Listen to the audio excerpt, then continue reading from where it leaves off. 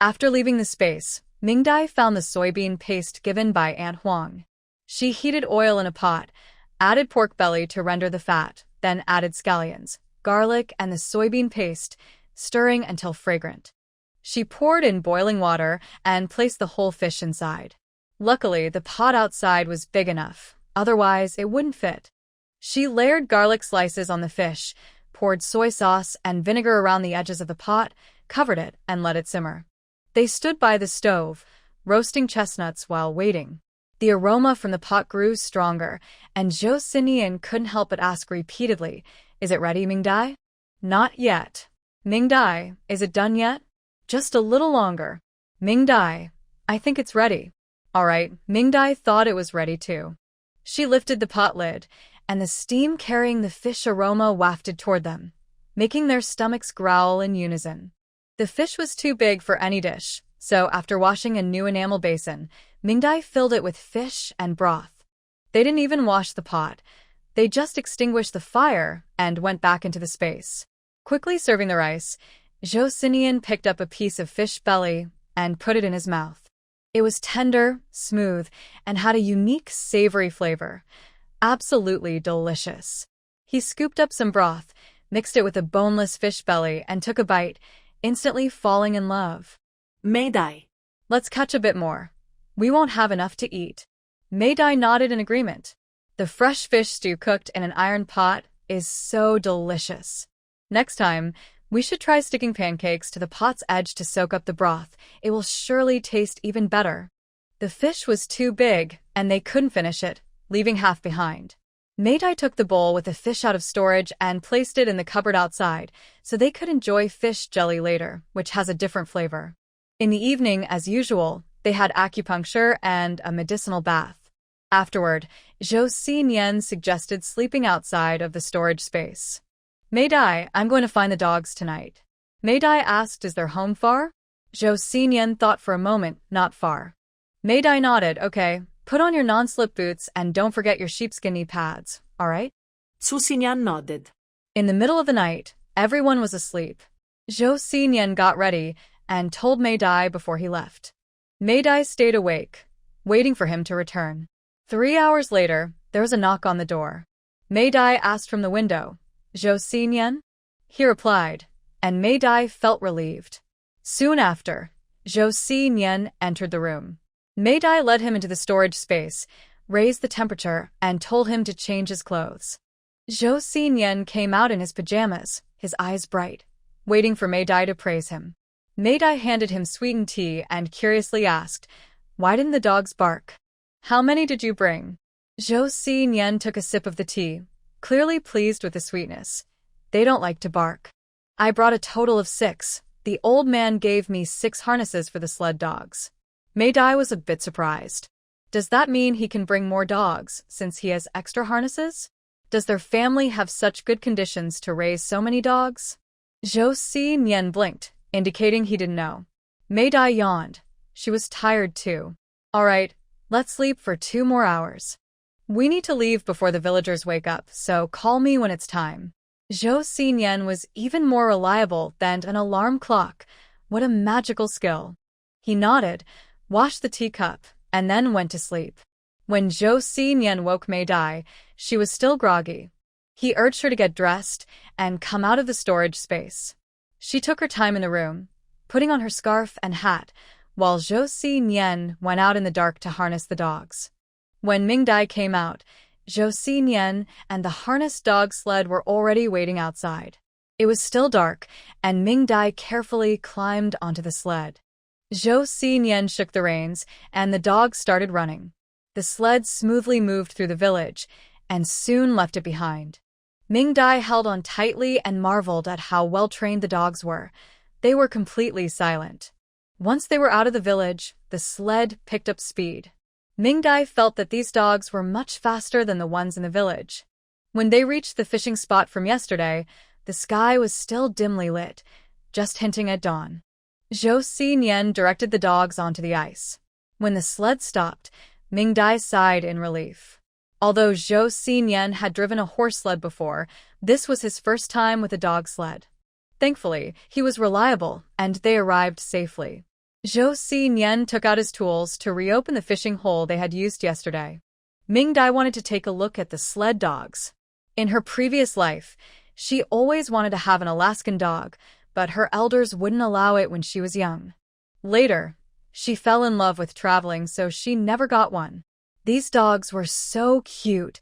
She was determined to get one in this life. As she walked over to the resting dogs, she reached out to pet one, but froze when she saw their appearance. The dogs didn't seem to like her either. As she approached, they all stood up, lowered their front legs, bent their back legs, bared their teeth, and let out low growls, advancing toward Mingdai. Terrified, Mingdai collapsed to the ground, scrambling backward and forgetting that there was space behind her. Joseian. She trembled as she called out to Joseian, while pairs of glowing blue eyes slowly approached her. What a trickster Joseian was. These were not dogs at all. They were clearly wolves. Mingdai was so scared that she started crying, trembling uncontrollably. The moment she shouted, Joseian rushed back, delivering a powerful slap to the lead wolf's head, slamming it down onto the ice. Wah wah wah wah. After 5 heavy slaps, the wolf pack retreated, lying back down. Even the lead wolf showed submission by exposing its belly and wagging its tail energetically. After teaching the wolves a lesson, Joseian turned to Mingdai on the ground. Just as he reached out to help her up, he was startled by her tears streaming down. He felt helpless, wanting to wipe her tears, but when he touched her cold face, he quickly pulled his hand back as if burned. Mingdai was truly frightened.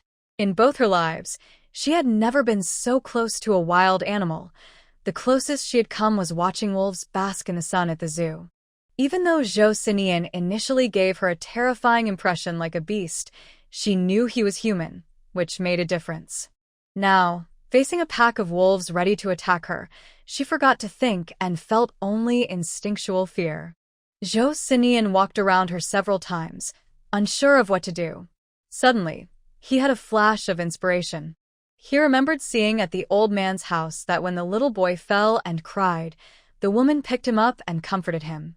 Mingdai was crying too, so he could just pick her up and comfort her. With that thought, he immediately took action. He reached down with his long, strong arms and lifted the limp Mingdai, holding her like a child, recalling the woman's movements as he gently bounced her. As he bounced her, Mingdai's spirit returned.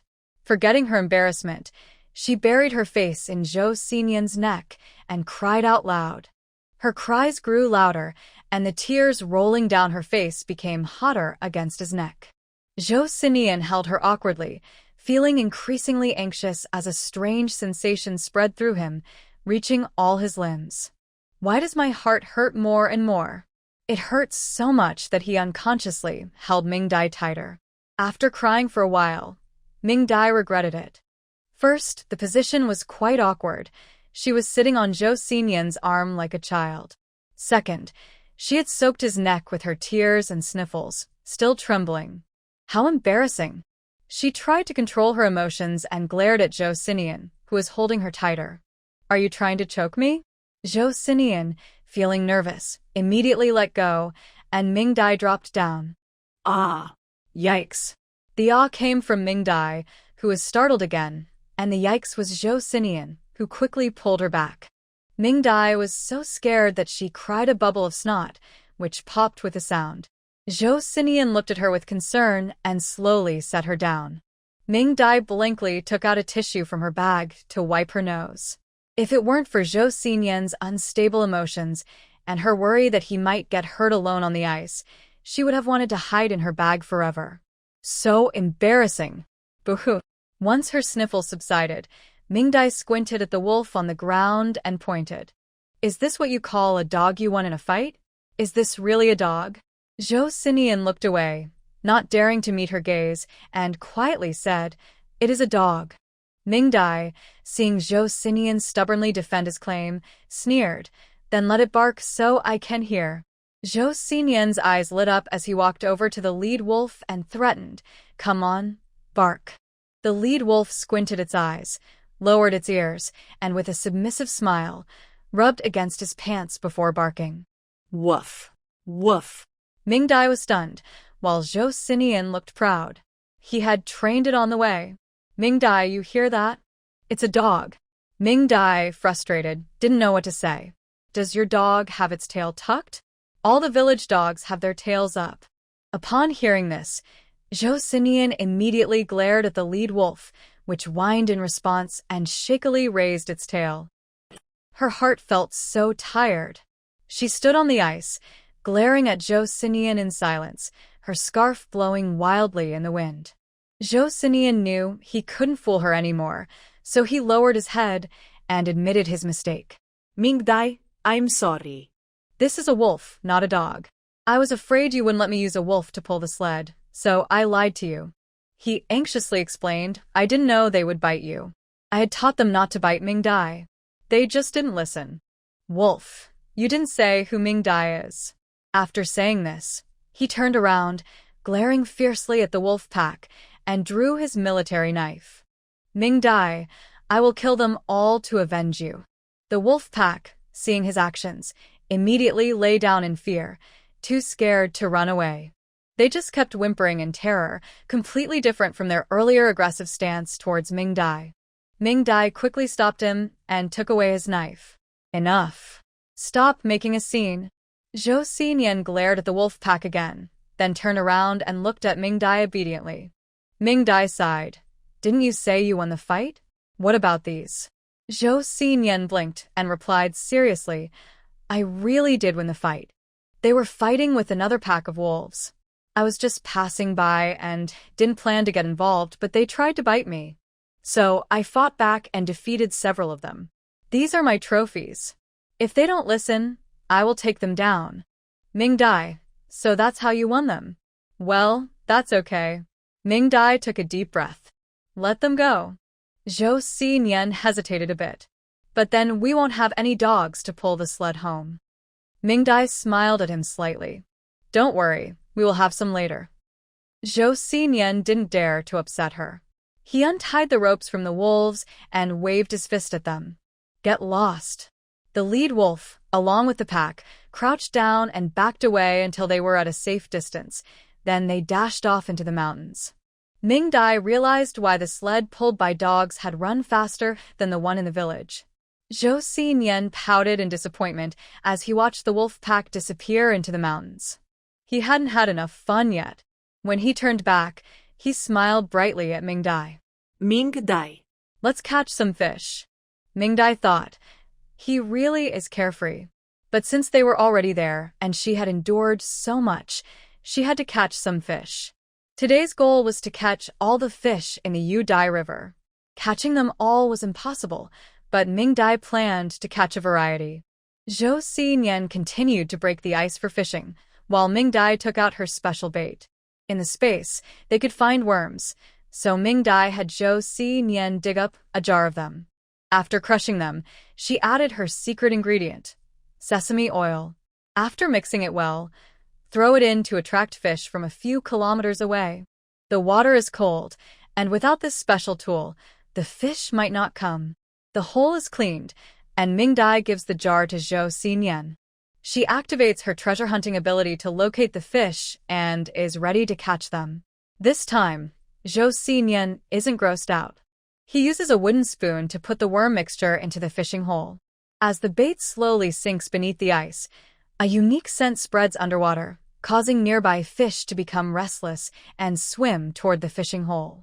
Mingdai keeps her treasure hunting ability active. They're coming. As the first group of fish enters or catching range, before they can eat the bait, Mingdai quickly collects them into her space pond. Joseian excitedly continues to throw bait into the hole, and waves of fish rush in to grab the rare winter treat, all of which Mingdai collects into her space. Fortunately, Mingdai can control the size of the pond, otherwise there wouldn't be enough room for all these fish. She selectively collects the big fish, leaving the small ones behind, until she has caught all the nearby fish before stopping. Joseian, holding the jar, eagerly asks Mingdai, Mingdai, did you catch them all? Mingdai takes the jar and puts it in her space, saying, I kept the big fish. Let the small ones stay here to grow. Joseian loves big fish and nods happily. Mingdai checks the time. It's already past 6, and some villagers are starting to move about. Mingdai brushes off the frost on her clothes. Let's go home. Joseian cheerfully brings over the sled and looks at Mingdai. Where's the dog? Mingdai sits on the sled and points at him. There's no dog. You can pull it. You scared me. Joseian's eyes widen, feeling wronged. He wants to say something, but looking into Mingdai's eyes, he knows he would get scolded. He can only express his reluctance, okay then. He puts the rope on his shoulder and pulls the sled toward the shore. His long legs allow him to walk quickly. He may not be as fast as a dog, but it's better than Mingdai walking alone. They soon reached the shore, and Mingdai felt much better after seeing him seriously pulling the sled, especially after being scared and crying earlier that morning. After walking for a while, she noticed Joseian was starting to sweat, so she called out to him. Joseian, stop. Joseian stopped and turned around, looking at Mingdai with a silly question. Mingdai, what's wrong? Mingdai got out of the car and, taking advantage of the fact that no one was around, started to pack up the dog sled. Let's walk back. Joseian looked at her seriously. I can pull you. My legs are long. Mingdai replied, haha, mine are short. No need. If someone sees us pulling the sled ourselves, they'll call you silly. Joseian frowned. I'm just crazy, not silly. Mingdai, are you proud? Okay, let's go home quickly. It's getting cold. Joseian nodded happily. Home. I want to see the fish. The two braved the cold wind and avoided the early risers in the village to return home. Once inside, without changing their clothes, they rushed to the pond. Seeing the pond, which had turned into a small lake, they both exclaimed. Because the temperature in the space was high and the oxygen concentration in the water was also high, fish occasionally jumped out of the water. Mingdai and Joseian, so many fish. So many big fish. With fish available, of course, they had to eat. The two food lovers couldn't resist and immediately entered selection mode in the space. Mingdai used her ability to make the fish in the pond jump out of the water one by one, while Joseian picked his favorites and tossed them onto the shore. In the end, they collected a pile of big fish. Mingdai, this is fun. Mingdai looked at the flopping fish on the ground. It's not only fun, but also delicious. What cooking method do you want? You can choose today. Joseian got excited and started circling around the fish on the ground. Although he had lost his previous memories and hadn't eaten fish since coming to Hongqi commune, living with Mingdai during this time had taught him many cooking methods. It didn't affect his creativity at all. Mingdai. I want fish noodles, fish with potatoes, fish dumplings with pickled vegetables, fried fish stew with cabbage, candied fish, steamed fish noodles, and also grilled fish and fish hot pot. What a strange combination. Mingdai looked at him speechlessly. Do you want a fish candy too? Joseian's eyes lit up immediately. I want the big, white rabbit flavor fish candy. The fruity ones don't taste good. Mingdai. Add a fish candy hawthorn too. No need to ask. Strange dishes can't be made, so Mingdai decided on 3 ways to prepare the fish based on his ideas. For lunch, they would have grilled fish with green pepper flavor, since there were fresh green peppers in the warehouse and their homegrown spicy peppers were ready to eat, so they had to plan a meal. Additionally, with a few fish that had fewer bones, Mingdai planned to make some fish. Lastly, she was really looking forward to the crispy fish.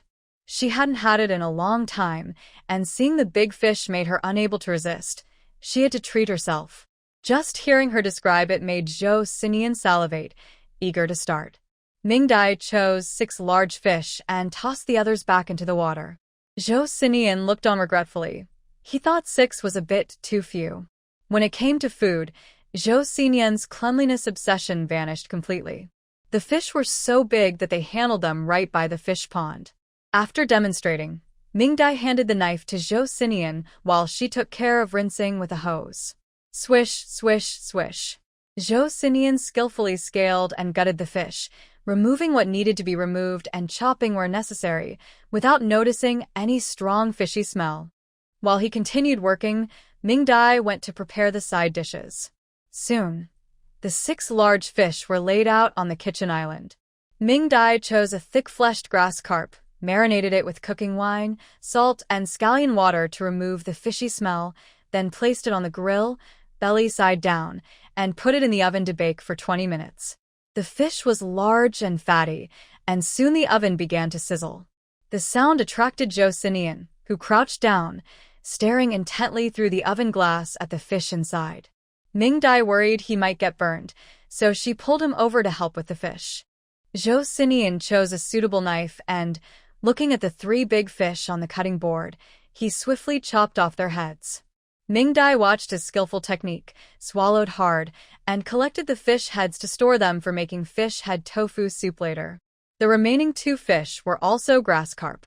Mingdai cut them into small pieces, about wide, and marinated them with cooking wine, soy sauce, salt, and garlic. She also marinated the fish bones that Joseian had removed. The grass carp in the oven was ready, and when she opened the oven, the whole room filled with the delicious smell of baked fish. Joseian, while working, sniffed the air in anticipation. Mingdai took out a square electric pot and placed half a fish inside. 1 fish head and half a fish body filled the pot perfectly. She stored the remaining half in the warehouse for the next meal. She heated oil in a pan and began to stir-fry the prepared ingredients. Without red oil, she added broth and spicy bean paste, and the aroma was so tempting that Mingdai could hardly resist. She poured the cooked sauce into the fish pot, took fresh green peppercorns and fresh chili peppers, and evenly spread them over the golden baked fish. The colorful presentation was very appetizing. Finally, she sprinkled white sesame seeds and garlic slices on the fish, then poured hot oil over the green peppercorns, instantly enhancing the dish's fragrance. Joseian approached with a knife, clearly unable to hold back. Mingdai waved her hand. "Wash your hands, let's eat first." Joseian happily put the knife down and carried the pot to the dining table. Mingdai asked Joseian to get rice from the warehouse while she opened the pot, and soon the broth began to boil. The spicy and numbing aroma filled the entire room, and the 2 couldn't wait to pick up a piece and taste it. After just 1 bite, Joseian couldn't lift his head again, his chopsticks moving rapidly. Mingdai felt very satisfied, and the worries from the morning completely vanished. Indeed, good food can heal everything. The pot of fish was soon devoured by the 2 of them. Joseian even ate the crispy fish bones, soaking the soup with rice, leaving nothing but the green peppercorns untouched. Because of this plate of grilled fish with green Sichuan pepper, Joseian became more excited about the other 2 cooking methods. He didn't even take a break during lunch and continued to slice the fish. Mingdai couldn't sleep because of the noise he was making, knowing he wouldn't stop until the fish was ready. Sure enough, when she put her apron back on, Joseian smiled with satisfaction. Let's get to work. She wanted to eat the crispy fish too. So, during the afternoon, neither of them was idle. After Joseian finished slicing the fish, Mingdai handed him 2 knives to chop the fish paste. Mingdai was preparing the sauce for the crispy fish. Considering their tastes, Mingdai planned to make 2 portions, 1 sweeter for Joseian and 1 slightly sweet for herself. She often made this at home in her past life, so she was quite skilled at it now. The sauce was heating up, and Joseian had chopped the fish paste. Mingdai asked him to transfer it to a bowl and mix it well. The sauce in the pot started bubbling, filling the air with a sweet aroma. While the sauce cooled, Mingdai began to handle the marinated fish. To make the crispy fish delicious, the sauce ratio must be right, and the fish needs to be fried perfectly, crispy and golden, not undercooked or burnt. She poured half a pot of oil into the pan and waited until it was moderately hot before adding the marinated fish pieces. The golden oil bubbled, and the fish pieces slowly turned golden, releasing a delightful aroma. Even though he had just eaten, Joseian's eyes were glued to the frying pan, closely watching Mingdai's actions. Once the fish pieces were golden and crispy, she fried them again. This time, while hot, she placed the fried fish pieces into the cooling sauce bowl to soak, allowing each piece to absorb the flavor. The crispy fish smelled so good that Mingdai couldn't resist sneaking a taste. It was crispy on the outside, tender on the inside and combined with the sweet and salty sauce, it was incredibly delicious. Joseian, who was keeping a close watch on the fish pieces, noticed her little action. Mingdai. The food protector was on duty. As soon as he spoke, he dashed from the island counter to the stove.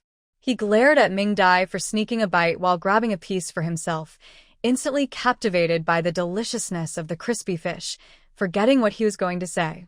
Mingdai set aside some fish to eat later and put the rest in a bowl to store in the space warehouse, not worrying about them getting tough over time. The fish were already well prepared by Joseian. After simply adding some seasonings and starch and mixing them well, Mingdai began to add the fish. She shaped them while Joseian followed her instructions to scoop them out. One by one, the white fish tumbled in the pot. Joseian couldn't resist and secretly tasted one. It was sweet and had a nice chewy texture. Mingdai, this is delicious. Mingdai proudly lifted her chin. Is there anything I make that isn't tasty? Joseian thought for a moment. Cucumber with cilantro and sunflower seeds isn't good. Mingdai was speechless. It was just that he didn't appreciate it. The two of them worked for over 2 hours to finish cooking all the fish. There was a big bowl full, enough to last through the new year. By evening, Mingdai was too tired to cook, so she asked Joseian to use the pot from cooking the fish to make hand-pulled noodles, adding the fish and crispy fried fish to finish off the meal. Joseian, very pleased with the new fish dishes, took it upon himself to feed the fish. Every day, he cut fresh grass to throw into the fish pond and occasionally fed them some cornmeal. At one point, the fish successfully surpassed the silly deer to become the top delicacy on Joseian's food list. Because the first day's catch was impressive, the villagers' enthusiasm for ice fishing soared in the following days. Old Lu drove the cart, taking families to their reserved fishing spots at Lu Family Bay, and each time he returned, someone would give him a fish or two, resulting in a good haul. He cleverly approached Mingdai, asking her to help him pickle the fish, offering to provide the seasonings and buying anything else he needed. In previous years, Aunt Wong helped him pickle the fish, but it was always too salty. He thought it was better to just freeze them outside. However, after tasting Mingdai's cooking, he changed his mind. Sure enough, Mingdai did not disappoint him. The pickled fish not only tasted great when freshly made, but after being hung to dry for a year, they were also delicious when steamed, neither bitter nor astringent, just extremely tasty. Due to Mingdai and the others setting up a fishing spot, Lu Jiawan had the highest catch, making nearby villages envious. Gradually, more people came to fish near Lu Jiawan, and even the commune heard about it, with many coming from Udai River to fish on the ice. Lu Jiawan became lively, with more people ice fishing, playing on the ice, and skating, while children eagerly ran toward Udai River. Because of Tai Dan and Go Dan's bragging, more kids started to join them to play with Joseian, waiting every day in the alley by the youth station. This made the young people at the station feel frustrated, not understanding how Joseian became so popular in just a few months. It's important to note that the village children were warned by the villagers not to get too close to the young people. Joseian found the little kids annoying, especially the messy ones, but since Mingdai wanted him to socialize more, he reluctantly played with them. Mingdai, don't think I haven't noticed how happy you are when you come back every day. One day, there was a knock at the door of the youth station as usual. Joseian went to open the door while knitting a sweater. It was Tai Dan and the others. About 10 kids greeted Joseian in unison. Hello, big brother. Joseian looked around and was pleased to see none of them had runny noses, nodding in satisfaction. Come in first. I'll finish my sweater and then go out. He turned and led the way into his room, with the kids following closely behind. Tai Dan stayed back to close the door. They had visited his house twice before, and each time they were amazed by how tidy his room was, hesitating to climb onto the bed. Joseian naturally didn't invite them in, climbing onto the bed to continue knitting. When Mingdai came in with a small basket, she saw 10 little kids lined up by the bed, watching Joseian knit with great interest, almost like they were waiting for a treat. When they saw her, the kids turned and called out Annie along with Tai Dan. That was quite a mix-up in titles. Mingdai smiled and greeted them, handing the basket to Tai Dan, which contained her boiled chestnuts, made without sugar, specifically to treat Joseian's friends. Tai Dan took the sweater and, after thanking the children, handed out 3 pieces. Everyone quietly ate, not daring to disturb Joseian. Mingdai looked at the sweater in Joseian's hands. He was almost done with it. This one was his own, with a red base and white heart patterns, larger than Mingdai's design, arranged according to Joseian's taste, still bright red. After 10 minutes, he finally finished. Joseian put down the needles, held up the sweater with satisfaction, and checked it in the mirror, growing more pleased with each look. Mingdai thought it looked good too. The high collar made him look much better.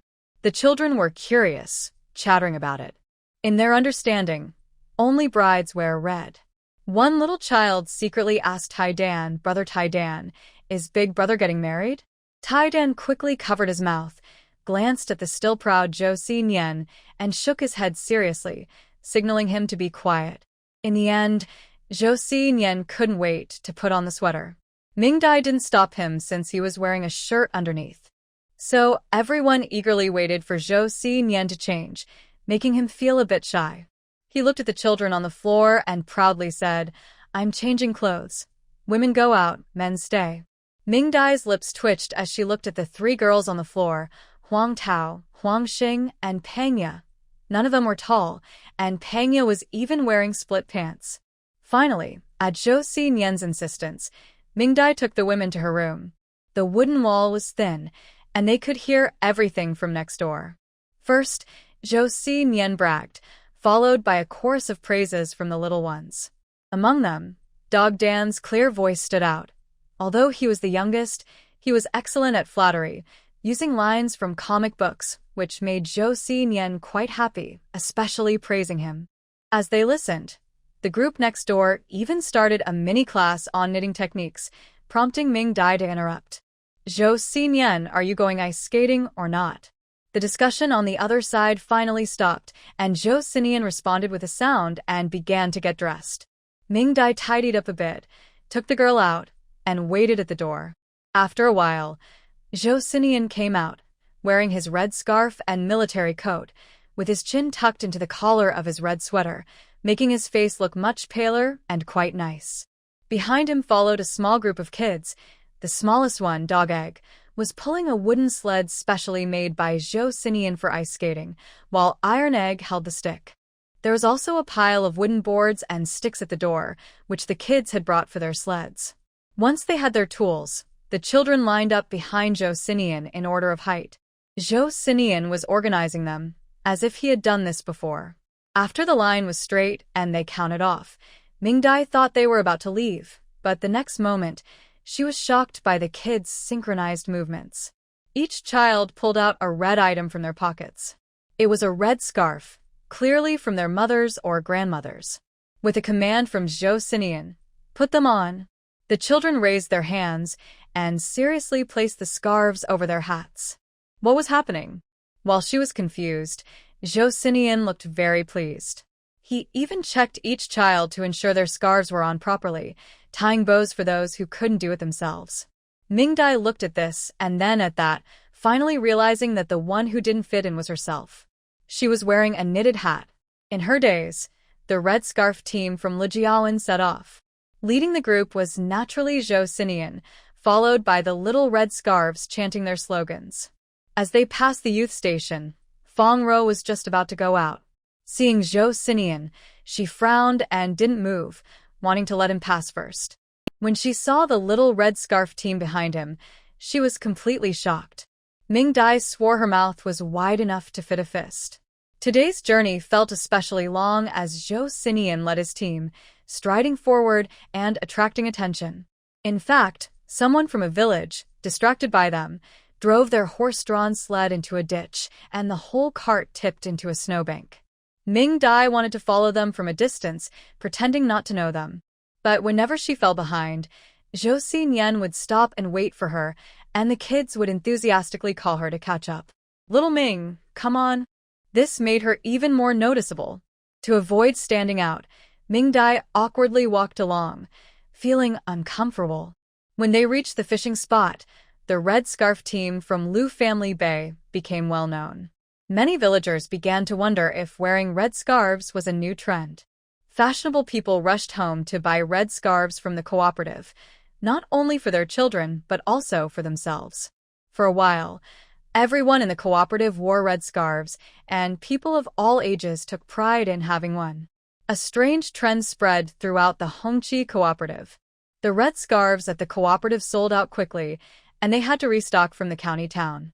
After seeing so many, Mingdai was able to calmly greet Lu Dezhu, Lu Qingmin, and Lu Guoqiang when she encountered them wearing red scarves in the village.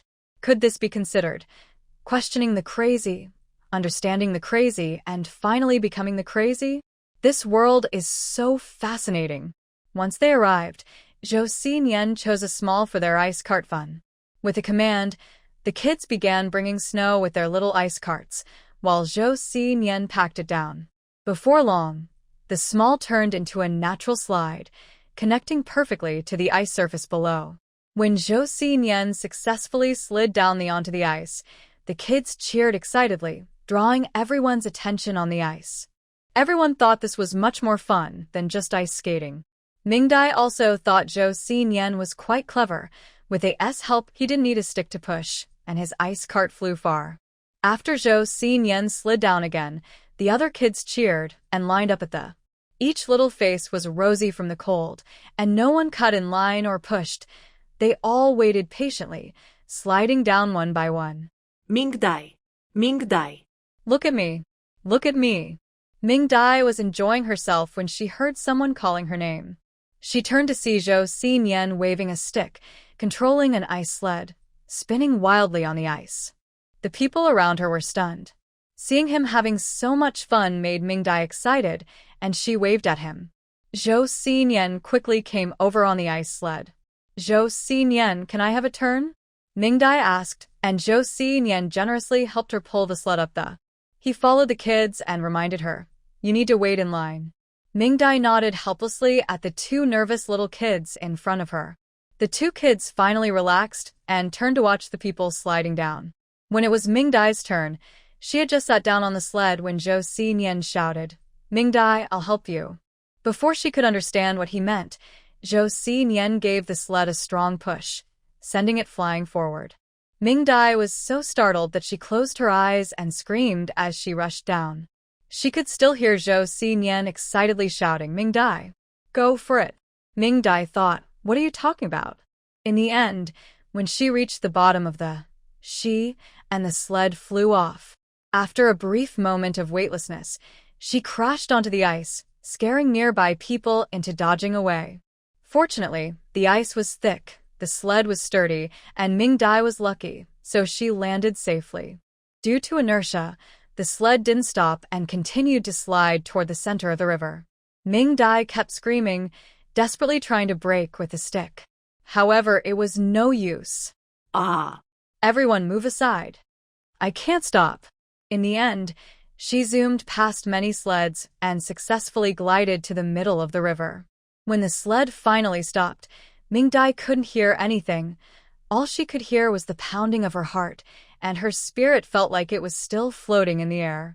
Finally, it was the excited Joseian who brought her back to reality. "Mingdai, wasn't that fun? Do you want to go again?" Mingdai quickly shook her head, "No, no, no." She reached up to wipe the frost off her eyelashes and signaled Joseian to help her up. She couldn't help it.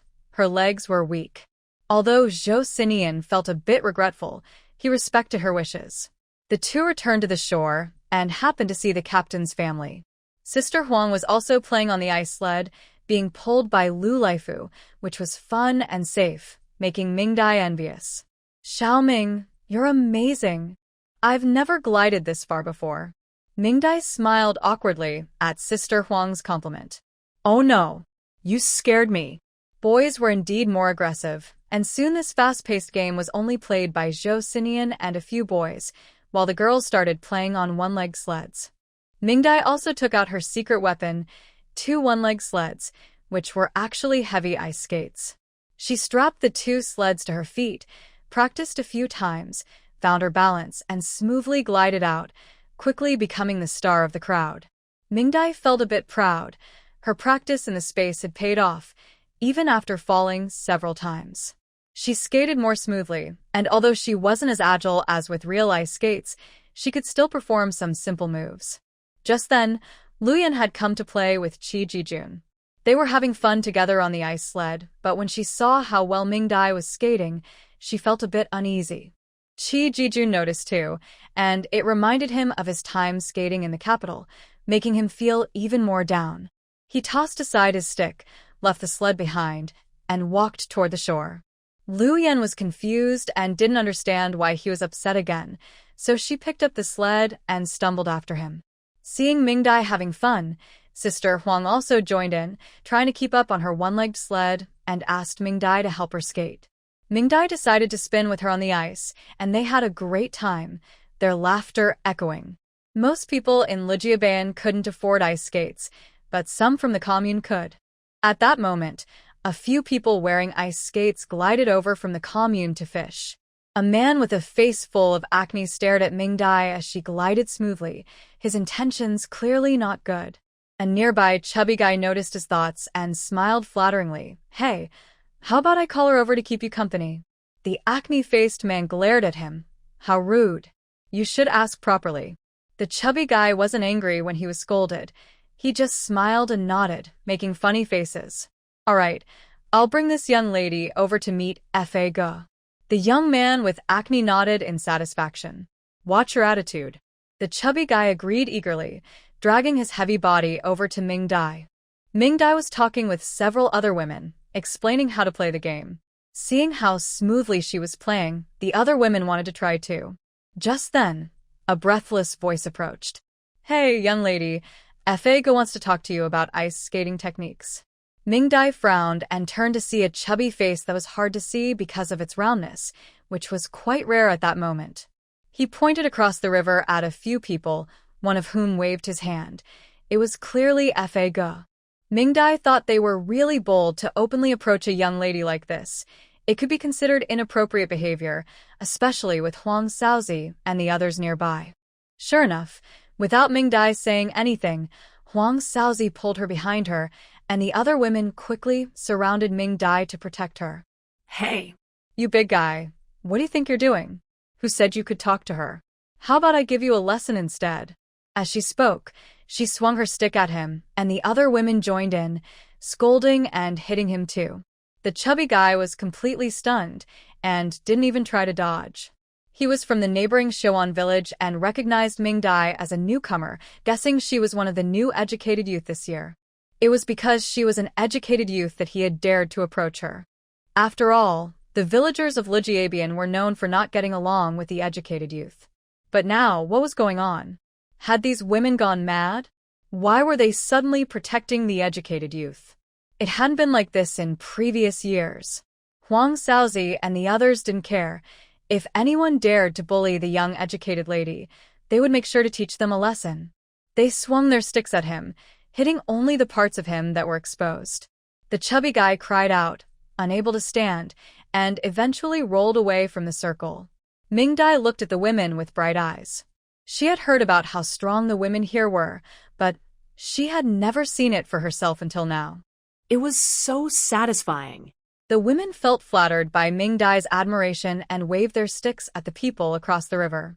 They scolded, "You little troublemaker, full of bad intentions. You're not a good person. Little Ming, be careful lately." This group is made up of troublemakers from the commune leaders' families, and they like to tease pretty young girls. They specifically target young people. In past years, some from our village have been tricked by them. But don't be scared. Always stick with the wild ones. They are afraid of them, and as long as they are around, those troublemakers will stay away from you. Just then, a figure on a sled rushed over, and it was Joseian, looking serious. Clearly, he had seen the commotion. Joseian slid over to them, his gaze sharp as he scanned the women, making them shrink back in fear. After confirming there was no danger, he reached out and pulled Mingdai from behind the crowd, checking her from head to toe, making her feel a bit dizzy. Once he was sure she was okay, Joseian sighed in relief. He frowned at the group across the way. The chubby guy had returned, complaining to his companions, and soon the group glided over. Joseian's expression darkened, and he snapped the stick he was holding, startling the women so much that they didn't dare to run away. Seeing his state, Mingdai felt worried. She tugged at Joseian's sleeve and said, "Joseian, I'm fine. Don't be impulsive." Joseian frowned deeply, looking down at Mingdai. Meeting her worried gaze, he softly asked, "Mingdai, did they hurt you? Are you in pain?" Mingdai shook her head. "No, the women helped me. They didn't hit me and I'm not hurt." Please don't worry. Joseian just looked at her in silence, his expression growing more serious. Soon, a group of people skated over from the opposite side. The chubby guy grinned and pointed at them, saying, "It's them. A bunch of crazy women." The leader, a guy with acne, squinted and said casually, "You people from Liu family Bay are tough, huh? Dare to hit my brother Wong Defa? Who did it? Come out." Before he arrived, his voice reached them first. Wong Defa? What a strange name. Just as Mingdai silently criticized in her mind, Joseian suddenly moved beside her. Mingdai felt a rush of wind and instinctively closed her eyes. When she opened them again, she heard a heart-wrenching scream. Ah! The chubby troublemaker had just been sent flying, crashing heavily onto the ice and sliding several meters away. Wong Defa and his friends were stunned, staring at Joseian, who was still in a kicking stance. Wow! Where did this girl come from? So tall, so strong. When Joseian finally lowered her leg and slowly turned to look at them, they all stepped back in fear, especially Wong Defa, who went weak in the knees and fell to the ground. Crazy? Oh no, it's a crazy person. Wong Defa's body instantly recalled the painful experience of being beaten before, and he struggled to get up, but his legs were too weak, and he slipped several times on the ice without standing. Frustrated, he turned and shouted, "Someone help me up." The others were also scared, having had the unfortunate experience of being beaten by a crazy person. Seeing his fierce gaze, they took a while to react. Once they snapped back to reality, they rushed to help Wong Defa up. But Joseian wouldn't give them a chance to escape. She quickly stepped forward and punched Wong Defa in the jaw. With a cry of pain, Wong Defa crashed into the people behind him, blood spilling from his mouth as he lost 2 teeth. Looking at the teeth in his hand, he became furious. Ah! You crazy person! Get him for me! The pain made Wong Defa forget his fear, and he began to go crazy. Blood flowed from his open mouth as he shouted and pointed at Joseian, cursing. The people behind him hesitated to approach, but Wong Defa directly threatened them, saying if they didn't come closer, they couldn't follow him anymore. These people's fathers worked under Director Wong, so they had to obey and reluctantly stepped forward. Joseian was very angry and took the initiative to confront them, landing 1 punch on each person equally. This group realized they couldn't win and tried to run, but Joseian didn't give them a chance. Those who managed to escape were kicked back, and his powerful punches made them cry out in pain. The fight quickly drew the attention of others on the ice. Lijiawan was known for protecting their own, so when they saw a fight on their ice, they came to check it out. Upon getting closer, they realized the fighter was a madman. "Oh, it's nothing. Let's go back to what we were doing," some said. A few who enjoyed this spectacle stayed behind, laughing as they watched the madman knock down the troublemakers in ice skates. Mingdai felt anxious as she watched Joseian surrounded by 7 or 8 people. She wasn't worried about him getting hurt, but rather that he might seriously injure someone and not know how to handle it. Sister Huang, no longer scared, laughed along with the other women and even pulled out some peanuts, offering a few to Mingdai. Mingdai held the peanuts and, seeing the other women enjoying the show, said helplessly, "Sister, should we call the team leader over?" Sister Huang, engrossed in the fight, didn't even turn her head. Someone has already gone. It's not a big deal. Zhou Jiqing has fought before. He knows what he's doing. Mingdai looked confused. What? Sister Huang finally turned to her, pointing at Wong Defa, who is getting beaten the worst. Did you see him? The one who lost his teeth is Wong Defa, the son of the commune director. Wong Yukai. He's the worst. He was the one who led the militia to capture Zhou Jiqing and even injured him with a wooden gun. If Zhou Jiqing didn't have principles and didn't kill, he would have been dead long ago. But Zhou Jiqing didn't let him off easy. After he was sent back, he went to the commune to beat him up every few days, making Wong Defa cry for help each time. Even when the commune director came, it didn't matter. They all beat him together. Hiding didn't help either. Zhou Jiqing was very clever and could always find him, and when he did, he hit him even harder. In the end, it seems that the commune director sent Zhou Jiqing to the county town, so he didn't go to the commune anymore, and then you all arrived. Recently, since Zhou Jiqing stopped going to the commune, his father brought him back. Ha ha ha, that guy is so reckless. He came back to our Lijiaoan, isn't he just asking for trouble?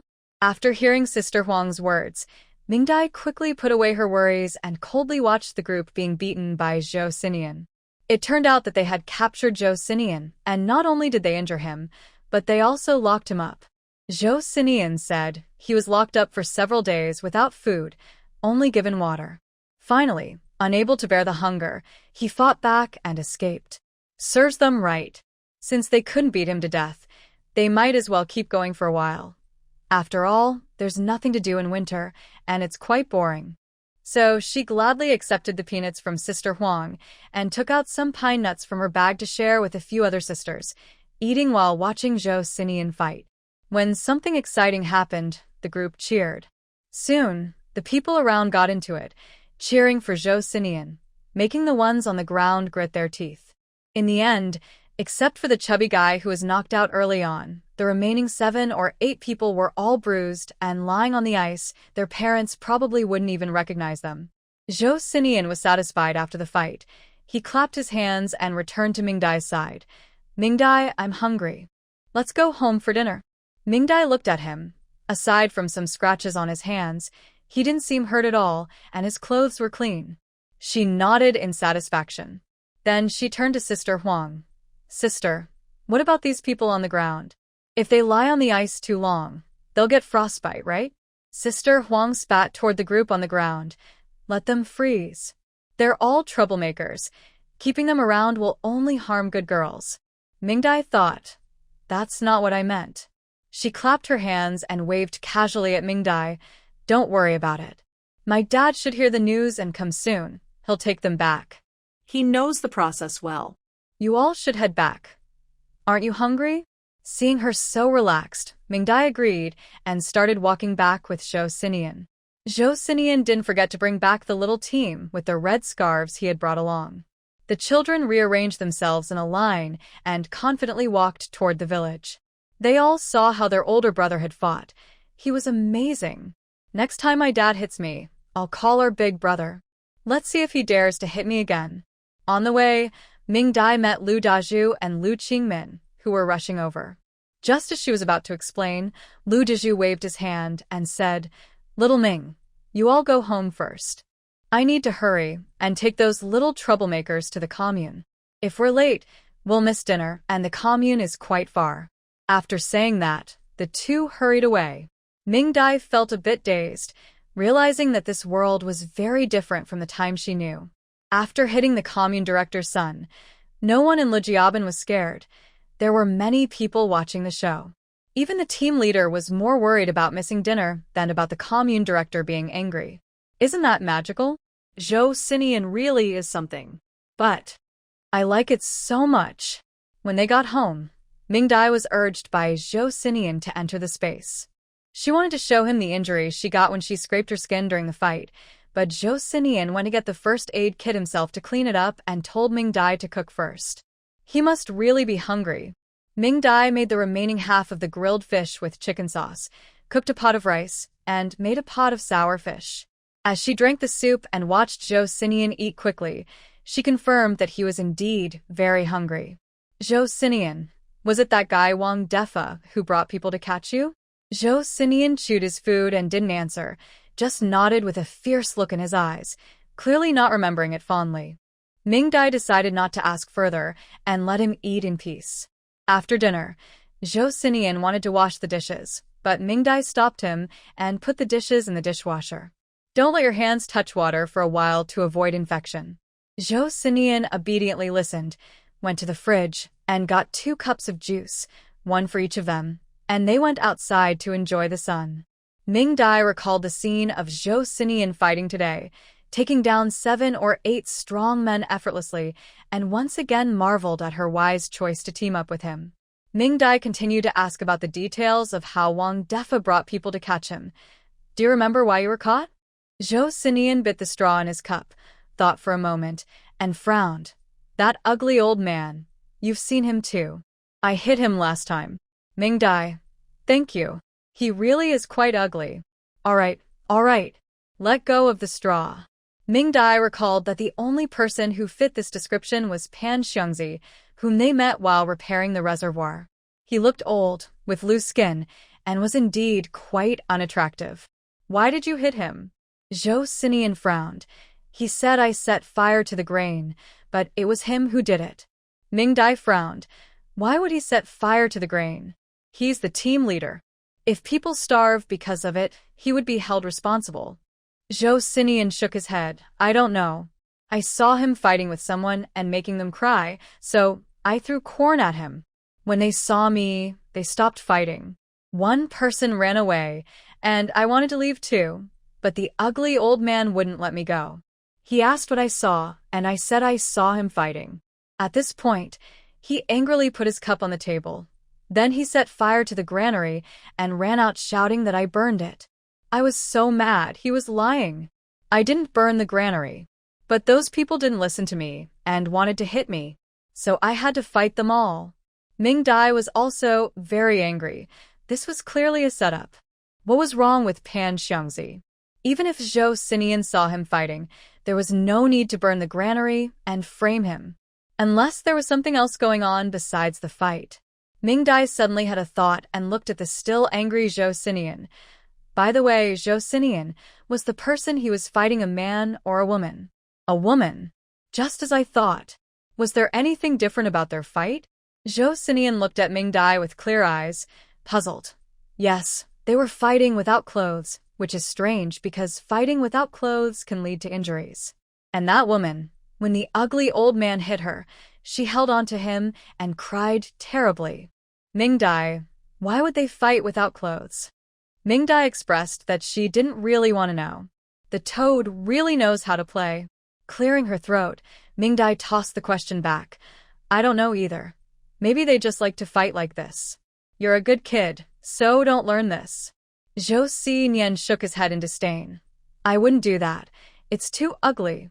Mingdai nodded with satisfaction, realizing that Joseian was framed because he caught Pan Xiangzi cheating. No wonder Joseian ran away last time without saying a word when he hit him. He must have wanted to use this accusation to get rid of Joseian. The commune didn't succeed, so the problem should be at the county level. As for the commune director, someone who could give rise to a scoundrel like Wong Defa is certainly not good. Luckily, Mingdai didn't rush to the commune to confront him. The clues had run dry, and Mingdai felt a bit discouraged. Joseian blinked at the cup in Mingdai's hand. She had been holding it without drinking. Mingdai understood and handed it over. Joseian happily took it, put a straw in, and started sipping. Never mind. Take it slow. Maybe Joseian will wake up on his own soon. Looking at Joseian holding the cup, she got an idea. Joseian, let me teach you how to fight. Joseian, sipping the juice, looked at her with a hesitant expression, clearly looking down on her. Mingdai chuckled and slowly placed her hand on Joseian's arm, giving it a gentle press. Joseian instantly felt half of his body go numb, and his left arm dropped uncontrollably. He put down the cup in his right hand and shook his numb left arm in panic, still feeling out of control. Mingdai proudly said, How about that? Not bad, right? Joseian looked at her with admiration. Mingdai, you're amazing. Can you help me check it? I can't move it. Mingdai pressed on his arm again for a while, and Joseian's arm slowly regained feeling. Once he confirmed his arm was fine, Joseian slowly backed away and sat in the farthest chair from Mingdai. Mingdai sat in her seat, smiling and beckoning him with her finger. Do you want to learn? Hearing this, Joseian immediately felt excited and hurried back to sit down, obediently saying, "I want to learn." Teach me, Mingdai. The big dog took the bait. Although Mingdai is not very skilled in fighting, she has her own ways to protect herself. She is very good at identifying acupoints and acupuncture. As her grandfather says, she is a genius in this area. She knows exactly which acupoints can cause numbness, pain, or even serious harm, since her family has a background in acupuncture. Joseian probably learned some of this before, but his knowledge of acupoint strikes in martial arts is not as professional as hers. If she can teach Joseian about the important acupoints in the human body, he won't have to rely solely on his fists in a fight. She is also worried that Joseian might lose control and seriously hurt someone. After all, there's a big difference between just hitting someone and causing serious injury. Even if someone tries to protect Joseian, it might not work, especially given the current uncertain situation. So, before dinner, Mingdai taught Joseian while demonstrating on him. Some areas were genuinely painful, and even Joseian, who could usually endure a lot, couldn't help but shed tears and took deep breaths to distract himself. Fortunately, Joseian is a quick learner. By the end of the session, he had successfully mastered all the important acupoints and could identify them accurately. Joseian, I can do this. Mingdai looked like she wanted to do it again. Mingdai indeed wanted to go again. She hadn't practiced in a while, and once she started, she found it hard to stop. So, she gave Joseian a full massage to get his blood flowing. Plus, who could stop when the big dog with teary eyes said, "Be gentle, please?" The contrast was just too cute. She finally understood why so many older sisters liked the big dog. Just this kind of contrast could melt anyone's heart. Feeling satisfied, Mingdai finished up, and Joseian jumped off the massage table like a rabbit, retreating to his room. He didn't come out until dinner, which made Mingdai laugh again. But when Joseian got embarrassed and upset, she finally managed to suppress her smile. Since the captain took Wong and his group to the commune, Mingdai was worried the captain would come back looking for them, so they decided to sleep outside tonight.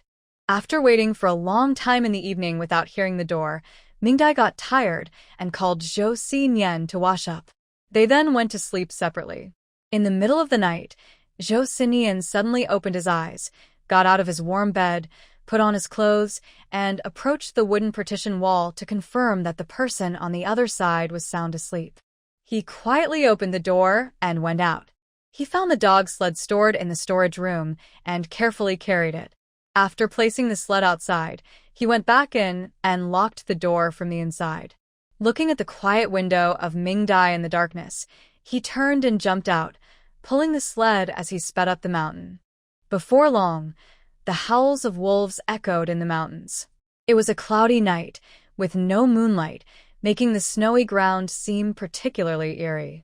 On the road from Lijiawan to the commune, the sounds of heavy breathing and the sled racing through the darkness could be heard. One person and 6 wolves drove the sled toward the commune with a clear goal. The snowy ground was very slippery, and they quickly arrived at the commune. Joseian controlled the direction as he drove down the empty street and soon turned into a narrow alley. Next to the alley was a 2-story building that was the only one with lights on. After hiding the sled, he gave the wolf leader a warning glance. Seeing the wolves obediently expose their bellies, Joseian easily climbed onto the roof of the 2-story building using the low wall of the alley. This was the only hospital in the commune, where Wong had been sent after Joseian had beaten him. Joseian had been here many times and was very familiar with it. He pried open a window and climbed into an empty room. Like a ghost, he moved silently through the ward, carefully searching for his target. Soon, he heard low, hoarse groans and curses coming from one of the rooms, which caught his attention. That crazy guy knocked out my teeth. Just wait. When I get better, I'll take care of you. That fat guy can't even get a woman. Just wait, I'll be back. You're going to regret it. Joseian listened at the door for a while, and the words inside grew increasingly offensive, making his expression colder. Slowly, He drew a military dagger from his waist, gently pushed open the wooden door of the ward, and entered silently.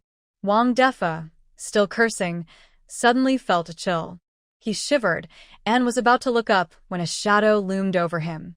Wong Defa screamed in fear, but his head was buried under the blanket, so no one could hear him. Before he could struggle, a cold hand grabbed his neck. His head tilted and he fainted. Joseian pulled the blanket off him and looked coldly at the man who looked beaten up. He slowly raised a military knife, running it lightly against the man's neck. Wong Defa, still asleep, seemed to sense the threat and struggled a bit, causing his neck to brush against the knife, leaving some scratches. Joseian watched the bright red marks on the blade, and strange images flashed in his mind, accompanied by a dull pain.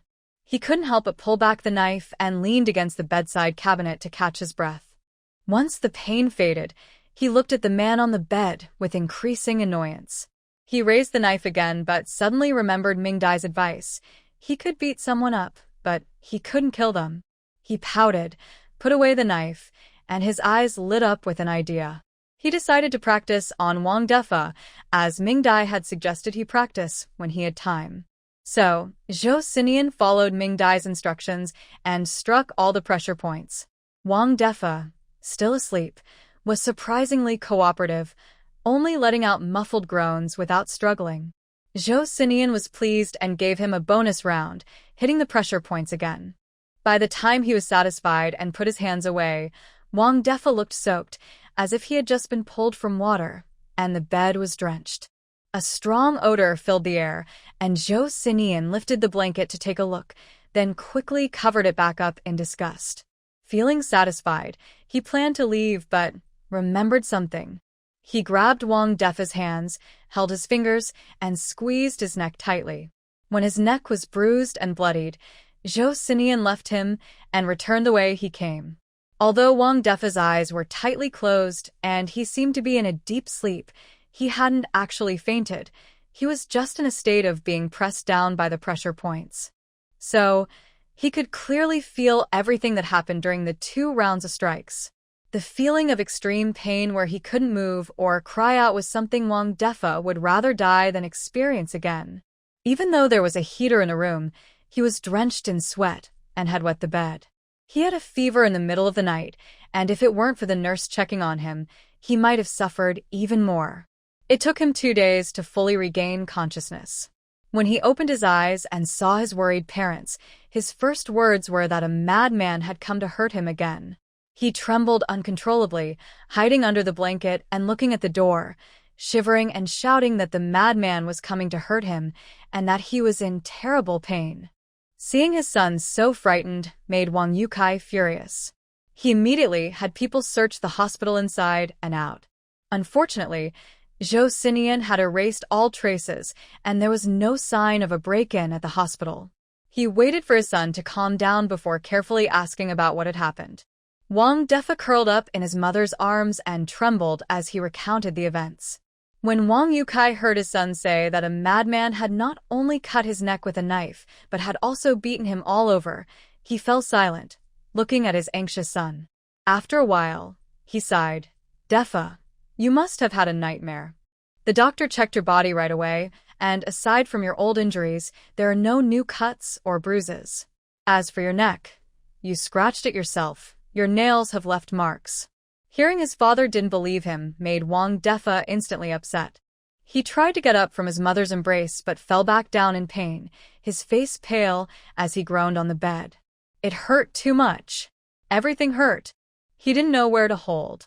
Wang Yukai and his wife rushed to help him, but as soon as they touched him, Wong Defa screamed, making them hesitant to get closer.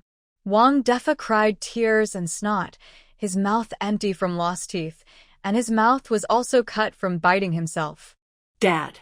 The madman really came to hurt me again. Dad. It hurts. I think I'm going to die from the pain. Please help me. Help me." Wang Yukai only had this one son. No matter how useless or troublesome he was still the root of the Wong family. Seeing this root in so much pain, Wang Yukai panicked and quickly called all the doctors. After the doctors examined him one after another, they still found nothing unusual. Finally, the director pulled Wong Yukai aside and shared his thoughts. "Director, I think you should take Defa to the county hospital for a checkup. It would be best to get an X-ray. Our facilities here are limited, and we might have missed something. If everything is fine, then it's possible that Defa is just overly stressed. It's better to have him checked at the county hospital." Wong Yukai shot a cold glance at the director, making him lower his head. This implied that if the X-ray showed no issues, his son might just be scared out of his wits. Wong Yukai looked at his son, who was crying nonstop under the covers, and his eyes turned red. Wong Yukai took his son to the county for treatment, while Joseian seemed unaffected, taking the kids in the village to skate and play in the snow. With Mingdai's guidance, they built a huge slide, and all the village children were playing in the grain field, a sea of red scarves everywhere. Joseian had truly become the king of the kids. Mingdai specifically went to the captain's house to ask about Wang Defa and the others, learning that Wang Defa was hospitalized while the others were sent home. The commune did not punish them. They just asked Lu Dezhu to keep an eye on Joseian and not let him out again. Lu Dezhu listened but didn't take it seriously. If the commune could control Joseian, they wouldn't have left such a hot potato in the village. So, that statement wasn't taken seriously. Once Mingdai confirmed there was no issue, she felt relieved, not realizing that Joseian had gone out at night to confront someone again and even reviewed his homework. Meanwhile, Wang Defa in the county hospital had his x-rays done, spending quite a bit of money, but the results showed no problems at all. However, days passed and Wang Defa still couldn't move. Any movement caused him pain. The doctor suggested it might be a psychological issue. So, without Wang Defa knowing, he was labeled as someone who had gone mad from fear and was placed in a mental health facility for treatment. At first, Wong Yukai doubted that his son was truly mad, especially since he had been attacked before. Later, after receiving the investigation results from his subordinates, he confirmed that since Defa was injured, Joseian had been playing with the children in the village and hadn't come out at all. In the village, there were people who rode the horse-drawn sled to the Jade Belt River every day, but they never came to the commune. He had to accept that his son was a coward, scared out of his wits by Joseian. No one would have expected that Joseian would drive a wolf sled to the commune in the middle of the night just to give Wang Defa a beating. Mingdai would praise Joseian for this. He was truly talented. However, Wang Yukai held a grudge against Joseian because his son was scared out of his mind. Yet, he couldn't do anything about it, as the county official told him to keep an eye on Joseian but not to take any action against him. He found himself in a difficult situation. Neither Mingdai nor Joseian knew this, as they were currently at the captain's house. Hai Hut and Huabao came down the mountain with hunting rifles along with Tiger Bone. Mingdai had been looking forward to this moment for a long time and was thrilled to finally see Tiger Bone. She was so excited that she wanted to take it home immediately to make medicine. She was so caught up in her excitement that she didn't notice Joseian's unusual behavior. He stood at a distance, not approaching, staring at the open wooden box. Images flashed in his mind, causing his head to ache more and more, and soon cold sweat covered his forehead. It was another day of tempting the big shots. Remember to add to your bookshelf. At Lu Daju's house on the warm calm, Mingdai was happily holding the wooden box. It was filled with tiger bone. In her previous life, she hadn't even seen it, but now it was hers. For a doctor with countless recipes using tiger bone, this was a huge temptation. Only Mingdai could understand this. Others, like Joseian, did not. At this moment, he stood alone on the ground, watching the wooden box in Mingdai's hands with a furrowed brow, refusing to get on the Kong. Mingdai was too busy admiring it to pay him any attention. After a while, Joseian slowly approached, hesitating to sit at the edge of the Kong but still unwilling to get on. Mingdai carefully checked the tiger bone, confirming it was well preserved. She then asked Joseian to help her move the box down, as the heat on the Kong was not good for the tiger bone's preservation. Joseian blinked and silently stepped back, showing his unwillingness through his actions. In the end, it was Lu Lifeng who took the box and placed it on the ground. Mingdai found Joseian a bit strange, but since there were many people around, she planned to ask him at home. Before Mingdai and the others arrived, Aunt Huang had already given some money to her nephews, and now the two big men were grinning widely. Mingdai wasn't in a hurry to leave. She sat with Joseian on the Kong, eating hazelnuts and listening to Aunt Huang talk with her nephews. Aunt Huang gently touched her nephews' red, cold faces and said, "It's so cold. How did you come down? It just snowed in the mountains, right?" Hilo, who smiled foolishly, and replied, "We walked through the snow, wearing leather pants and coats. The two of us helped each other, so it was okay." Aunt Huang, feeling happy as she touched a leg of lamb brought from her family, said, "Brother, my mother said we should go back to the mountains with you this time. There are many good things to trade with you." Aunt Huang nodded, thinking about how quickly her mother was aging and how her sister-in-law was becoming more confused. She wanted to go back and visit more often. Hilo, who looked a bit troubled, and said, "Aunt, that might not be possible. This year, the tigers in the mountains are acting strangely. There was one male and one female tiger guarding two mountain peaks. They didn't interfere with each other except for mating. We used to pass through with guns without any issues.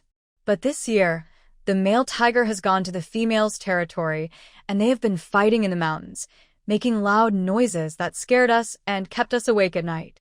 Fortunately, we haven't disturbed the female tiger's territory, and they haven't come into the village to harm anyone. But taking you back would be too dangerous." Aunt Huang and her sister-in-law felt a bit disappointed. They knew the situation in the mountains and couldn't take risks, so they would have to wait for another opportunity after the new year. Mingdai felt increasingly uneasy. She glanced at Joseian, who was still frowning and staring intently at the box on the ground. Could it really be a coincidence? She remembered hearing tiger roars when they were packing the sheep and the silly ones on Dakingshan. Could it be that tiger? Mingdai felt a bit guilty. If the tigers came into the village because of food shortages and harmed someone, it would be her fault. She cleared her throat and said, "Aunt, I have some animal repellent medicine. Should I give some to this comrade?" Hilo, who was surprised and looked at the young intellectual on the Kong, "You have animal repellent?" Aunt Huang was also very excited. "Oh, young intellectual, you have such a good thing. I still have some left from my grandfather's generation, but once it's gone, I haven't seen it again. I thought no one would use this anymore." Mingdai smiled SHYLY. If it weren't for the tiger incident, or perhaps her past with Joseian, she wouldn't have brought this up. The herbs are limited, so we can't make much. We should hang it where the tiger usually comes down. It should help a bit. Just make sure it doesn't get wet. The black tiger and the spotted leopard exchanged glances, rubbed their hands together, and excitedly said, "Thank you, little Ming. This will really help us out. There are not just tigers in the mountains, but wolves too. Although the wolves haven't come down this year, they usually visit the village several times. They even took away some of our village's children before. If the medicine really works, we owe you a big thank you. How much does it cost? We'll buy it. We can't let you lose out." The wolves said, "We want to help," but the capable ones were all beaten by Joseian. "The rest of us are just a bunch of misfits. Do we really have to go deliver vegetables during the new year? We'd rather pull a sled. At least we get big bones to eat." "So delicious?" Mingdai asked, and the two said they would return home tomorrow, so they agreed to bring the medicine then. As for the payment, Mingdai let them use next year's hazelnuts as a trade. The hazelnuts from the mountains are truly delicious. Aunt Huang was also very happy, thinking that Mingdai was helping her nephew because of her family's connection, especially since money and tickets are harder to come by these days than mountain goods. Mingdai had something on her mind, so she called Joseian to help carry the box home. Joseian still refused, standing far away with his backpack, unwilling to come over. Mingdai felt a bit frustrated. The box was too heavy for her to carry alone. In the end, the Liu brothers helped her carry it back. After sending the two away, Mingdai looked at Joseian, who was standing outside the door.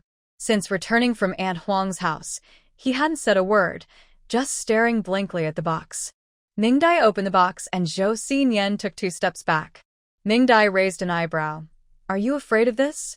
Joseian averted his gaze and remained silent. Mingdai was curious. Joseian, who feared nothing and would fight anyone, actually had something he was afraid of? After all, he was someone who could take on 2 packs of wolves by himself. Why was he so scared of a tiger? She suddenly remembered that last time, in the Dakingshan Mountains, when he sensed the tiger's presence, he immediately took her and ran away. Mingdai initially thought that Joseian was unable to act freely because he was with her, fearing they might get hurt. Now it seems that wasn't the case. Was he simply afraid of the tiger? Did he even react to seeing the tiger's bones? Seeing his pale face, Mingdai didn't dare to tease him and stored the tiger bones in the space's warehouse for safekeeping. That night, they both went to sleep in the space. In the middle of the night, Joseian quietly opened his door and tiptoed toward the warehouse. He walked through neatly arranged shelves and finally stopped at the shelf of herbs that Mingdai had carefully set up. The wooden box was on the second shelf, looking ordinary. Joseian stood at a distance, not daring to approach. He stared at the box, lost in thought, as if the tiger inside were still alive, its flesh intact, and its claws ready. At that moment, it felt like the tiger was hiding in the box, waiting for the right moment to break out and strike him. His head began to throb again, and his vision turned red. He could hear screams, and the foul smell of the tiger seemed to linger in his nose. Recently, he often experienced headaches and fleeting images, but they were usually too quick to grasp. However, at this moment, the images in his mind became vivid and clear, as if right in front of him. Joseian suddenly closed his eyes, beads of sweat rolling down his face, his body trembling uncontrollably.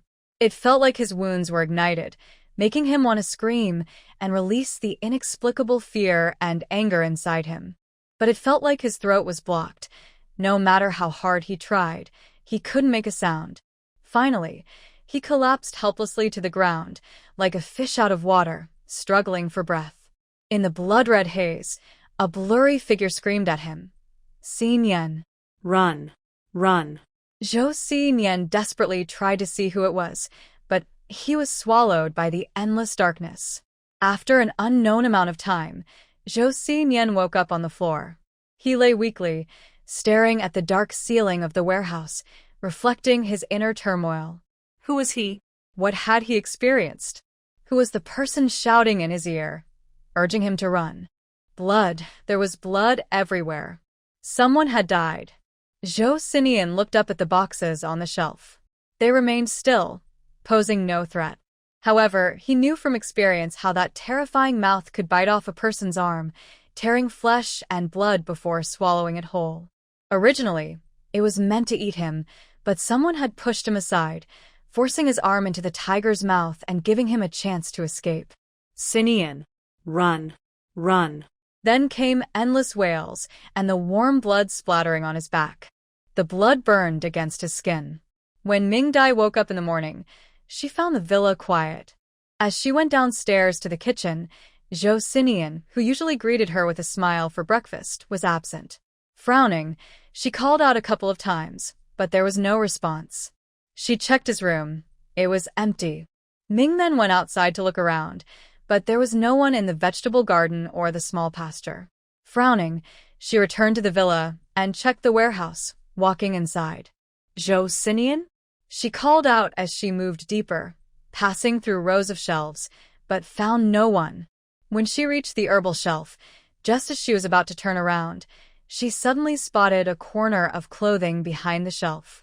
Hurrying over, she found Joseian leaning against the shelf, his face flushed and burning.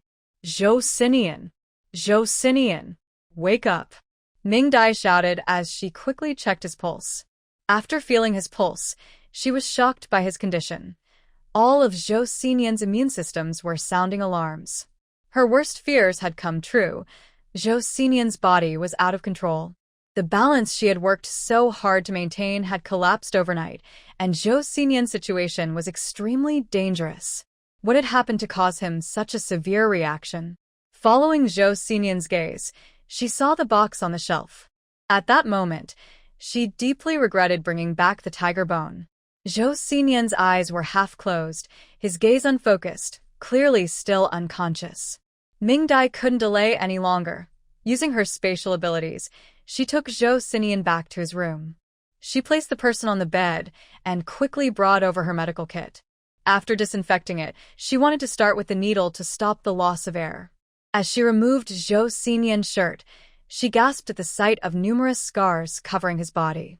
A deep scratch ran across his entire chest. The severity of the scars and swelling indicated that this was a serious injury. Given Joseian's unusual state, it was clear that the source of this wound was the tiger he feared. Mingdai's heart tightened, and she regretted accepting the tiger's bones even more. She continued to remove Joseian's clothing, revealing more and more wounds, cuts, gunshot wounds, and some unknown injuries covered his recently healthy body. Mingdai focused her mind and inserted the needle. Half an hour later, Joseian lay on the bed, bare and pale, drenched in cold sweat, his cheeks flushed. He mumbled something, and when Mingdai leaned in, she could only make out run, with nothing else clear. Used to Joseian's carefree demeanor and strength, seeing him like this was incredibly painful for Mingdai. Although she already knew the outcome of his previous life, the injuries on his body still shocked her. How much pain he must be in. She couldn't accept that such a vibrant Joseian could die alone in the mountains, possibly leaving no trace behind. In this life, she would do everything to keep Joseian alive. She raised the temperature in his room and carefully stepped out to gather medicine, preparing a remedy for him. Not long after she left, Joseian's eyes slightly opened, unfocused, as he murmured, "Mingdai, Mingdai, it hurts." After preparing the medicine and letting it cool, Mingdai brought it back to Joseian's room. He was still in a deep sleep, showing no signs of waking up. She first removed the needle from him and, after checking his pulse, sighed in relief. He was still alive, and now it was a matter of recovery. Joseian was like a beautifully crafted porcelain piece covered in cracks, unable to withstand much more. He needed to avoid extreme emotions, otherwise, even if Mingdai saved him, his life could be significantly shortened. Seeing that his bed and the area around him were soaked with cold sweat, Mingdai carefully lifted him up and cleaned him, changing into new pajamas and bed sheets. Mingdai was grateful that the space could help her at this moment. Otherwise, her small frame wouldn't be able to handle Joseian. Perhaps it was the fresh pajamas and sheets that made Joseian's tightly furrowed brows relax a bit. Mingdai picked up the medicine bowl and tried to feed him. After struggling to pry his mouth open, Joseian pushed the medicine out with his tongue, clearly disliking the bitter taste. After several attempts to feed him, Mingdai sighed, knowing he had to take it. She pinched his nose and forced the medicine down. Her technique was good, and Joseian didn't choke, but he kept sticking out his pitiful yet cute manner. Mingdai prepared a bowl of honey water for him, and he finally calmed down and fell back asleep. She quietly watched over him for a while, ensuring he had no adverse reactions to the medicine and was sleeping soundly before she felt relieved. Looking at his peaceful young face, Mingdai was lost in thought. There were so many contradictions within Joseian. Sometimes, he seemed so innocent that it made one forget his age and height, feeling he was only slightly better than a child. Other times, his strength and reliability made her feel secure, as he could accomplish everything he promised her, bringing her comfort. However, tonight, the heaviness and pain surrounding Joseian were alarming to Mingdai. If she hadn't been there, the weight of fear and regret could have truly taken Joseian away. Mingdai gazed at his face and whispered softly, "What secrets do you hold?" Once she confirmed his condition was stable, Mingdai took the herbal medicine she had prepared earlier and headed to the captain's house alone. Seeing her come alone, Aunt Wong was a bit surprised. "What's wrong? Why didn't Zhou Jiqing come with you?"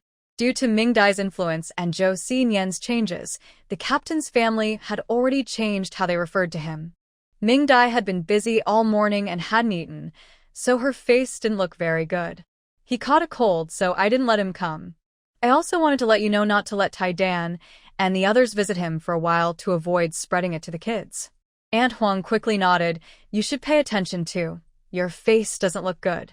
Mingdai smiled but didn't explain. She handed the backpack to Brother Heihu. This is animal medicine.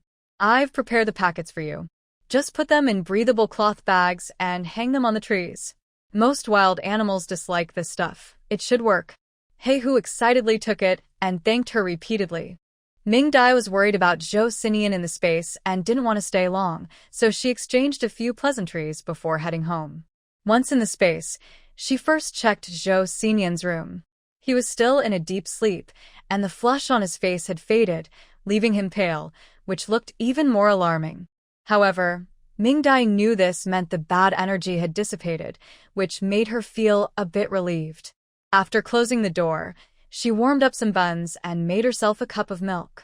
Since Joseian probably wouldn't wake up soon, Mingdai cooked some easy-to-swallow porridge for him, stored it in the pantry to keep warm, and sat by his bed to watch over him in case he woke up and couldn't find anyone. After waiting for a while, she couldn't help but lean forward and fell asleep at the bedside. Joseian slept the whole day and was finally awakened by a burning sensation in his stomach. He struggled to open his eyes, looking dazed at the ceiling, recognizing it was his room. He tried to get up but found his whole body sore and weak, unable to muster any strength. What happened to him? As he thought about it, he couldn't help but taste something sweet in his mouth, which was different from the bitterness he remembered.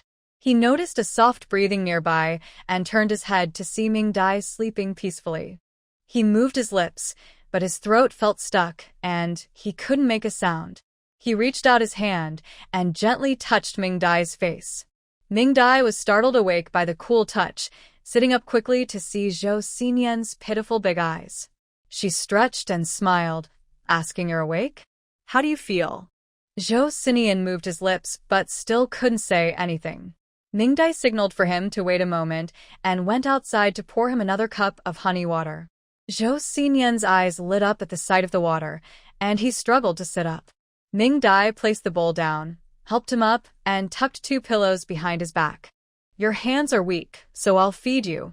He stopped struggling and waited quietly. Mingdai brought the bowl to his lips, listening as he gulped down a large bowl, realizing he was really thirsty. After drinking a bowl of honey water, Joseian's burning stomach and scratchy throat felt better. He savored the sweet taste in his mouth, patted his rumbling belly, and said sadly, "Mingdai, I'm hungry. I want to eat grilled fish and braised deer." Mingdai sighed. Nothing could stop a foodie from craving delicious food. "You can't have grilled fish and deer. I made you porridge. You can only drink porridge right now." Joseian looked a bit unhappy, pulling his chin under the blanket and looking at her with longing. "Porridge? Can I have meat in it?" Mingdai felt a bit soft-hearted. "Not now. I'll make it for you tomorrow. Today you can only have plain porridge." Hearing this, Joseian pleaded pitifully, "Mingdai, I want to add sugar."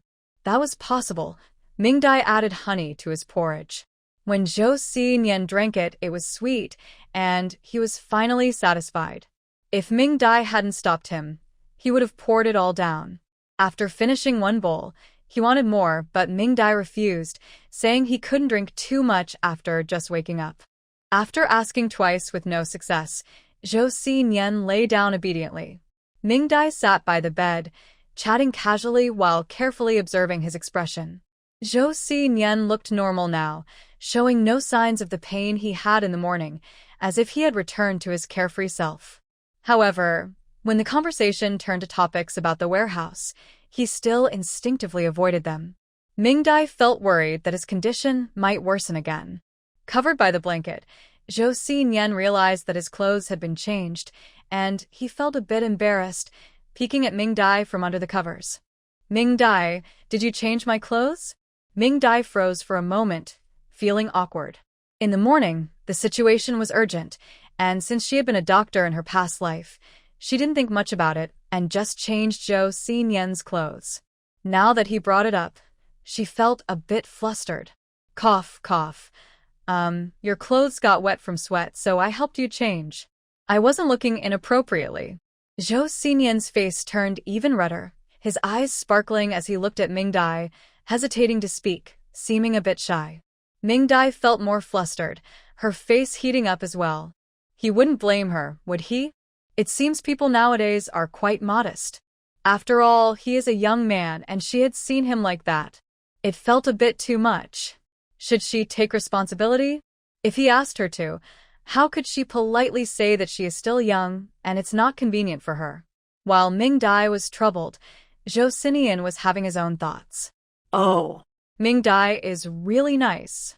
Mingdai cooks for me, and it's really delicious.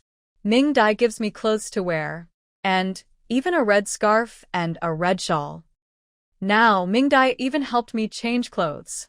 It's just like what the little one said. He gathered his courage and shyly said, Mingdai, you are so nice. You feed me, give me clothes, and even help me change. You're like Dogden's mom. Dogden's mom feeds him, gives him clothes, and helps him change. I think you are even better than Dogden's mom, so can I call you mom? Snap. Snap. Snap.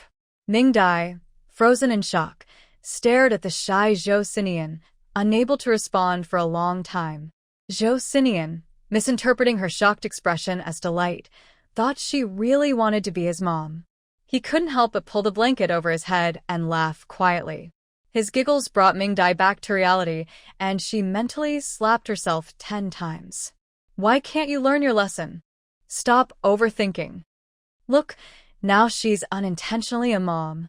Seeing Joseian peeking out from under the blanket, Mingdai forced a smile that looked more like a grimace. Let's sleep, my dear son. If she has to be a mom, so be it. After all, she wouldn't be the one losing out. From then on, Mingdai no longer dared to think wildly about their relationship. As a result, when someone confessed later, Mingdai thought it was a misunderstanding, making that person's proposal quite difficult. Mingdai felt it was her own fault.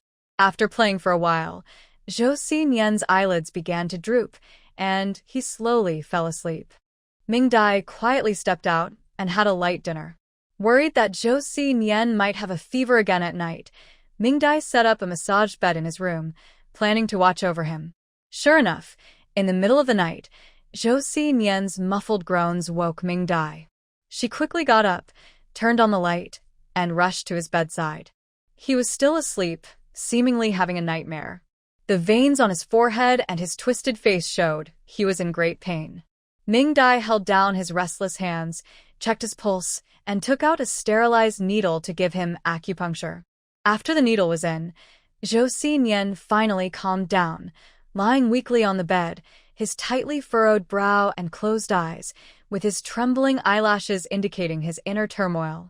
Mingdai looked at Joseian, who was so different from the daytime, feeling a bit helpless. Without resolving his inner conflict, Joseian's emotional ups and downs would inevitably lead to another fever. His body, already weak, couldn't withstand several high fevers. But Mingdai didn't dare to ask him directly. Joseian's avoidance during the day, whether intentional or not, showed he didn't want to talk about it.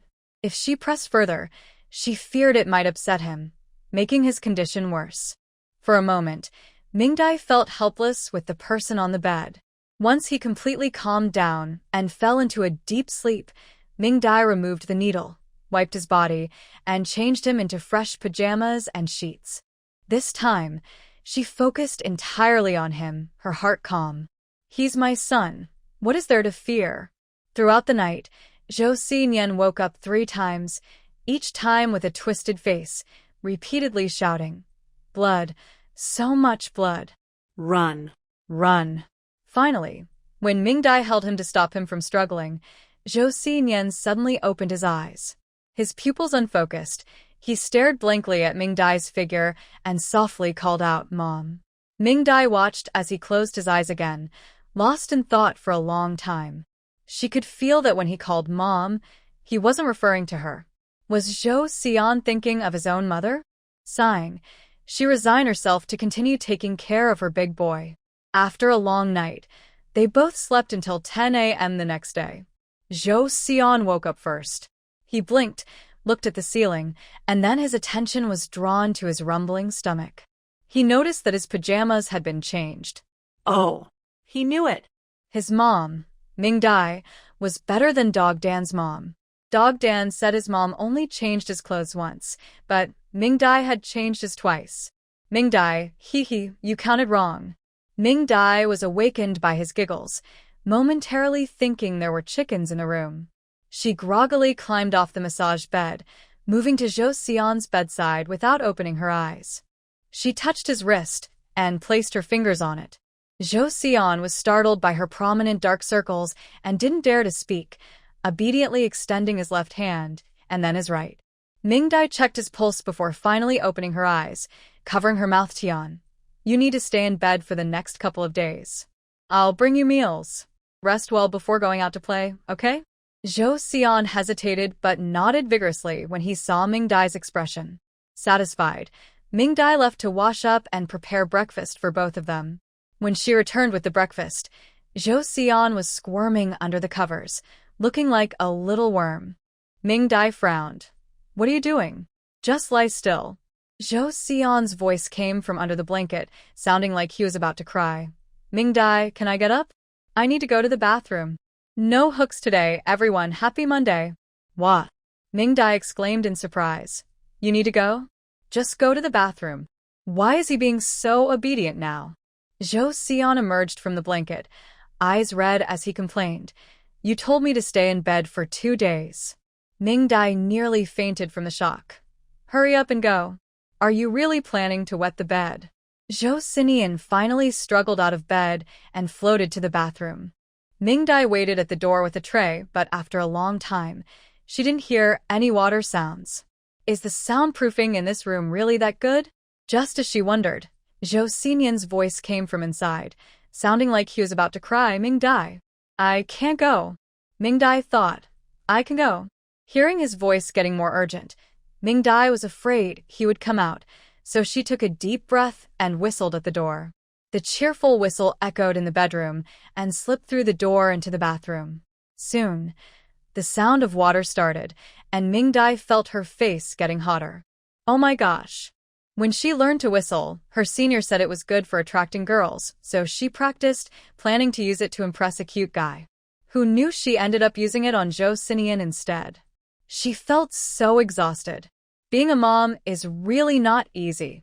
After a while, the water sound finally stopped. It seemed he had been holding it for quite a while. Mingdai instructed him through the door to wash up and come eat. Joseian responded loudly, and soon the bathroom was filled with the scent of roses from the soap he found in the storage room. Mingdai placed the food on the small table by the bed and waited for him to come out. Seeing the wrinkled bedsheets, she couldn't stand it anymore and got up to change them. You're old enough. How can you mess up the sheets like this? Seriously, this house would fall apart without me.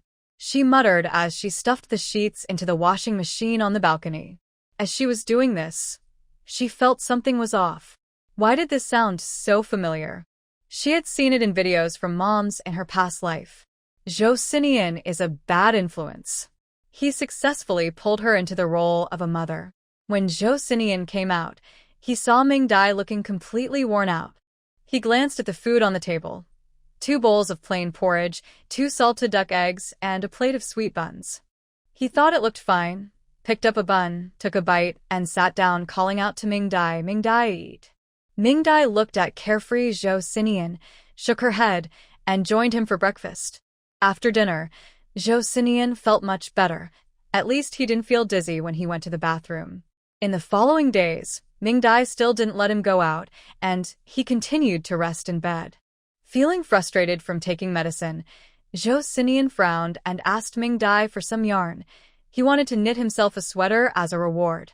Mingdai quietly found some red yarn for him. This time, Joseian decided to make a solid-colored one. He hadn't had nightmares for the past 2 days, and his health had improved significantly. Mingdai watched as he skillfully cast on stitches, his fingers moving quickly to shape the yarn. Taking advantage of his good mood, Mingdai casually asked, Joseian, what were you doing in the warehouse at midnight? Were you hungry? Joseian paused, his movements slowing down. Noticing something was off, Mingdai quickly changed the subject. Are you hungry? Did you go to find something to eat? Joseian remained silent, but his hands fumbled, and he lost track of where he was, causing the neatly arranged yarn to unravel. Mingdai stopped talking and quietly watched him. Just when she thought Joseian wouldn't respond, he looked up. His red eyes were hollow. Even though he hadn't cried, Mingdai felt her heart break for him.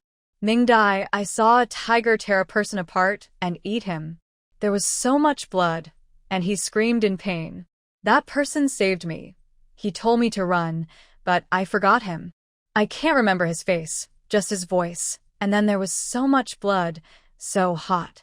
Mingdai, thinking of him, makes my heart ache."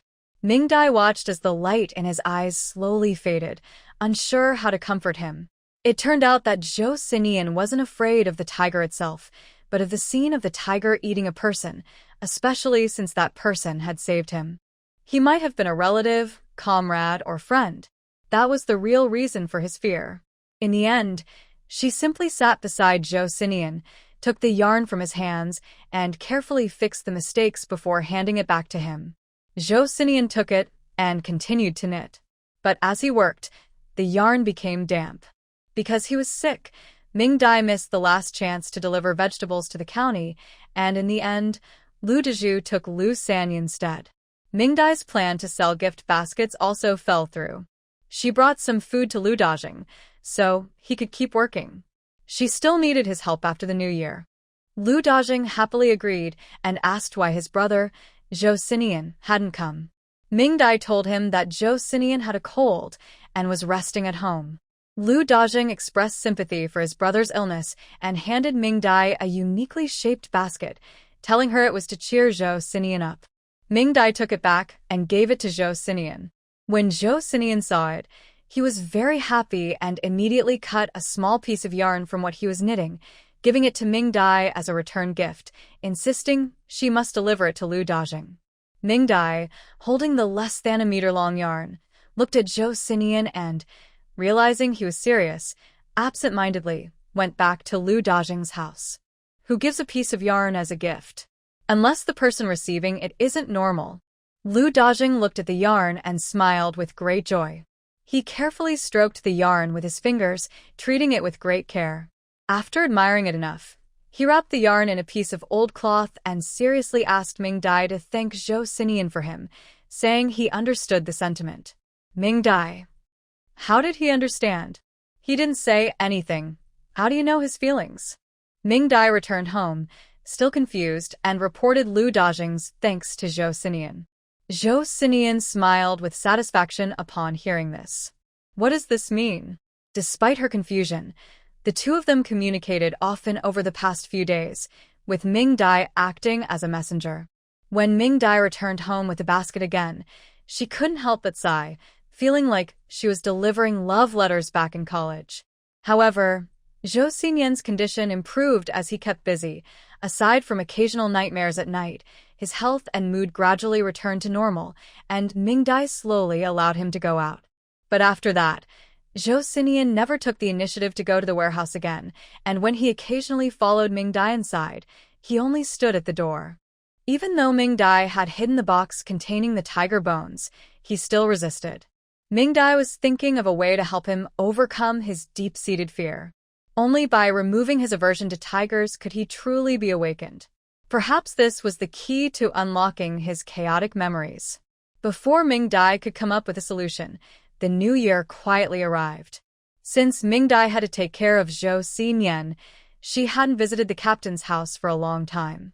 Aunt Wong and sister Wong brought Tai Dan and Go Dan to visit their big brother. When they arrived, Mingdai and Joseian were playing with a finger spinner on the Kong.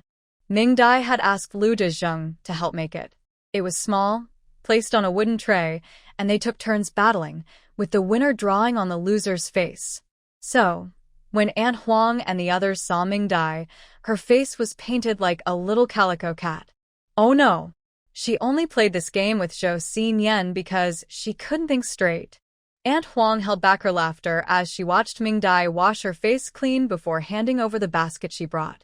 It was filled with sticky rice dumplings frozen solid. We made these yesterday, just wanted to share some with you. Mingdai looked at the amount and guessed it wasn't just a little, They had brought half of what they made.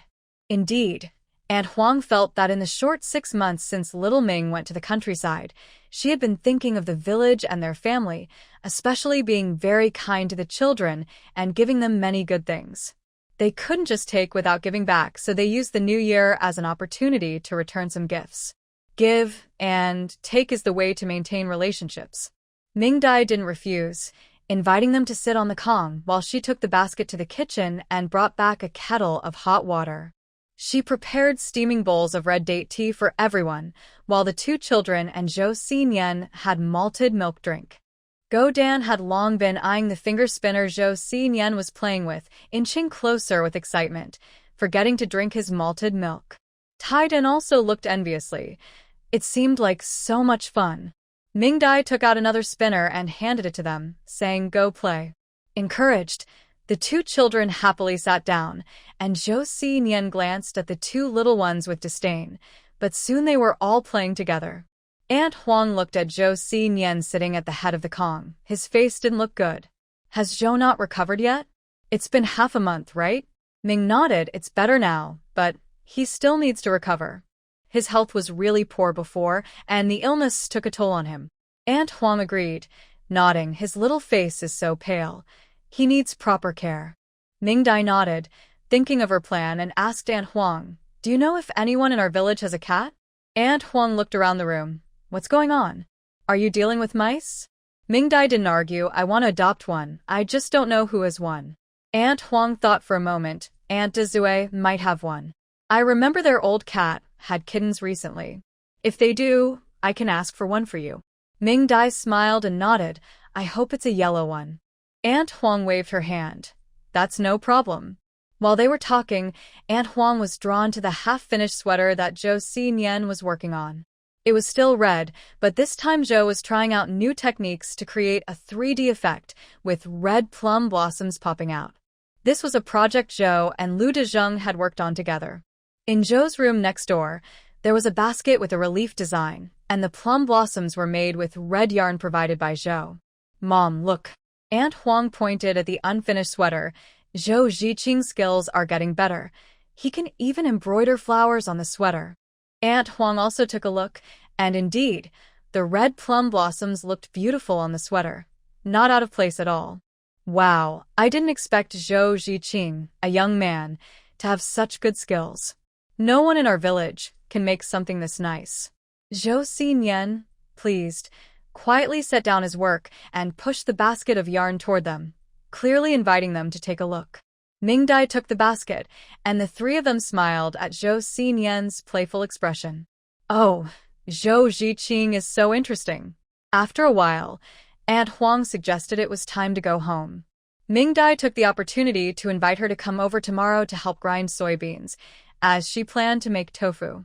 Aunt Huang happily agreed, planning to soak some beans herself to bring along for the cooking. Joseian watched the 2 children reluctantly part with their thumb spinners. Generously, he gave them 2 that he thought were the least attractive, and the children happily giggled as they held the spinners. After they left, Joseian got off the bed, stretched, and told Mingdai that he wanted to go into the space. Mingdai also wanted to put away the bean buns given by Aunt Huang, so they locked the door and entered the space. Recently, Joseian had developed a love for fishing, which was the only activity that Mingdai didn't restrict. Instead of going directly, he first took a small basket to the strawberry field and picked a basket full of strawberries. They usually couldn't eat all the strawberries from the 2 long rows, so when they ripened, he picked them and stored them in the warehouse, where he had already collected quite a bit. After washing the strawberries, he took some to Mingdai in the pharmacy and carried a plate for himself, along with his knitting basket, to the pond. Arriving at his favorite fishing spot, he began to fish. For Joseian, fishing was purely for fun, so he didn't care about the results. The bait he used depended on what he was eating. For example, today's bait was strawberries. He enjoyed the strawberry tops while the fish enjoyed the strawberry bottoms. Basking in the warm sunlight and gentle breeze, Joseian comfortably lay on a lounge chair, gazing at the water's surface, eating strawberries, and occasionally knitting. He felt completely at ease. While he relaxed, Mingdai was in the pharmacy preparing medicine for him. Recently, to help him rest better, she had added a lot of calming herbs to his medicine. Now that he was nearly recovered, she planned to make some adjustments. At the same time, she was also preparing some ointment for the scars on Joseian's body, especially the one from the tiger's claw. Whenever he moved, it would hurt or itch, but Joseian had gotten used to it and hadn't mentioned it. In fact, using powdered tiger bone in the ointment would be more effective, but Mingdai didn't want to take any risks and decided to wait and see. The next morning, Aunt Wong came early with her 2 daughters-in-law and their children to the youth station. Mingdai had already cleaned the grinding stone and soaked the beans. She arranged for the children to play with Joseian on the bed while she brought some fruits and hot tea for him to serve. Tai Dan and Go Dan were friendly right away, while Huang Tao and Huang Xing initially only dared to watch, but soon became more comfortable. Joseian looked at their matching red scarves and nodded with satisfaction, thinking they were his little brothers. Outside, Aunt Huang was washing her hands with her mother-in-law and younger siblings, luxuriously using soap. Aunt Huang watched her eldest daughter-in-law carefully cleaning under her nails and thought that Joseian's tendency to be strict wasn't all bad. It could even cure laziness.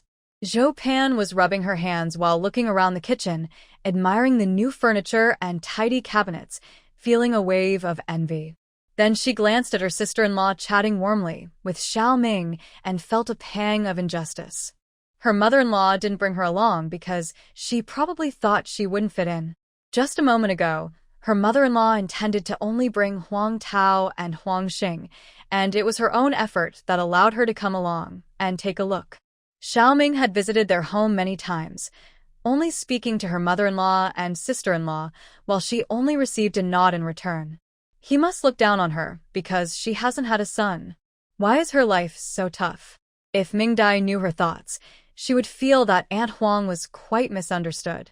She didn't get close to Zhou Pan because she knew they were clearly not on the same wavelength and couldn't be friends.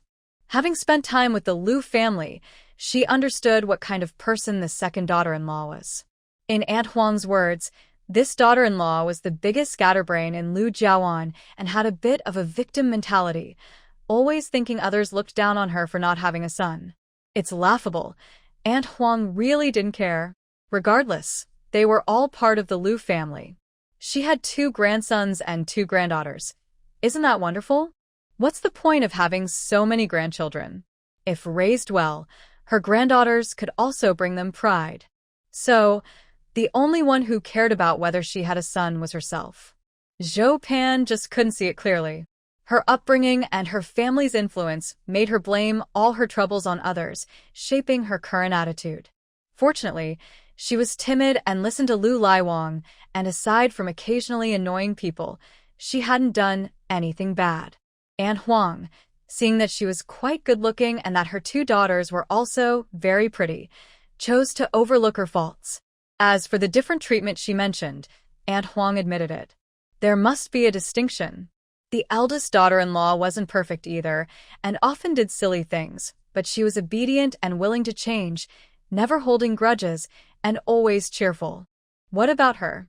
Due to the issue of having a grandson, she and her husband repeatedly expressed that they did not dislike their granddaughter and did not think it was wrong for her not to have a grandson. However, Zhou Panting did not listen. Instead, she believed that Aunt Huang was implying something about her and cried even harder.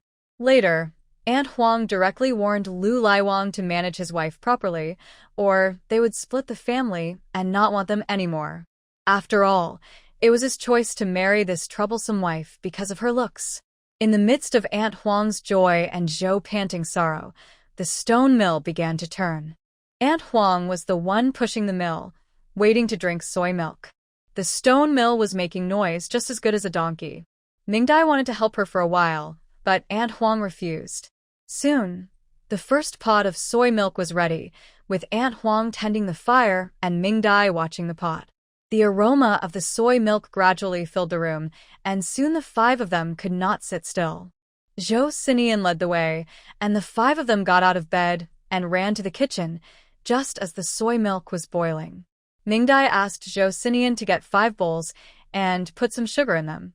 Joseian carefully added 3 spoonfuls of sugar to his bowl, while the 4 children added just 1 spoonful each. The rich soy milk was poured in, and the sweet aroma filled the air. The 5 of them gathered around the table to drink the soy milk, all sporting white mustaches. As they drank, Mingdai began to prepare the tofu. The gypsum was from her supplies, and after dissolving it, she evenly added it to the pot, stirring well. Soon, the soy milk in the pot began to solidify, forming soft tofu. Mingdai served each of the 5 children a bowl as they lined up, asking Joseian to take them to his room to eat. Before long, the kitchen was empty. Mingdai took out the tool she had prepared in advance and began to press the tofu. She cooked 3 pots of soy milk in total, yielding 6 blocks of tofu, enough for them to eat until April or May of next year. Aunt Wong's batch was smaller but still produced 2 pots, which should last them until around the same time. While pressing the tofu, Mingdai mixed some starch to make a sauce, adding the oil skin and crushed peanuts she had just prepared. She called the 5 children back in, serving Joseian a bowl of savory tofu, while the 4 children shared 2 bowls, as they couldn't eat much. Mingdai and Aunt Huang each had 2 bowls, and were completely satisfied. When the hot tofu came out, the children could only watch, and Mingdai only let Joseian taste a bit. She made spicy oil to mix with the hot tofu and prepared lunch. At noon, at the captain's house, Lu Dezhu looked at the hard cornmeal pancakes and steaming hot water. With his wife and daughter-in-law not home, he had to eat this all by himself? Lu Laifu was teary-eyed. They hit me again. Lu Long covered his head in confusion. Why are they hitting me? Lu Lafa lowered his head. Wife, let's wait a few more years before I remarry. In the end, Aunt Huang and the 2 daughters-in-law happily took the tofu home, planning to cut it all up and freeze it, adding a delicious dish for the New Year's Eve dinner this year. Mingdai quickly stored a tray of hot tofu in her space to keep warm, cut another tray, and had Joseian start a fire to fry the tofu in oil. She also planned to freeze the rest, as frozen tofu has a wonderful texture that Joseian would likely enjoy. She made a jar of fermented tofu in her space, as the flavor of sesame oil fermented tofu pairs perfectly with porridge. Before the new year, taking advantage of the hot oil, Mingdai fried radish and meatballs and made plenty of glutinous rice flour snacks. Joseian loved them, but Mingdai was worried he might get too hot, so she only let him have a few each day. On the last day of Joseian's 20s, Mingdai fulfilled her promise of candied hawthorn, and he was happy all day. She specially asked the captain for some straw to make a straw target.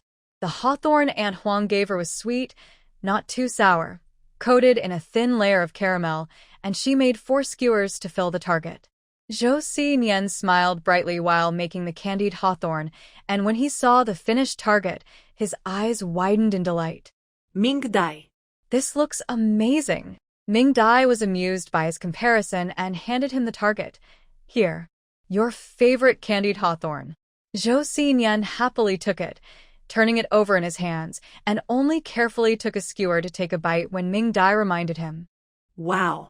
Indeed, children of any age cannot resist a skewer of candied hawthorn. Mingdai, this is so delicious.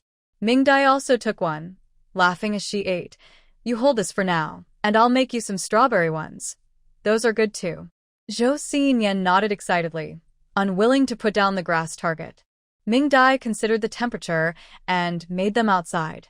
Joseian held the grass target while eating and playing in the yard, but soon he was eager to go outside and show his little friends.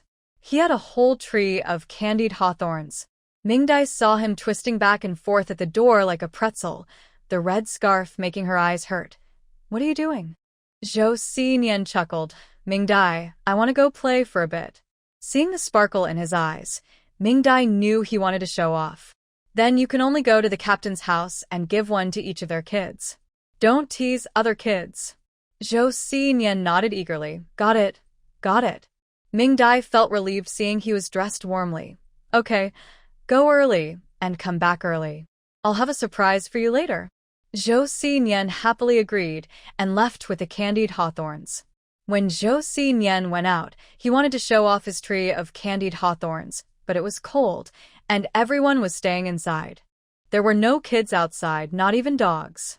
He felt a bit disappointed until he reached the captain's house, where he perked up again. He knocked twice on the door, then pushed it open.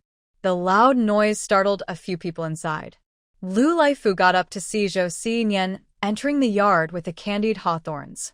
Seeing him, Joseian felt excited. He held the grass target in front of him, showing off his tree of candied hawthorns to Lu Laifu until he saw Lu's shocked expression, then walked inside satisfied.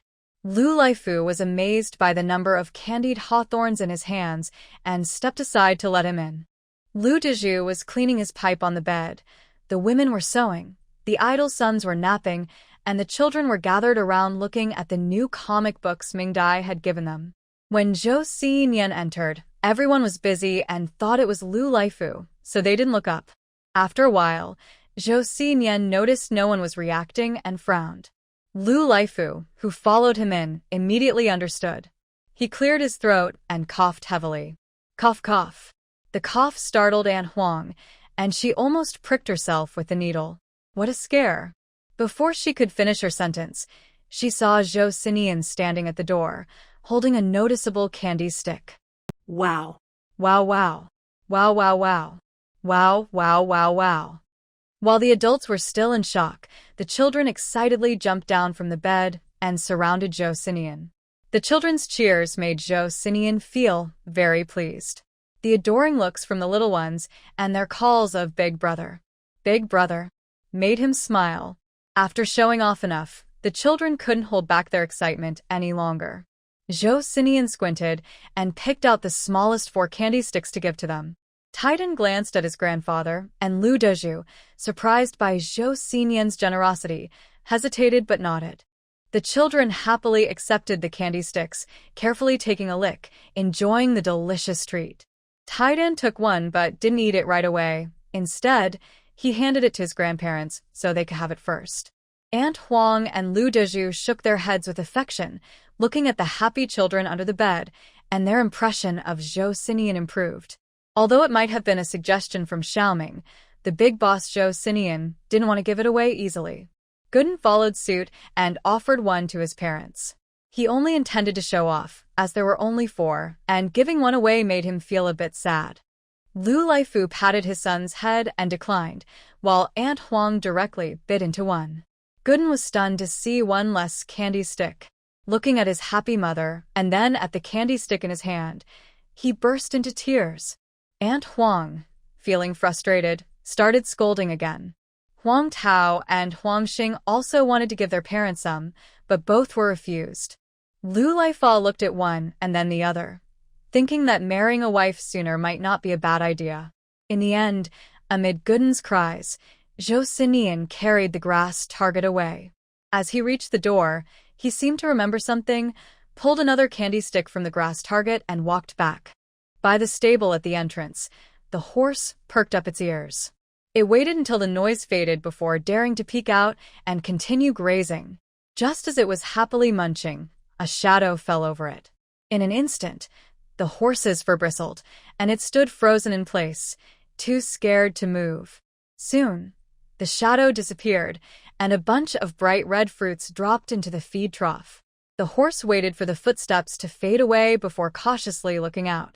Once it confirmed that the person had left, it eagerly approached the fruits in the trough. It sniffed them first. They smelled good. Then it licked one. What is this amazing flavor? With a long tongue, it quickly grabbed the whole candied fruit into its mouth. The sweet, caramelized coating mixed with a tangy flavor of hawthorn was the best treat the horse had ever tasted in its short life. Looking at the wide-open door, the horse thought, well, humans can be quite nice. Even though one had cut off its tail hair, that person gave it sweet fruits to eat.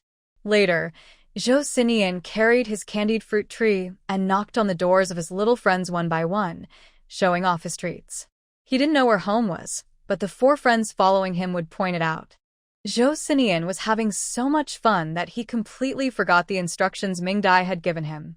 Each time he left a house, he could hear the sound of children crying behind him. It wasn't until he had visited all the houses that Joseian happily headed toward Lu Dajing's home. On the way, he ran into Lu Sanyi, who had come out to see the commotion. In a good mood, Joseian handed him a bunch of candied fruits, making Lu Sanyi forget all about the time Joseian had playfully hit him. When Lu Dajing saw his brother Sinian coming with a big bunch of candied fruits, he was shocked. When Joseian shared 2 strings with him, he was so touched he almost cried. Oh, it's really his brother Sinian. Even while enjoying the candied fruits, he thought of me. Joseian looked at the teary-eyed Lu Dajing with a hint of disdain, and then took his candied fruits home. Mingdai had said there would be a surprise at home. He needed to hurry back and see. When Mingdai saw Joseian happily returning with a straw target, she thought he had a great time at the captain's house, completely unaware that Joseian had managed to make half the village's children cry all by himself. Mingdai. Mingdai. I'm back. Surprise? Mingdai smiled mysteriously at him. Close your eyes. Joseian obediently closed his eyes. After some rustling, a different sweet aroma reached his nose. He opened his eyes in surprise and saw Mingdai holding another straw target, smiling at him. Mingdai. What is this? He recognized the strawberries on the straw target, but what were those other things? They looked somewhat familiar. Mingdai took one and handed it to him. Try it. Joseian set down his straw target and took the one from Mingdai, smelling it carefully. It still had a sweet scent, but it was different from what he just ate. He took a gentle bite and crunch. The outer candy shell broke, releasing a rich, meaty aroma. Wow. It's meat. Mingdai, it's braised pork. Mingdai nodded with a smile. This was her unique creation, made during her free time in her previous life. The sweet and tender braised pork, combined with a crispy candy coating, was surprisingly delicious, but it was easy to get tired of, so she only made 5 pieces. The rest were strawberries and chestnuts. Joseian quickly finished what he had and looked excitedly at the straw target in Mingdai's hand. Mingdai handed him a skewer of strawberries and a skewer of chestnuts. Try these first. I'll keep the rest in storage for you to enjoy later. During this time, Mingdai had been quite strict with him, and Joseian had gotten used to it. He nodded and took a bite, closing his eyes in delight. Just as they were happily eating, there was a knock at the back door, followed by the sharp cries of children.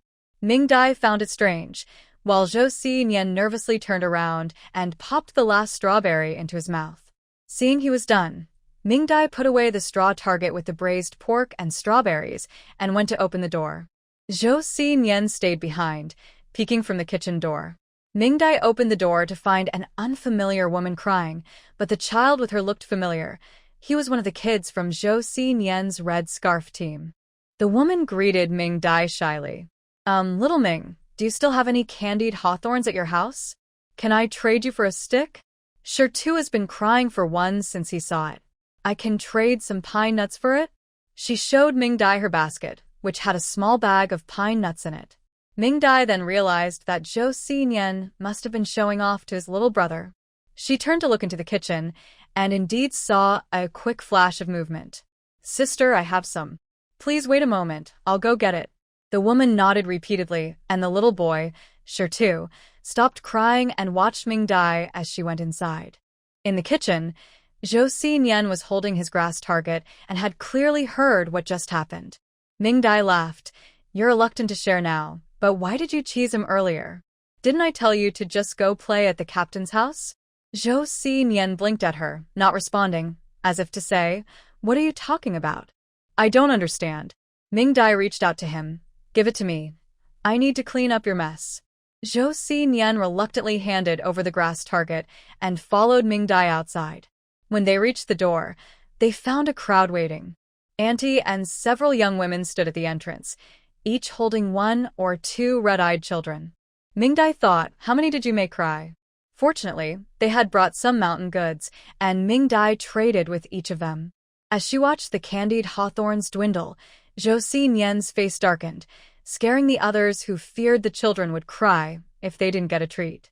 Mingdai suggested that he go back first, which encouraged the others to come forward. After sending everyone away, Mingdai ended up with a small bag of mountain goods, but only a few candied hawthorns remained. Seeing this, Joseian pouted unhappily. It wasn't until they returned to the space, and Mingdai showed him a row of candied hawthorns that his mood brightened again. The candied hawthorns were made, and the new year was approaching. Aunt Wong invited the two to celebrate the new year at her home, but Mingdai politely declined. Joseian was fine during the day, but his mood was a bit unstable at night. He felt okay in the space, but outside, he was still a little nervous. In the evening, Mingdai cooked a big fish for Joseian. This time, they prepared the whole fish because it's better to eat it whole for the New Year's dinner. Even though there were only two of them, Mingdai made many dishes, half of which were her favorites and the other half were Joseian's favorites, filling the table with food. Joseian didn't have a clear understanding of the new year, but the lively atmosphere in the kitchen made him very happy. At the dinner table, Mingdai took out a bottle of Mingdai liquor to set the mood. She didn't like drinking and Joseian couldn't drink either. Joseian only glanced at the liquor and then stared longingly at the roast chicken in the center of the table. Its reddish-brown color and tempting shape looked so delicious. Mingdai raised her glass, filled with honey water, and said, "Joseian, I'm glad to know you. Thank you for taking care of me this year. You've worked hard." Joseian watched Mingdai raise her glass and followed her lead, lifting his own glass and repeating her words. "Mingdai, I'm glad to know you. Thank you for taking care of me this year. You've worked hard." Mingdai smiled at his sincere and silly expression, clinking her glass with his. "Joseian, Happy New Year." Cheers. Joseian imitated her. "Mingdai, Happy New Year." Cheers. They both drank it all. After drinking, Joseian immediately put down his glass and picked up his chopsticks, looking at Mingdai. "Mingdai, can we eat now?" Mingdai waved her small hand with her chopsticks. "Let's eat." Joseian quickly reached for his chopsticks and pulled off a chicken wing, placing it in Mingdai's bowl. "Mingdai, have a chicken wing." Mingdai felt warm inside. He remembered that she liked chicken wings. This meal was the most lavish Joseian had ever had. Besides the usual dishes, Mingdai also made some new ones. Especially the cold dishes like the sesame bean pods and the marinated pig ears, Joseian couldn't stop eating them. When it came to the steamed meat, Joseian gave a thumbs up. He loved every single dish. When they got to the fish, Joseian looked at the whole fish and said with a hint of regret, "Mingdai, we won't finish it today." Mingdai was sipping on sweet corn soup made from fresh corn and replied with a smile, "We should always have fish to eat. After all, we want to have abundance every year." Joseian's eyes lit up as he pointed towards the fish pond in the space. "Abundance every year. There are so many fish." Mingdai laughed at his self-reference. "Yes, we have abundance every year, with lots and lots of fish." With a table full of dishes, the two couldn't finish everything. Luckily, the space could store leftovers, so they packed up what they didn't eat and put it in the warehouse. After tidying up, Mingdai turned on the lights outside the villa and took Joseian out. Joseian looked curiously at what Mingdai was holding. "Mingdai, what is this?" Mingdai took out a firecracker and showed it to Joseian. "This is a firecracker. We set off firecrackers during the new year to scare away the harmful beast of the year. Firecrackers make a loud noise, like a popping sound." "Are you scared?" Based on Joseian's description, Mingdai guessed that he might have encountered an accident during a mission, so she didn't want him to handle anything related to the battlefield without preparation. If it triggered something deep inside him, he could lose control again.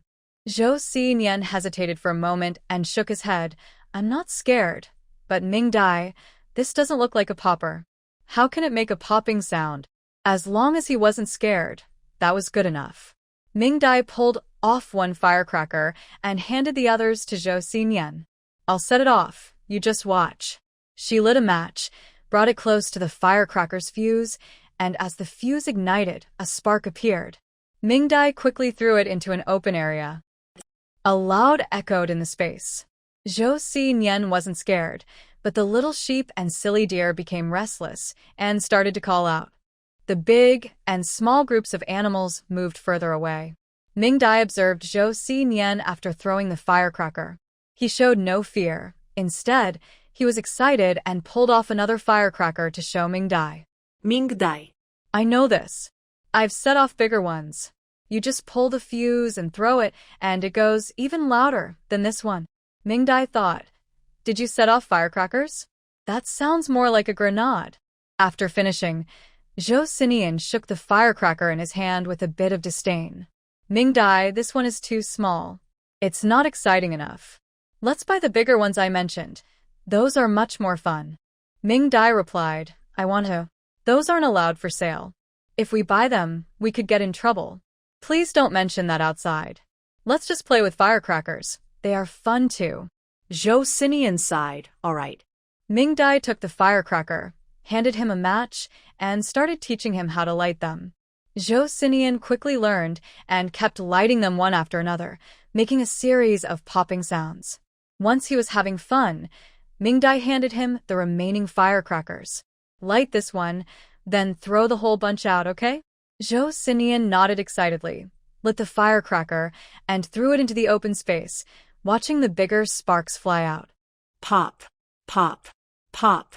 The continuous sounds of the firecrackers resembled the sound of a machine gun. Joseian blinked, feeling a strange familiarity with it. Eventually, he got really into it. Mingdai brought out half a box for him to enjoy even more. The popping sounds lasted a long time, and the animals on the small farm made noise for quite a while too. By the time Joseian finished, the silly deer, little sheep, and others were almost hoarse from calling out. After the firecrackers, Mingdai, still wanting more fun, froze some ice blocks. They both took shovels to make ice lanterns. Mingdai simply hollowed out the ice, dyed it with paint, and placed a light bulb inside, resembling the ground lights in a park. Joseian fiddled around and created two long potato shapes, one big and one small. He told her that the waist-high one was her, and the taller one was him. Mingdai protested, saying she was almost up to Joseian's chest now. Joseian insisted her protest was invalid. She was close, but not quite there yet. In the end, Joseian used paint to dye the tall one red and the waist-high one green, then added the light bulb. Once lit, Joseian was very pleased with how it looked, while Mingdai felt it was a bit awkward. Finally, Mingdai brought over her ice lantern and placed it next to theirs, revealing the truth. She had dyed hers yellow. When they placed all three together, they perfectly resembled a traffic light. The two had a great time and made many ice lanterns that only they understood. Joseian even made one for each of the animals in their space. Mingdai didn't know what the animals thought, but she was quite displeased with her green dumpling, which looked like it was poisoned. As it neared midnight, Mingdai took Joseian outside. They hid in the kitchen, warming up by boiling water. When the clock struck 12, firecrackers began to sound all around Lijiawan. Joseian, unable to wait any longer, pulled Mingdai outside and set off a string of firecrackers at the back door. Along with the crackling sounds, Joseian's cheerful voice rang out, "Happy New Year! Happy New Year!" Mingdai watched Joseian joyfully under the moonlight and smiled softly. She felt her heart racing and silently wished Mingdai, "Happy New Year." After the firecrackers ended, they returned to the kitchen to make dumplings. Although they had eaten a lot during the New Year's Eve dinner, they were ready for dumplings before bedtime. Joseian had a large bowl, while Mingdai had a smaller one. They exchanged New Year greetings and started eating dumplings. Joseian was eager and quickly took a dumpling, put it in his mouth, and it burst with juice. Sweet. He looked at Mingdai in surprise. Mingdai, it's sweet. Mingdai exaggeratedly exclaimed, "Wow. Joseian, you're so lucky. You got a sweet dumpling on your first bite. This year will surely be safe and smooth for you, turning misfortune into good fortune, and full of sweetness." Joseian's face turned red with joy, and he asked in disbelief, "Really?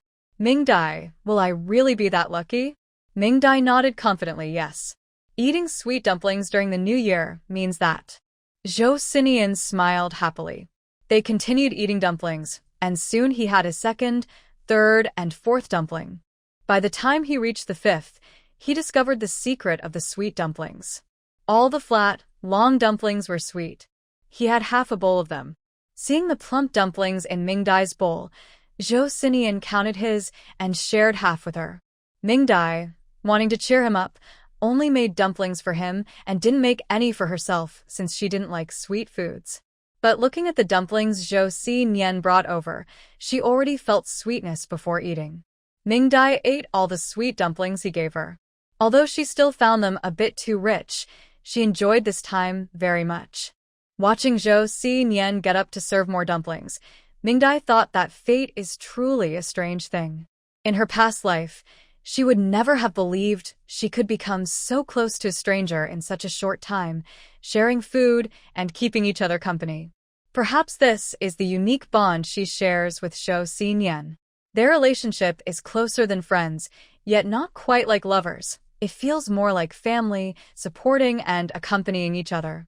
Although she doesn't know if their relationship will change once Joseian gets better, at this moment, Mingdai is happy. Joseian looked at Mingdai, who gazed at him gently.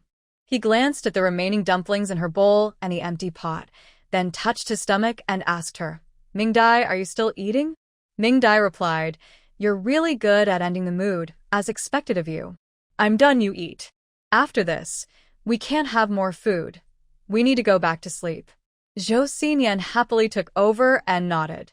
Eating meat dumplings and sweet dumplings, then having vegetable dumplings to balance it out, that's the complete dumpling eating experience. New Year celebrations are wonderful. After finishing the dumplings, Mingdai took Joseian into the space, as they would surely have visitors for New Year greetings early the next morning. The visitors were not for her, but for Joseian. After all, he was the man with the support of the entire Liu family. While they were sound asleep in the space, a shadow crept to the youth station, walked around the outer wall, and arrived at Mingdai's little courtyard. The shadow quietly entered, looked at the two dark rooms, didn't dare to approach, lingered for a while, and then left.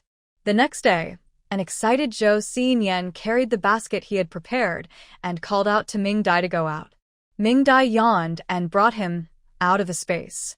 It had snowed again last night, and the courtyard was once again covered in snowflakes. Mingdai went to make dumplings while Joseian went to shovel snow. As he was shoveling, Joseian suddenly froze, watching the doorway warily. Under the locked door, there was a square object covered in deep snow, making it hard to see what it was. He didn't rush forward blindly, but carefully observed his surroundings to ensure there was no danger. Only then did he gently poke the snow-covered object with a broom. As the snow fell away bit by bit, the object revealed itself. It was a wooden box. Joseian frowned and didn't touch it. Instead, he found a key in the wall and opened the door. Outside was a world blanketed in snow. Everything was white, and the good and evil of humanity were buried within it. Not finding any clues, Joseian returned with a frown. After looking at the box on the ground for a while, he continued to sweep the snow. Once the yard and the small path outside the wall were cleared, he carried the broom back. He put away the tools and glanced at the kitchen with smoke rising from the chimney. Joseian took the wooden box to the back of the house. With no one around, he pulled out a military knife and carefully pried open the nails on the box. Clunk! The box opened, and Joseian quickly jumped back. After waiting a minute, nothing happened. Joseian cautiously returned, using the knife to gently lift the wooden lid and toss it to the ground. Inside, he saw canned goods, cured meat, rice, flour, and a fresh pig leg. There were also many other items underneath that he couldn't clearly see. He rummaged for a while and found a letter, holding it up to look at it without opening it. He then closed the box again and took it home. Mingdai had finished cooking dumplings and, noticing Joseian hadn't returned for a long time, felt a bit curious.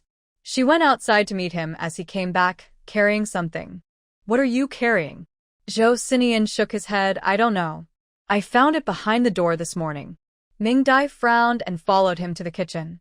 He placed the items on the ground and opened the box for Mingdai to see. The contents were a bit messy from Joseian's rummaging, but they still left Mingdai in shock, her mouth agape. Everything inside was valuable, Any one item would be considered a significant gift in this era. She checked the food and found it to be fine. Underneath, there were also 2 sets of trendy green military uniforms, clearly their sizes. There are 2 pieces of fabric, one black and one red, enough to make 2 outfits. There are also men's undergarments, packed in 2 small bags.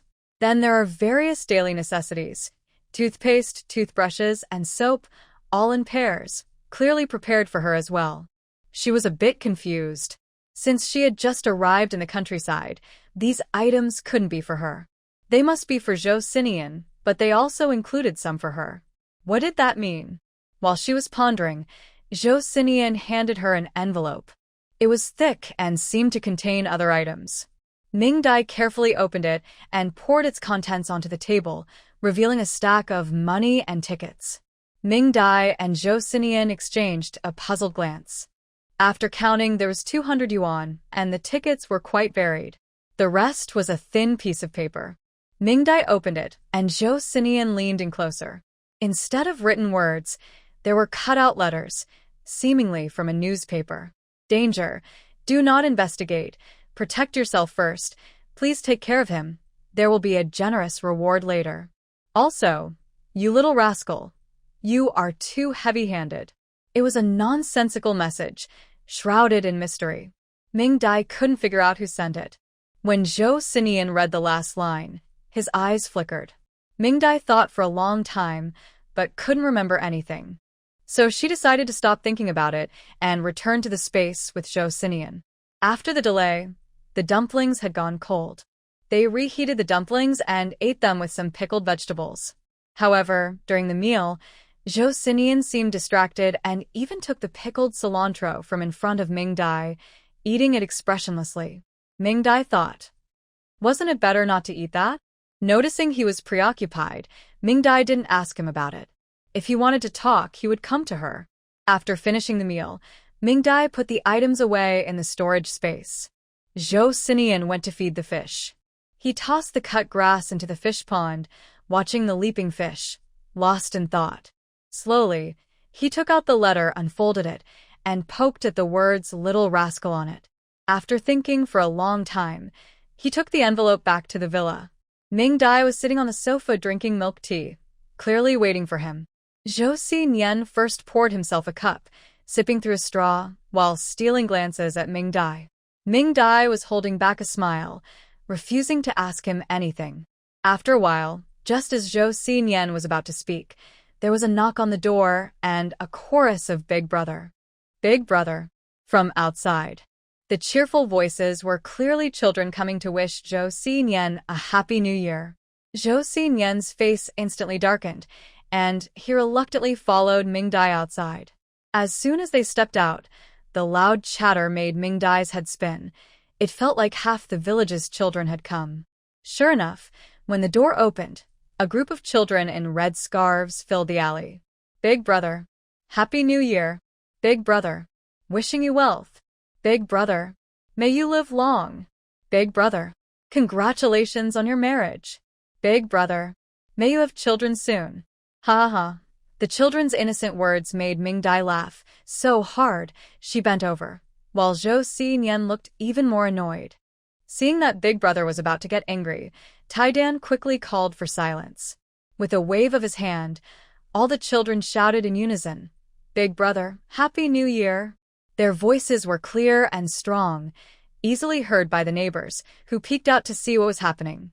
Mingdai was amazed and admired Joseian's leadership skills.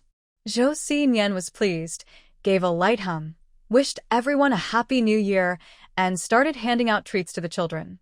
Mingdai made little candied hawthorns using leftover hawthorn and maltose, sticking 2 together to resemble red gourds, which carried a nice meaning. Joseian had the children stretch out their little hands, which were all red from the cold, but very clean. He nodded in satisfaction and gave each child 2. The children who received the candied hawthorns were as happy as little puppies, running around the alley and shouting excitedly. Mingdai thought this was the liveliest place in Lujiawan today. Today was the children's time to gather treats. They rushed to wish others a Happy New Year and pick up some firecrackers along the way. Tai-Dan asked Joseian if he wanted to go. Although Joseian wanted to join in the fun, he had something on his mind. After hesitating for a while, he shook his head and declined. Soon, the children happily ran away, and Joseian and Mingdai returned to the space. The two continued to snuggle on the sofa, drinking milk tea and eating fruit. Joseian looked at Mingdai more frequently, and finally, he couldn't help but call out to her. "Mingdai, I think I might remember something." Mingdai raised an eyebrow, as expected. After Joseian spoke, he didn't say anything right away, but sat on the sofa, lost in his memories. He felt strangely familiar with the phrase "little rascal" from the note. Someone often called him that in his chaotic memories. Along with the phrase, "you were too rough." He immediately thought of the man he met in the county, known as Mayor Wei. Now, when he recalled that man's face, it was still blurry, but the voice paired with "little rascal" felt somewhat familiar. Mingdai sat quietly, not rushing him, waiting for him to sort out his thoughts.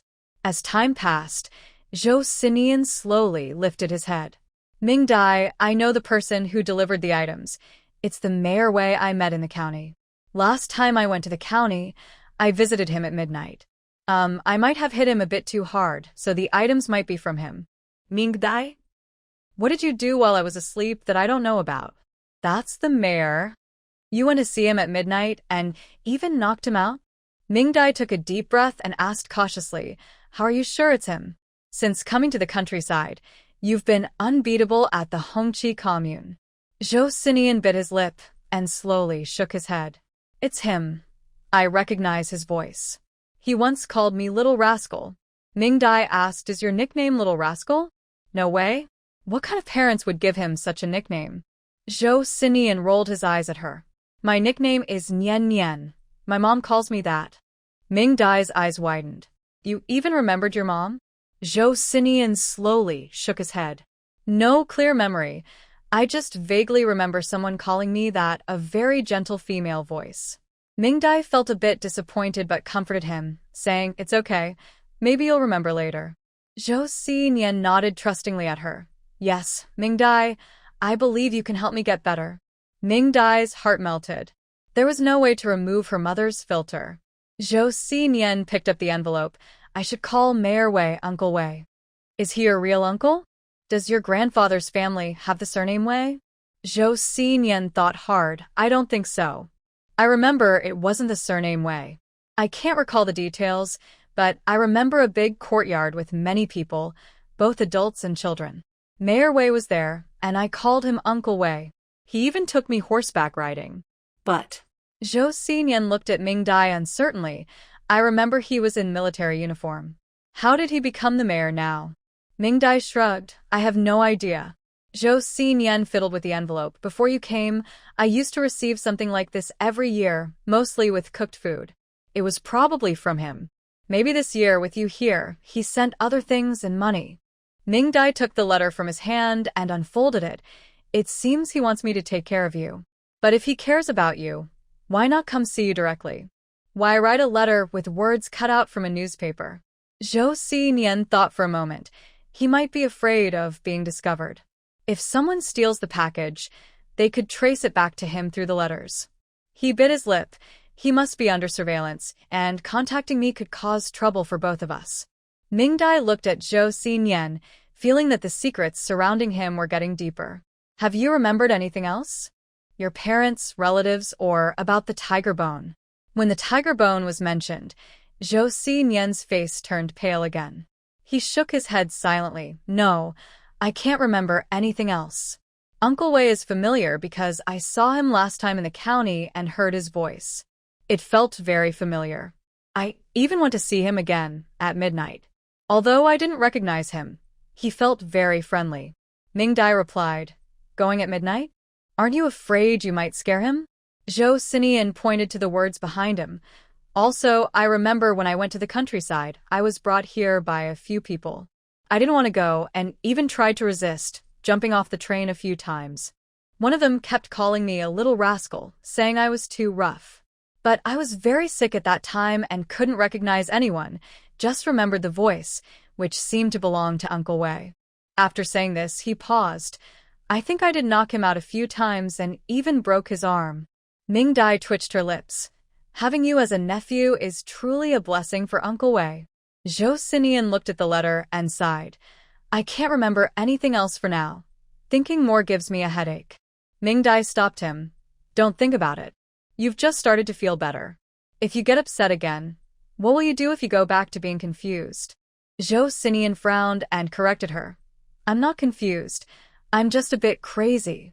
Mingdai replied dismissively, Okay, let's get ready for acupuncture.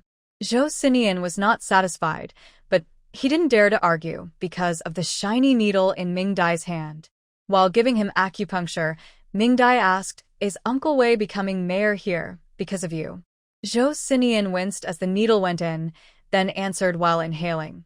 I don't know, but it seems he was in the cavalry camp on the border of Haishing before, and he had a pretty high rank. I think I could only see him twice a year. He really likes me and always took me horseback riding. I remember he wanted to give me a little horse. He thought for a moment, confused. Did he give it to me? I forgot. Mingdai, let's go find him. He must know about me, and I can ask him for a little horse. I want to raise one too. Mingdai's hand shook, almost making her miss the needle. Steadying herself, she finished the last needle, successfully turning him into a porcupine. After admiring her work, she nodded. All right, but we have to wait until spring. The heavy snow has blocked the roads, and we can't go anywhere. Joseian felt discouraged. Okay. Mingdai remembered her task with Aunt Wong. During this time, let's see if we can help you overcome your fear of tiger bones. If we can, you should be able to remember more. Joseian shrank his neck. How can I overcome it? Mingdai smiled and comforted him, saying, I promise I won't hurt you this time. It's just that the tools aren't ready yet, so we have to wait a bit longer.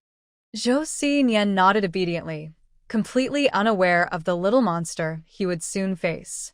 With the clue from Uncle Wei, Joseian felt much happier, and his health improved, returning him to his lively self. Now that he was feeling better, he couldn't stay still. Mingdai, I'm going out to play for a while. Taidan has called for me twice already. It wouldn't be nice if I didn't go. Mingdai, focused on rolling the medicine in her hands, replied, Didn't you say you didn't like playing with those little kids? They are messy and always crying. Joseian made a face of disgust. But they call me Big Brother, so I have to give them some respect. Mingdai was speechless. You can go out to play, but this time you can't bully the other kids. Remember the last time when you gave away the candied hawthorns? If any kids come looking for you again, I'll give away all the rest of your hawthorns. Joseian quickly shook his head. I won't. I promise I won't this time. Mingdai looked at him suspiciously. You better be serious about this. Joseian nodded confidently. Don't worry, I'm not a little kid anymore. I won't bully them. He rubbed his hands together and shyly asked, Mingdai, Taidan wants me to set off some firecrackers. Can I take a few with me? Mingdai replied, Sure, but remember, you can't take them to up the ice holes. Excited to go out, Joseian agreed, without hesitation. He went to the storage room to grab some firecrackers, and after Mingdai sent him off, she returned to her work. What she didn't know was that Joseian took more than just a few firecrackers. After Joseian left with the firecrackers, he quickly ran toward the village entrance, where the sporadic sounds of firecrackers indicated that the other kids were there. Sure enough, before he got close, he spotted little heads popping up everywhere. Dog Dan was the first to see Joseian, jumping up excitedly and shouting, Big Brother! Big Brother! The other kids saw him too and jumped up, calling out like hungry chicks waiting to be fed. Joseian approached and pressed down the jumping kids, asking, How do we play this? Taidan pointed at the snow pile they had built. If we bury something in the snow and set it off, it will look amazing. Joseian raised his chin slightly, and Taidan immediately stepped forward to demonstrate. The firecracker was lit, exploding into a small burst that looked quite unimpressive. Compared to the big firecrackers Joseian remembered, this was disappointing, and he felt a bit let down. However, the children were very excited. Their families wouldn't buy firecrackers for them, so they had collected these from house to house. They gathered to set them off, enjoying the noise and the fun. When Joseian took out a long string of firecrackers from his pocket, all the kids went wild with excitement. They shouted loudly, "Big brother! Big brother!" Joseian's firecrackers were not only big but also dry, making them much louder and sending bigger snowflakes flying. Soon, children from nearby were drawn in by the sound. As he lit one after another, the children's screams of joy never stopped, and they were so excited that they could barely speak. The noise attracted nearby villagers who came out to see. "Oh dear, those poor kids are being driven wild by that boy, and the adults aren't doing anything about it." Joseian was unaware that, after causing trouble for Xiaoming, he had gained a reputation for driving the whole village of kids wild. With more firecrackers, the children quickly grew tired of just blowing up the snow pile. Gooden secretly encouraged, "Big brother, let's up an ice hole. Maybe we can catch a big fish." The other kids chimed in, clearly wanting to go. Joseian felt tempted, but, remembering Mingdai's warning, he shook his head. "No, Mingdai won't allow it." Gooden sighed, but blowing up an ice hole is really fun, way better than blowing up a snow pile. Just as Joseian and the other kids were feeling disappointed, Luo Dabeo, who had been watching, spoke mysteriously, "I know something even more fun than blowing up an ice hole." Swish. All eyes turned to him. Luo Dabeo smiled mysteriously, "Follow me." With excitement, Joseian ran with a group of kids into the village, stopping at the wall of Luo Dabeo's house. Titan looked at where they had stopped and guessed immediately. He hesitated and looked at Joseian. "Mom said that the older brother is very clean, so we have to be careful when playing with him. We can't have runny noses or dirty hands. Even though playing with the toilet is fun, the older brother probably wouldn't like it, right?" When Luo Daba pointed to his own toilet and suggested it to Joseian, his brows furrowed tightly. "Too dirty." Luo Daba didn't understand. "But it's fun." Joseian still refused. He was used to using the toilet in his space and hadn't been to the communal toilet in a long time. He remembered it being very smelly, and he didn't want to go. Luo Daba was a bit unhappy. He was spoiled by Luo Widow and wasn't really part of the Red Scarf team. He was just playing along. "If you guys don't play, I'll play by myself." Saying this, he took out some firecrackers he had secretly taken from home. Finding a good spot, he lit the fuse. Joseian frowned and quickly stepped back, followed by the Red Scarf team. A group of them watched from a distance as Luo Daba threw 2 firecrackers into the toilet. Aha! First, there were 2 muffled explosions, followed by a series of high-pitched screams. A figure, smelling terrible, ran out of the toilet. The kids saw someone had been affected and all turned to run. Joseian stood still, wanting to see who had been hit and how they got so unlucky. Ha ha ha. When Tidant and Godin saw that the older brother didn't follow, they turned around, each grabbing one of Joseian's hands and pulling him to run forward. They had to run. Luo's family was too good at crying. If they were seen, it would definitely lead to trouble. Before they could pull hard, a wave of bad smell hit them. Joseian picked up the 2 little potatoes and dashed forward, quickly disappearing from sight. So, when the Luo family came out to check, they only saw Luo Daba's small figure that hadn't run away. Luo Widow exchanged a glance with her daughter-in-law and turned to look into the yard. Fong Ro had already taken off everything she could and was desperately rubbing her feet in the snow, which were turning bright red from the cold. She was going crazy. She just came to visit and borrowed the toilet, and now her clothes were blown off by 2 firecrackers, and she even fell into the toilet. At that moment, she felt completely surrounded by a terrible mess. Oh no! It's all over her pants. Fong Ro was in despair, while Luo's mother-in-law watched the scene with amusement, showing no intention of helping, and certainly not telling her that it was Luo Dabao's doing. Fong Ro felt cold and smelly, as if she might faint. She handed over the keys and asked Luo's widow to help her get some clothes. Luo's widow's eyes flickered, and she nodded to her daughter-in-law, took the keys, and helped Fong Ro into the room, preparing hot water for her to clean up. After washing, Fong Ro still felt too dirty. She had never faced such humiliation and was completely overwhelmed, crying nonstop. Luo's widow pretended to comfort her, but her eyes were always on the door. When she saw her daughter-in-law return with a big bundle, she instantly cheered up. Fong Ro changed into new clothes and quickly left the Luo family, discarding the old clothes, which Luo's widow collected to wash. Fong's belongings were not cheap. She found them dirty, but they did not mind. When Fong Ro returned to the youth station, she rushed into her room as soon as she opened the door. Even though she was quick, the awful smell still caught the attention of others at the station. In the end, she used nearly a whole bottle of perfume before the smell turned from bad to a mix of bad and fragrant, causing others in nearby rooms to start sneezing. After washing multiple times, she finally felt a bit better. Then she discovered that her room had been ransacked. All her food was gone, and her cash was missing. Furious, she stormed back to the Luo family to confront them. Luo's mother-in-law cried while her daughter-in-law acted innocent, refusing to admit anything, and even spread rumors that Fong was ungrateful for their help, accusing her of stealing. As a result, the whole village learned that Fong had fallen into a pit during the new year. From then on, Fong Ro severed ties with the Luo family and stopped interacting with anyone in the village. Meanwhile, Joseian and the others stopped at the village entrance, catching their breath and excitedly chattering about the recent incident, all eager to try it themselves. Although Joseian thought the pit incident was too smelly, he found the person's reaction quite amusing. He selflessly contributed the firecrackers he had, and with strong principles, only shared them with the kids who blew up the toilet at his home, following the idea that families should deal with their own troubles. The kids were naturally curious about blowing up the toilet, especially the boys, and almost all of them signed up. In the end, only Taidan and Godin did not sign up.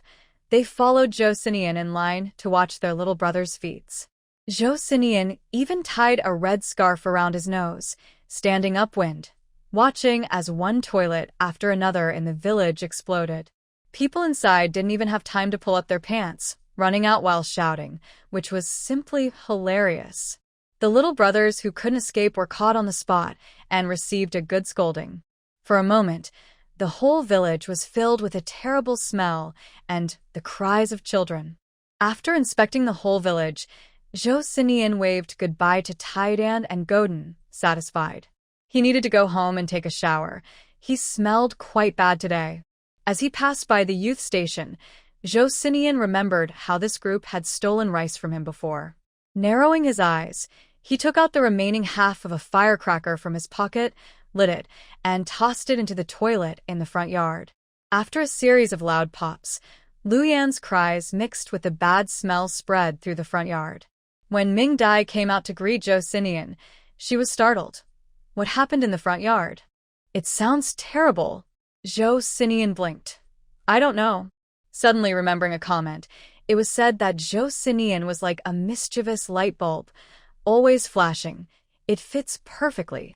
Because the kids blowing up the toilet were all from their own families, the villagers had no one to complain to. Even though they were furious, they didn't dare to confront Joseian. In the end, the team leader subtly expressed the importance of manure for crops, asking Mingdai to keep an eye on Joseian. Mingdai then realized that Joseian had been causing trouble again. No wonder he had been enjoying blowing up cow dung in the space lately. She thought he was just bored, but it turned out he was addicted to it. When asked about Joseian, he confidently replied, "You said not to harm the kids. I didn't harm anyone." Mingdai laughed in frustration. So you decided to bother the adults instead, right? Joseian didn't dare to argue back, mumbling, "But I didn't make them anything up." Yes. You only provided the tools for the crime. From then on, the firecrackers were confiscated, and Joseian was not very happy that he couldn't play anymore. The animals in the space all sighed in relief. Nyo never thought that one day he would be forced to go to the bathroom. Not enough. Not enough at all. Because Mingdai forbade Joseian from coming out, news of Joseian catching a cold quickly spread in the village. During this time, Mingdai took Joseian to harvest all the vegetables and fruits in the space. Thanks to the treasure-hunting ability of the space, harvesting became very easy.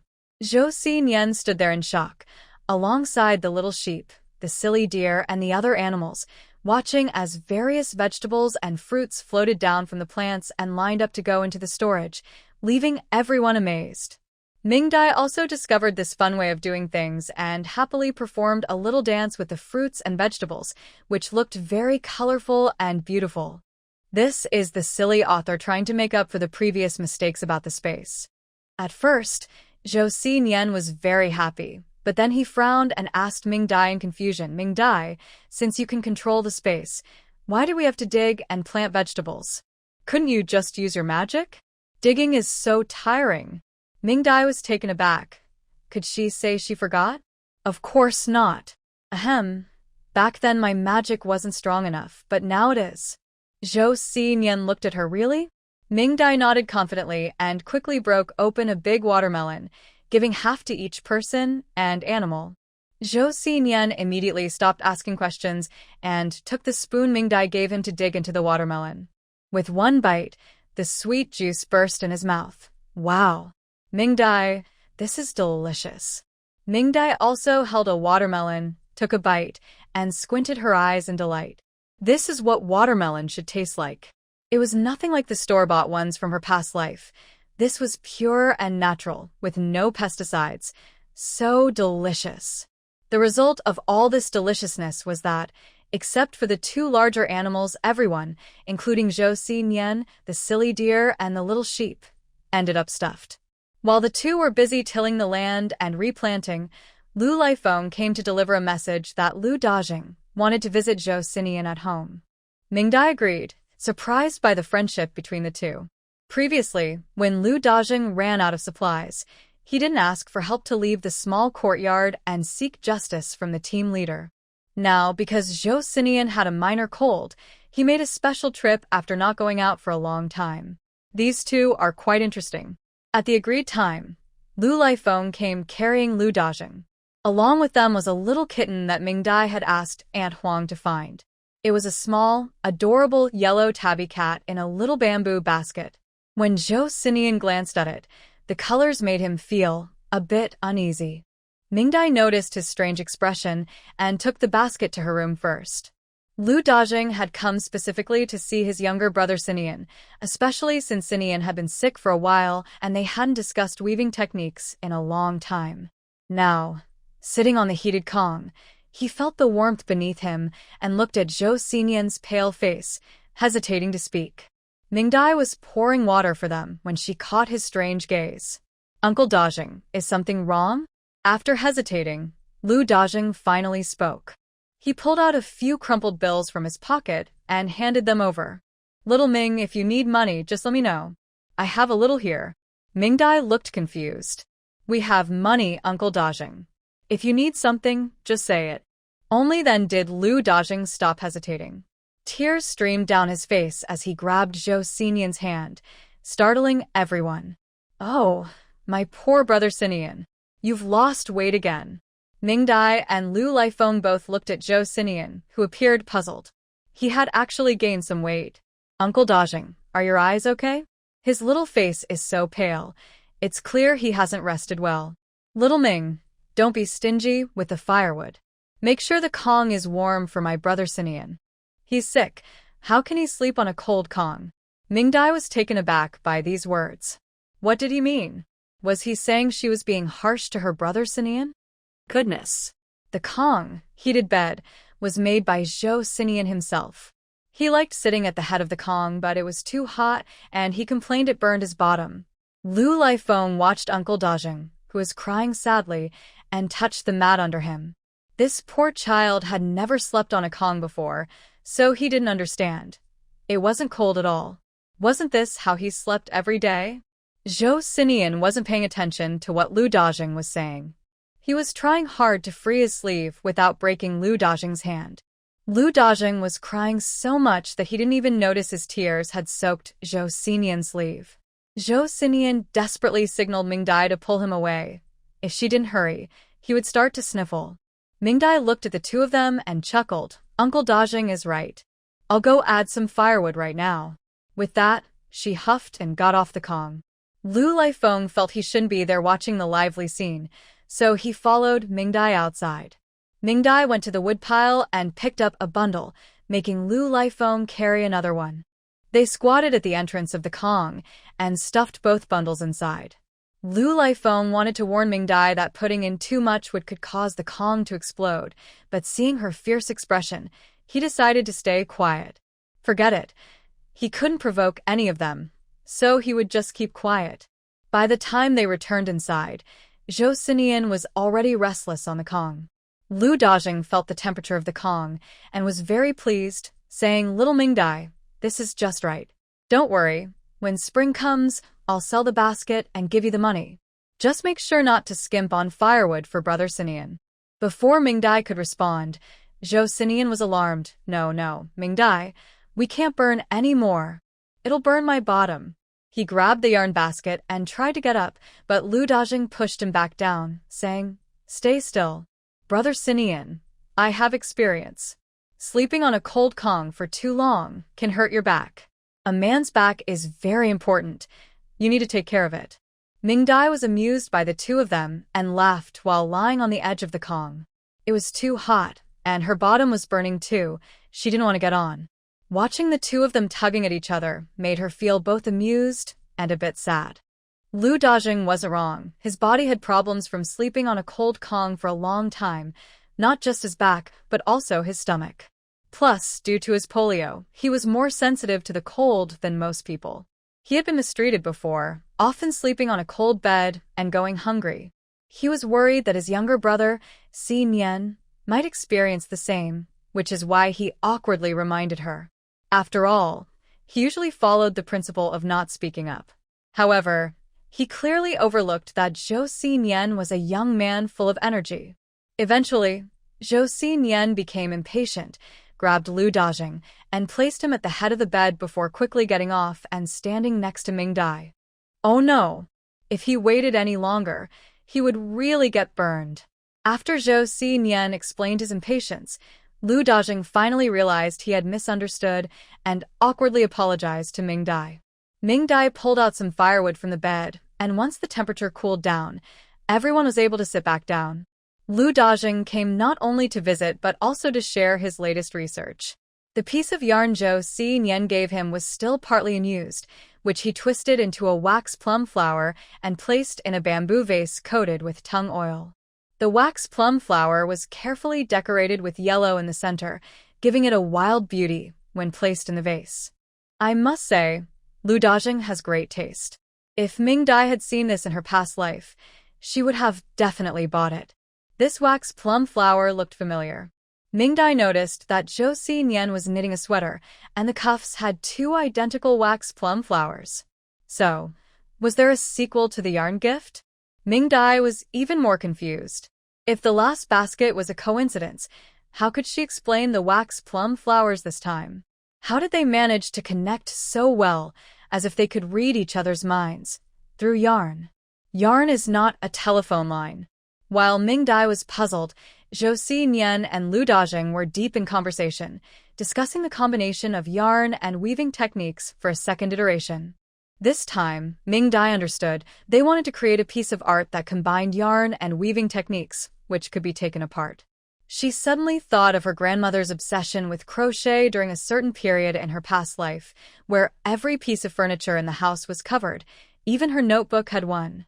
So, Mingdai shared this idea with the two of them and, under their eager gazes, contributed cotton gloves and a hook. The two of them were very skilled. After unraveling the cotton thread and trying it out, they quickly mastered the art of crocheting, creating beautiful lace according to the size of the vase. Especially, Joseian split the already fine cotton thread into several strands, and the lace he crocheted looked like a layer of sheer fabric draped over the vase, adding a dreamy beauty. The final product was quite stunning.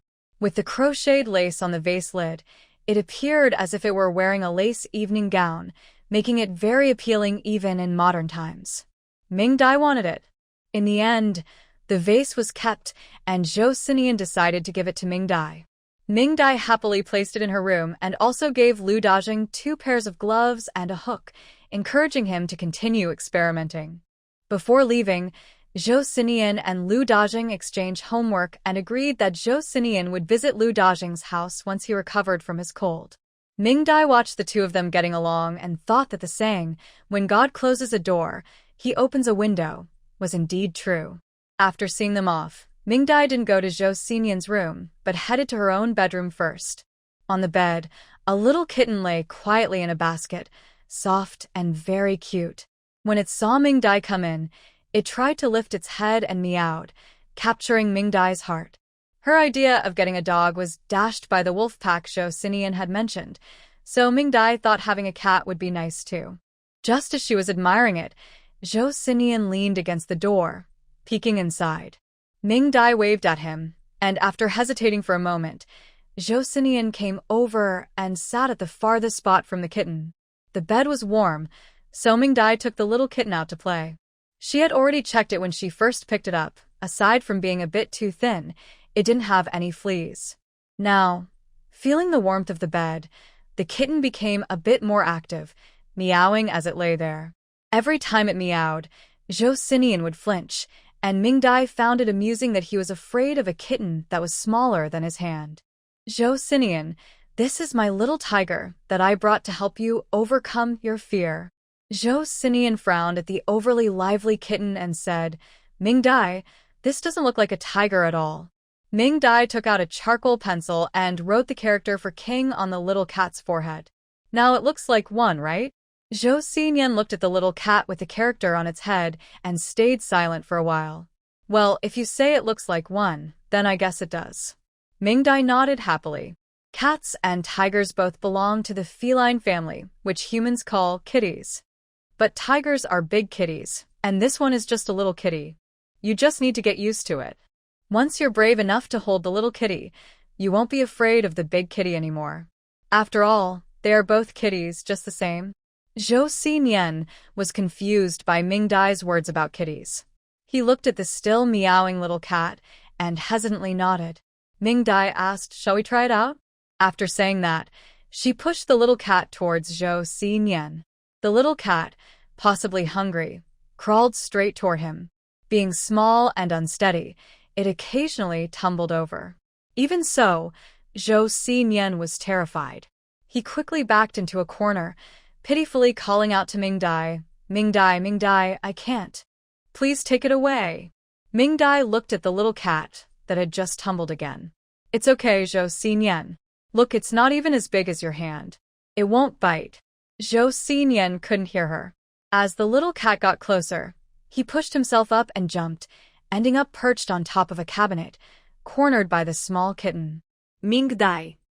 "This cabinet is really sturdy. Help! Mingdai. Help!" Joseian shouted for help from above, while the little cat below meowed for food. The room was quite lively. In the end, Mingdai picked up the little kitten and rescued Joseian, who was on the verge of a breakdown. From that moment on, Joseian refused to go near the little cat, standing far away. Mingdai had to take him and the cat back to their space. The cat was hungry, and they needed to eat too. Since the little cat was still young, Mingdai found a nanny for it among the sheep. Watching the little cat bury its head in the bowl of food, Mingdai thought it was adorable, while Joseian found it quite scary. Because the little cat got covered in sheep's milk, Mingdai suggested giving it a bath and invited Joseian to join her. Joseian usually loves to bathe small animals, but this time he firmly shook his head. Mingdai decided to do it herself and used rose-scented shower gel, hoping Joseian would come over. Sure enough, as she was washing, Joseian came over to watch from a distance. Although he still didn't join in, he seemed much calmer. After the bath, Mingdai placed both herself and the cat on the grass outside, laid down a small blanket for the cat to sunbathe, and told Joseian to keep an eye on it, warning him not to let it inside until its fur was dry. Then, without waiting for Joseian to refuse, she went inside to make dinner. After Mingdai left, Joseian watched the little cat licking its fur on the blanket. Its pink tongue was sticking out, and its soft paws were also pink, giving off a lovely rose scent. Gradually, He relaxed and stood by the blanket to enjoy the sun. Unfortunately, the little cat seemed to particularly like Joseian. While he was distracted, it climbed up his pant leg. By the time Joseian noticed, its sharp claws had already caught onto his pants. Ah, Mingdai. Help me. Joseian was too scared to move. He wanted to shake it off, but was afraid Mingdai would be angry if it got hurt. He thought about going inside to find Mingdai, but the cat's fur wasn't dry, and Mingdai wouldn't let him in. In the end, with no other choice, he ran around the grass with the little cat still attached to his pants, hoping it would let go on its own. Unfortunately, even though the cat was small, its claws were sharp and held on tightly. Mingdai was inside cooking and heard Joseian's cheerful voice outside. We're getting along pretty well. In the end, Joseian ran around the small pasture for over 10 laps with the little cat, but it still wouldn't let go. This little cat was stubborn. It even got a bit dizzy, but refused to release its grip. The sheep watched the humans running in circles and felt a little dizzy themselves. The silly deer, however, was surprisingly excited and ran along with Joseian from across the pasture. When Mingdai finished cooking and came outside, she saw Joseian, out of breath, with the little cat still clinging to him and the silly deer lying all over the ground. What was going on? In light of my hard work, could you please add a bookshelf, my dear readers? After the friendly time with the little cat, Joseian now avoids the cat in the space. However, this little cat has taken a liking to Joseian and chases him around all day. Now, whenever Joseian opens the door, he first checks to see if the little cat is around. If not, he steps out. If it is, he goes out the window. Mingdai watches with a smile, neither stopping nor interfering, allowing them to build their own relationship. After all, the cat care rule states, you just need to bring the cat home. It will handle the rest. In the love-hate chase between Joseian and the little cat, the snowy season in Haisheng has passed, and the whole land has come alive. Mingdai also plans to take Joseian to the city to find Uncle Wei. But before they could set off, someone from the village arrived. Not long after the snow melted, the Wong family from the mountains wanted to come down to deliver the hazelnuts and mountain goods they owed Mingdai, filling 2 large bags. They likely gave extra, because Mingdai helped sell the tiger bones. However, on the way, they encountered a wild boar group. Spring is the season of renewal, and it's also when animals in the mountains become active. The black tiger and the spotted leopard had bad luck, stumbling right into a wild boar matchmaking event. They were in quite a predicament. If they hadn't had guns, they might not have made it out alive. Lu Daju, after learning the number of wild boars, fell into deep worry. In previous years, the number of wild boars in Dakingshan was far less than those near their village at Wild Boar Ridge. If the wild boar population in Dakingshan surged this year, the situation at Wild Boar Ridge would be even more serious. In the past, small groups of wild boars would come down, and their village would organize people to dig traps, catching what they could and scaring away the rest with drums and gongs. But if the numbers are high, they would need to call in the militia for help. Lu Daju sighed. It wasn't easy to ask the militia for assistance. The Hongqi commune, under the leadership of Wong Yukai, had a bad atmosphere among several production teams. The militia was even worse. If they were called in, they often demanded food and supplies, and they wouldn't share the wild boars with the village. However, not calling them was not an option. If the wild boars came down, there would be no food in the fields, and they would invade the village. Mingdai listened quietly and made a plan in her mind. Packing things is something she and Joseian are good at. Mingdai didn't make a fuss about it and decided to discuss it with Joseian later.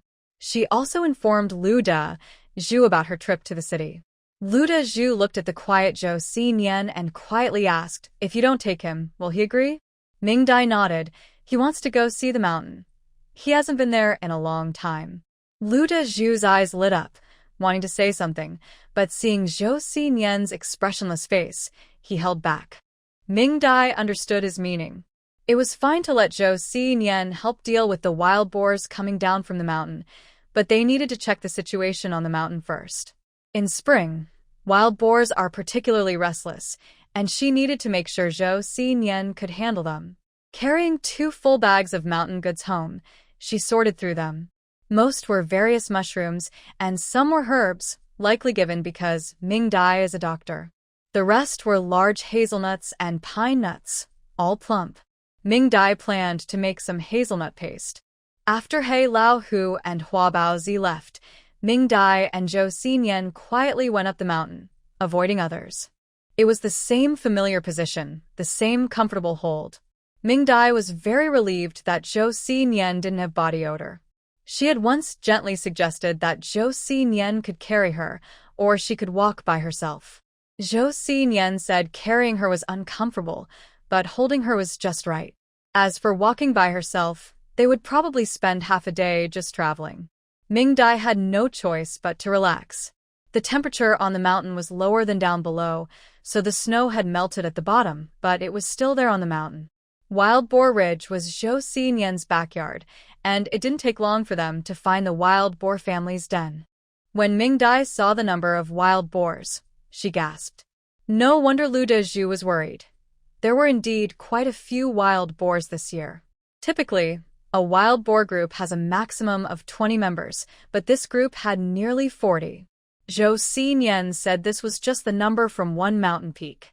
There are 3 peaks in Wild Boar Ridge. This means that the total number of wild boars in Wild Boar Ridge is close to 120.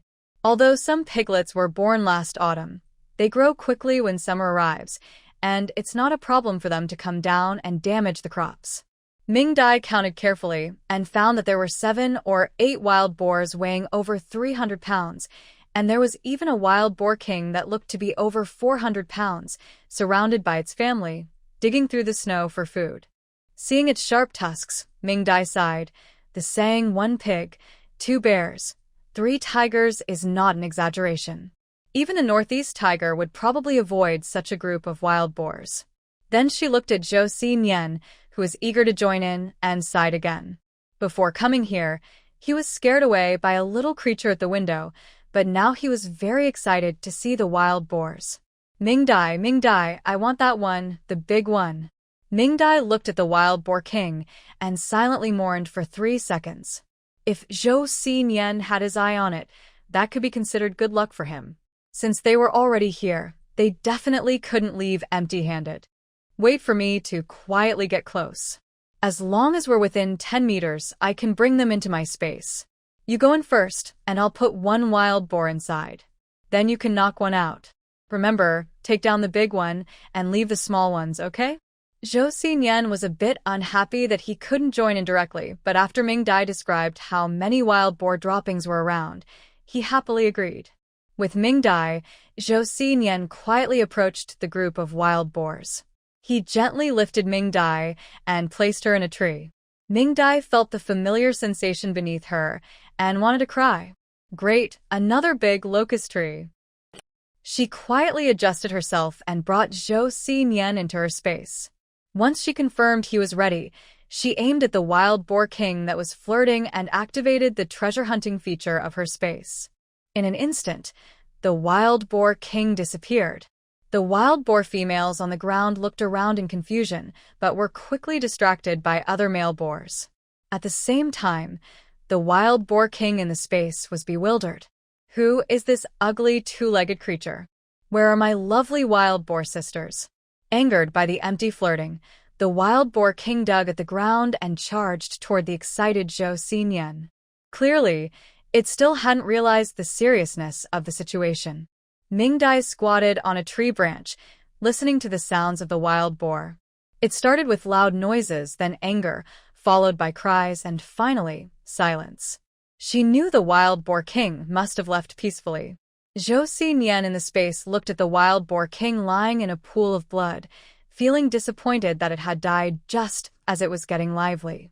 Nearby, the little goat and the others heard the commotion and didn't dare to come closer, hiding behind the grass and trembling in fear. The silly deer came to see, and one by one, they fainted in fright. However, Xiao Mimi surprised Joseian. Not only was it unafraid, but it also climbed onto the dead wild boar king and tried to take a bite of its skin, wanting to drag it away. It was clear that it was much smaller than the wild boar king. Once Joseian had some space, Mingdai began to collect the wild boars into the space one by one.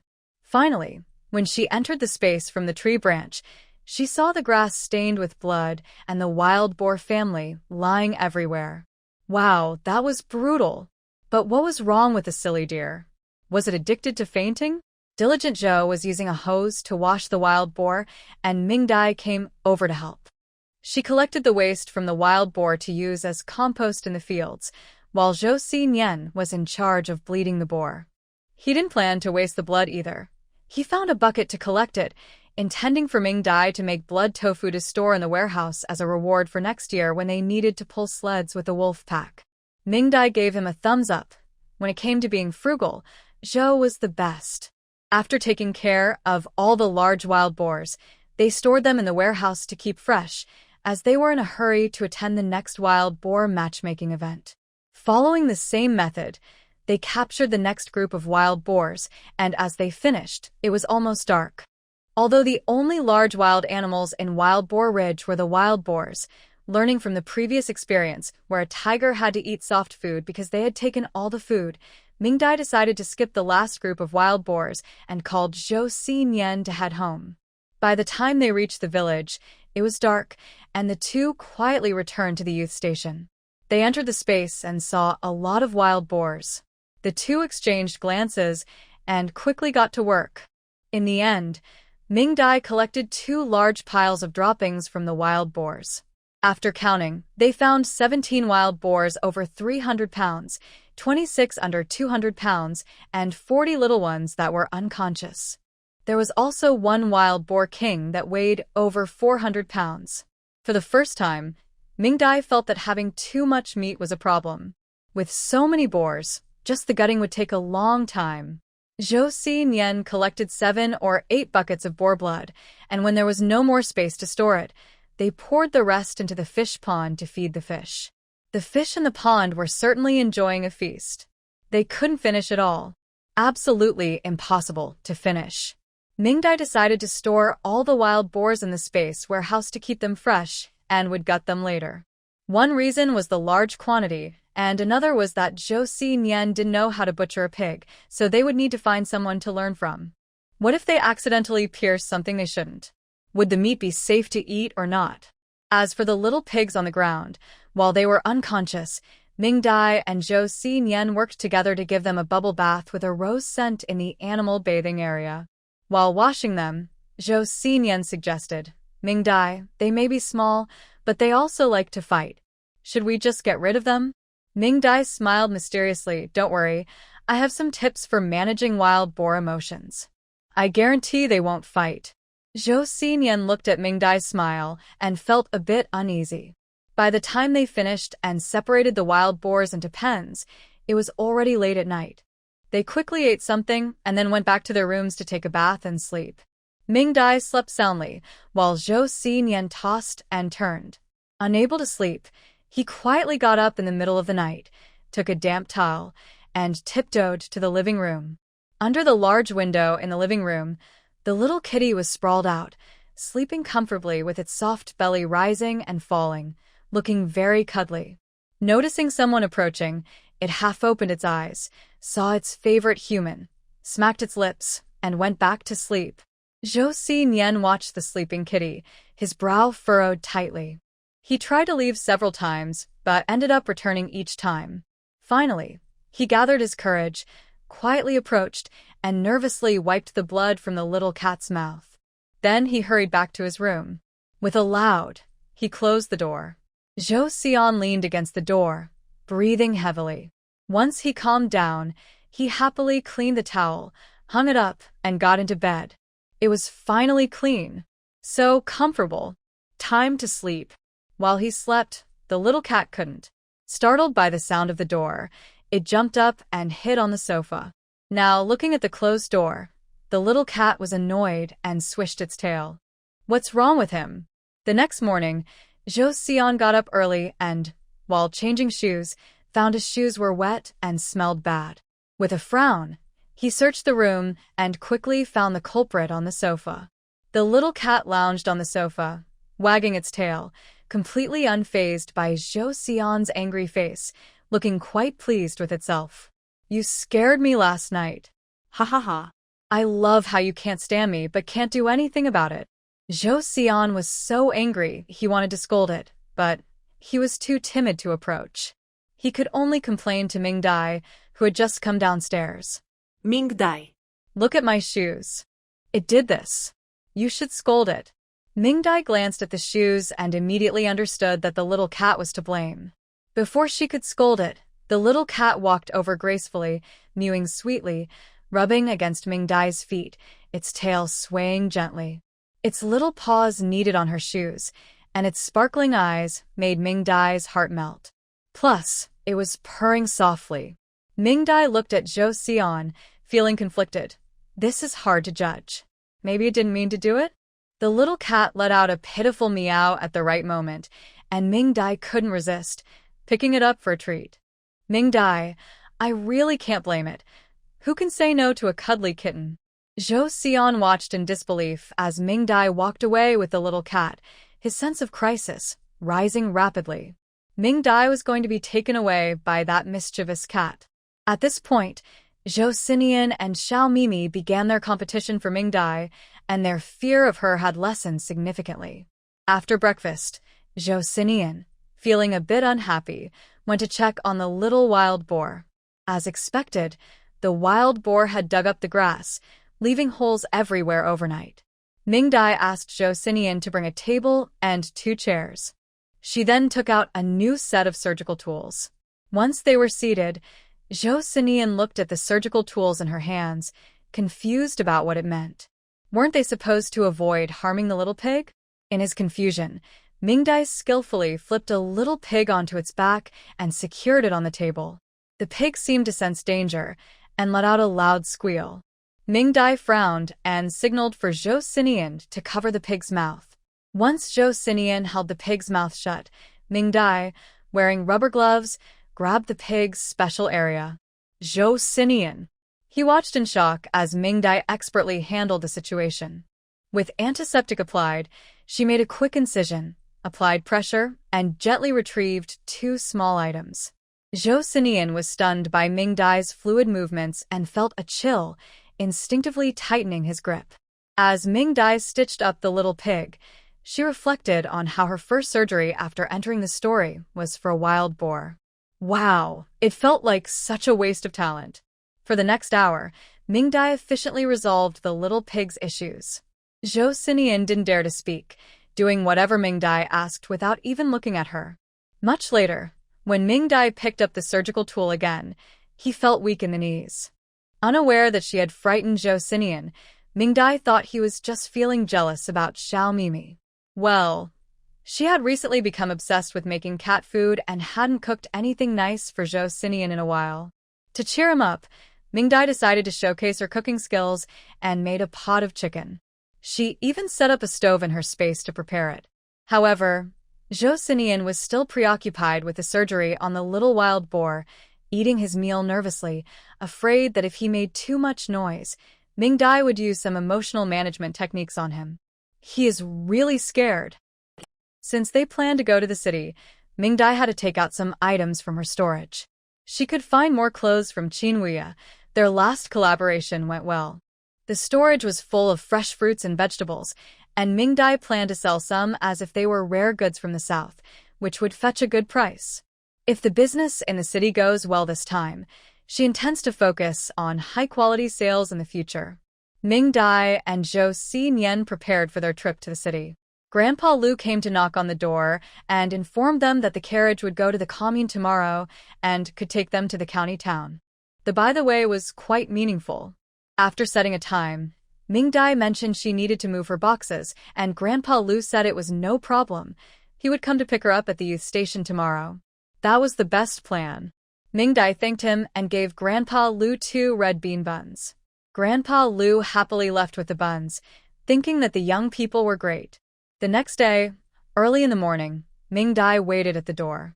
Grandpa Lu parked the carriage at the alley and helped Mingdai load her boxes. He was relieved to learn that Joseian wouldn't be joining them. He arranged for the young people to sit in the best spots and drove the carriage to the village entrance to pick up more people. Mingdai noticed the horse's tail had grown, and she felt relieved. She could finally see it. As the horse ran, it wondered where the two-legged creature that gave it sweet fruits had gone. Its tail was long enough now to trade for more fruits. At the village entrance, many women were there, holding the eggs they had saved over the winter. Although there weren't many, they could trade them for some salt or matches at the commune. The female youth from the youth station were also there, but they were pushed to the back and clearly wouldn't make it on this trip. Indeed, they couldn't compete with the determined women. Luyan managed to squeeze onto the carriage, but before she could settle in, someone pushed her, and she fell into the mud. Wow. The carriage set off amidst Luyan's cries. Although the snow had melted and the weather was warmer, the wind from Haisheng was still quite strong. Mingdai was busy managing everything, listening to Joseian's murmurs, translating Lu Sanye's vague words, and occasionally catching gossip from Andy. When they arrived at the commune, everyone got off the bus, and Lu Sanye took Mingdai to the train station in the county, promising to return later to pick everyone up. As she looked at the scattered greenery along the road, Mingdai felt happy. Lu Sanye enjoyed the pine nut candy Mingdai gave him and was in a good mood too. The horse savored the sugar scraps Lu Sanye provided and felt cheerful as well. At the county train station, Lu Sanye was reliable for the first time in his life, giving Mingdai several instructions. Although some of his words were not quite right, Mingdai listened attentively. After sending Lu Sanye off, Mingdai found a secluded spot to store her wooden box in her space. Then she wandered to the hall and bought a ticket with her stamp slip. The morning train had already left, leaving only the evening train. Mingdai decided to use this time to sell some items from her space. She found a spot to enter her space, dressed up like the old lady from last time, and shakily headed to the black market. The gatekeeper, the familiar thin man, brightened up at the sight of her. A distinguished guest had arrived. He eagerly approached, wanting to assist Mingdai. Mingdai waved him off and pointed to a small shed at the alley's entrance. The thin man understood immediately and ran into the black market to find someone. 5 minutes later, Qin Wuyi looked at the old lady sitting across from him, smiling broadly. She was indeed his benefactor, providing goods that helped him establish connections in the city and find a great trading spot. "Old lady, what kind of guest do we have this time?" Mingdai silently handed over a note. Qin Wuyi opened it and noticed the note had been upgraded. The words were pasted instead of written. Mingdai's message: learn and apply, be cautious, and only those who endure to the end can succeed. Qin Wuyi read the note and then looked at the old lady with even more respect. Especially the types and quantities of supplies listed were not something just anyone could handle. "Old lady, this amount is quite large. I might not be able to manage it alone. Can I bring a brother to join in?" Mingdai slowly shook her head. "The customer only recognizes you. You eat the goods. How to divide it is your business." Master Qin was both happy and troubled. He was happy to have secured a big client, but troubled because he couldn't come up with that much cash. In the end, he gritted his teeth and decided to take the risk. "All right, I'll be there at that time, same spot. One hand for payment, one hand for delivery." Mingdai nodded. Soon, the black market in the county town stirred. News of Master Qin frantically liquidating assets spread everywhere, and many speculated he was in trouble. Even his underlings were anxious. Seizing this opportunity, Master Qin managed to eliminate several disloyal individuals. That night, when Mingdai sat on the train, she couldn't help but smile. In the space, Joseian was counting money, stacks of it. Today, it seemed like all the cash flow in the county had been drained by her. She truly achieved, "I love money, money loves me, and it comes from all directions." So delightful.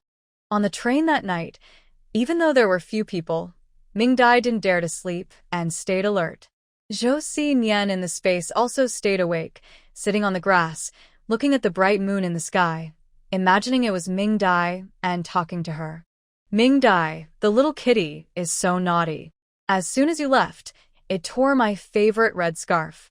Mingdai, I checked the little wild boar's wound. I applied the ointment you gave me, and it's eating and drinking well. It even dug several big holes, so don't worry. Mingdai, I've fed the fish and I've changed the grass for the little sheep and the big pig. But the silly deer is misbehaving. One jumped out and ran into the field to eat the cabbage. I caught it and put a collar on it. We can eat it next time. Mingdai, when will the big pig give us steaks? I want to eat steak. Mingdai quietly leaned against the train window, listening to the clattering of the green train and Joseian's chatter. Though they were small matters, they brought her great comfort. As dawn approached, the train finally arrived at the station. Following the crowd, Mingdai tightened her backpack and glanced at the vintage sign of Song City train station. She felt a bit nostalgic, recalling that her parents had visited here before, but back then, they came to experience the green train journey. She never expected to arrive here again in this life. After asking the staff, Mingdai quickly walked to the guest house and managed to get a room all to herself. Once inside, she locked the door and checked that the windows were secure before stepping into her space. Joseian was still sitting on the grass, chatting away. Even though he didn't get a response, he continued talking, and his cup had been empty several times, clearly thirsty. Seeing Mingdai enter, he excitedly stood up. Mingdai, you're back. Mingdai was taken aback by his smile. I'm back. Let's rest first. We have a lot to do during the day. Joseian was also tired.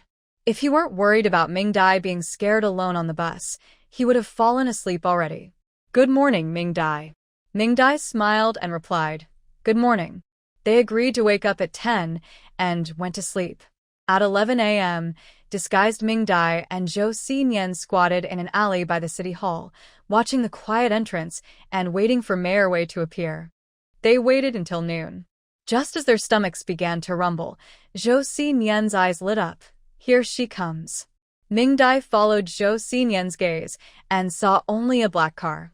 Is anyone in there? Joseian looked at the car and confidently said, They must be inside. Should we follow? Mingdai looked at the departing car. We can't outrun a car with our 2 legs. Joseian was about to argue, but then looked at Mingdai's legs and nodded in agreement. You're right. Mingdai thought, What do you mean by that? Are you saying my short legs are slowing you down? Not wanting to argue, Mingdai turned her attention back to the city hall's entrance. Let's come back tonight. Mayor Wei should return before the end of the day. If not, I can ask the guard for information about Mayor Wei's home address. Joseian nodded. A minute later, a pair of grandparents walked into the alley. The grandfather was hunched over, leaning on a cane, walking with a bit of a wobble. The grandson kindly supported him, constantly reminding him to take it slow because the ground was slippery. They looked like a very caring grandparent-grandchild duo. In reality, Joseian quietly muttered, Mingdai, can I not wobble while walking? It's a bit hard. Mingdai wore a cheerful smile and said, You must wobble. Keep up with my rhythm. 1, 2, wobble. 1, 2, wobble. The two of them spotted an elderly couple carrying bags and baskets on the road. They followed them for a few blocks until they found a hidden entrance. Before they could go in, Mingdai noticed a familiar figure.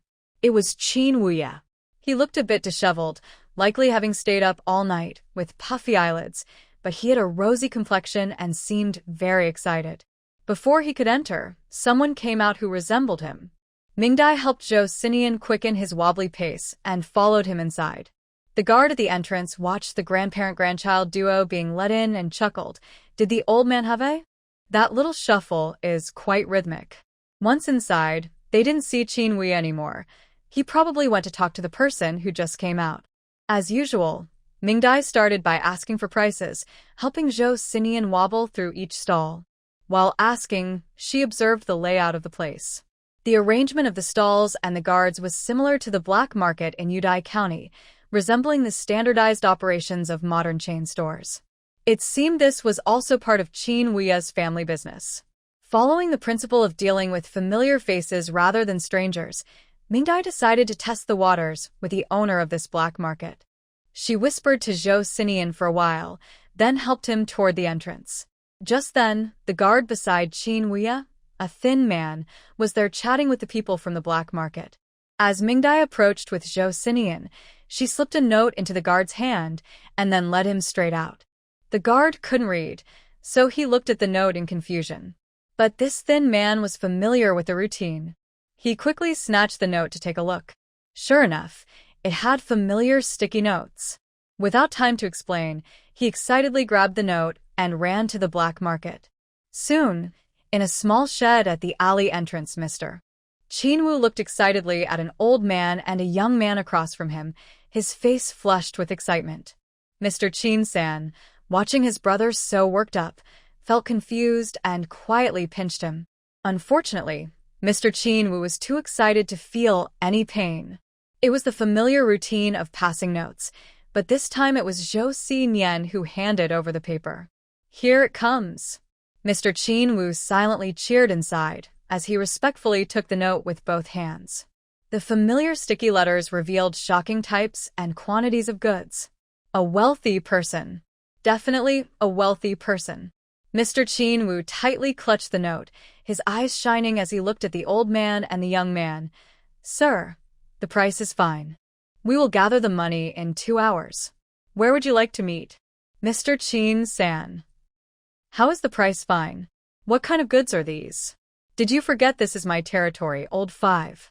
Mr. Chin-san pinched harder under the table, but unfortunately, Mr. Wu remained calm. The meeting place had already been decided by Mingdai and Joseian in the vacant lot behind the city government. That area had been abandoned due to historical issues, with only a nearly demolished small building left.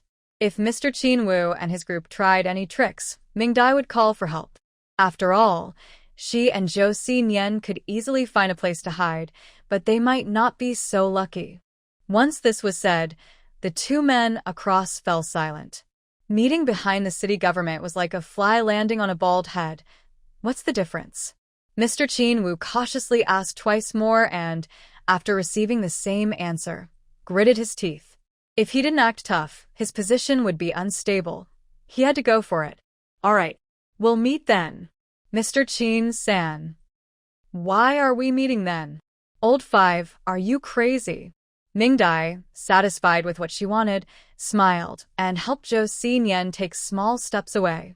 Mr. Chinwoo stood up to see them off, and when he noticed the same small steps as the old ladies, his previously anxious heart finally settled down. They look so similar. They must be family. This is a great opportunity. The Chin family is about to prosper. We must go home and pay our respects to our ancestors. They have blessed us. Once the person was completely gone, Mr. Chin-san shook Mr. Chinwoo by the collar, desperate. Old 5, have you lost your mind? I don't know anything, and you just agreed to everything. Mr. Chinwoo's eyes were bright with excitement as he handed over a note, leaning closer to Mr. Chin-san and whispering, "Third brother, trust me. Just follow my lead. This is a rare opportunity. And I'm not the only one in trouble. You are too. Don't insult yourself." Mr. Chin-san hesitantly released his grip and took the note, but one glance made him grip it tightly in fear. Old 5, I didn't see this wrong, did I? Mr. Chin was laughing so hard he could barely breathe. Ha! You didn't see it wrong, third brother. The Chin family is going to make it big. Ha! Mr. Chin-san wasn't foolish. He quickly thought of the goods from last year and what his younger brother had said today. Let's go. Home. We must pay our respects to our ancestors. They have blessed us. The Chin family is going to prosper. Ha! Mr. Chinwoo pushed him away. Forget going home. We need to raise money. We only have 2 hours. Mr. Chin-san realized, all right. Let's go home. Let's go. Mr. Chinwoo sighed. I said to raise money, not go home. Mr. Chin-san glared at him. In such a short time, where can we get that much money? We'll take our ancestor's tablet and ask the big boss for a loan. If we show him the tablet, he'll definitely help. Mr. Chinwoo understood. Oh right. Let's go. Let's go home. The ancestors of the Chin family. Are you using me as a bargaining chip? You really are devoted. The two hurriedly gathered the money within 2 hours. Wearing oversized old man's coats, They sneaked to the back of the city hall and found a grandfather and grandson waiting in a small rundown building. Before they could ask anything, Mingdai waved her little hand and pointed inside. Excited, they went in, helping each other out as they came back out. Haha. This time, they are really going to succeed. Finally, Mingdai left carrying 2 old cotton jackets. Mr. Qin and Mr. Qin used all their connections. Mr. Qin brought food and drinks to bribe the night patrol police, making sure everything was in order. Mr. Qin, on the other hand, took some helpers to quietly bring back the goods under the cover of night. Fortunately, they had their own ways and safely retrieved all the items. This batch of goods laid the foundation for the Qin family's development.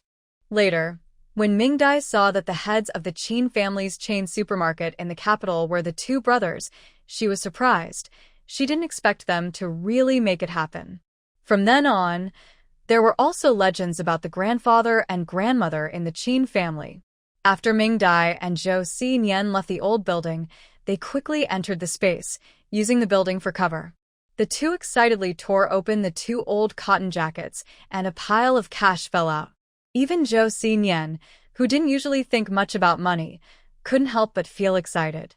Mingdai was so happy she was drooling. There was so much money, she couldn't count it all. Next time they traded, they couldn't accept cash. They needed to take gold instead. Otherwise, there would be too much money to hold. Ha ha ha. After the excitement, Mingdai remembered the important matters, calmed her racing heart, changed her appearance, and left Joseian in the space while she went out alone. Before long, at the entrance of the alley, a young woman with a bundle and a green headscarf appeared, watching the city government's entrance as people left work. When everyone had gone and the black car returned, she still didn't see Mayor Wei come out. Mingdai decided not to wait any longer. She took out slices from her sleeve, squeezed out the juice, and applied it to her eyes.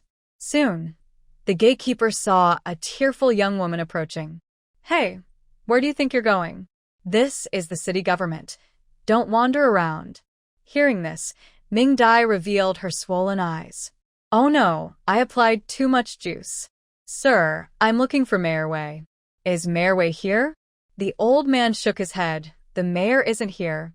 It's late, and he has already gone home. You can't see the mayor without an appointment." Mingdai suddenly burst into tears, startling the old man. "I have to see the mayor. That awful man.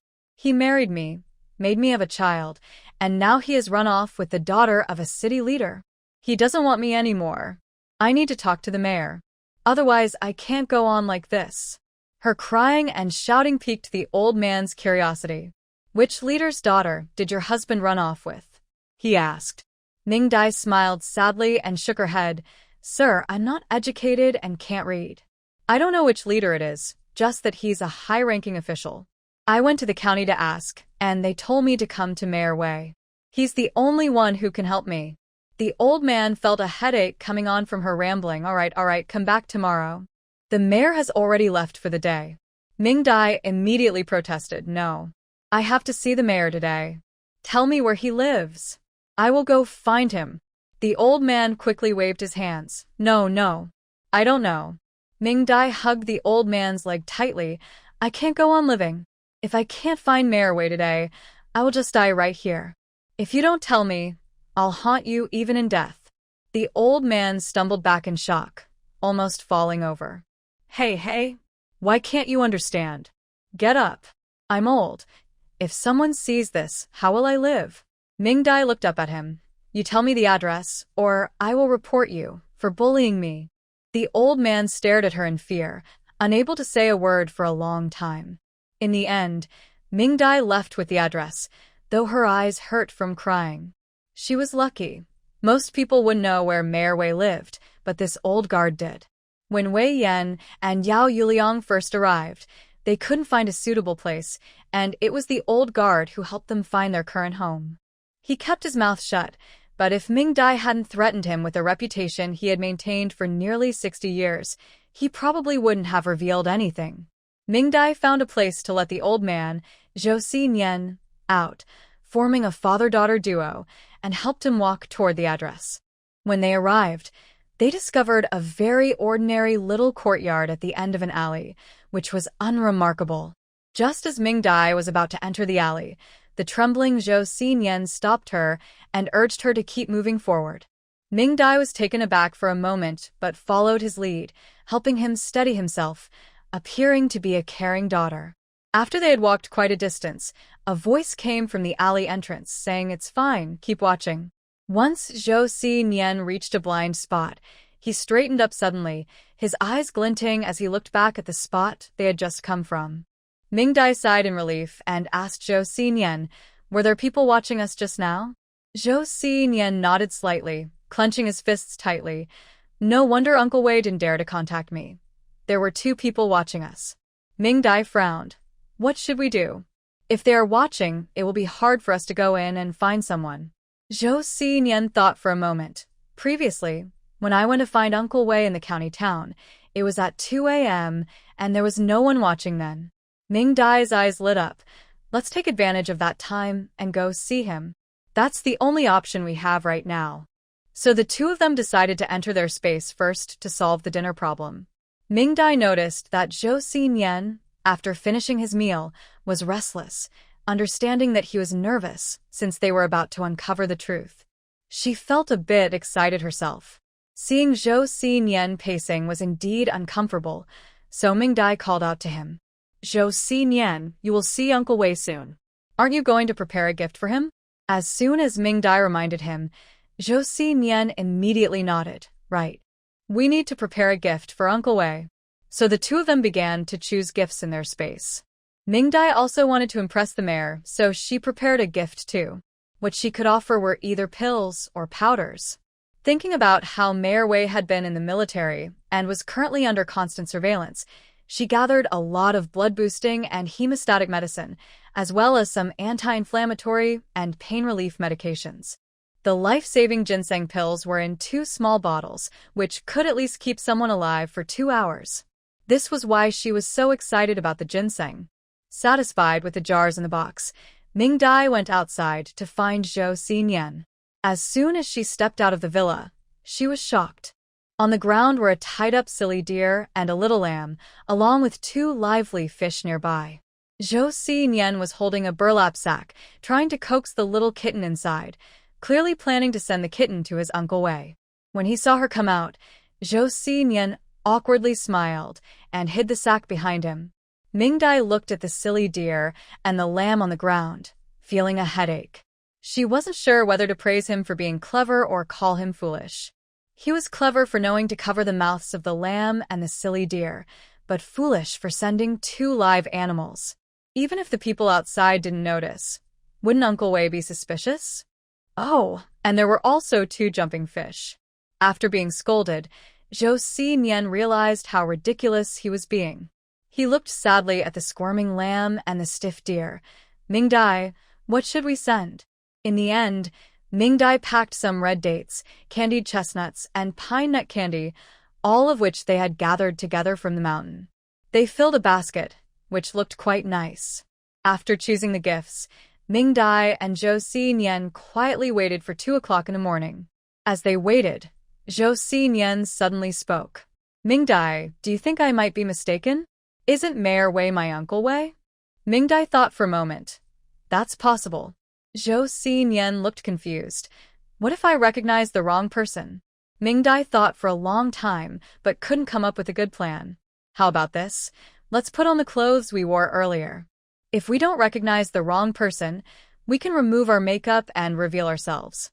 If we do recognize the wrong person..." Mingdai took a deep breath. "Then you can just knock them out again.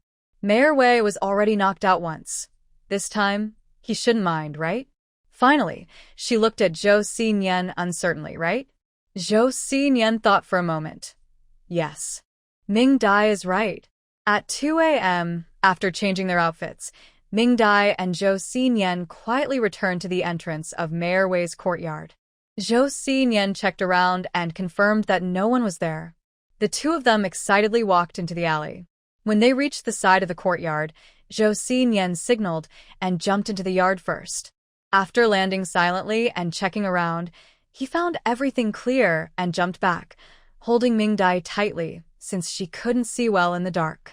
After feeling around, they headed straight for a room where they sensed breathing. Using a familiar military knife, Joseian carefully unlatched the door, and they quietly entered.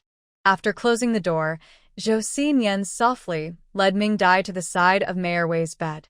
Mingdai looked at the middle-aged man sleeping peacefully and signaled to Joseian. He took a deep breath, nodded confidently, and accepted the basket Mingdai handed him. Mayor Wei was sleeping soundly when suddenly he felt a chill on his back, as if he was being watched, which startled him awake. As his breathing changed, Mingdai and Joseian's expressions grew more excited, their eyes fixed on him. Under their intense gaze, Wei Yan slowly opened his eyes and reached for something under his pillow, ready to react. When he finally opened his eyes, even the experienced Mayor Wei was taken aback, his hand frozen in place. Before him stood an old man with a wrinkled face, holding an unknown object and looking at him with admiration, while a young woman beside him was holding a box and giggling. It was a startling sight. Feeling uneasy, Wei Yan thought he might be in trouble. Fortunately, his instincts kicked in, and he quickly drew his weapon, aiming it at the two. "Who are you?" he demanded, his voice low and slightly trembling. Hearing his voice, Joseian felt a bit wronged. Unable to hold back any longer, he shouted, "Uncle Wei." Wei Yan's tension snapped, and he nearly fired his weapon in surprise. He quickly put down the wooden gun, staring in disbelief at the old man in front of him. Xinyan? Mingdai felt a surge of joy. "Ah, confirmed. I found the right person." Joseian nodded, looking at the wooden gun he had just put down. "Uncle Wei, were you really going to hit me with that?" Hearing this, Wei Yan glanced at the wooden gun in his hand, quickly shook his head, and continued to look at the old man in disbelief. "Is it really you, Xinyan?" Joseian nodded seriously, placed the basket on the bed, and tore off the head covering. Mingdai took out a cloth soaked in makeup remover to clean his face, also wiping away her own freckles in the process. Mayor Wei, using the faint moonlight, finally recognized the two and exclaimed in disbelief, "Xinyan, little Ming, is it really you two?" Perhaps because their entrance was so shocking, Wei Yan's first thought was not about how they got there, but rather that their disguise skills were impressive and worth learning. "Ahem. Xinyan, have you recovered?" The three of them whispered on Mayor Wei's bed, not daring to turn on the lights or move toward the window, fearing that someone watching might suddenly return and see extra figures in the room. Joseian mimicked his tone and replied quietly no. Mayor Wei looked at him with a complicated expression, realizing the truth. Mingdai explained from the side, "He just started treatment. The swelling in his head hasn't gone down yet. Once it does, he should be able to remember more."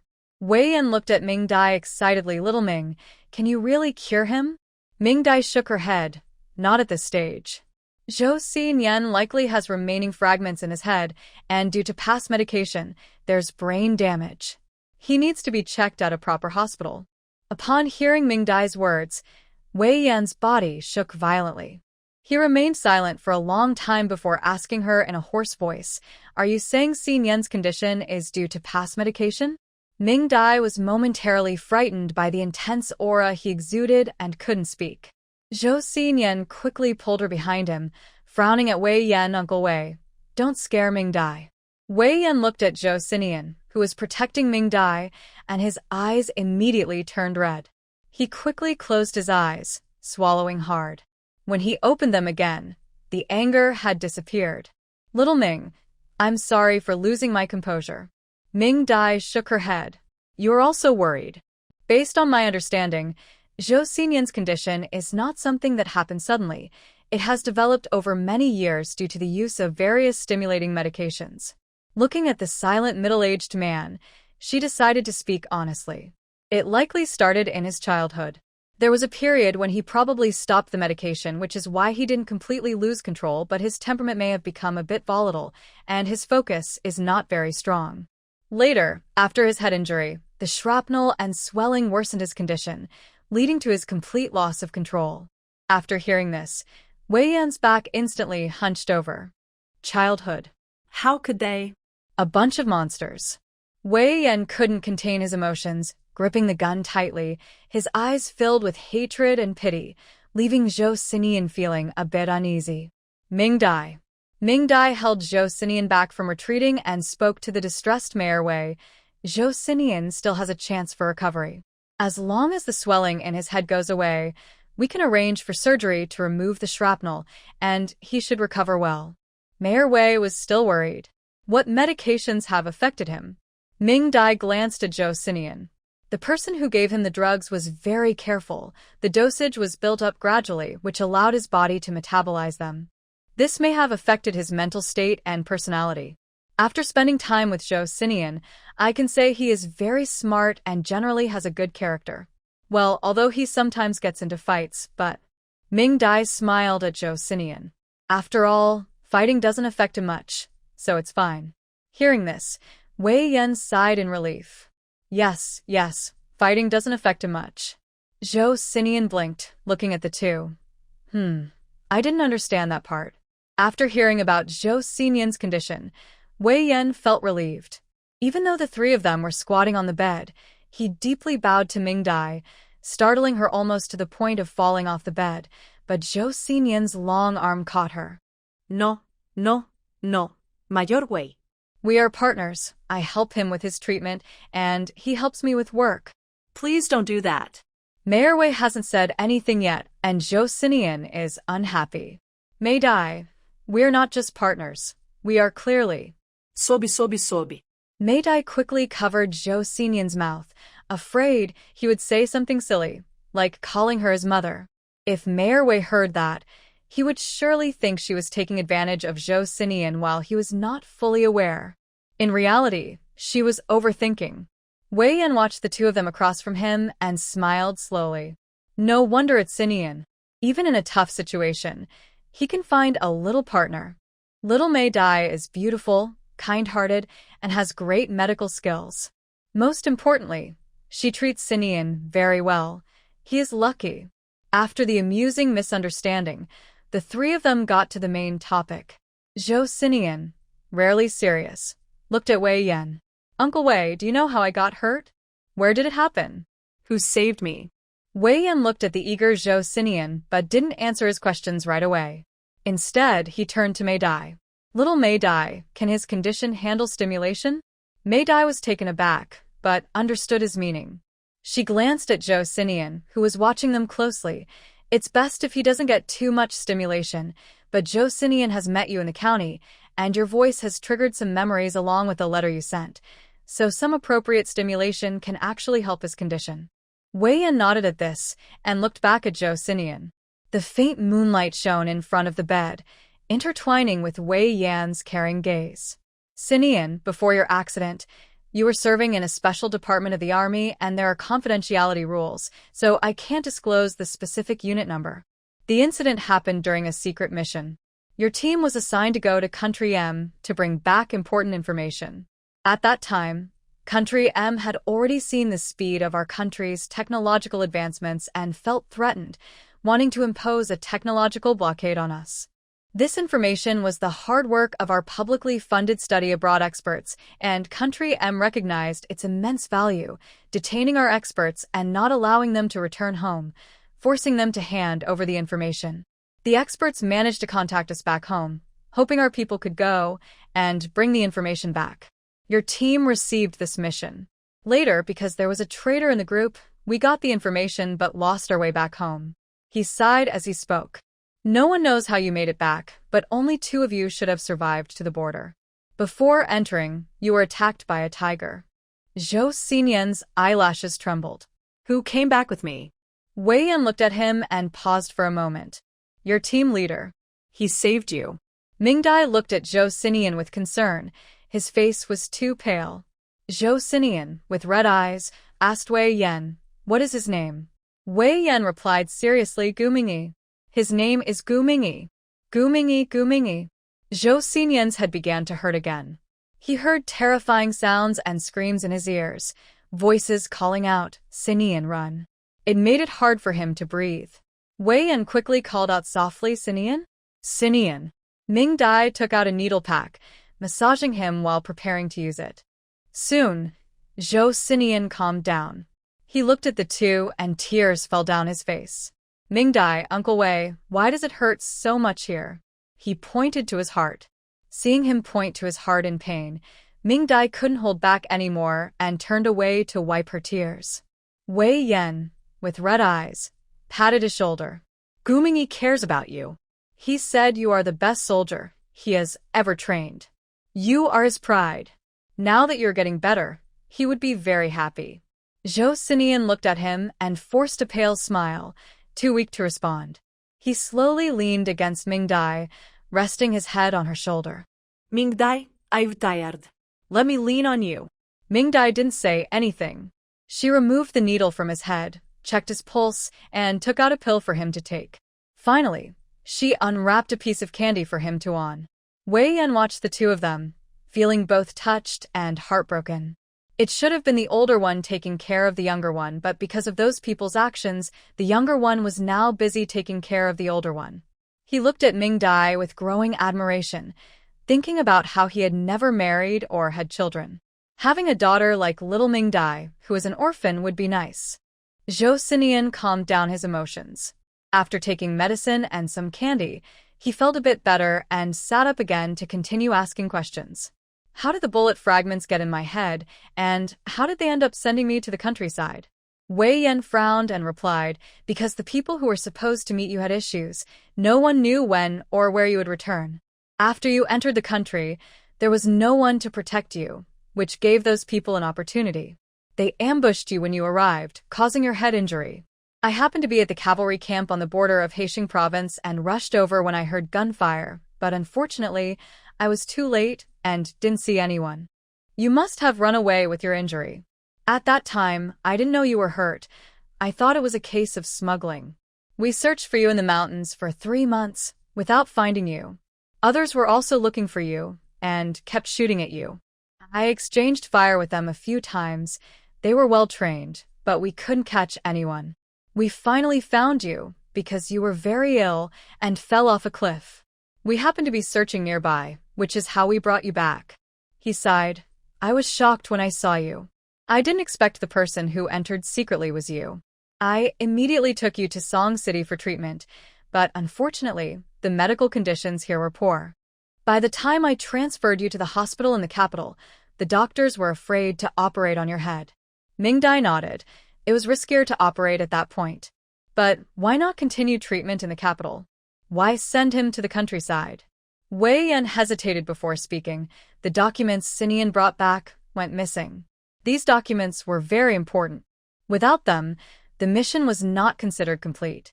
At that time, Sinian was somewhat conscious, so the superiors organized an interrogation at the hospital. During the questioning, he lost control and attacked someone, and after that, he completely lost his mind. Mingdai frowned. The interrogators must have had issues. Wei Yan shook his head. I was there during the questioning. There were no problems. Mingdai nodded, which meant his condition had worsened. After that, because of the missing documents, Sinian remained in the hospital, receiving treatment while being interrogated. The superiors wanted to heal him to find out the whereabouts of the documents, but Sinian's condition never improved. Later, Country M claimed they had obtained the documents and successfully used them. The superiors concluded that Sinian and the others had not brought back the documents, marking the mission as a failure. Due to health issues, Sinian was forced to retire, so I found someone to take care of him in the capital. Wei Yan's hands tightened again, but I suspect the information was still brought back, just hidden by Sinian. During that time, people kept coming to cause trouble, trying to provoke Sinian. There were several fights, and someone even tried to harm him. I couldn't leave Sinian alone in the capital anymore, so I arranged for him to go to the countryside. He pointed to Joseian, who was quietly watching him.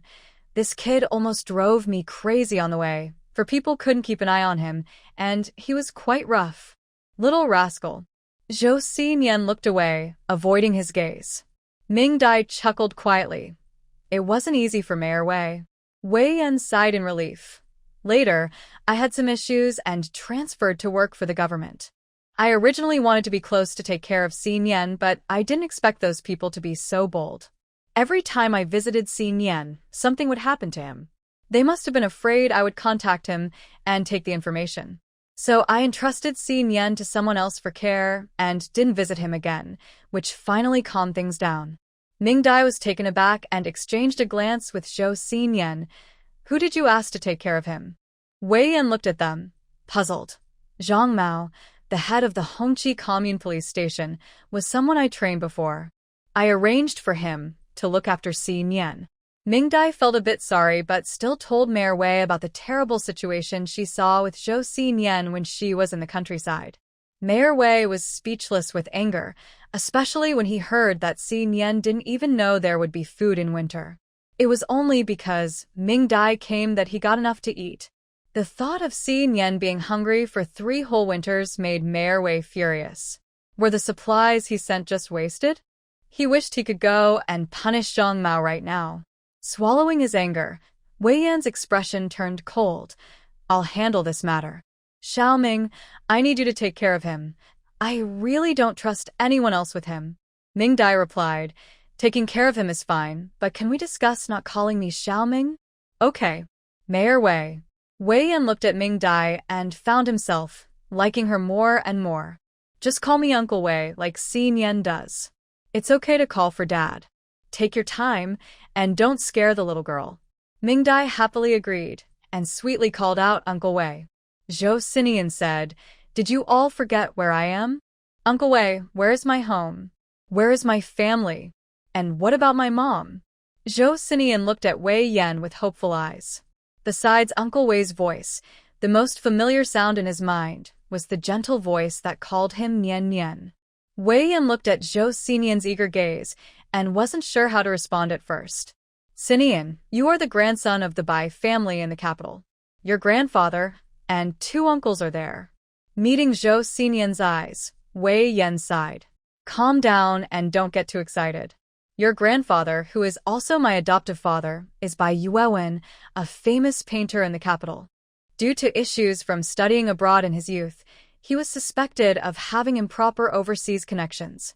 He is currently working on a farm in the Black Province with your uncle as part of a labor reform program. Your eldest uncle, Bai Bingshua, is a brilliant researcher like your mother. Because of the issues with my adoptive father, he is isolated and under review at a research institute. He doesn't have personal freedom right now, but he is okay and has been sending you some of his limited supplies each month. You should have received them. Mingdai and Joseian then realized that the monthly packages were sent by their eldest uncle. Your second uncle is 5 years older than you. He loves to sing and dance and is the only one of the 3 children who inherited my adoptive father's talent for painting. Unfortunately, he has a very lively personality and can't sit still, which often frustrates my adoptive father. At this point, Wei Yan smiled at Joseian. You 2 used to bicker a lot when you were younger. You were taller and stronger, so when you fought, he couldn't win and cried several times. Joseian chuckled and continued. What about Mom? Where did she go? A look of sadness appeared in Wei Yan's eyes. Sinian, your mother has passed away. Joseian blinked. Oh, that explains why she never came to see me. Wei Yan quickly clarified. Your mother loved you very much. She was busy and not very skilled, but she made you many clothes, all of which are stored in the house in the capital. Before she left, she told me to take good care of you. It was Uncle Wei who broke his promise. Joseian shook his head. Uncle Wei is a good person. He bit his lip. Uncle Wei, can you tell me what my mom was like? How did she pass away? When did it happen? A nostalgic look appeared in Wei Yan's eyes. Your mother was Bai Jingyi, a true lady of high standing. She was very smart and studied abroad with your uncle in her youth. After returning, she worked at a research institute.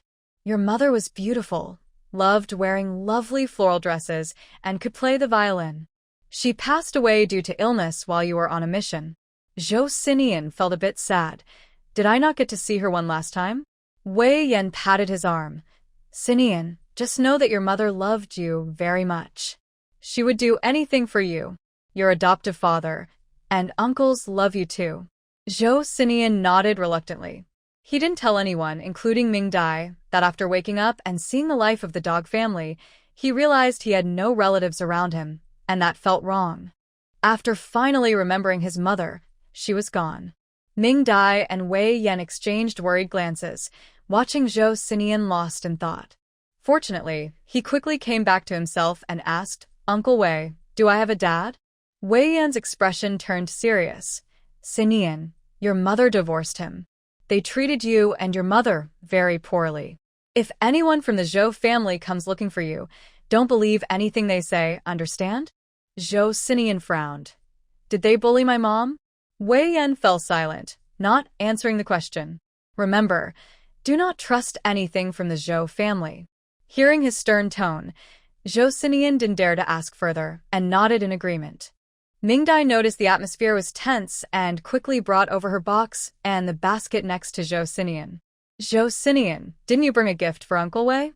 Come on, show him." Joseian suddenly remembered and eagerly lifted the cloth covering the basket, excitedly telling Wei Yan about the items inside. "Uncle Wei, these are all things Mingdai and I found on the mountain. This is a red date, which grows on the edge of a cliff. Mingdai and I worked really hard to get it for you. She said it's good for your blood and helpful for having babies." Wei Yan's smile froze a bit.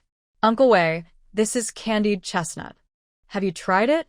Let me peel one for you." With that, Joseian quickly peeled one and popped it into Mayor Wei's mouth.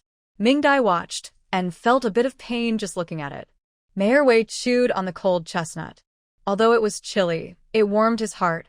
He listened to Joseian excitedly talk about where the food came from and how it was made, which was very different from his usual self.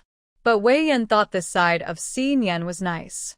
This child had suffered too much before. Finally, Mingdai took the opportunity to introduce the medicine she had made. Wei Yan sincerely thanked her. Sometimes, when he got hurt, it was really inconvenient to go to the hospital. Plus, the life-saving medicine Mingdai provided was rare. Mingdai mentioned she had a forest of ginseng and reishi mushrooms, perfect for competing with the Grim Reaper.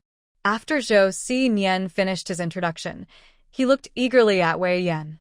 Wei Yan was taken aback by his gaze, thinking he hadn't praised him enough, and added, "You both are good kids. I don't need anything for myself, just take care of yourselves. Ming's medicine is very useful. I won't hesitate to buy more if needed. I'll pay you." Mingdai smiled shyly, while Joseian continued to stare at him. Wei Yan felt a bit confused and gestured to Mingdai. Mingdai thought for a moment and covered her head. Sure enough, the next moment, Joseian spoke up. "Uncle, I gave you a gift. Don't you need to give me something in return?" Wei Yan was surprised, then chuckled. "Yes, Xinyan is right. What do you want?" Joseian excitedly replied, "A horse. I want a little horse." Wei Yan felt a bit troubled. "Xinyan, I can get you a horse, but you can't take care of it, right? They don't allow private horse ownership now." Joseian wanted to say he had a place to raise it, but then he remembered Mingdai's instructions. The space was a secret between the two of them, and they couldn't tell anyone. If they did, the space might be taken away, and he wouldn't be able to eat. This was serious. But he really wanted a pony. Mingdai. In his urgency, he went straight to Mingdai. Mingdai thought for a moment. "We have a good relationship with the village captain's family. He also wants to raise a horse because he saw theirs. If we can find one for him, it could stay at the captain's house, and he could visit often." Joseian pouted in dissatisfaction. "I want to keep it at my own house. I want to ride it too." Mingdai gave him a look. "If you want to ride, do you think the captain would stop you?" Joseian's eyes lit up. "Right. If he doesn't let me, I can just argue with him." Mingdai. "Wei Yan, Xinyan, you're really lively. All right. I'll get you a horse. There's a breeding farm near your commune, and they have horses. I'll make arrangements." Mingdai was happy too. She wanted to ride a horse. While they were both excited, Wei Yan called out to Joseian. "Xinyan, look over there." Joseian had no doubts and turned his head. In a swift motion, Mayor Wei struck Joseian on the neck. Joseian's body went limp and fell, caught by Mayor Wei. Mingdai. Mingdai watched Mayor Wei, smiling as he laid Joseian down, swallowing hard. What was happening? Wei Yan placed Joseian comfortably, covered him with a blanket, quietly got off the bed, and signaled for Mingdai to follow. Mingdai glanced at Joseian, who was sleeping soundly, then looked at the friendly waving Mayor Wei and decided to follow. The two carefully avoided the windows and stood in the corner of the wall. Wei Yan peeked outside through the window, saw nothing unusual, and felt relieved. Mingdai stood obediently at the wall's base, making Wei Yan smile. Sorry, little Ming. Did I scare you? There are some things that Joseian shouldn't hear, so I had to ask you for help. After hearing this, Mingdai sighed in relief and quietly tucked away the golden needle she had between her fingers. Wei Yan clearly noticed her actions and admired her quick thinking. Xiao Ming, dawn is approaching. I'll be brief. I just deceived Si Nian about a few things. Mingdai was surprised by his tone. Was it that serious? The person who saved Si Nian, Gu Mingyi, is not only his team leader but also his mentor, someone who raised him. He played a fatherly role in Si Nian's life, and Si Nian respects him greatly. They had a good relationship. After their last mission, Gu was going to retire and rest, and Si Nian even said he would take care of him. But in the end, he sacrificed himself to save Si Nian, and I'm afraid Si Nian won't handle the news well. Mingdai felt a chill. So that's why Si Nian reacted so strongly. No wonder he gets headaches just thinking about it. He's even afraid of small kittens now. Wei Yan clenched his fists. With Si Nian's current state, I suspect it's related to the Zhou family. When Si Nian was born, he was perfectly healthy, but as he grew, he became impulsive and easily angered, which can be harmful. Si Nian's mother was very busy and rarely took care of him.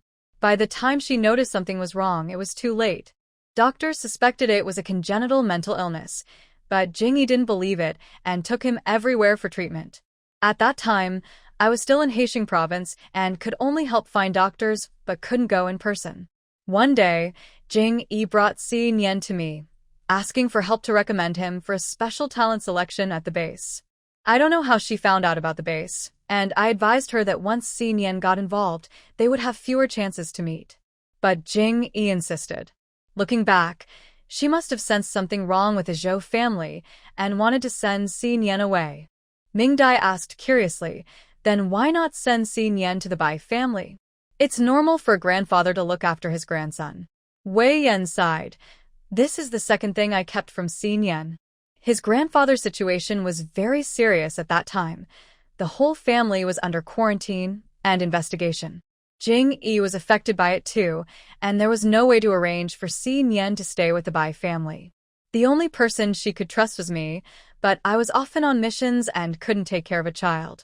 She had no choice but to think about sending him to the base. Mingdai looked at Wei Yan and cautiously asked, did something happen to her too? Wei Yan looked at her and said, you are really smart. Jingyi didn't die from illness. She took her own life. The Bai family was very wealthy. During the war, my adoptive father gave away much of the family fortune to support the revolution.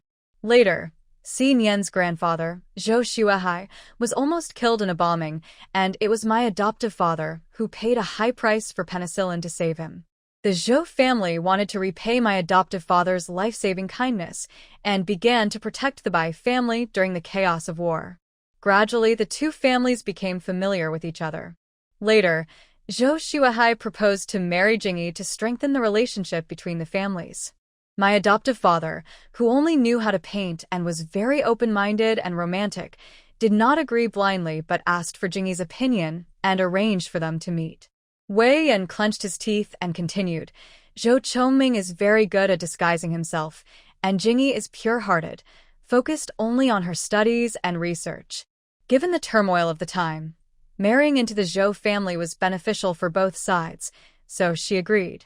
From then on, the Zhou and Bai families were united and supported each other. My adoptive father also bought food and medicine multiple times to support the troops that Zhou's family was part of, gradually bringing them closer to the leaders. Wei Yan grew more excited as he spoke, but who would have thought that the Zhou family would later act so despicably? After the founding of the country, the Bai family was reported for having improper overseas connections. To protect themselves, not a single person from the Zhou family stood up to defend the Bai family.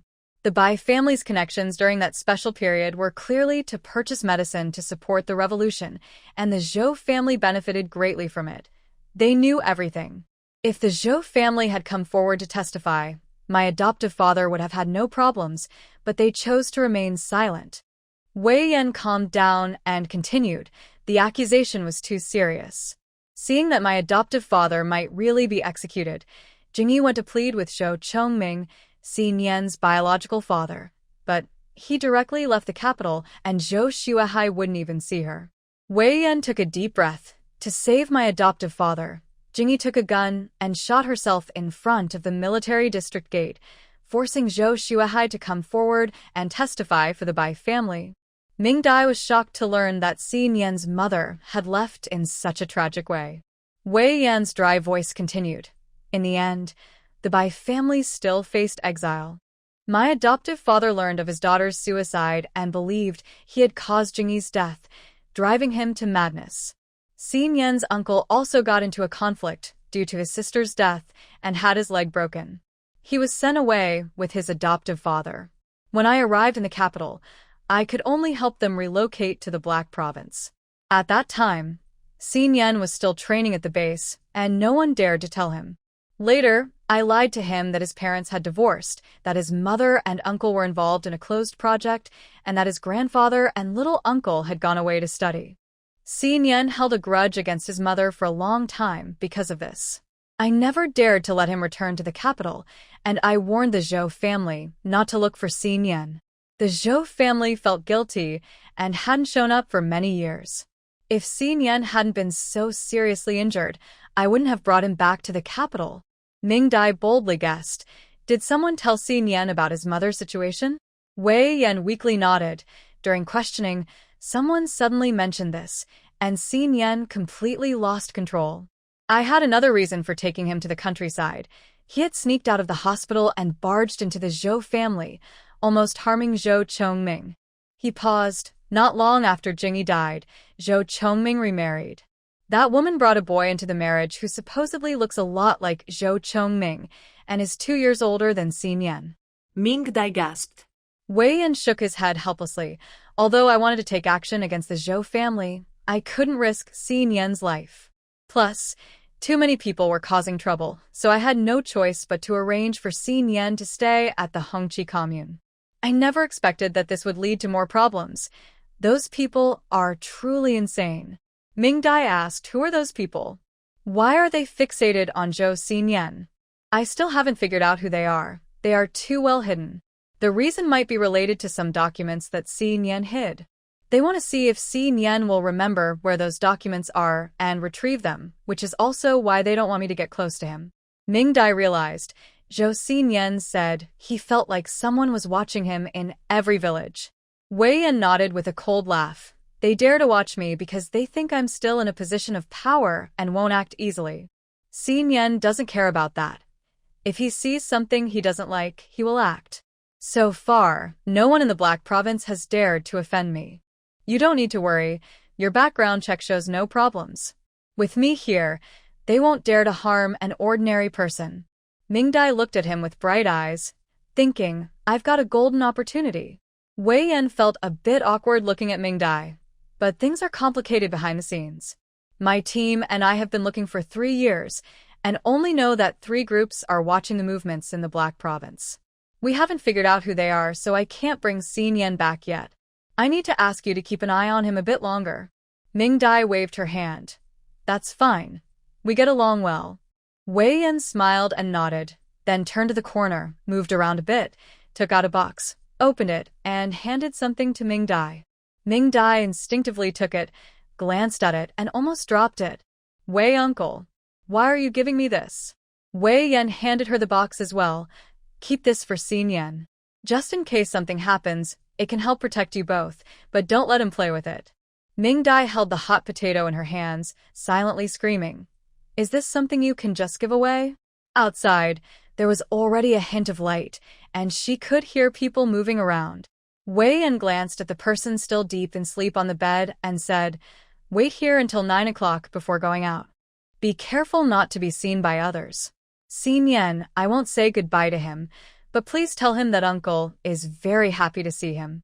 After saying that, Mayor Wei quickly changed his clothes and walked to the door. Just before leaving, he remembered something and turned back to Mingdai. "You can visit Xin Yan's grandfather and little uncle if you want. The people watching them have been taken care of by Xin Yan's little uncle, so it's safe there." Well. He chuckled a bit. Xin Yan's little uncle has a quirky personality and often does things unexpectedly, so please keep an eye on them and make sure they don't get into a fight. Then, Mayor Wei opened the door and left, leaving Mingdai holding the box, looking confused. "No hooks today, haha. Happy Sunday. Princesses, I'm asking everyone for book title suggestions, so please send me your favorite titles. You can also share covers you like. As you can see, my taste in aesthetics and naming books isn't great." Boo. Lastly, for those princesses who haven't added to their bookshelves, please do so. After Mayor Wei left, Mingdai put away the hot potato into the storage space and sat back down on the bed.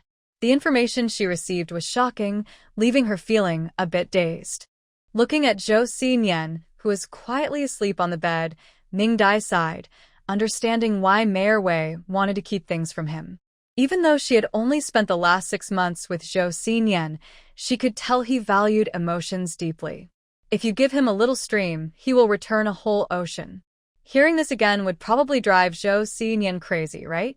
It's better to keep it a secret for now. Once Joseian is fully awake, he can decide what to do next.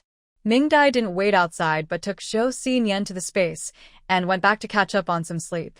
After staying up 2 nights in a row, she was feeling a bit worn out. When Joseian woke up, he jumped out of bed, his eyes scanning the room cautiously. When he realized he was in his own room in the space, he paused for a moment.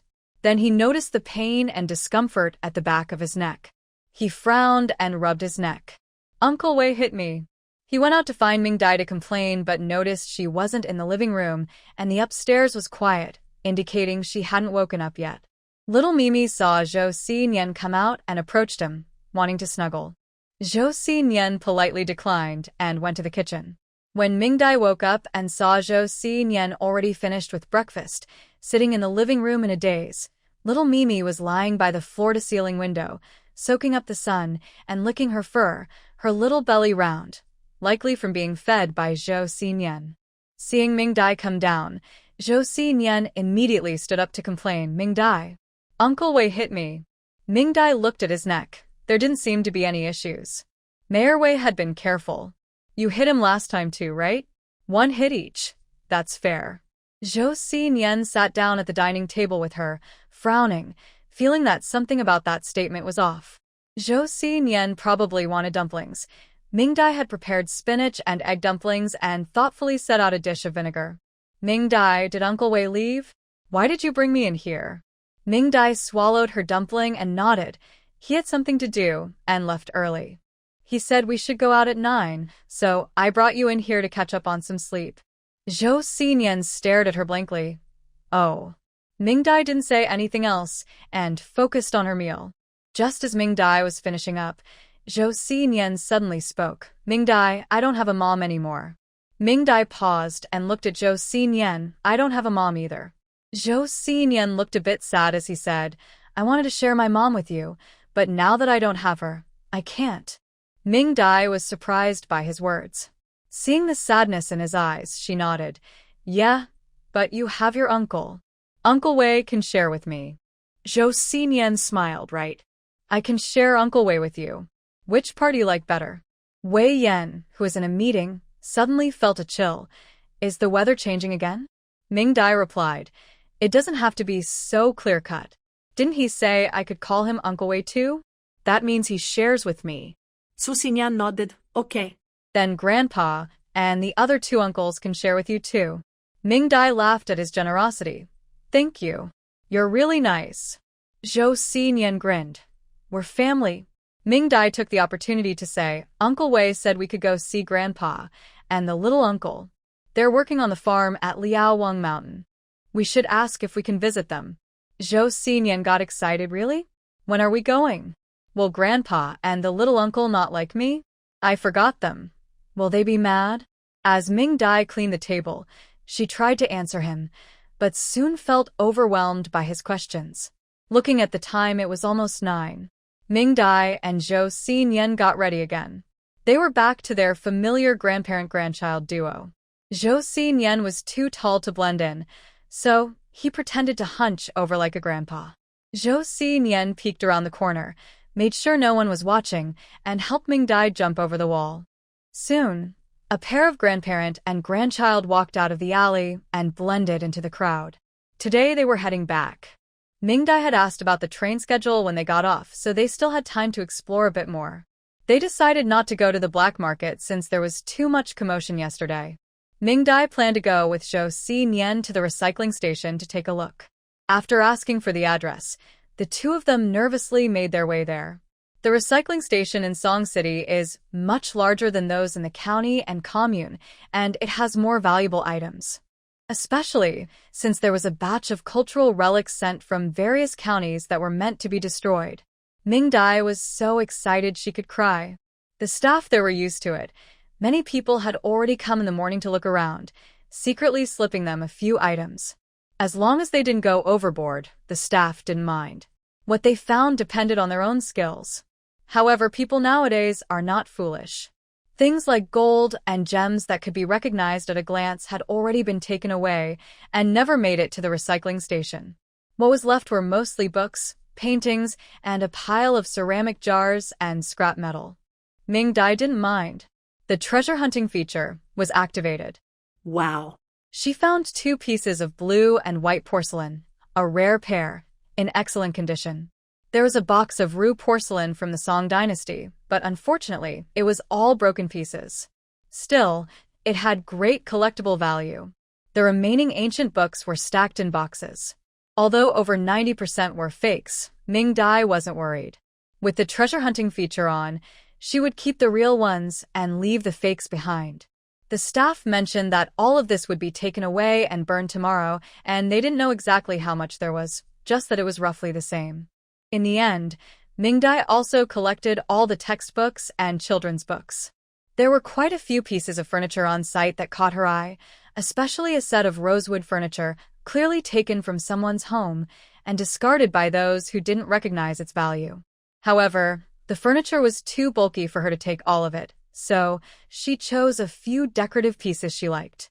While collecting the furniture, she unexpectedly found a jewelry box hidden in a bed's secret compartment. When she checked inside, she found not only jewelry but also 5 small yellow fish. What a delightful surprise! After finishing her collection, Mingdai happily followed Joseian as he rummaged through the scrap metal, standing by to help. The things here are better than those in the county town. Joseian found a lot of good stuff. If it weren't for Mingdai worrying about missing the bus, he would have liked to search a bit longer. In the end, the two of them came out of the recycling station, satisfied, holding 2 stacks of newspapers. The lady at the recycling station shook her head while looking at the 5 candies in her hand, thinking they were silly. What's so fun about a recycling station? If they had money, they should go to the supply and marketing cooperative. Shopping can bring happiness, and finding things for free can bring joy. Mingdai kept smiling until they got on the bus, and Joseian did too. He was busy sorting through his newly found items, mumbling about his plans, temporarily forgetting the sadness from the night before. The ride was bumpy again, but this time Joseian was quiet. Since it was daytime, Mingdai told him not to worry about keeping her company and to focus on his own tasks. Joseian first put away the items, then checked on the vegetable garden and crops, fed the little lambs and silly deer, checked on the little wild boar's wound, and made sure the animals were giving birth. But without Mingdai, he was clearly less lively. While working, he kept getting distracted and didn't even notice when the little kitten came close. Mingdai watched him, but didn't know how to comfort him. Having never experienced a mother's love in either of her lives, she could understand Joseian's sadness, but couldn't fully relate. Oh well, maybe she would cook him some delicious food when they got back. For a foodie, Nothing can't be solved with a good meal. If it doesn't work, then 2 meals. By the time the train arrived at the county station, it was already afternoon. As soon as she stepped out, Mingdai saw Lu Sanyi waiting at the entrance. He looked bored, staring blankly at the crowd. Mingdai walked over and called out to him, which startled him awake. "Xiao Mingziking, you're back? Is everything going well?" Mingdai cheerfully took out a paper bag containing 4 pieces of peach crisps. "Everything went smoothly, Sanyi. Here, try this." Lu Sanyi happily accepted it, opened the bag, and took a bite. Wow. The peach crisps were crispy. Even someone with bad teeth could easily bite into them. They were fragrant, sweet, and incredibly delicious. "Xiao Mingziking, get on the bus. Let's go home." Mingdai cheerfully agreed and jumped onto the cart. Lu Sanyi carefully tucked the paper bag into his chest, let the horse lick the crumbs of the peach pastry from his hand, and drove the cart towards the commune. By the time they returned to Lu Jiawan, it was already dark. Mingdai saw Lu Sanyi off and quickly returned to her space. The hardworking Xiao Zhou not only tidied up the space but also prepared dinner. Looking at a bowl of dumplings and a plate of dumplings on the table, Mingdai felt a headache. Dumplings are delicious, but she couldn't eat them all the time. Mingdai decided to stir-fry some spicy meat and make a cucumber salad to go with the dumplings, finishing her dinner. The next day after they returned, Aunt Wong came to their home, asking about her trip to Song City and informing her about the upcoming work. "Your uncle went to the commune and found out that we can open a health center in the village without any issues, but they can't guarantee the medicine supply. They're all waiting for the county to procure together. By the time it gets to us, there will basically be nothing left, which is why several villages don't have doctors." Mingdai nodded. "That's fine. My father worked in a hospital before, and I also worked there for a couple of days, so I know some people. As long as the village puts in a request, we should be able to help with procurement as a side task." Aunt Huang was very excited. "Really? I thought opening the health center was hopeless." Mingdai smiled. She had worked hard to communicate with Aunt Nyo in the capital just for the medicine supply. Great. Then it's settled. Your uncle said he would find a room for you at the team office at the village entrance, specifically for the health center. You won't need to be on duty. Just visit regularly to check on things. Also, there's some exam your uncle mentioned. Once the county notifies you, you can take the exam, and then our village's health center can open. Mingdai was happy. She really didn't want to work in the fields. Even though Joseian would be there later, it would still be tiring. Aunt Huang looked at Joseian, who was nearby, holding 2 small hooks, and seemed unsure of what to catch. Your uncle said to find him some work too. Since he likes going up the mountain, let him take you to gather some herbs. Your work points will be counted as full points, and his will be counted as 8 points. Usually, we don't have to work, but during harvest and planting, everyone has to pitch in. Mingdai didn't expect this good news and quickly nodded. "I know about that. Please thank Uncle for us." Aunt Huang waved her hand. "No need to thank anyone. You should get ready. In a couple of days, we will plow the fields. Your hands are soft, so find some gloves. If you don't have a straw hat, go buy one from Dezheng." Mingdai thought that was a good idea and glanced at Joseian, who was happily crocheting lace. The weather was getting nicer, and he could finally take off his red scarf.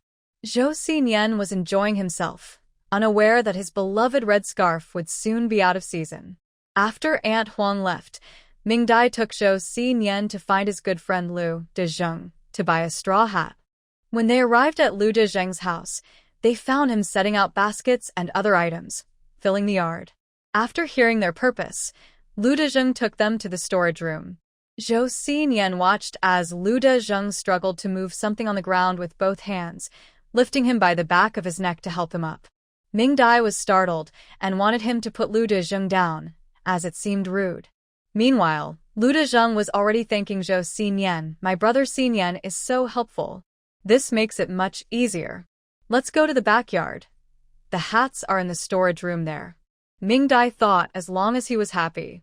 So, Joseian lifted Lu Dezheng like a small chicken and carried him to the backyard. When they opened the storage room, they saw shelves full of hats, all collected by Lu Dezheng. Xiaoming, you guys can take a look and pick any hat. These will soon be sent to the collection station. Now is the perfect time to sell hats. Mingdai picked one up. It was yellow, made of wheat straw. It wasn't very fancy, but was sturdy and breathable, perfect for summer. She tried it on her head, but found it too big to wear. Joseian took it and tried it on. It fit him perfectly. Lu Dezheng squinted at her head and pointed to a corner. Xiaoming, there are 2 smaller ones over there, made for children's heads. Give them a try. Mingdai rummaged around and found 2 smaller hats at the bottom. She tried one on, but it was still too small. Mingdai felt worried. Work was starting soon, and she didn't know what to do. Finally, Lu Dezheng said he would make one for her on the spot, since there was some leftover straw at home. Mingdai then felt relieved. After measuring her head with a cloth, Lu Dezheng started weaving the straw hat. Joseian watched from the side and soon joined in.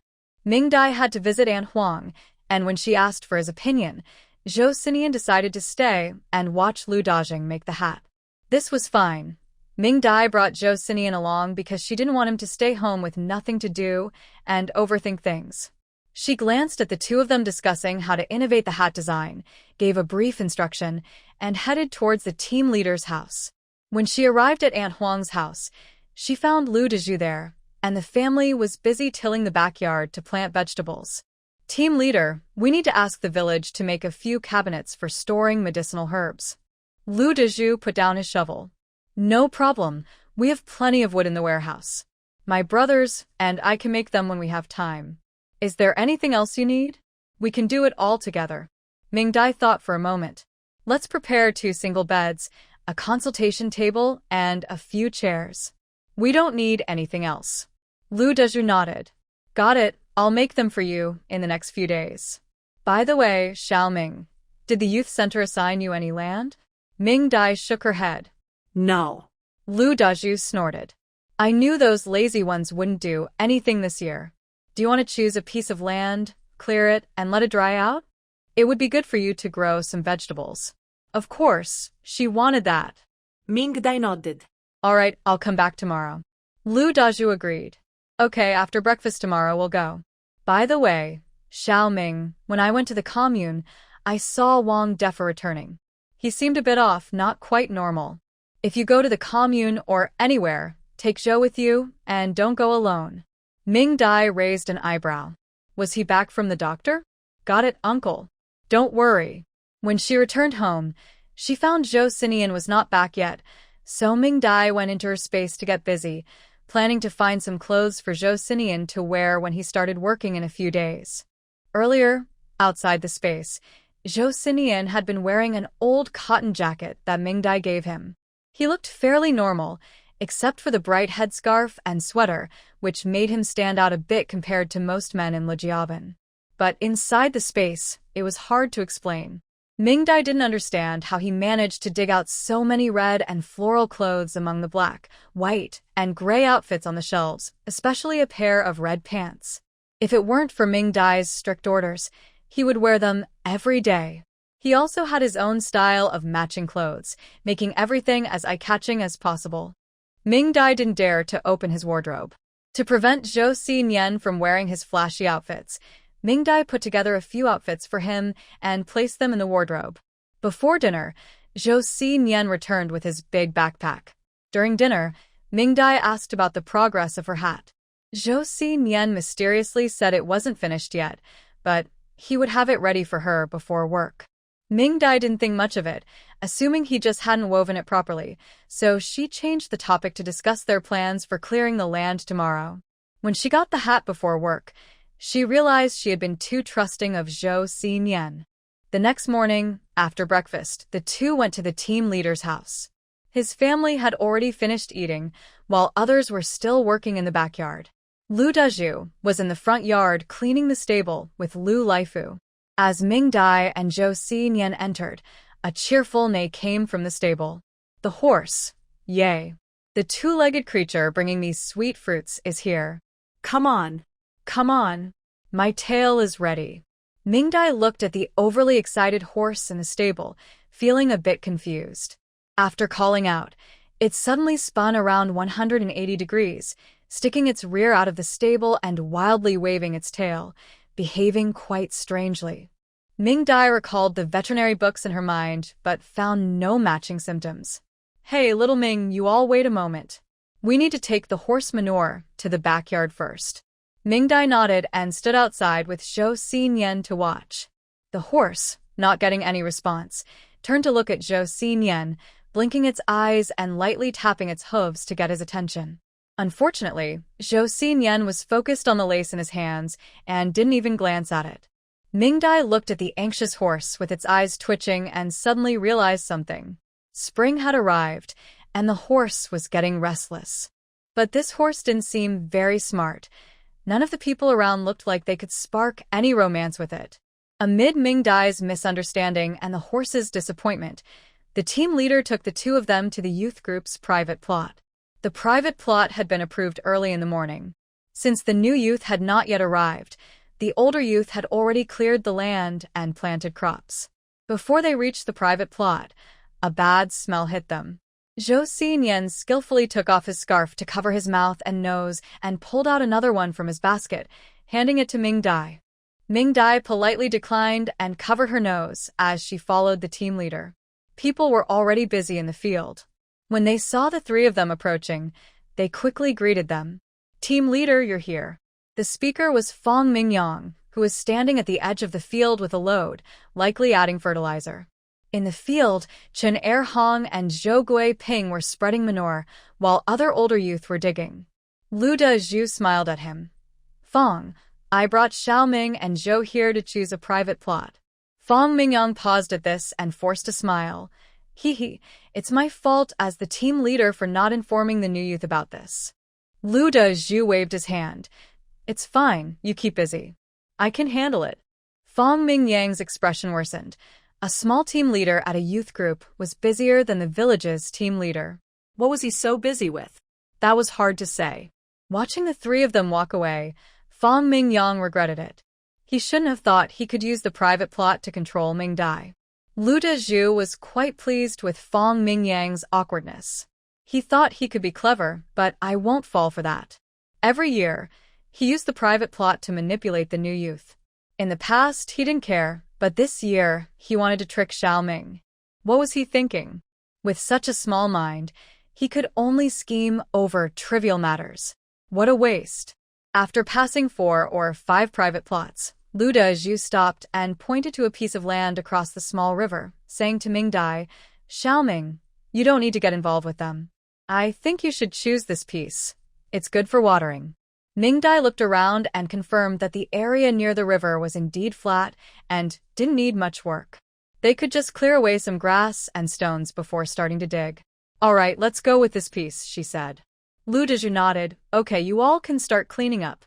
I'll talk to Qingmin and Guiqiang, and the villagers won't have any objections to this. Anyone who disagrees will just have to deal with it." Mingdai thanked him and, after seeing off the team leader, called Joseian to help with the cleanup. Next door, Fong Mingyang and Chen Hong frowned as they watched the two working hard. In previous years, they had intentionally delayed the allocation of private plots to give less land to the new educated youth. The amount of private land allocated to the educated youth was limited, and they were used to farming it, not wanting to give it all away. If the new educated youth received their plots too early, they would have time to manage them and would surely demand more, leaving the old educated youth with less. If they informed them before collective work, they wouldn't ask for more since they would be too busy. Finally, Fong Mingyang sighed. "Let's go back and tell the new educated youth to come for their private plots." Chen Hong watched the two across the way, one picking up stones and the other digging up roots, and her expression grew colder. Soon, both the new and old educated youth gathered in the field across the river. They began arguing about the allocation of private plots. As Fong Mingyang and Chen Hong had expected, the new educated youth, having experienced a winter without vegetables, were unwilling to give up their share and insisted on equal distribution, completely disregarding the fact that the old educated youth had already cleared the land. After arguing all morning, they didn't reach an equal distribution, but the new educated youth ended up taking nearly half of the land, which infuriated the old, educated youth. Especially later, both groups started fighting over the fertilizer for the toilet, leaving Mingdai and Joseian shocked. People really will fight over anything. This time, no one had objections about the extra land allocated to Mingdai and Joseian, since they weren't taking any land from the educated youth's quota. After a morning of heated arguments, by the afternoon, everyone at the educated youth station was busy working on their private plots, chattering loudly. Especially for the new workers, they have never dug the ground before and don't know how to use the tools. Mingdai and Joseian have already prepared their land, while the others haven't even turned over much soil. It seems that finishing everything before the collective work starts will be difficult. Mingdai and her team spent 3 days planting all the vegetables in their private plot. They also spread the fertilizer that Mingdai had fermented, which had no smell, and Joseian was very pleased. On the last day, the team leader held a labor mobilization meeting in the wheat field to announce the start of spring plowing. After the meeting, Mingdai wanted to go to Lu Dezheng's house to get her hat back, but Joseian stopped her. "Mingdai, let's go tomorrow." Dezheng said there's still a little bit left to fix. Mingdai was speechless. "It's been several days. My head is not that big. It should be ready by now." Joseian glanced around and didn't answer directly. "Let's go tomorrow. It will be fine then." Mingdai had no choice but to agree, and went back with Joseian to prepare the things they would need for work the next day. The next morning, Joseian woke Mingdai up early, just as the sun was rising.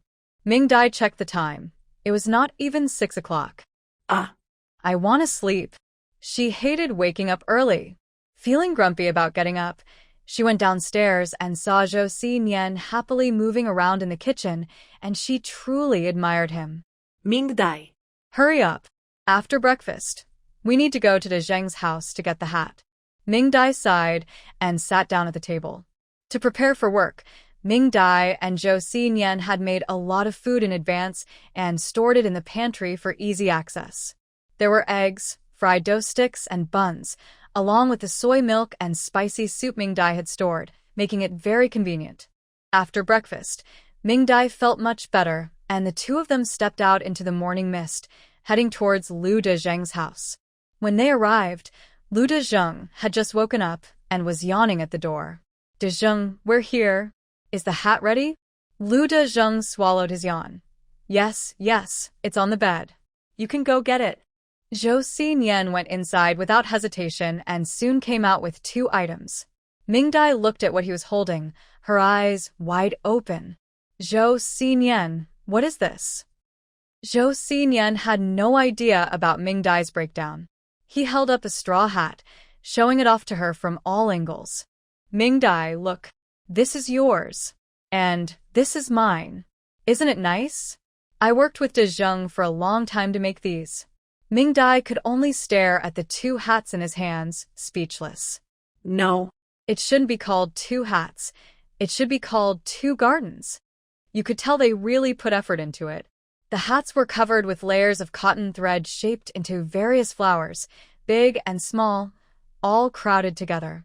The straw hat even had 4 or 5 layers of lace around it, giving it a very princess-like look. However, the problem was that they had also dyed the hats in bright colors. Joseian's bright red was eye-catching and a bit unsettling, but it was still somewhat acceptable. But hers was dyed green. A brownish green. A glowing brownish green. Mingdai couldn't understand how they managed to create that color. Up close, it looked like a hat decorated as a green garden. From a distance, anyone who didn't know would think a bunch of green flies were resting on a huge pile of, well, something unpleasant. "And Joseian, why are you putting a green hat on me? What does that mean?" Lu Dezheng seemed to notice Mingdai's distress and cautiously spoke up. "I suggested changing it to yellow, but Joseian insisted. He said you would like this color. Who on earth likes brownish green?" Mingdai felt like she might faint from anger. Joseian, however, was oblivious to the 2 of them. He put the red flower hat on his own head and, taking advantage of Mingdai's dazed state, placed the brownish-green hat on her head. The hat even had a thoughtful design with a strap, which Joseian helped tie for her. He accidentally pulled too hard, making Mingdai roll her eyes.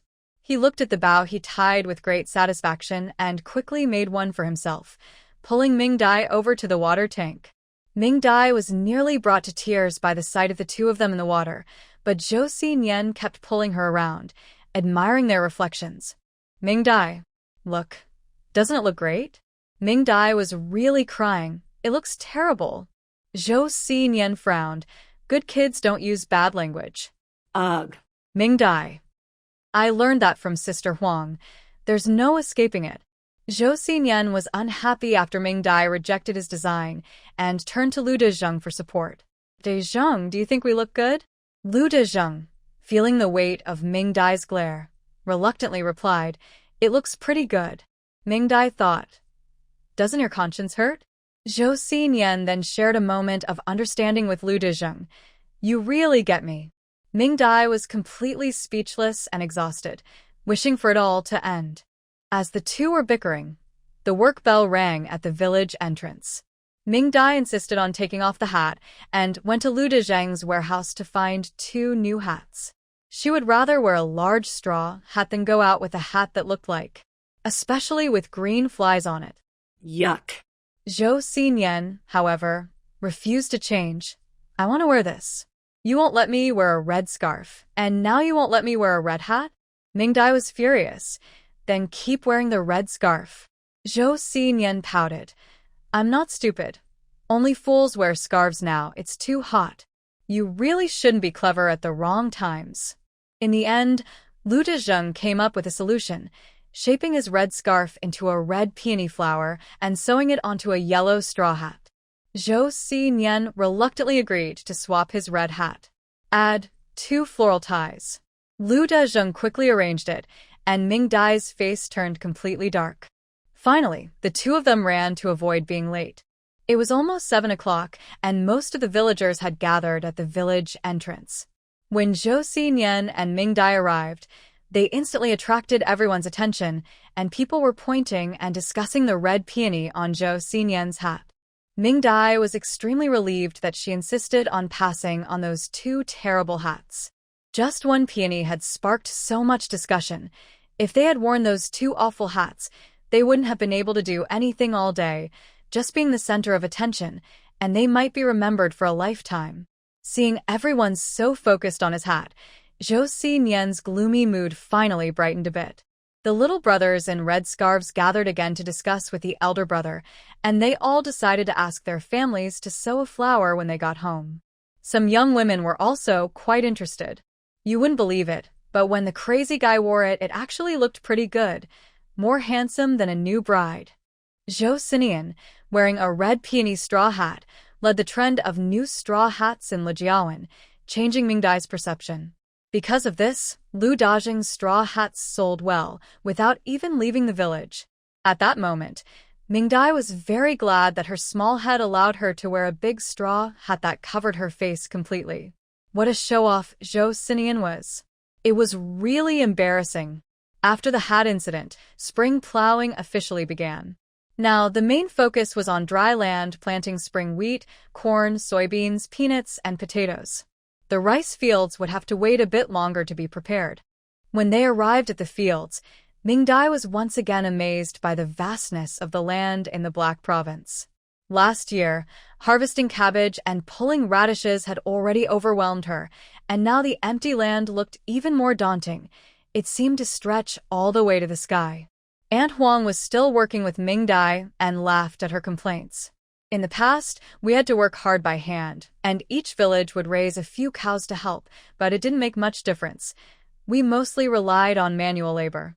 But now, the commune has a team of agricultural machines that rotate through the teams, and tractors plow the fields much faster than by hand. Our main task now is to prepare the land, filling in any holes, clearing out stones, and pulling weeds to prevent seeds from being buried in the soil. The rest can wait for the machine team to come. Upon hearing this, Mingdai felt relieved, and the new young workers who were eavesdropping also relaxed. Even the old ox, Qin Fong Fong, was scared by the amount of land. Would they really be able to finish it all?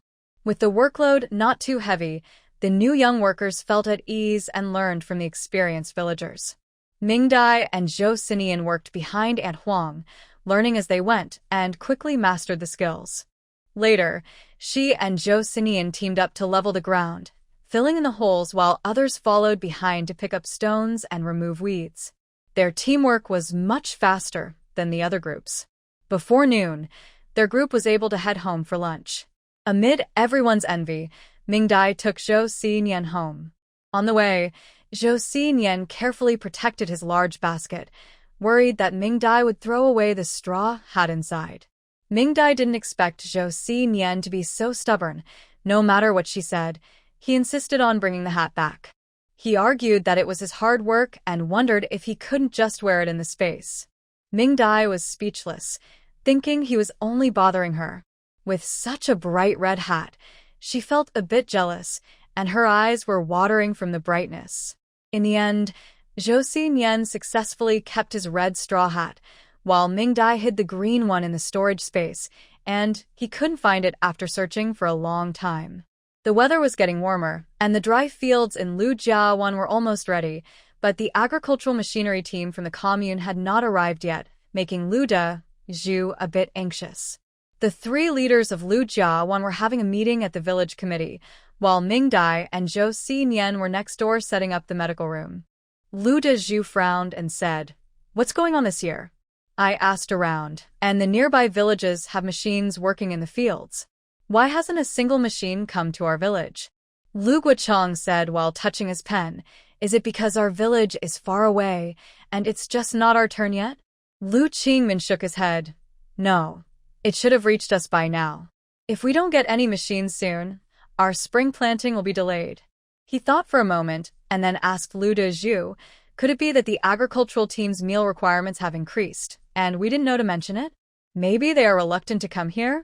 Lu Zhu tapped his pipe. "It's possible. These guys are never satisfied. They dare to delay something as important as spring plowing." Lu Qingmin advised him, "Let's resolve this first. Call for San Yi, and let's go to the commune to find out what's happening. If the meal standards have increased, we need to adjust too. We can't afford to delay spring planting." Lu Zhu, though angry, knew this matter couldn't be delayed, so he nodded, and the two hurried off. Mingdai listened for a while next door, watching Joseian wipe the table, deep in thought. Lu Zhu and his companion hurried to the commune's agricultural station by horse cart, and as soon as they entered, they heard the loud sounds of people playing cards. Listening closely, I saw 4 tractors parked in the yard. Looking at the group of farmers playing cards, 2 people exchanged glances, and both felt a sudden jolt of worry. Lu Zhu took out his cherished cigarettes from his pocket and walked towards the card players. One of them, Han Guida, was a small team leader from the farming machinery team, and they both knew each other. Lu Zhu handed the cigarettes to him with concern. "Captain Han, what are you busy with?" Han Guida looked up from the card table, glanced at the cigarettes, then at Lu Zhu. His eyes brightened, and he happily accepted the whole pack. "Wow, Captain Lu, what brings you here?" Lu Zhu forced a smile, knowing this was a tricky situation. "Captain Han, spring planting is coming soon, and the tractors from the commune haven't come to our village. You know spring planting waits for no one, so we came to ask if there are any changes to this year's arrangements. Our village is unaware, and everyone is unhappy, which is why we haven't gone over." Han Guida put away the cigarettes, passed his cards to a teammate, and stood up. "Oh, that's unfortunate. The tractors are broken, and when it was your village's turn, there were no machines available. Just wait a bit longer. Once the nearby villages finish their fields, they'll come to yours." Lu Zhu felt anxious, and Lu Qingmin held him back, smiling as he approached. "Captain Han, don't we have 4 tractors? Are all 4 broken?" Han Guida chuckled. "Yep, all broken. Right, everyone?" The card players immediately agreed. "Yeah, all 4 are broken." Lu Zhu and Lu Qingmin knew nothing about tractors and were left confused, stuck in a tough spot. Just then, another familiar face entered the machinery station, Pan Xiazi. He walked in with a smile and greeted Lu Zhu. "Oh, isn't this Captain Lu? Are you here to request a tractor too?" Lu Daju's expression darkened, feeling annoyed by Pan Xiaozi's smug look. Sensing his irritation, Pan Xiaozi wisely smiled at Han Guoda. Captain Han, our village needs another machine. I heard the machinery station has some available. Could we borrow one for our village? Han Guoda looked at Lu Daju and Pan Xiaozi with a grin and surprisingly agreed. Xiao Wu, a Fei, take some people and head to Xiuan village, following Captain Pan. After saying this, the two players at the card table got up and went to the recently declared broken tractor. They quickly worked on it, and soon the tractor started with a puff of black smoke. Captain Pan jumped onto the tractor with a big smile and left the farm machinery station. Watching the tractor drive away, Lu Daju and the others realized that someone was deliberately causing trouble for Lu Jiaoan. Lu Qingmin took out 2 packs of cigarettes from his pocket and handed them to Han Guoda. Captain Han, can you tell us where our village has fallen short? Han Guoda, satisfied, shook the cigarettes in his hand. To be honest, it's not our farm machinery team trying to make things difficult for you. Someone higher up has said that this year, the machinery will be delayed by half a month in Lu Jiaoan. Half a month? Lu Daju became anxious upon hearing this. Half a month later, it would be too late. Lu Qingmin pulled him aside and leaned closer to Han Guoda. Captain Han, can you tell us which leader gave this order? It would help us address the issue. Han Guoda sighed. It's not your fault. Your village just had bad luck. Last year, didn't that madman hit the commune director's son? Lu Daju and Lu Qingmin exchanged glances. For that, it's not like it hasn't happened before. Han Guoda looked around and lowered his voice. This time, it was too severe. The director's son is said to have gone crazy and was admitted to a mental hospital. He spent the new year there and has just returned, but he's still not well. They say he even has bedwetting issues now. Do you think the commune director won't be angry? Your village is just caught in the middle. If you want to blame someone, blame that madman. He then patted Lu Daju on the shoulder. Now you understand, right? The commune director wants to see your village's sincerity. If you show sincerity, the machinery will come to your village. If not, the director won't be satisfied, and my machinery will just stay broken. All right, you two, don't waste any more time here. You should hurry and go. Lu Daju and Lu Qingmin were gently pushed out of the farm machinery station. Through the big door, seeing the 3 parked machines and the tractor driver idly playing cards, Lu Daju was so angry he was pacing in circles. T&D, that useless commune director, is too scared to deal with the troublemaker himself and wants us to take the heat for him. It's infuriating. Lu Qingmin watched the anxious team leader, his brow furrowed, unsure of what to do. Nearby, Lu Sanyi observed their distress and said, You 2 fools, just go find that troublemaker. Let him deal with the director's son again. As long as we don't get any machines from the commune, we can keep giving him a hard time until he comes through. Lu Daju and Lu Qingmin exchanged a glance, their eyes lighting up with excitement. Yes. To solve a problem, you need to go to the source. They were afraid of the commune director, but the director was afraid of Joseian. In the past, Joseian had dealt with the commune director before. When had that ever happened? Sanyi is so wise. Let's go. We need to find that troublemaker. The 3 of them hurried back to Lujiabian and went straight to the youth station. At the youth station's front yard, Fang Mingyang was with the male youths fixing the roof. When they saw the team leader rushing over, they thought something had happened to Mingdai and quickly climbed onto the wall, pretending to work on the roof while keeping an eye on the backyard. Lu Daju knocked on the door and, without entering the house, explained everything in the yard. When Joseian heard this, he realized that trouble was brewing again and threw down his broom, ready to run outside. Mingdai called out to him just before he could leave the yard. Joseian, do you even know where to find him? You're just going to run? Joseian replied seriously, yes. First to the hospital, if he's not there, then to the commune office, if he's not there, then to the fierce lady, if she's not there, then to the little darling, if she's not there, then to the little widow, if she's not there, then to the little troublemaker. Mingdai. Mingdai asked him, who are all these people? Joseian thought for a moment, I don't know. The fierce lady and the little darling are what the director calls them. The little widow, little troublemaker, and little flirt are from that troublemaker. Wow. They truly are a bad bunch, father and son. Wong Defa has surpassed his father. Impressive. Mingdai swallowed and asked, "Who is the mother tiger?" Joseian thought for a moment and gestured with his hands. "Someone with a waist this thick." Lu Qingmin added, "That's Wang Yotsai's wife, the sister of the county's committee director. It's said that Wang Yukai is afraid of her." "And what about the little darling?" Joseian pondered. "The one talking to a box. Sounds unpleasant." Lu Dezhu replied, "I know that one. She's a broadcaster named Erxia from Xiaoan village." Mingdai looked at Lu Dezhu and Lu Qingmin. "I bet the mother tiger doesn't even know about this little darling." Before they could respond, Joseian spoke up. "The mother tiger doesn't know. The director told the little darling not to let her find out." Mingdai looked at Joseian with respect. "How do you know that?" Joseian wanted to tell them about the widow, the flirt, and the loose woman, but Mingdai stopped him.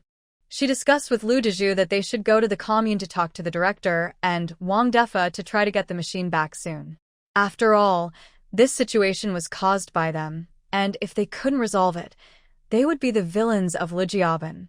Lu Dezhu, encouraged by Joseian's words, said, "Great. I'll have San Yi take you there." Mingdai shook her head and looked at Joseian. "You go get the bicycle out." Hearing this, Joseian went to his room.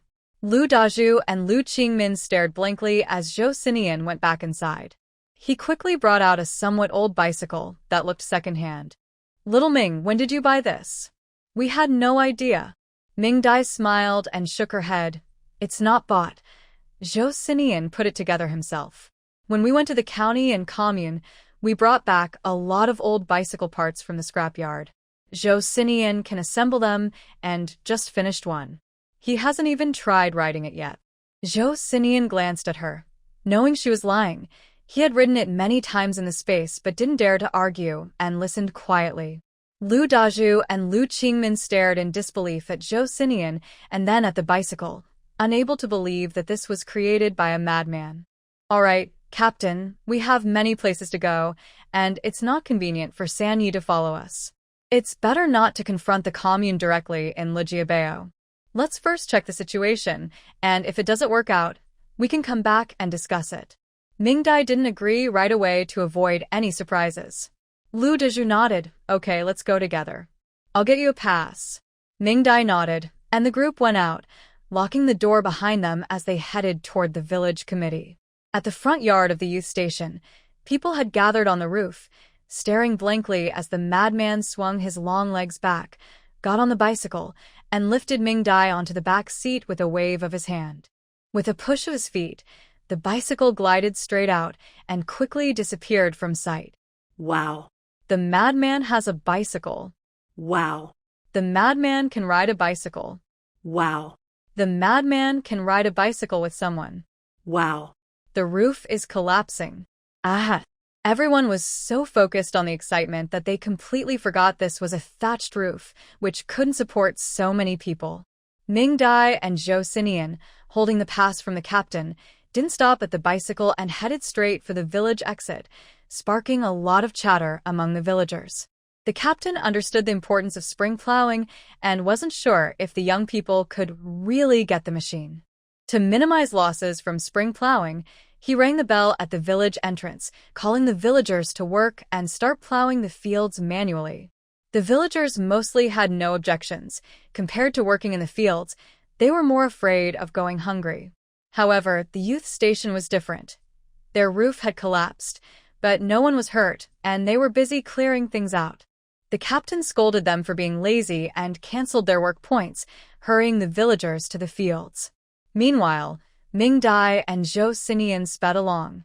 Joseian pedaled so fast it felt like he was creating sparks, while Mingdai clung tightly to his shirt, not daring to let go. When they arrived at the commune, Mingdai and Joseian felt like they had transformed into superheroes. After quickly checking their faces, they started looking for Wang Defa at the hospital. As for why they didn't go find Wang Yukai, He is an official, so it's not easy to confront him directly. Mingdai watched as Joseian entered the hospital, as if he owned the place. 3 minutes later, he came out shaking his head. Mingdai understood and nodded, indicating they should go to the next place. They went to the commune office, and this time, Mingdai asked the old man at the gate instead of sending Joseian to find someone. The old man was quite talkative and quickly said that Wong Defo was not in the commune office, but Wang Yukai was. Mingdai and Joseian turned around to look for the fierce woman. The fierce woman was not home, and the door was locked tightly. Mingdai figured Wang Defo wouldn't go looking for the little treasure, and decided to head to the widow's house first. Just as they arrived at the widow's door, they heard shouting from inside. You crazy person! Wait until I get you. You caused me trouble. And that dead woman. If it weren't for her, I wouldn't be so unlucky. Just wait. I'll make sure you all pay. Joseian couldn't hold back upon hearing this. He stepped forward, leaving the bike and Mingdai behind. Mingdai, caught off guard, ended up following him on her own. Joseian, you troublemaker. When Mingdai returned, almost falling off her bike, she saw Joseian dragging Wang Defo by 1 foot as he walked out. Wang Defo was clearly drunk, his face red from alcohol, with blood coming from his nose and chin, indicating that Joseian had ended the fight with 1 punch. Hearing his head thud against the floor, Mingdai felt that Joseian was actually quite good to her. Joseian placed Wang Defo on the back seat while Mingdai sat on the crossbar, and they rode straight to the agricultural machinery station. When they arrived, it was lunchtime, and the place was lively, with sounds of people playing games and clearly already drinking. A bike carrying a person burst into the agricultural machinery station, and the people at the entrance couldn't stop it.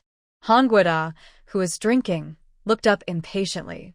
It had been a long morning with interruptions, and now they were back for lunch. Puffed.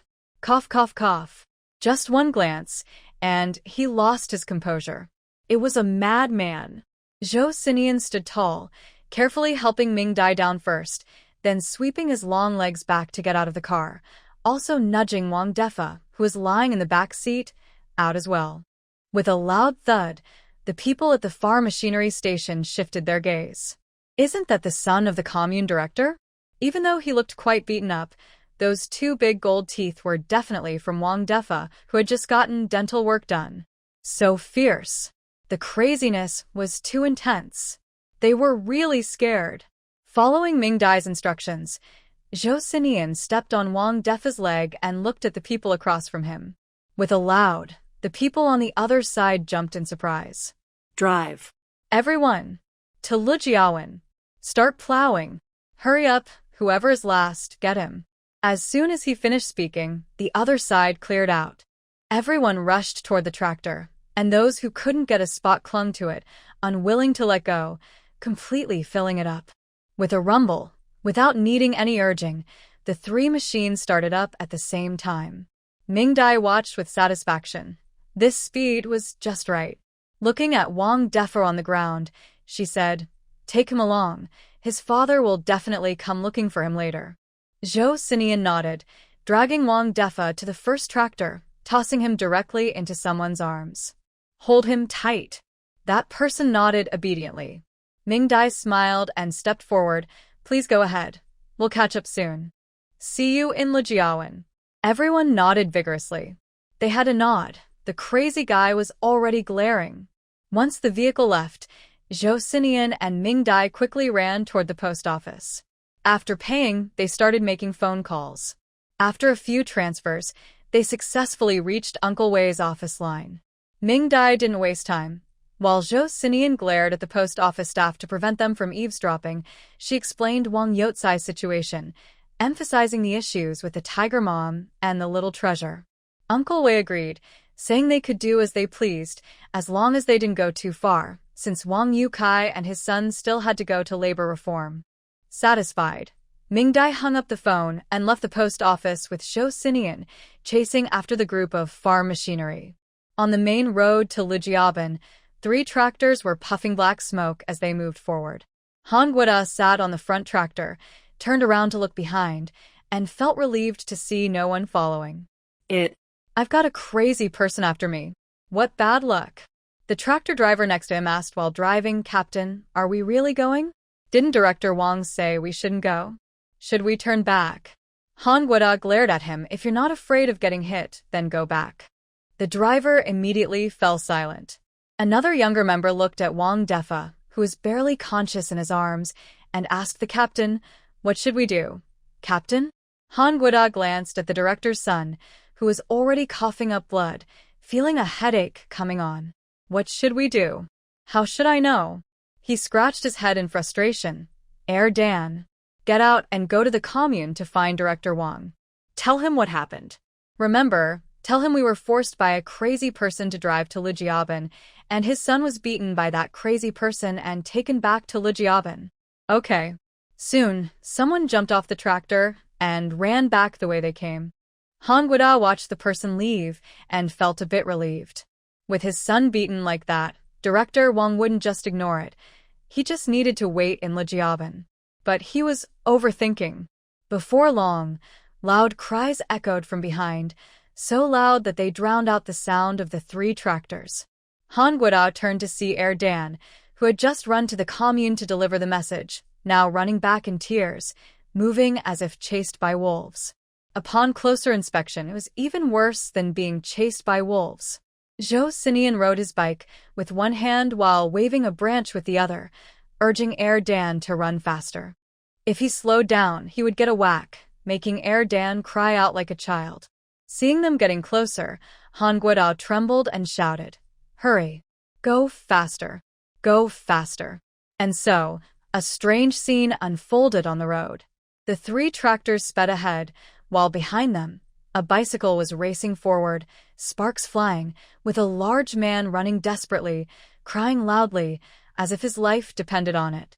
As soon as he dared to slow down, the small branch snapped back with and his speed picked up again.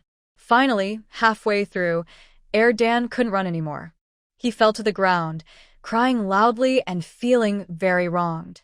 Joseian balanced on one leg, swung the small branch, and hit him a couple more times. Dan rolled on the ground but refused to get up and run. Dan. I can't run anymore. I really can't run. Even if you hit me, I can't run anymore. Mingdai saw that he had truly reached his limit and tugged at Joseian's shirt. Take him with us and throw him onto the tractor ahead. Joseian nodded, stood on his toes, rode over, grabbed the man by the back of his neck, lifted him upright, spread his legs over the crossbar, and lowered his head, making him lean over the handlebars. Don't look up, or I'll hit you.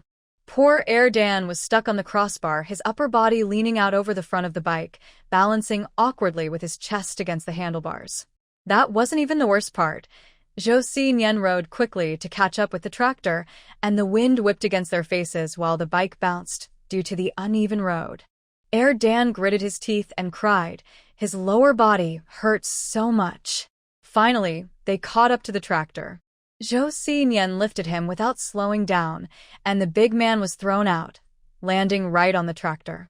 The people sitting outside saw something coming and quickly reached out to catch it. When they looked again, it was Dan, who had just gone to deliver a message. With tears in his eyes, Dan covered himself, unable to say a word from the pain. From then on, Dan became known as Nyo Dan. As the bicycle reached the first tractor, Han Guoda was extremely nervous, with everyone in the cramped cabin silent. Joseian slowed down, riding while watching the tractor puffing out black smoke. Although the smell was bad, it seemed quite fun. The villagers of Lijiawan were busy plowing the fields when suddenly they heard a loud sputtering sound. Lu Dezhu at the edge of the field looked up towards the road. Guochang, you have good eyesight. Can you see if a tractor's coming? Lu Guochang squinted and looked over, seeing 3 rows of black smoke approaching. Yes. There are 3 black smoke rings. 3 tractors, Captain. 3 tractors are coming. Lu Dezhu excitedly ran towards the main road. The people working in the fields heard the loud sounds and straightened up to look at the road. 3 tractors turned off the main road and headed towards Lijiawan's fields. Tractors. So many tractors. The children were the first to get excited and ran towards the tractors with the captain. The other adults couldn't contain their excitement either and rushed to the field. Before long, the 3 big machines stopped at the field, surrounded by villagers. The children saw Joseian, who had just gotten off his bicycle, and shouted excitedly, "Brother! Brother! Brother!" Mingdai, disturbed by the noise, hid beside the captain to watch the tractors. On the tractor, Han Guoda saw Lu Dazhu breathe a sigh of relief. He wanted to confront them, but Lu Dazhu and Lu Qingmin didn't give him a chance. The 2 stepped forward, grabbed his hand, and thanked him with tears in their eyes. "It's all thanks to our Captain Han. Most people wouldn't dare go against the commune director's wishes to plow our village's fields. Only you, Captain Han, would do that. You and the comrades from the machinery team can work hard. We'll have food and drinks for you tonight. Don't worry about where to stay. We've arranged everything for you." Han Guoda was shocked by their shamelessness. He thought Lu Dazhu was a simple person, but it turned out he was cunning. Who would dare to go against the commune director? Who volunteered to come here?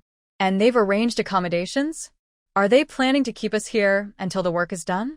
Han Guoda was so angry he almost laughed, pointing at the 2, but couldn't find the words. Finally, he noticed Mingdai. He couldn't scold the crazy person, but could he not scold a little girl? "Lu Dazhu, stop pretending to be important. Wasn't it you who sent this little girl to find the machinery team for work? Don't get too proud, just wait." They beat Wong Defa into the state and even broke his leg. "Director, Wong would never let you off." Mingdai quietly added, "We didn't harm him. You misunderstood." She had informed Joseian that she only intimidated him by stepping on his foot, not breaking any bones. When they later tossed him onto the tractor, Joseian had put him back in place, so he should be fine. Just then, Han Guoda, who was already angry, turned and shouted, "Who asked you to interrupt me?" Before Mingdai could respond, a loud slap landed on Han Guoda's face. "How can you talk to Mingdai like that?" Joseian stood in front of Mingdai, looking up at Han Guoda, who was on the tractor. Even though Han Guoda was taller, he looked scared like a child. His face quickly swelled from the slap, and he lowered his head, not daring to say a word. Joseian looked at him disapprovingly. "Don't you know to apologize when you insult someone?" The group of Red Scarf team members chimed in, "Exactly, exactly." Han Guoda felt very wronged. "Why didn't you apologize for hitting me then?" Feeling defeated but accepting reality, Captain Han bowed to Mingdai. "I'm sorry. My voice was a bit loud just now." Mingdai smiled and waved her hand. "It's okay, Captain Han. I understand you're worried about the tight schedule and heavy tasks. It's understandable to get a bit worked up. Let's not waste time. Let's get to work." Han Guoda stole a glance at Mingdai, then looked at Lu Dazhu and Lu Qingmin, who both nodded in agreement. They were all in this together, bullying him. After hearing Mingdai's words, Joseian waved his hand. "Get to work." Han Guoda didn't dare to hesitate, and neither did the others. They all quickly got off the tractor, pulled the ropes, and started the engines, making the 3 tractors roar to life again. Mingdai instructed Lu Guochang to take the unconscious Wang Defa to a tree and find a pile of grass for him to rest on. Joseian didn't follow. He kept his eyes fixed on Han Guoda and the others as they drove, scaring Han Guoda so much that he stalled the engine twice before finally getting it going. Joseian frowned in dissatisfaction. "Useless." Lu Dazhu laughed heartily, grinning from ear to ear. In previous years, because Lu Jiawan was the farthest away and he was not very good at speaking, he didn't get along well in the commune. Their village could only get 1 tractor, and they had to wait in line for it. This year, they have 3 tractors. Everyone can relax a bit this year. The villagers enjoyed the excitement, but were soon sent to work by the team leader. Under the tree, Mingdai checked Wang Defa's pulse on the ground. After a careful look, aside from a concussion, he was okay. It's just that this guy's private life was too reckless. Without Joseian needing to step in, he probably wouldn't last much longer. Director Wong might end up without an heir. As for the rumor that he had gone crazy, he wasn't insane, just a bit anxious. When Joseian arrived, he saw Mingdai holding Wang Defa's wrist and frowned. "Mingdai, it's dirty, let go." Mingdai laughed and released her grip, calling Joseian over. Do you remember the acupoints I taught you last time? This time, I'll teach you how to adjust joints. Look like this. Click, click, click. Wong Defo was sleeping quietly, making him the perfect teaching tool. The two were seriously teaching and learning, adjusting Wong Defa's joints with great care. Wong Defa. Beep, beep, beep, beep, beep, beep, beep, beep. While things were lively in Lujiawan, the commune was calm. Since Wong Defa returned from the mental hospital, he had been acting strangely, suspicious of everyone and often not staying at home, so Wang Yukai and his wife didn't notice their son was missing. It wasn't until their son hadn't returned home for 2 days that they realized something was wrong. They sent people out to search and found out that their son had been attacked by a madman. They didn't even know where he had been taken. When they reached the agricultural machinery station, they found that all the tractor drivers and tractors were gone. After asking the old man at the gate, they learned that they had all been taken by the madman. Wang Yukai was so shocked he almost fainted. He quickly found a bike and rode with the commune officials to Lujiawan. If they were any later, his only child would be in danger from the madman. Before they even reached Lujiawan, they could already hear the sound of the tractors. A group of more than 10 people rode their bikes into the field. Lu Dezhu looked at Wang Yukai, who had a dark expression and seemed ready to explode, and pulled over Taidan. Go, call your big brother over. Lu Dezhu. Wang Yukai threw his bike down and rushed towards Lu Dezhu, who greeted him with a smile. Director Wang, are you here to inspect the work? The villagers behind them saw the group heading towards their leader and also picked up their tools to follow along. Wang Yukai noticed the villagers behind him and became aware of the situation. This area had a strong sense of community, and Lu Jiawan was known for protecting its own. If he dared to confront Lu Dezhu, the crowd behind him would not hesitate to retaliate. This was also why he had only dared to cause trouble in the commune for so many years and avoided going to the countryside. Swallowing his anger, he glared at Lu Dezhu. Where's my son? Lu Dezhu smiled and replied, if I didn't know better, I would think the director is here to teach kids a lesson. Yesterday, your son insisted on coming down with the agricultural machinery team to help us plow the fields. We tried to persuade him to leave, but he wouldn't go, so we had to let him stay and help. He's busy with the team right now, and will be here soon. Just as he finished speaking, a loud wailing echoed. Wang Yotsai's eyes widened. It was his son's voice. Dad! Dad! Help! Help! Wang Yukai saw a frantic figure running towards him, followed by 2 others, one tall and one short. When his son reached him, Wang Yukai excitedly tried to hug him, but was pushed back by an overwhelming smell. It was unbearable. Wang Defa looked at his father in disbelief, hurt in his eyes. Did you really just step back? Wang Yukai tried to hold back his reaction to the smell and looked at his son with concern. Defa, did you fall into the latrine? Wang Defa could no longer contain his feelings of grievance and lunged forward, tackling his father to the ground in a big hug. Dad! It hurts. I think all my bones are broken. Wang Yukai. Woe is me. Dad! The latrine is so stinky. The whole village's latrines are even worse. I never want to go to the toilet again. Wang Yukai. Ugh. Ugh. Ugh. Dad! I feel dizzy. I want to go home. I miss Mom. Finally, Wang Yukai managed to escape from under his son's smelly armpit, gasping for air. Ah! I'm alive. That was awful. A nearby commune official, seeing the two rolling on the ground, quickly pulled them up. Wang Yukai stepped 8 paces away from his son and took a deep breath. Finally catching his breath, he angrily pointed at the group from Lujiawan and shouted, Well, you all! How dare you openly kidnap my son to clean the toilet and even hurt him? This is outrageous. Just wait. I will call the militia, and none of you will escape. Ah! Before he could finish boasting, Joseian stepped forward quickly and broke one of his fingers with a snap. Wang Yukai clutched his finger and let out a squeal similar to his son's. The commune officials behind him collectively stepped back, no one daring to step forward this time. Wang Yukai glared at Joseian with a mix of anger and fear. If looks could kill, Joseian would have been done for. Seeing him still glaring, Joseian raised, clearly ready to poke his eyes. Wang Yukai was so scared he immediately hid behind Lu Daju, and Joseian finally backed off. Not wanting to provoke the madman anymore, Wang Yukai turned to Lu Daju and exploded. Lu Daju, you must give me an explanation today.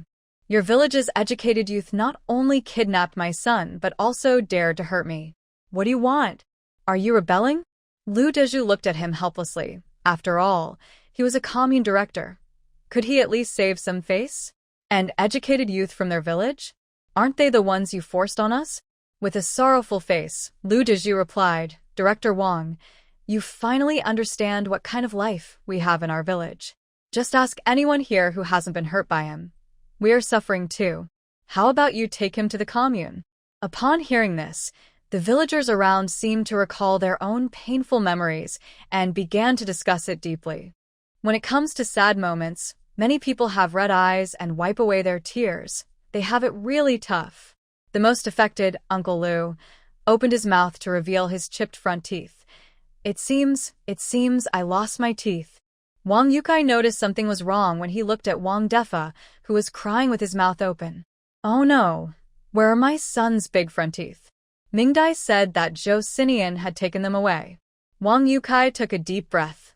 Lu Daju, the person is now from your village. You can't escape responsibility. Just wait for the militia to come and catch you. After saying that, he helped Wang Defa to leave, but Mingdai signaled Joseian to stop him. Joseian stood in front, and no one dared to leave. Wang Yukai trembled. Crazy person. What do you want? Mingdai stepped out from behind Joseian, looking troubled. Director Wong, we might have a misunderstanding that needs to be cleared up. Wang Yukai looked at her suspiciously, unsure of who she was. Your son was not kidnapped by Zhou Jiqing. We found him behind E Street. He followed us on his own and wouldn't leave, insisting on coming back with us. The injuries he has are not from us. He fell while running. We really didn't do anything. Wang Yukai laughed in anger. Am I blind? Can't my son speak? You're lying without even preparing a story. Mingdai blinked. Really, if you don't believe me, ask your son. Wang Yukai pointed at Mingdai, shaking with anger. All right. Defa, tell me. Who brought you here? Who hurt you? Who made you clean the toilet? Wang Defa was about to cry, but Joseian shot him a look, and he jumped up straight, passionately declaring to Wang Yukai, I insisted on following Zhou Jiqing to Lijiaban. The injury was from me tripping. I wanted to clean the toilet myself. I am a good brother of the farming comrades. I love work. Work loves me. Work is the most glorious. Wang Yukai stared at his son, and if he didn't know his son's nature so well, he would have thought his son was giving an award speech for a labor model. Defa, have you been hit in the head? Wasn't it a crazy person who hurt you? You just said that all your bones are broken? Wang Defa felt the intense gaze of Joseian on him and didn't dare to complain. He repeated what he had just said like a parrot. Wang Yukai was startled by his son, calling out to him several times with no response. He turned and glared at Mingdai, pointing at her with his bent fingers. What did you do? Why has my son turned into this? Mingdai shrugged, indicating she didn't know. Inside, she was cheering. She didn't expect Joseian's method of training to work so well on Wang Defa. Look at the results. Joseian saw him still pointing at Mingdai and quickly stepped forward again. In the midst of Wang Defa's terrified expression, he bent his finger once more. Ah. Mingdai shook her head. This was the consequence of not learning from past mistakes. The remaining commune officials took 2 steps back in unison, too scared to stay close. Wang Yukai, after making a noise, covered his hand and glared fiercely at the two. All right. My son says you didn't hit him, fine. Then hit me, but really, my hand is the proof. Mingdai looked at him, a bit troubled. Director, if you're going to accuse someone, at least have a good reason. When did we hit you? Wang Yukai laughed in anger, raising his finger. A madman bet my finger, look. Huh. He saw that the finger, which had just bent at a 90-degree angle, was now standing straight. Wong Yukai couldn't believe it as he held his finger, bending it back and forth, amazed. When did it get better? Mingdai chuckled. Joseian was quick and timed it perfectly. She promised to give him an extra chicken leg for dinner. In the end, Wong Yutsai's face turned pale with anger as he dropped his hand and glared deeply at Mingdai. Joseian noticed his gaze and pulled Mingdai behind him, meeting his stare. Wong Yukai quickly backed down. Remembering what his brother-in-law had said during their last trip to the county, he gritted his teeth and had someone help Wang Defa into the cart to leave. Lu Dazhu and Lu Qingmin didn't expect this hurdle to be crossed so easily, calling out to their retreating figures, "Director Wang, since you're here, why not stay for a meal before you go?" With that shout, the people from the commune ran even faster, their awkward backs causing everyone from Lijiabayan to burst into laughter. Lu Dazhu looked at Joseian with surprise. He used to think of him as a troublemaker, but now he realized he was actually a treasure for Lijiabayan. He had to keep him around. He turned to give Joseian full credit for his contributions. Joseian felt uncomfortable under his intense gaze and raised his fist to wave at him, making Lu Dazhu instantly look away. In the field, the tractor had stopped at some point. The members of the farming team hid behind the crowd, silently crying as they watched the commune director's figure fade away. "Director, have you forgotten something? We are still here." Once the crowd dispersed, Lu Dazhu called everyone to continue working, but the farming team members were still crying nearby. Joseian glared at them, and they quickly ran back to the tractor. Han Guida stood in front of the vehicle, ready to start it. Just as the engine roared to life, he saw Joseian jump into the driver's seat. What is this crazy person doing? He was terrified. This was a public tractor, very expensive. If he broke it, he couldn't afford to pay for it.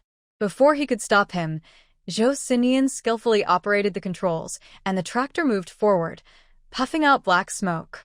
He actually got it running. Mingdai was also startled, but didn't stop him.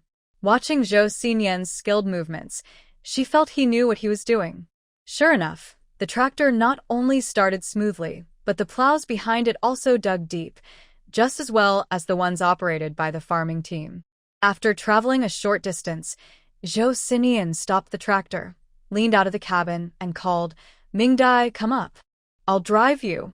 Mingdai was quite curious about the tractor and hurried over, leaving Han Guida, who looked like he was about to cry, and the onlookers behind. "Han Guida, help. You really can't just play around with a tractor." After a ride with Joseian, Mingdai didn't want to sit again. At that moment, the ride was bumpy and uncomfortable, but Joseian was very excited, wanting to stay on and drive a bit longer. Mingdai saw that he was doing well and not delaying work, so she didn't stop him. The group of kids, including Tai Dan, were very envious and ran alongside the tractor in the field. Behind them, Go Dan boldly asked if he could have a turn. Joseian, considering they were all his little brothers, let the kids get on the tractor. Han Guida watched as the tractor turned into a kid's vehicle and felt more frustrated. He couldn't leave because he was afraid of getting in trouble, so he followed at a distance, hoping the tractor would stop so he could get it back. Unfortunately, Joseian was very skilled and never turned off the engine, which made Han Guida quite tired. In the end, Lu Sanyi, who was watching from the edge of the field, also felt tempted. He was the designated driver for Lu Family Bay. Now that even the crazy ones could drive a tractor, it seemed a bit unreasonable that he couldn't. He was too timid to ask Joseian to teach him how to drive a tractor, so he approached Mingdai instead. Mingdai admired Lu Sanya's spirit of lifelong learning and took him to find Joseian. Joseian didn't refuse but scratched his head, saying, "I can drive, but I can't teach." Finally, the three of them looked at the gloomy Han Guida. Han Guida felt a chill down his back and had a bad feeling. When he got back on the tractor, he found a 60-year-old student with missing teeth sitting next to him, and he thought it would have been better to let the crazy one drive. Wah. He couldn't understand what Lu Sanyi was saying, and he had to guess what Lu Sanyi meant. The crazy one was watching him teach, and if Lu Sanyi indicated he didn't understand, he would get a little whip. It was so hard for him. Lu Dezhu heard the commotion and came over, discovering that Han Guoda was teaching Lu Sanyi how to drive the tractor. He was first shocked, then overjoyed. In the end, he gathered a few clever young men from Lu Family Bay, and they lined up to learn how to drive the tractor from Captain Han. You see, the tractor drivers at the agricultural machinery station were usually taught by their masters, and they rarely taught others for fear of losing their jobs. Now that there was a chance to learn, why not take it? Perhaps one day, when the commune's agricultural machinery station needed more drivers, people from their village could step in.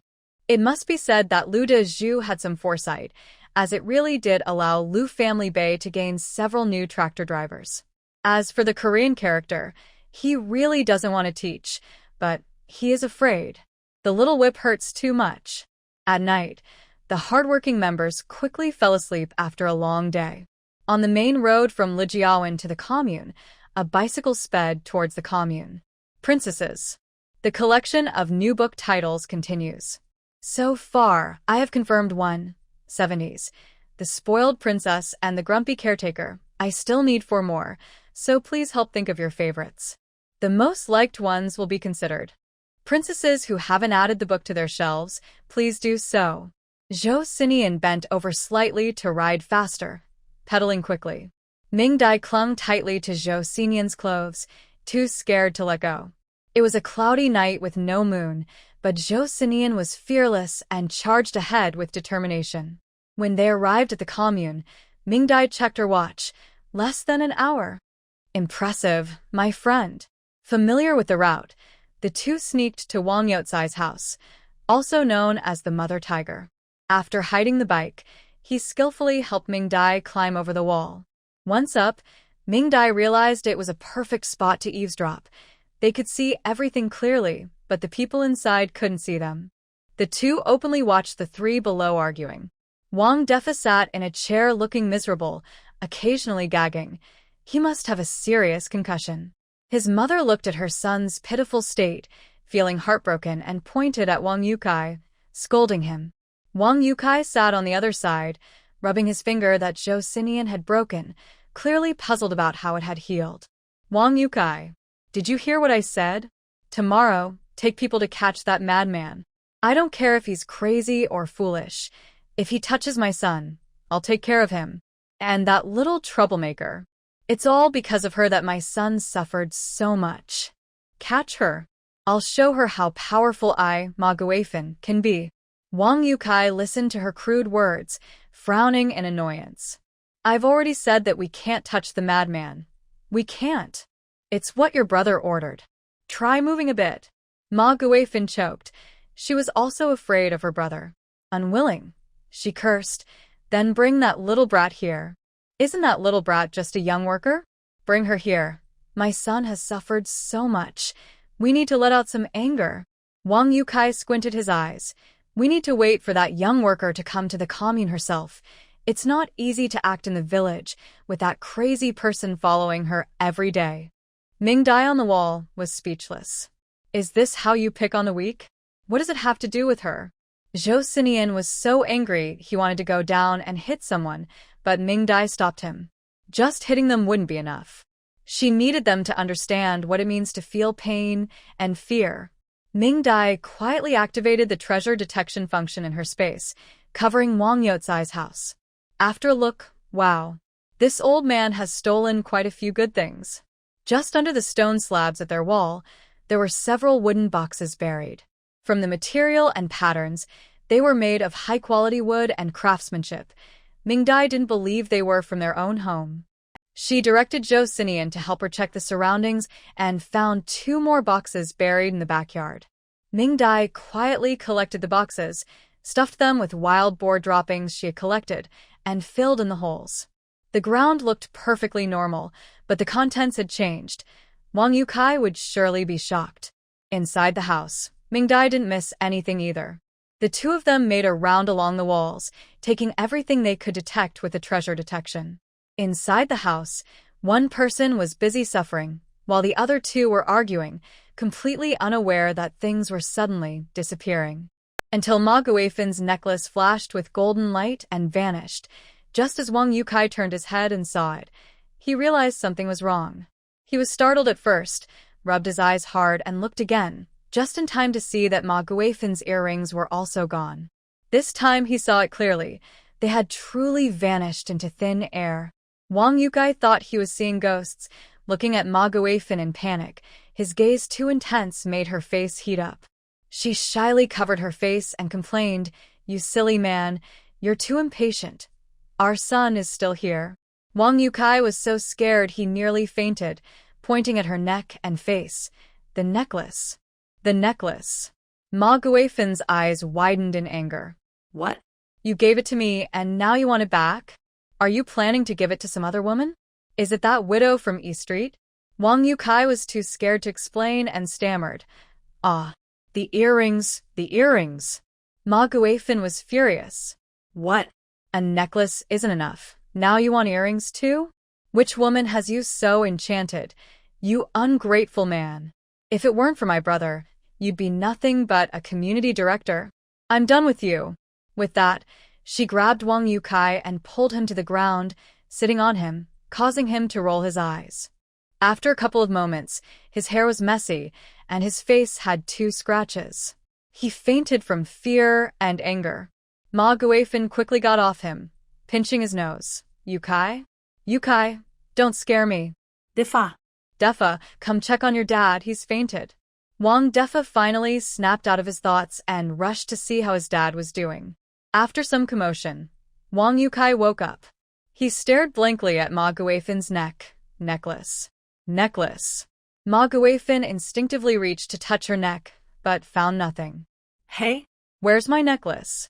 "It's gone." "Earrings? Where are the earrings?" "They're gone too." "Defa, help me find them. Where did they go?" Wang Defa hurried to search, and Ma Guifin tried to get up. Wang Yukai regained his senses and looked around, realizing many things in the house were missing. "There's a ghost." "A ghost!" He jumped up in fear, pointing at the shelf in the living room and shouting. Ma Guifin and Wang Defa looked up and noticed the gramophone that had been on the shelf was gone. It was something Wang Yukai had taken from someone else. The 3 of them then realized something was wrong and began checking the house, only to be met with cries of despair. All of Ma Guifin's jewelry, except for her wedding gifts, was missing. Wang Defa's hidden gold watch and radio were also gone. Wang Yukai looked the most pale. He had hidden many valuable things from his wife and son. Now, not only was the money gone, but even the jewelry he had hidden for his little treasure was missing. This is not the worst part. The wooden box and bullets hidden under the floor are also gone. Losing this is really serious. Is there a ghost? There really is a ghost. He sat down on the ground, drenched in cold sweat, filled with pain and fear. Wang Defa, looking annoyed, said, "Dad, what time is it? You still have time for superstitions. Hurry up and call for help. Our house has been robbed." Wang Yukai shook his head in disbelief. No. It's a ghost. It was a ghost. I saw it. Wang Defa looked at his frightened father and asked his mother, "Is Dad confused from being scared?" Ma Guifin felt a bit guilty. Could it be because she sat down too hard? But Wang Yukai was too upset to listen to them.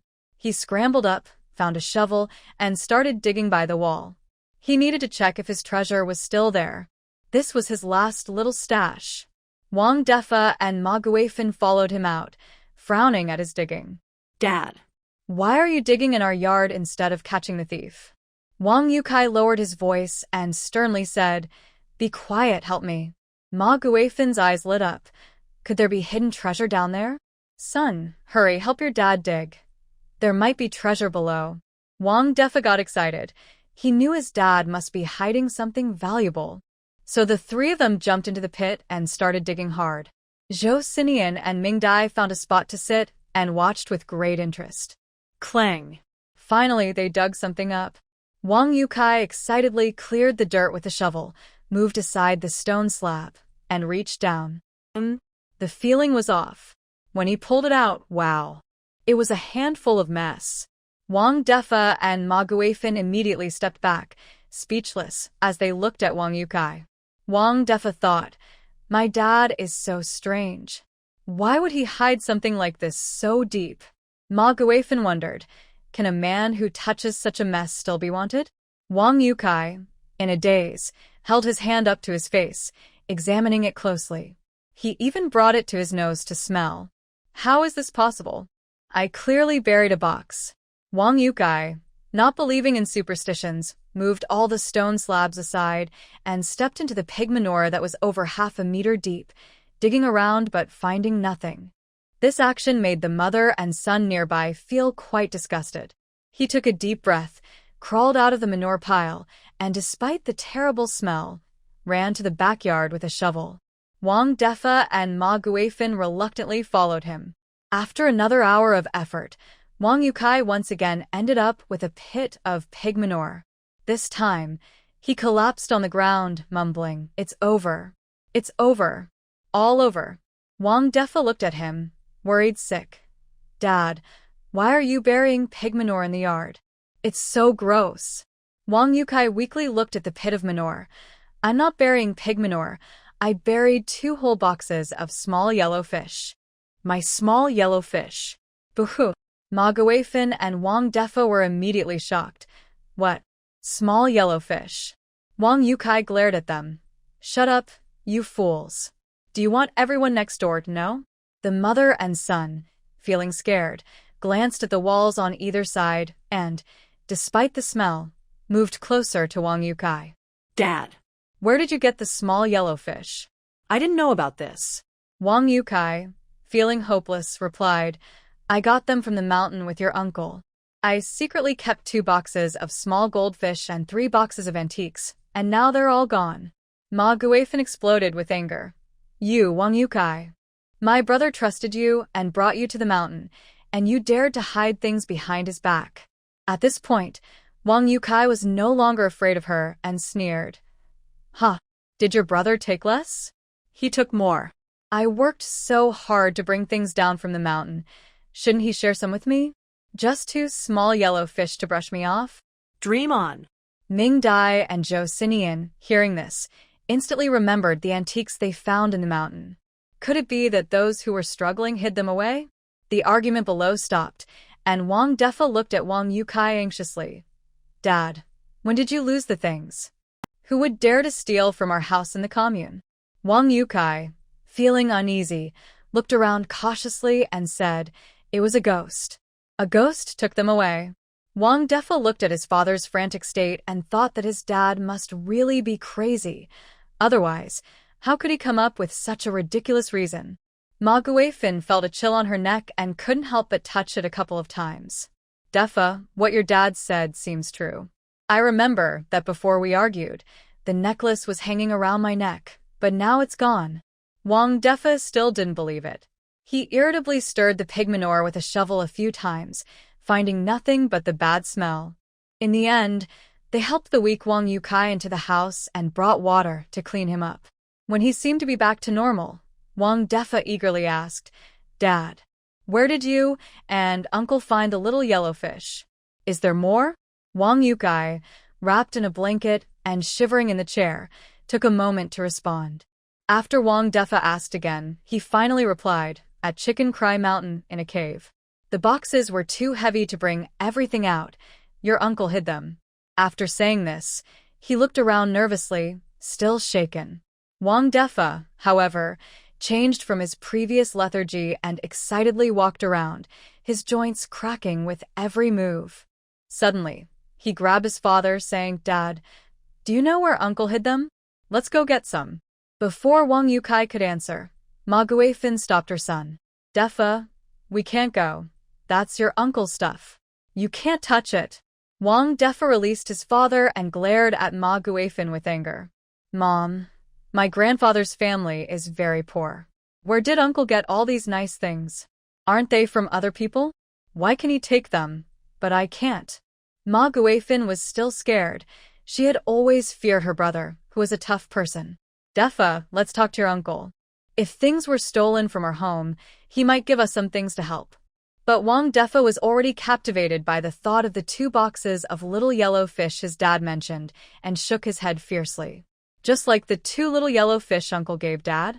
I clearly have a chance to get 2 boxes. Why should I ask Uncle for just 2? He might not even give them. Ma Guifin still felt uneasy and wanted to persuade him further. Her son looked at her coldly and said, Mom, don't forget, you are now part of the Wong family, not the Ma family. Ma Guifin was frightened by the fierce look in his eyes. She glanced at the still nervous Wang Yukai and didn't dare to speak. Mingdai was curious about how they discovered these things. Her finding them was purely by chance. The cave was discovered by Joseian, and the treasures were found through her treasure hunting ability. It is very difficult for ordinary people to find such things. Below, Wang Defa was discussing with Wang Yukai when to go into the mountains to find the treasures hidden by his uncle. Mingdai pulled her thoughts back. No matter how they discovered it, she had already decided that she wanted all these things. She would find out where Jiming Mountain was and, ahead of the Wong family, take Joseian to collect the treasures. Taking advantage of the deep night, the 2 returned to Lujiabian with their bounty. In the following days, Lujiabian was busy with farming. Mingdai and Joseian worked during the day and visited the commune at night to find the Wong family, opening the space to discover and take whatever they found.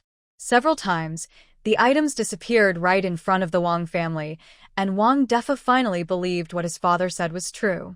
There really were ghosts in the house. For several nights, the Wong family was disturbed by ghostly wails. It's gone. It's gone again. The neighbors whispered among themselves. Wang Defa had gone mad and had infected Wang Yukai and Ma Guifin. Wang Yukai hadn't gone to the commune for several days, reportedly too sick to get up. And Ma Guifin was jumpy even when buying things, with dark circles under her eyes. Mingdai and Joseian were quite pleased with the results. Each visit brought unexpected surprises. Wang Yukai and Wang Defa were so scared they dared not stay at home and moved in with their partners.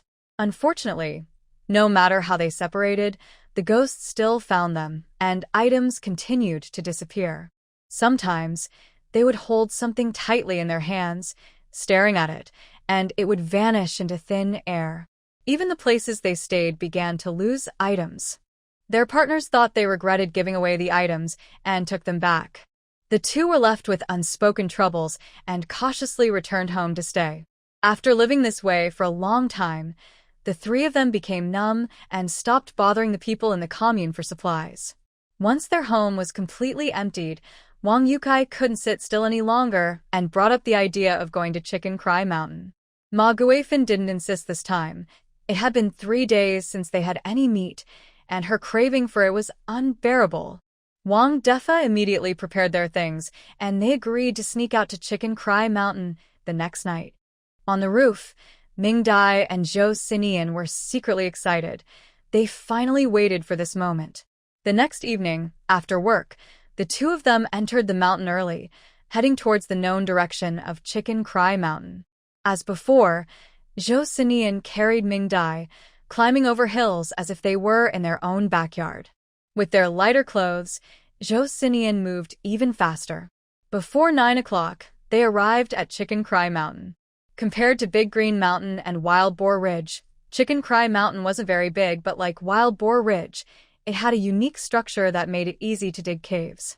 While waiting for the Wong family to arrive, Mingdai used her treasure-finding ability and indeed discovered a similar cave.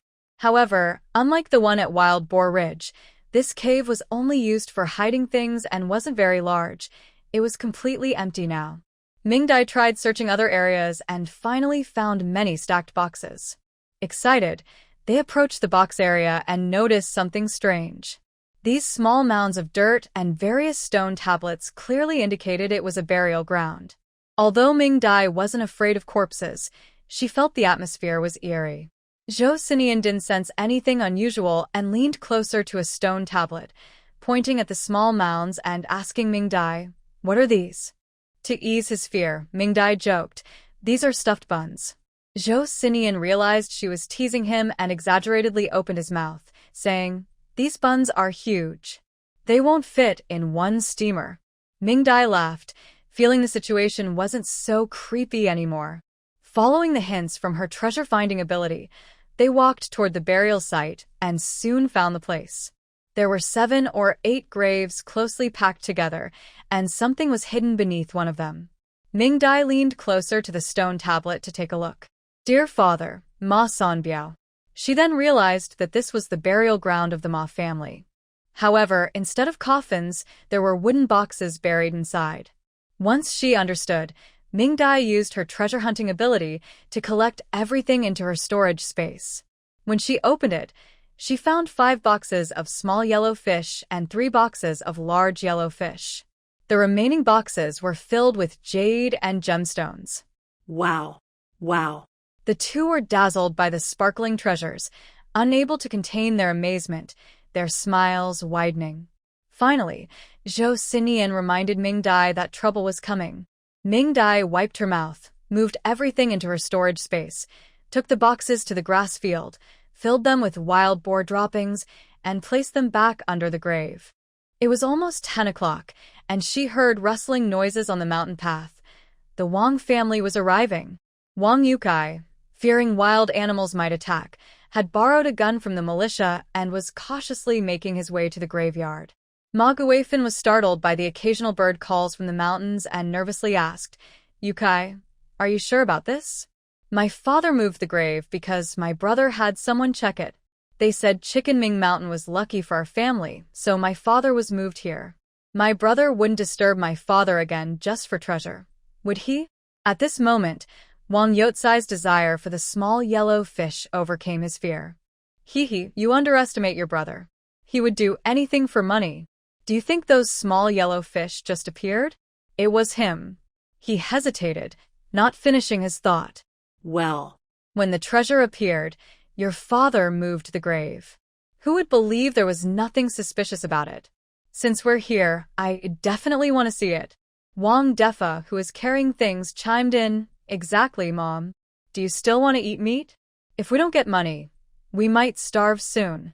At the mention of meat, Ma Guifin fell silent. The 3 of them felt uneasy and didn't dare to use a flashlight. Instead, they carried a lantern and searched for a while before finding Grandpa Ma's tombstone. Wang Yukai held the lantern up to the tombstone, his voice filled with excitement. This is it. This is it. Wang Defa, thrilled, picked up a shovel to start digging, but Wang Yukai stopped him. He nervously looked around and took the items his son had brought.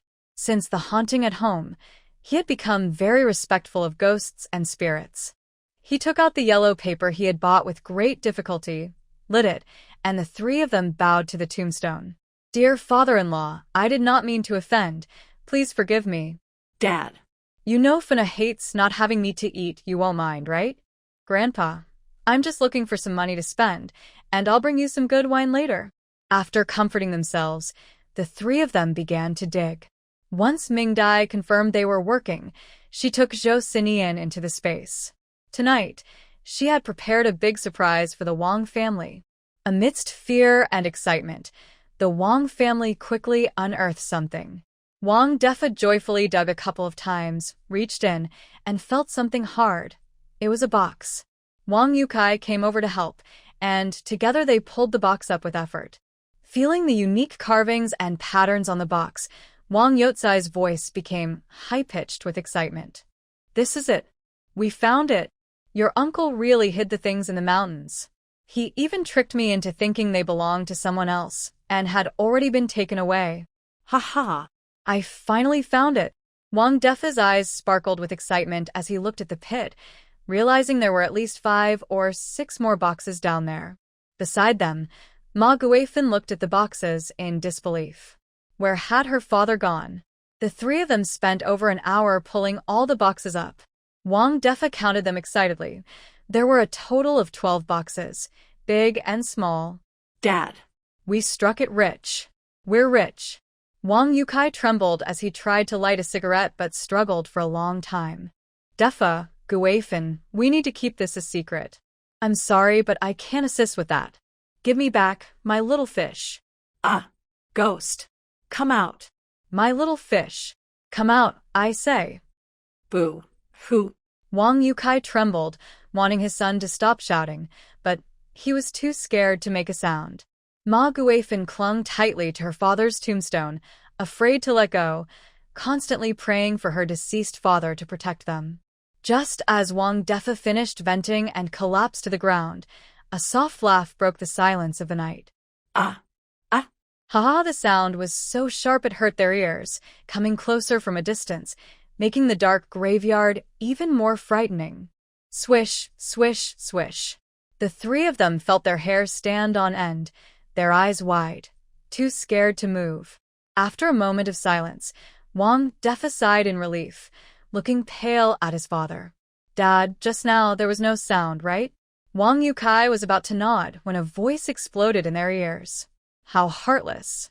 You were just shouting for someone to come out, and now that they have, you don't believe it? This time, they clearly heard a sharp female voice, as piercing as nails scraping against a door, sending chills down their spines. Wang Defa swallowed hard and trembled. Who are you? Show yourself. Stop playing tricks. I have a gun. I'm not afraid of you. Saying this, he raised his gun, cautiously scanning the surroundings. All right then. I will come out to meet you. But remember, once you see me, you have to come with me. Ah. Ha ha! Another round of chilling laughter echoed. In the dim graveyard, a shadow appeared not far from the three of them.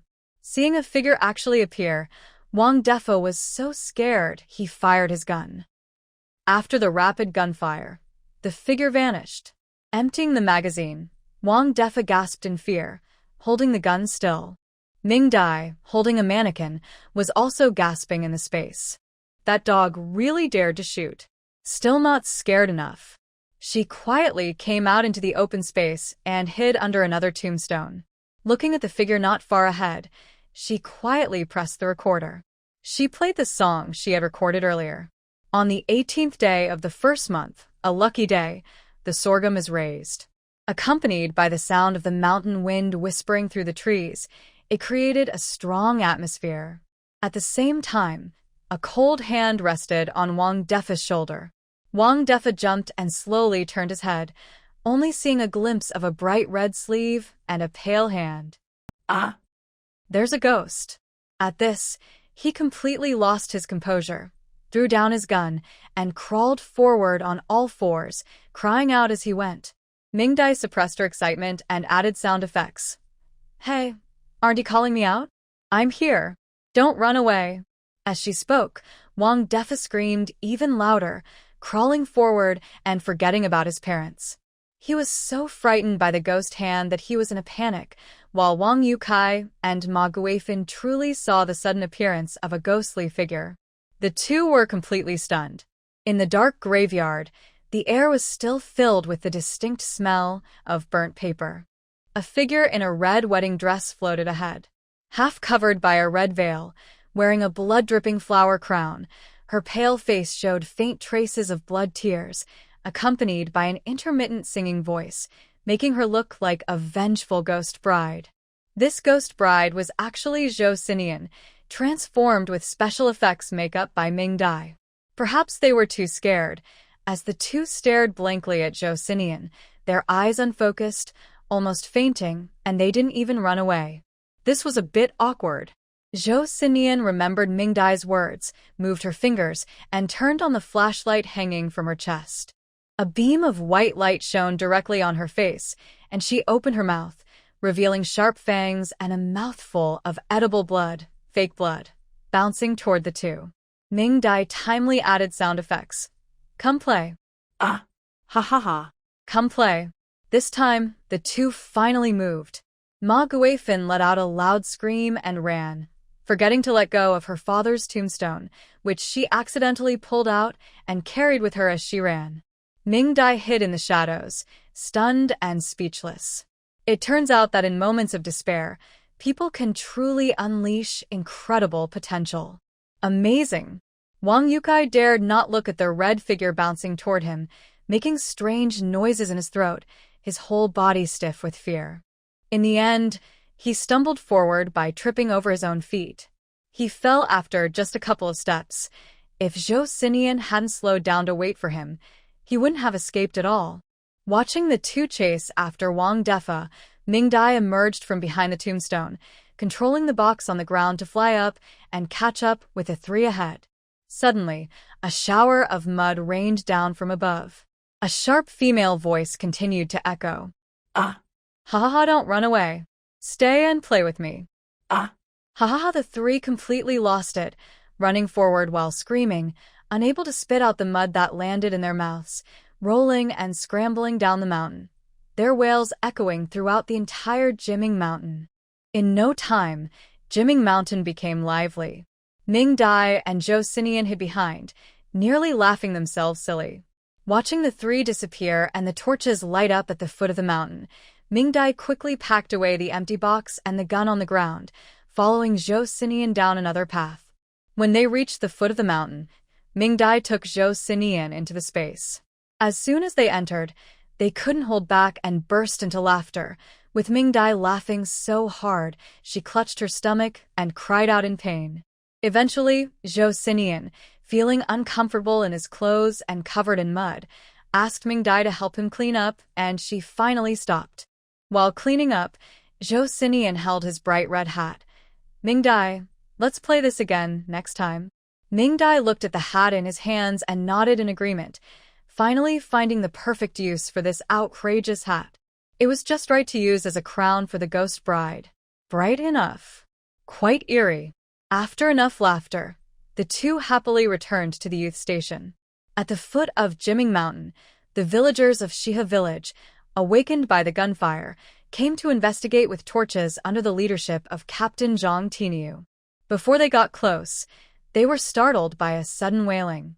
The crying sound was so eerie that no one dared to approach for a moment. Captain, could it be?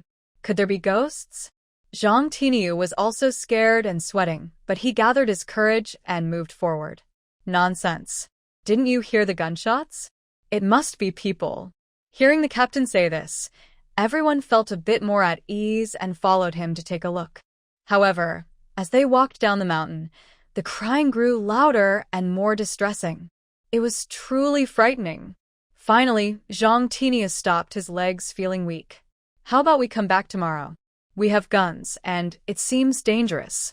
The villagers had long wanted to turn back, and upon hearing the captain, they quickly agreed. Just as they raised their torches to turn around, they heard hurried footsteps on the mountain path. Three figures tumbled down, one of them carrying something. Ah. There are ghosts. What? The villagers were frightened by the three, thinking they were mountain spirits. They all turned and ran in panic. Ah. There are ghosts. The three, finally seeing living people and light, couldn't miss this chance to escape and chased after them, shouting loudly. The villagers, hearing the terrifying cries and smelling something foul behind them, were even more convinced that they were being chased by mountain spirits. So they ran even faster. Then a strange scene unfolded. A group of torch-bearing people ran frantically ahead, while three shouting figures chased them wildly. You run hard, and I chase hard.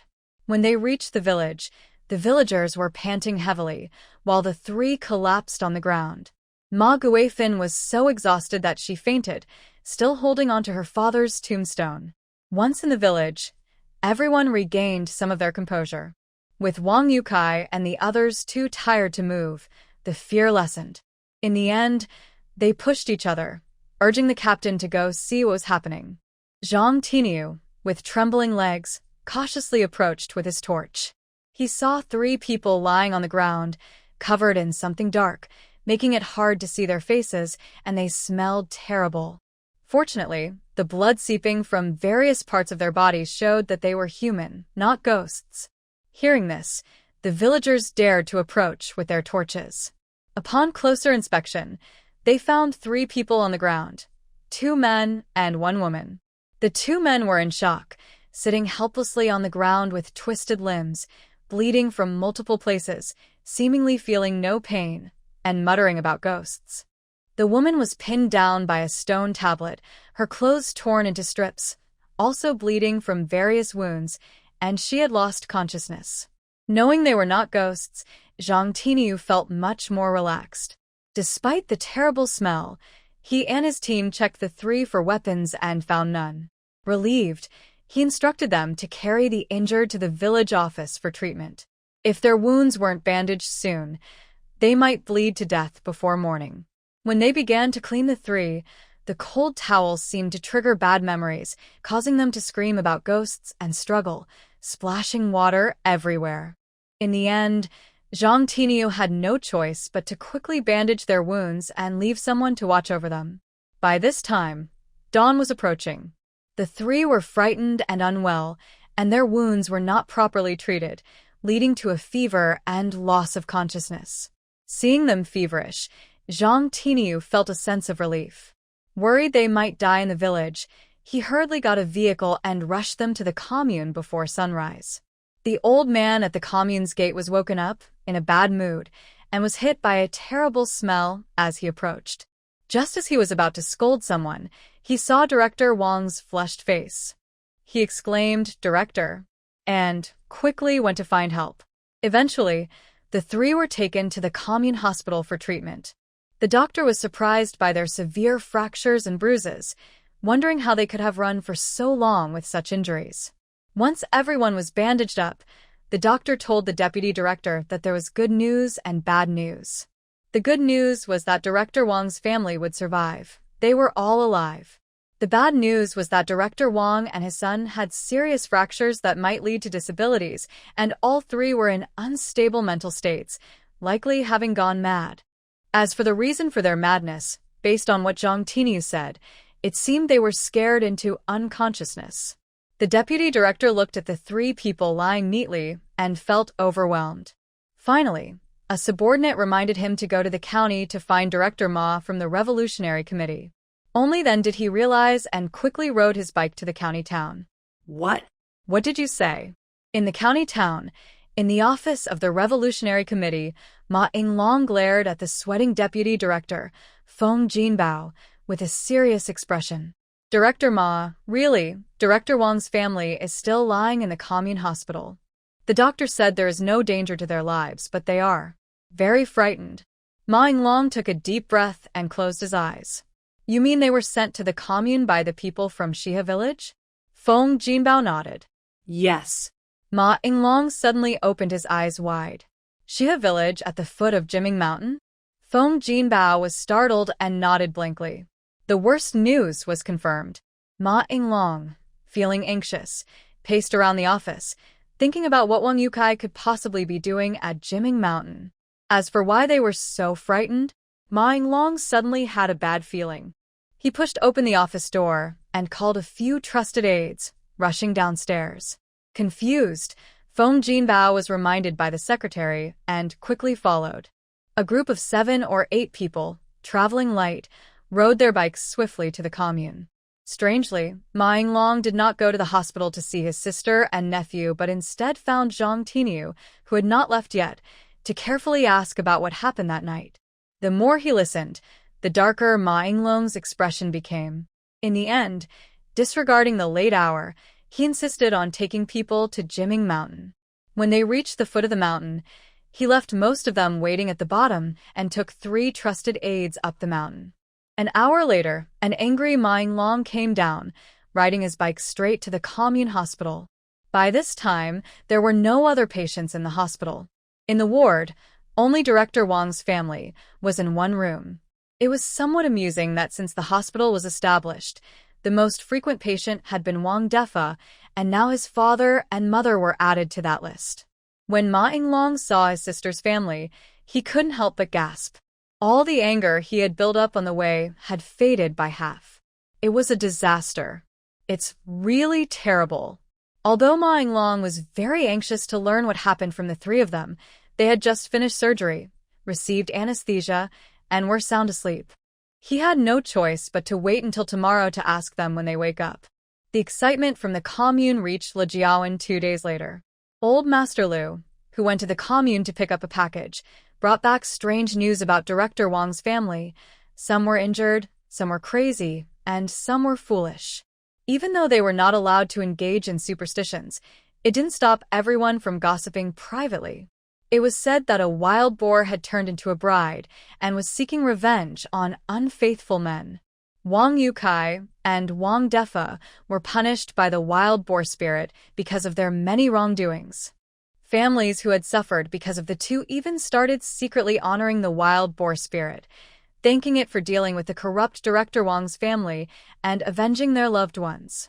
When Mingdai heard this, she appeared calm on the surface, but was laughing inside. Joseian frowned and was not happy. Mingdai had clearly said he was playing the role of the king of ghosts, not a wild boar spirit. At the same time, Minglong's visit to the commune and his trip to Jimingshan made Mingdai alert. She remembered that Wong Yukai had told Ma Guifin that her brother did not want to get involved with the madman. Mingdai suspected that Director Wong from the Revolutionary Committee might be one of the three groups secretly monitoring Joseian. She wondered which group he belonged to and why he was watching Joseian. Also, how did he discover the things in the mountains, and why hadn't everything been taken away? That remained a mystery. Mingdai shared her thoughts with Joseian, and they both became cautious. Meanwhile, in the commune hospital, Wang Yotsai's family woke up. Ma Guifin and Wang Yukai were okay. Aside from being startled, they could still communicate while constantly mentioning ghosts. However, Wang Defa had completely lost his mind. He couldn't stand the color red, and even a little bit would drive him crazy, shouting that the wild boar spirit's bride was coming to take him away. Ma Yinglong looked at the chaotic scene with his sister's family and felt a headache, but the things in the mountains were too important. If he lost them like this, he wouldn't be able to explain, and he had to make his sister's family talk. As for what they said about ghosts at home and wild boars turning into spirits, Ma Yinglong did not believe it. He knew Wong Yukai too well. He was just a greedy and spineless person. Ghosts? He thought it was their own guilty conscience. Because Wong Defa was causing too much trouble, Ma Yinglong sent him to another room, which gave him the chance to ask Wong Yukai and his wife. Although Wong Yukai and Ma Guifin had regained consciousness, they were still terrified. The couple squeezed onto one bed, watching their surroundings warily. Even the sound of footsteps passing by made them jump. Seeing the pale faces and vacant expressions of the couple, Ma Yinglong took a deep breath.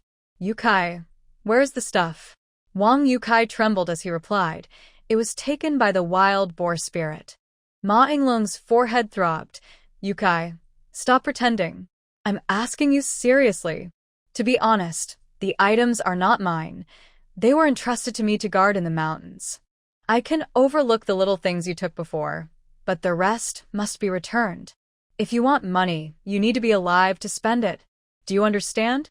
Wong Yukai, frightened, curled up in his wife's arms and shook his head with a bitter smile. "Brother, it really was taken by the wild boar spirit. I don't know how it got attached to our family. The things we took before have also disappeared, vanishing right before our eyes. Not only I saw it, but you can ask Guifin. She saw it too." Ma Guifin, clutching the blanket, nodded vigorously. "Really, brother? My necklace, earrings, and other things at home have all vanished into thin air. The things Yukai buried in the yard have turned into pig droppings. In the mountains, we really saw the wild boar spirit. It was wearing a red wedding dress, with a floral crown and veil. Its face was terrifyingly pale, and blood was dripping from its mouth. If I hadn't carried our father's tombstone, with his blessing, we wouldn't have made it back. Brother, there really is a wild boar spirit." Ma Yinglong frowned at the two. He still didn't believe in such nonsense. It was too ridiculous. But he also knew that his sister had always been afraid of him and wouldn't dare to lie. Since she said she saw it, then she truly believed she did. Ghosts might really exist, but they may not be real ghosts. They could just be people. The first person that came to mind was Joseian, who was pushed into Lujian. After all, that person said he knew. After asking the couple a few more times, he found that they both said the same thing. Subordinates who investigated nearby confirmed that the Wong family often heard ghostly cries at night, and their belongings were pitifully few. There was even pig manure in the big pit in the middle of the yard. Everything matched what the Wong couple had said. Ma Yinglong frowned as he left the commune hospital, calling over his trusted aide and giving some instructions. Spring planting in Lujian was in full swing. Mingdai and Joseian were busy in the fields while tidying up the health station, waiting for Mingdai to finish her exams so she could officially start working. Thanks to Mingdai's reminder, Joseian paid extra attention to the happenings inside and outside the village. Soon he noticed something unusual. In the middle of the night, Mingdai, sleeping outside, was awakened by a feeling of being watched. As she opened her eyes, she saw Joseian, wearing a red straw hat, standing at the head of the bed looking at her.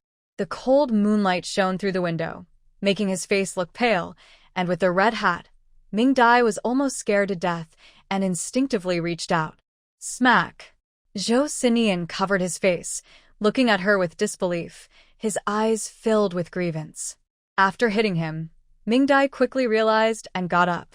I'm sorry, I was half asleep. Joseian took a few steps back to the door, looking pitiful as he said, Mingdai, you hit me. Mingdai looked at the open door, feeling helpless. You were awake at midnight, pried open my door, and stood at the head of the bed to scare me. It's normal for me to hit you. Joseian thought about it, lowered his hand, and realized she had a point. After forgiving Mingdai, he leaned closer and pointed towards Wild Boar Ridge. Mingdai. 2 people went up the mountain. Hearing that someone had gone up the mountain, Mingdai instantly perked up.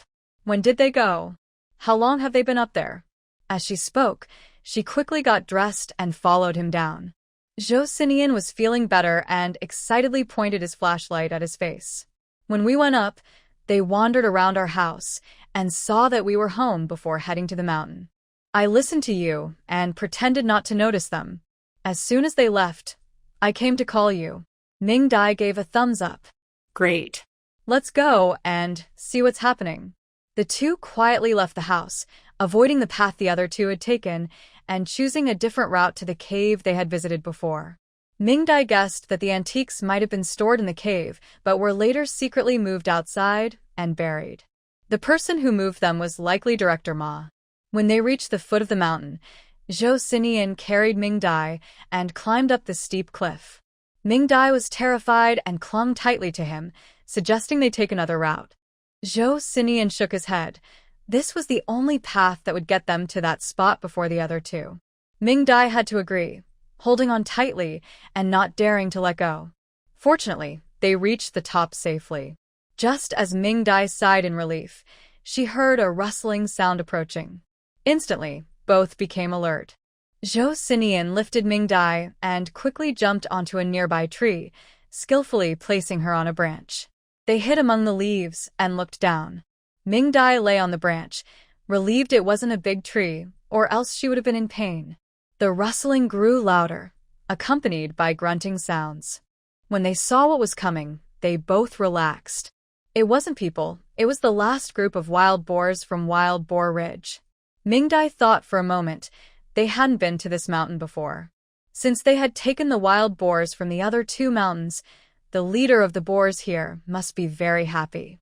In previous years, during the breeding season, the leaders from the other 2 mountains often came to its territory, trying to attract its female boars. It couldn't fight back, so it had to endure, watching its beloved female boars being taken away one by one. This also caused its group to be smaller than those from the other 2 mountains. This year, the 2 shameless ones didn't come over, so it took the chance to date some wild boar girls, hoping to have many more piglets than the other 2 groups. With the goal of growing the family, it didn't even take a break at night. Taking advantage of the moonlight, it brought a few wild boar girls to the cliff to enjoy the moon and have a moonlit dinner, hoping for something to happen. Unfortunately, it ran into Mingdai and Joseian. Mingdai looked at the plump wild boar leader below and thought about the rumors in the community. A plan formed in her mind. As the wild boar leader approached the big tree with the girls, Mingdai activated her treasure hunting ability. Whoosh. A cool breeze blew, and the wild boar leader disappeared, leaving a few confused wild boar girls wandering in place. Joseian blinked. Mingdai, didn't we say we wouldn't catch the wild boars here? Mingdai smiled mysteriously at him. We're not going to harm it. We just wanted to perform a little show. Joseian nodded, somewhat understanding, and led Mingdai down from the tree, continuing towards the cave. They rushed ahead and finally reached the cave before the two of them. Finding the pit that had collapsed after they took the box, Mingdai filled it with pig manure she collected from Chicken Crow Mountain and put it back in. She had to admit, wild boars eat a lot and produce a lot. If it weren't for the 40 little wild boars in her space contributing, she wouldn't have found enough manure to fill it. After burying the box and tidying up the ground to hide any signs, Mingdai took Joseian into her space. In the grassy area, the wild boar leader floated in confusion and screamed when it saw someone approaching. Mingdai muted it, letting it float over, and found a red sheet in the warehouse to drape over the wild boar. Joseian watched, hesitant. He didn't want to match outfits with the wild boar. Worried the wild boar would make noise, Mingdai stuffed a cloth in its mouth, silencing it while still allowing its tusks to show. After finishing, Mingdai felt like something was still missing. Looking at Joseian, she realized it needed a flower hat. With no time to weave one, she had Joseian wrap a few big red flowers with a red scarf and tie them on the wild boar's head. Looking at it again, it really seems like something is going on. Joseian watched the wild boar leader adorned with a big red flower and quietly took off his hat. In the end, Mingdai tied a remote-controlled night light to the wild boar's tusks, holding the remote in her hand. After testing it, the effect was amazing. Even Joseian found it a bit scary. Once everything was ready, the two of them hid in the trees and quietly waited for the audience to arrive. Before long, two shadows appeared in front of the cave. They paused for a moment, whispered a few words, and then headed towards the woods, finding the spot where Mingdai had discovered the antique. After confirming the location, they took out their tools and began to dig. These two clearly had experience. They dug quickly and accurately. This made Mingdai sure that the antique must have been placed there by these people, but she wondered if they were connected to Mawing Long. After digging for almost 2 hours, Mingdai was getting tired, but they finally uncovered something. With a click, the people on the ground got excited, and Mingdai and Joseian felt excited too. The show was about to begin. Soon, a box was hoisted up by the two of them. "Second brother, is this it?" "It should be," the eldest brother said to check it, and if everything is fine, put it back. "Those people won't be able to take it away yet, so we need to keep an eye on it for a while longer. It's better not to take it away. If the eldest brother keeps it, we can benefit too. It was originally ours. All right, stop chatting and take a look. If everything is fine, we can bury it again." The eldest brother is waiting for news. What could possibly be wrong? You just saw it. It was buried well. Our eldest brother was tricked by Wong Yukai. There's no wild boar spirit. Not even a trace of pig hair. And as for a wild boar bride, I think he just wants a bride. While they were joking, they pried open the box. Before even looking inside, they sensed something was wrong. It smelled terrible. For a moment, both of them fell silent. After a while, one of them carefully turned on a flashlight and shone it inside.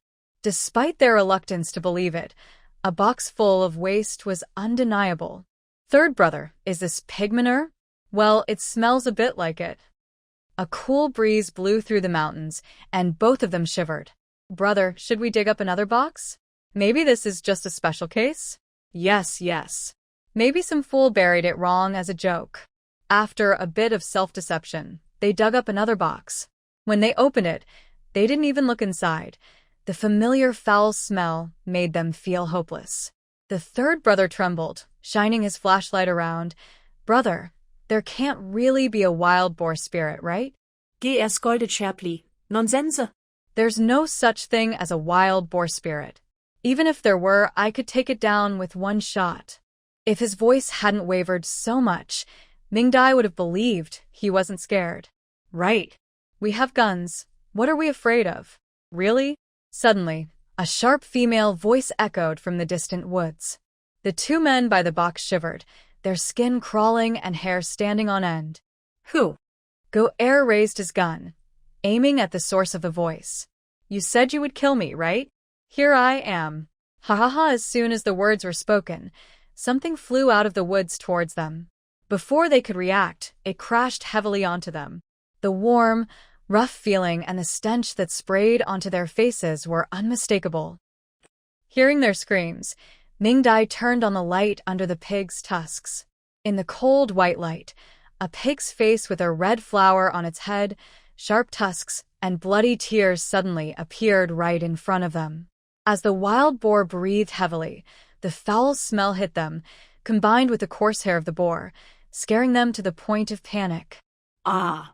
A series of screams echoed in the empty mountains. The noise was so loud that it could be heard in Lu Family Bay, waking up people from their dreams, who grumbled a bit before falling back asleep. Go-er and Joseian grabbed their guns, ready to shoot, but suddenly their hands were empty. The guns were gone.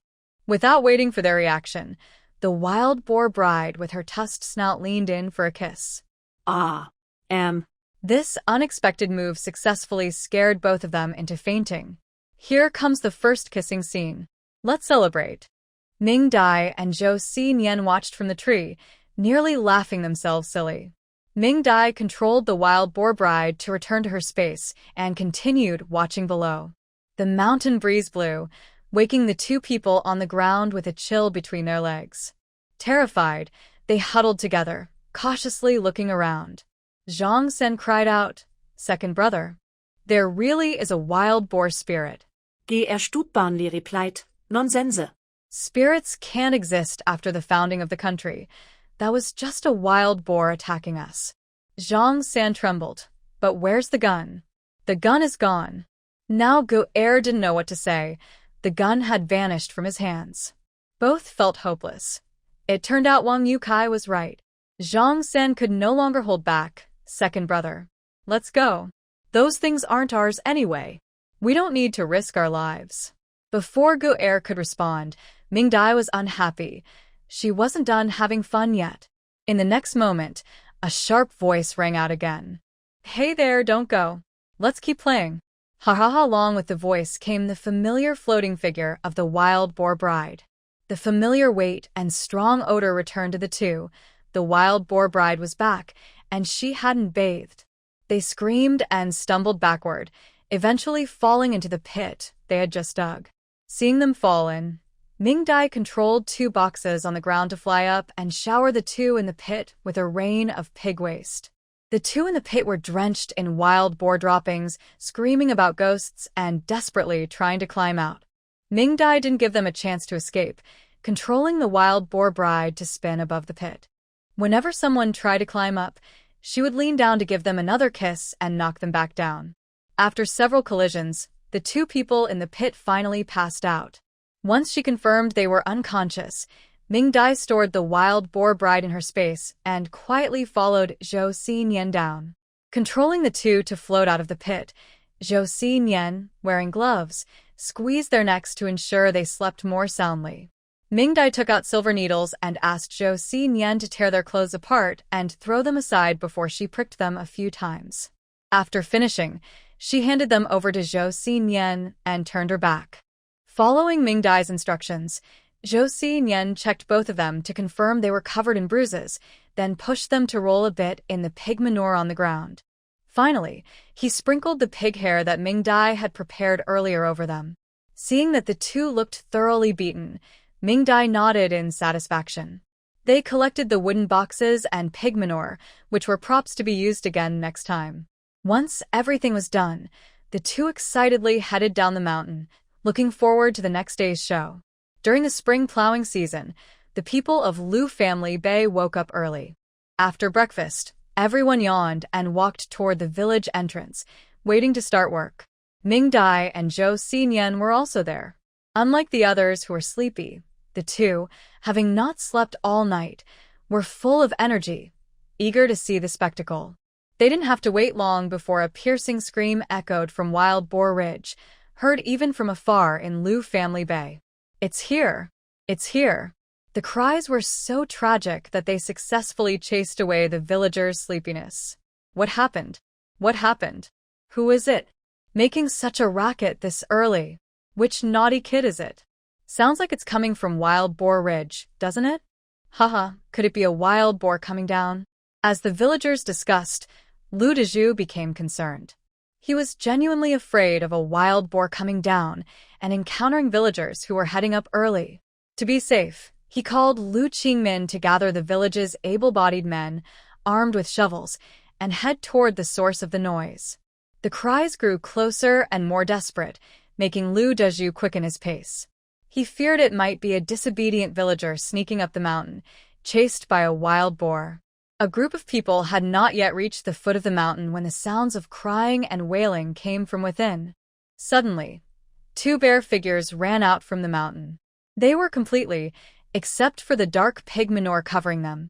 This scene left everyone in Lujiawan stunned. Li Qingmin reacted quickly and shouted to the villagers behind him, "Quick, ladies, turn around. Turn around. Don't look." The more he insisted they shouldn't look, the more curious they became. As a result, the whole Lijiawan was in chaos, with young wives and maidens covering their faces and running back to the village. Aunties and older women scolded them for being shameless while still watching, exclaiming how pale they were. Mingdai stood with Joseian in the best viewing spot, but before she could appreciate her handiwork, Joseian pulled her to turn away. "Ladies, don't look." While he prevented Mingdai from seeing, he himself was enjoying the view, especially admiring the colorful bruises on the 2 figures. They didn't look very noticeable at night, but after a night of rest, they appeared quite artistic. It must be said that after learning about acupressure and joint manipulation, Joseian had been influenced by Mingdai and started to take an interest in human art. Seeing the 2 bare figures, Go-er and Zhang San were overly excited and hugged Li Dazhu and Lu Guoqiang, who were trying to stop them. "Li Dazhu, what are you hugging me for?" Lu Guoqiang, "I'm dirty now." The 2 struggled desperately, but after being frightened all night, Go-er and Zhang San held on tightly to their waists, refusing to let go, despite the surrounding men trying to pull them away. In the end, with no other choice, Lu Guoqiang and Li Dazhu had to drag them back to the village with grim faces. After sending the curious villagers off to work, only a few important village leaders and those who stayed to watch remained at the village entrance, such as Joseian and Mingdai. At this point, Li Qingmin had found some torn bed sheets for the 2 to wrap around themselves, so it was somewhat decent. However, the 2 still clung to Li Dazhu and Lu Guoqiang like a lifeline, which frustrated them greatly. Li Dazhu tried to pull them away, but the more he tugged, the tighter they held on.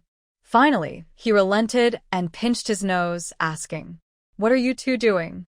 Why are you causing trouble in our village during the day?" Unfortunately, the 2 were too scared to respond, one shouting about a wild boar spirit and the other pleading for mercy. No one gave a proper answer. Just when everyone was unsure of what to do, Han Guoda, who had been watching from the side, hesitantly approached the man holding Lu Dezhu tightly. "Go-er?" "Is that you?" Earlier, at the foot of the mountain, the 2 had their faces smeared with pig manure, so he didn't recognize them. Now, Go-er was crying heavily, and some of the manure had washed away with his tears. Han Guoda finally recognized him as Go-er, who often accompanied Director Ma from the Revolutionary Committee to the commune. However, the current Go-er was completely different from the confident person he remembered. If it weren't for the distinctive mole on his face, he might not have recognized him at all. After asking a few questions, it seemed that hearing the name Go-er gave him some comfort. He looked at Han Guoda quietly and slowly released his grip on Lu Dezhu. Before Han Guoda could react, Go-er hugged him. Han Guoda. Lu Dezhu took the chance to run far away, nervously watching Go-er cling to Han Guoda while rubbing his sore back. That was a close call. Lu Guoqiang nearby was enviously close to tears. Lu Qingmin walked over to Han Guoda, who was struggling to breathe. "Captain Han, do you know these 2? Han Guoda nodded vigorously. "They are from Director Ma of the Revolutionary Committee." "The Revolutionary Committee?" Lu Qingmin exchanged glances with Lu Dazhu, frowning. Compared to the people from the commune, they were even less eager to deal with those from the Revolutionary Committee. After much thought, Lu Qingmin and Lu Dezhu decided not to ask any questions. They called for Lu Sanyi to get the vehicle, planning to follow the example of Shiha village and send them directly to the commune. "No matter what you came here for, we don't know anything," so it has nothing to do with our Lu family. After Mingdai and Joseian watched the vehicle leave with Lu Guqiang, Han Guoda, and their attachments, they finally felt satisfied and headed towards the fields. The bait has been cast.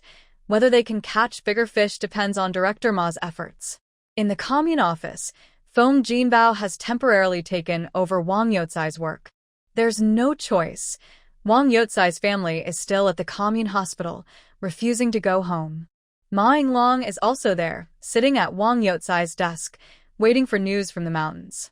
It's not the usual procedure, but Feng Jinbao doesn't dare say much. While he is lost in thought, hurried footsteps burst into the office. Zhao Si, brought by Ma Yinglong, quickly approaches him and whispers something. What? He stands up abruptly, staring at Zhao Si. After Zhao Si nods, he runs outside with a very grim expression. Feng Jinbao watches the door swing back and forth after being pushed open and feels confused. What has happened? At the commune hospital, the doctor is exasperated by a patient who is clinging tightly to two large men. Perhaps it's also because of the strong smell of pig manure coming from them. This is already the 5th patient covered in pig manure scent within a week. Is there a new trend he doesn't know about? Why does everyone seem to enjoy running into pigsties? He thought Wang Youcai's family was outrageous enough, but today's situation is even worse. Not only did they bring in 2 large men, but they also arrived without proper clothes, just wrapped in a tattered bedsheet. He shakes his head and calls the other doctors to help. After trying various methods, they finally managed to rescue Lu Guqiang and Han Guoda. When Ma Yinglong enters the ward, he sees the 2 men sobbing while holding onto a blanket. Is this really his tough brothers? Ma Yinglong stands frozen, shocked that Zhao Si was telling the truth. Remembering how the 2 brothers never cried even in life-and-death situations, he looks at their current state and feels dizzy, almost fainting. In the end, Zhao Si supports him outside to rest, allowing the doctors time to check and treat the patients. Inside, the relieved Han Guoda and Lu Guqiang are called outside for separate questioning. Seeing Zhao Si's serious expression, the 2 have no choice but to honestly recount the scene they witnessed that morning. Ma Yinglong listened to the report and closed his eyes tightly when he heard about Gu Er and Zhang San coming down the mountain and shouting. He knew Zhang San was a bit timid, but Gu Er was not. He had seen many big events with him, and now he was scared like this. The problems in the mountains must be serious. Opening his eyes, he asked coldly, "Did you ask about the madman?" Zhao Si, looking down, replied, "Yes, they go to work with the villagers every day and haven't left the village. They were seen at the village entrance this morning. Nothing unusual." Ma Yinglong frowned. If it wasn't the madman's doing, then who could it be? Could it really be a wild boar causing trouble? No way. Lu Guqiang was asked many questions, both about today and the past, especially regarding Joseian and Mingdai. He found it strange and became cautious. While Joseian's situation was clear, he wanted to keep Mingdai's matter vague. After all, the whole commune knew about the madman, but Mingdai was different. She had just offended Director Wong, who was related to Director Ma. The detailed questioning seemed aimed at causing trouble for Mingdai. He needed to warn her when he got back. After the questioning, the 2 were allowed to leave. Han Guoda rushed out of the hospital, afraid that Lu Guqiang would call him to return to Lujiaoan. He was scared of the little whip and didn't want to go back. Since it was public property, he knew Lu Deju wouldn't dare damage it, but if he returned, the madman might. He decided it was better to stay at the commune. After they left, the doctor finished checking Gu Er and Zhang San. His expression was strange, and he hesitated to speak, making Ma Yinglong uneasy. "Just say what's wrong." The doctor took a deep breath. "Their external injuries are fine. I've treated the broken parts, and they just need some time to heal." But, well. Ma Yinglong frowned. "But what?" The doctor blushed. "It seems they were mistreated." Ma Yinglong, "Why do I understand every word you say, but I still can't make sense of it all? Just say what you mean, stop beating around the bush." The doctor looked up at him, his eyes full of meaning. "It's just that they are currently weak and their bodies are in bad shape. After all, they are wild boars, which is understandable. Also, their spirits are quite sensitive, so try not to provoke them. Ma Yinglong. Zhao Si. What the heck? Ma Yinglong stood up angrily. What nonsense are you talking about? Can you even diagnose properly? My brother is a man. What are you implying? The doctor was startled and felt a bit wronged. Director Ma, both of them are not only very weak, but they also have bruises all over. Their key areas are covered in wild boar hair, and they keep shouting about wild boar spirits and not wanting something. This clearly means they have been through something. Shut up. The more Ma Yinglong listened, the more uneasy he felt, recalling how the two brothers looked earlier, which indeed resembled someone who had been mistreated. Zhao Si waved for the doctor to leave, looking at Ma Yinglong with hesitation. Ma Yinglong noticed the doubt in his eyes and glared at him. What are you thinking? That's impossible. After saying that, he pushed the door open and entered the ward. In the ward, Go-er and Zhang-san lay in their respective beds, completely covered by blankets. From the frequency of the blanket shaking and the sounds of sobbing, it was clear that the two had heard the doctor's words. Ma Yinglong stiffly sat by Go-er's bed and, after a long silence, finally spoke. What happened to you guys in the mountains? As soon as he said this, Zhang-sen stopped crying, and the room fell silent. After a while, Go-er pulled up the blanket and sat up. Seeing the bruises on his neck and arms, Ma Yinglong couldn't bear to look. Big brother, I'm dirty. Zhang-sen couldn't hold back anymore, crying loudly under the blanket, also saying he was dirty. Ma Yinglong looked at the two with a pained heart. What are you talking about? That doctor is crazy. Are you both going crazy too? Someone must be plotting against us. Tell me everything that happened in the mountains, what really happened. Go-er shivered, holding the blanket tightly, and spoke painfully. Big brother, Wang Yukai wasn't lying. There really is a wild boar spirit. Ma Yinglong frowned at him. Are you scared, silly? There's no such thing as a wild boar spirit. Go-er gulped in fear and recounted what happened last night. When he mentioned the wild boar dressed in red with a flower crown and covered in blood, his body began to tremble, clearly recalling the memory. Zhao Si, with red eyes, was holding Zhang-san, who was crying loudly.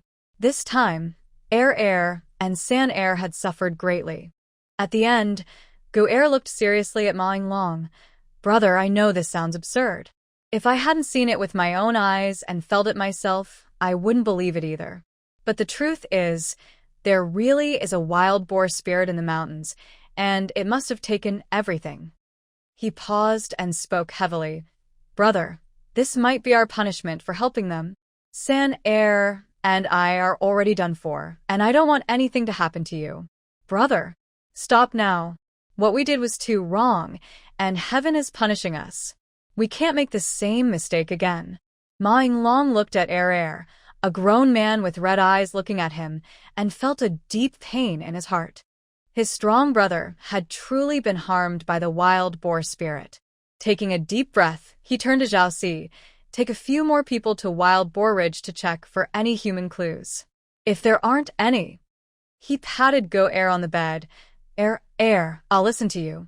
I'll contact the people over there and let them handle it themselves. Go-er, with red eyes, could no longer hold back and big tears fell. Ma Yinglong looked at his miserable brother, feeling mixed emotions. Once you get on a bad path, it's not easy to turn back. Although what I wrote was quite extreme, it really felt good. That way, they will remember it deeply. After a while, the Hongqi commune entered a rare period of calm. Ma Yinglong took his injured brothers back to the county town, while Director Wong's family still stayed at the commune hospital, afraid to go home. The honest Deputy Director Feng Jinbao took on all the work, reviewing and approving what needed to be done, and the several teams below felt life was much easier. Many people secretly began to worship the wild boar bride at home, hoping she would visit Director Wong's family often and keep them in the hospital as much as possible. The first round of spring planting was over, and Mingdai was due to take her exam at the county hospital. When it was time for the unified exam, Mingdai went to find Lu Deju to get a pass. Lu Daju was in a good mood lately because of Director Wong's family situation. He smiled and asked, "Aren't you bringing Zhou Jiqing this time? You should take him along." With Director Wong not around, no one from the commune is watching him. It would be nice for him to get some fresh air. Poor guy, he's only been here once with us. He should get a chance to see the outside. Mingdai was surprised by Lu Daju's change in attitude towards Joseian. He had been afraid of him before, but now he was suggesting taking him out. No, he wants to go up the mountain to look for wild boars. Didn't they say there might be an outbreak of wild boars this year? Lu Daju looked at her excitedly. That sounds good. Can Zhou Jiqing go alone? Should we send 2 more people from the village with him? Mingdai shook her head. No need. If there are people with him, he might not be happy. Let him go by himself. I'll be back from the exam around the time he comes down from the mountain. Lu Daju nodded happily, feeling wise for bringing these 2 treasures back to Lu Jiawan. All right, here's your pass. They say the exam will take all day. I'll have Sanyi take you there early, and we can come back together after your exam. Mingdai shook her head. No need, we have a bicycle, right? I'll ride it there. Lu Daju realized, right, you have a bicycle which is convenient. Okay, you can manage it yourself. Going to the exam counts as work, so you'll get full points, just like Zhou Jiqing. Mingdai smiled and agreed, taking the pass and leaving. The next morning, early on, Mingdai and Joseian appeared at the village entrance, one riding a bike on the main road, and the other carrying a basket up the mountain. However, Mingdai's riding posture looked a bit awkward and uncomfortable. She felt awkward too. The bike was assembled by Joseian, so the seat height was based on his height, making it impossible for Mingdai to reach the pedals. She had no choice but to slide her legs under the crossbar and ride while half-standing. The bike was wobbling, making it hard to ride, and she was exhausted. Fortunately, Joseian soon came down from another path on Wild Boar Ridge and met Mingdai on the main road to take over the bike. Mingdai secretly vowed to make Joseian get an adjustable seat. Otherwise, riding the bike would cost her half her energy. With Joseian's long legs helping, they reached the county town before noon. After storing the bike, Mingdai checked into a guest house and transformed back into her mysterious old lady persona to visit the black market and find Master Qin. She had harvested a large amount of fruits and vegetables from her space and planned to sell them before the spring crops arrived. After getting the money, Mingdai discussed a deal with Master Qin to reserve chickens, ducks, geese, and piglets.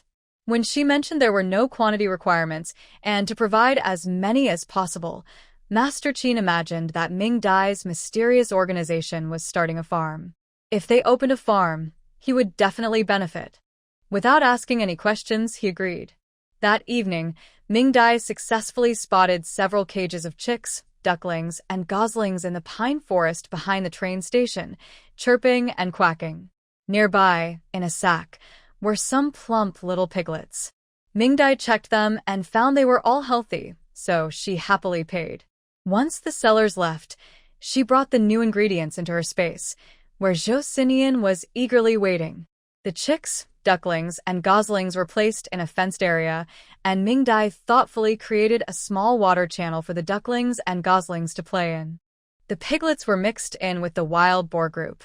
After some emotional management, the wild boars became more stable and quickly accepted the little white pig. Mingdai noticed that there were 6 little male piglets among the newcomers, and she decided not to manage their emotions for now, keeping them to breed with the wild boar sisters. Once everything was settled, the 2 stood in front of the villa, looking at the bountiful fields and the lively pasture, feeling very satisfied. After handling matters in the space, Mingdai returned to the guest house to wait for nightfall with Joseian. They were not just here for the exam.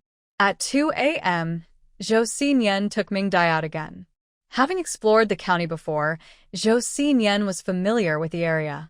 With the information Mingdai gathered from the black market, they quickly found a large courtyard. The courtyard was spacious and unusual, with 3 sections. They climbed over the wall and searched around several rooms until they found the Ma family members sound asleep. As usual, they activated the treasure-seeking function and scanned the Ma family's land. They found plenty of cash and jewelry, but no small fish or antiques. Mingdai thought to herself that Ma Yinglong was smarter than Wang Yukai for not hiding things at home. Since they were there, they couldn't let the Ma family's belongings go, nor the family members themselves. Mingdai signaled Joseian to quietly enter the house and knock out Ma Yinglong and his two sons, bringing them to the courtyard. For the women inside, Mingdai used a bit of sleeping powder to ensure they wouldn't wake up even during an earthquake.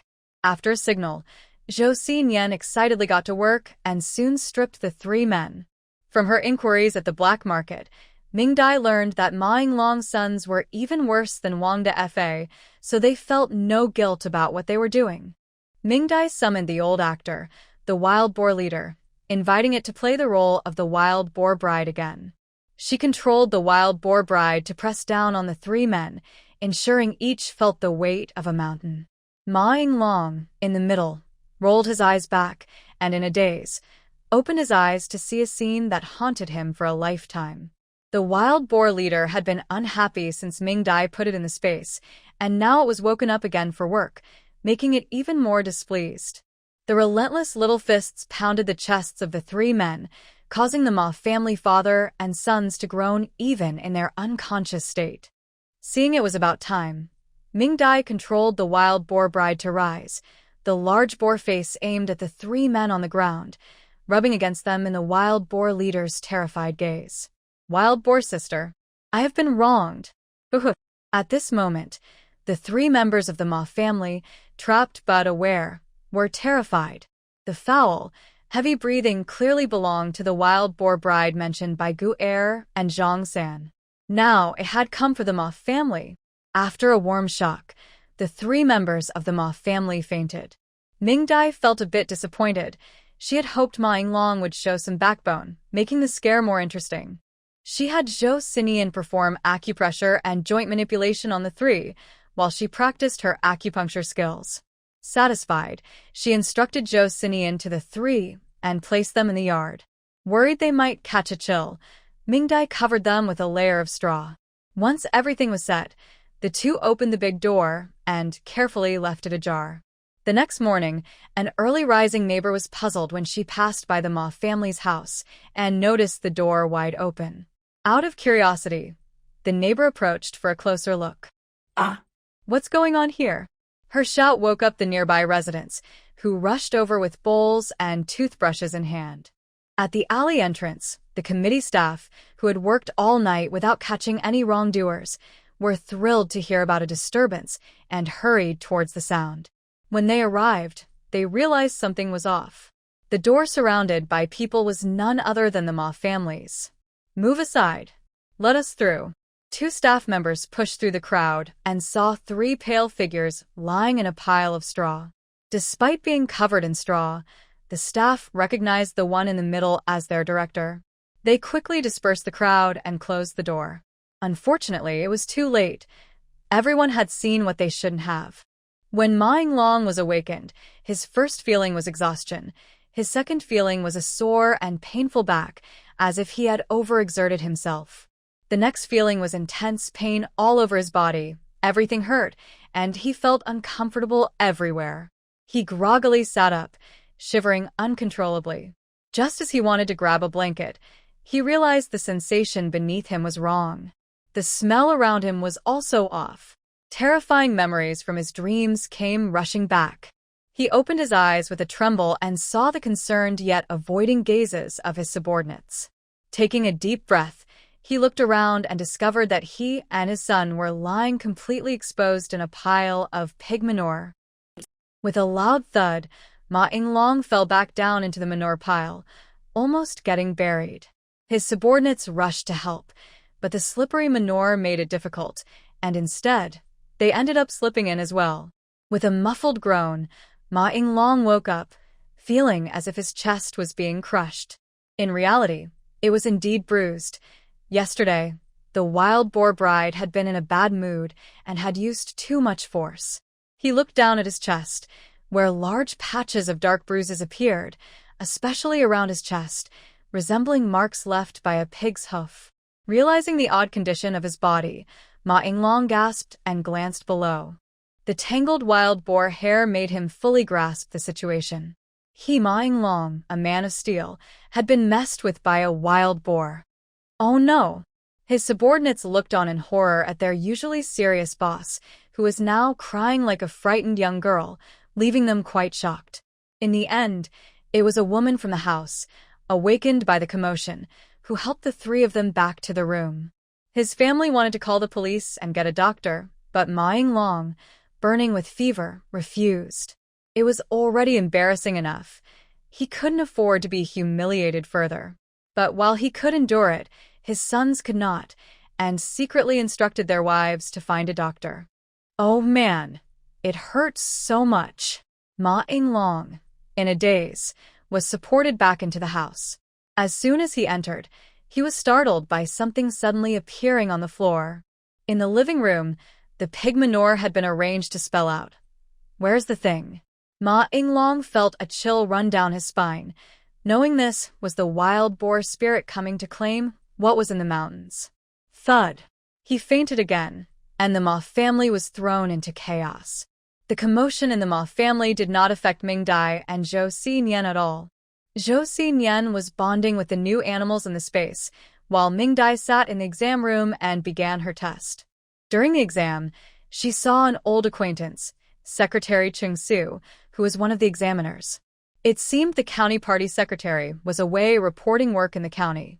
This exam was organized by the county hospital to select suitable barefoot doctors to serve in the villages.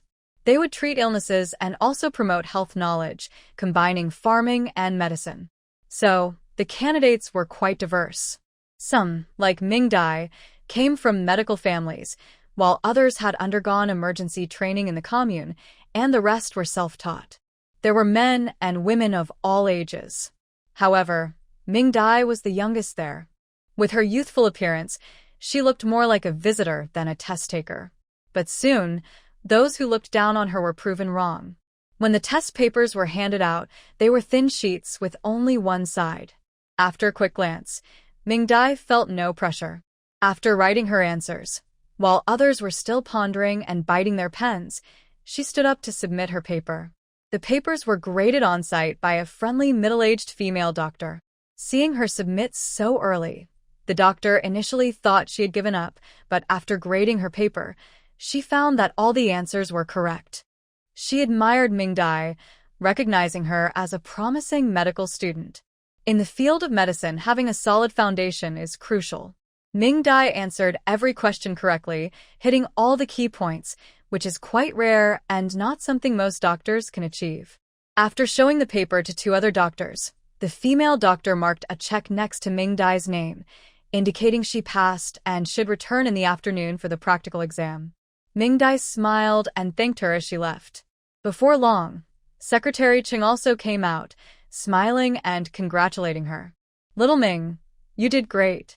You passed with full marks." Dr. Gao said it's been a long time since he's seen such a promising student. Mingdai smiled modestly. "I was lucky. I happen to have seen all the questions before." Chung-Su shook his head. "Dr. Gao is the deputy director of our county hospital. There aren't many who could be praised by her for having good potential. Xiaoming, if you perform well, you might be taken in as her apprentice."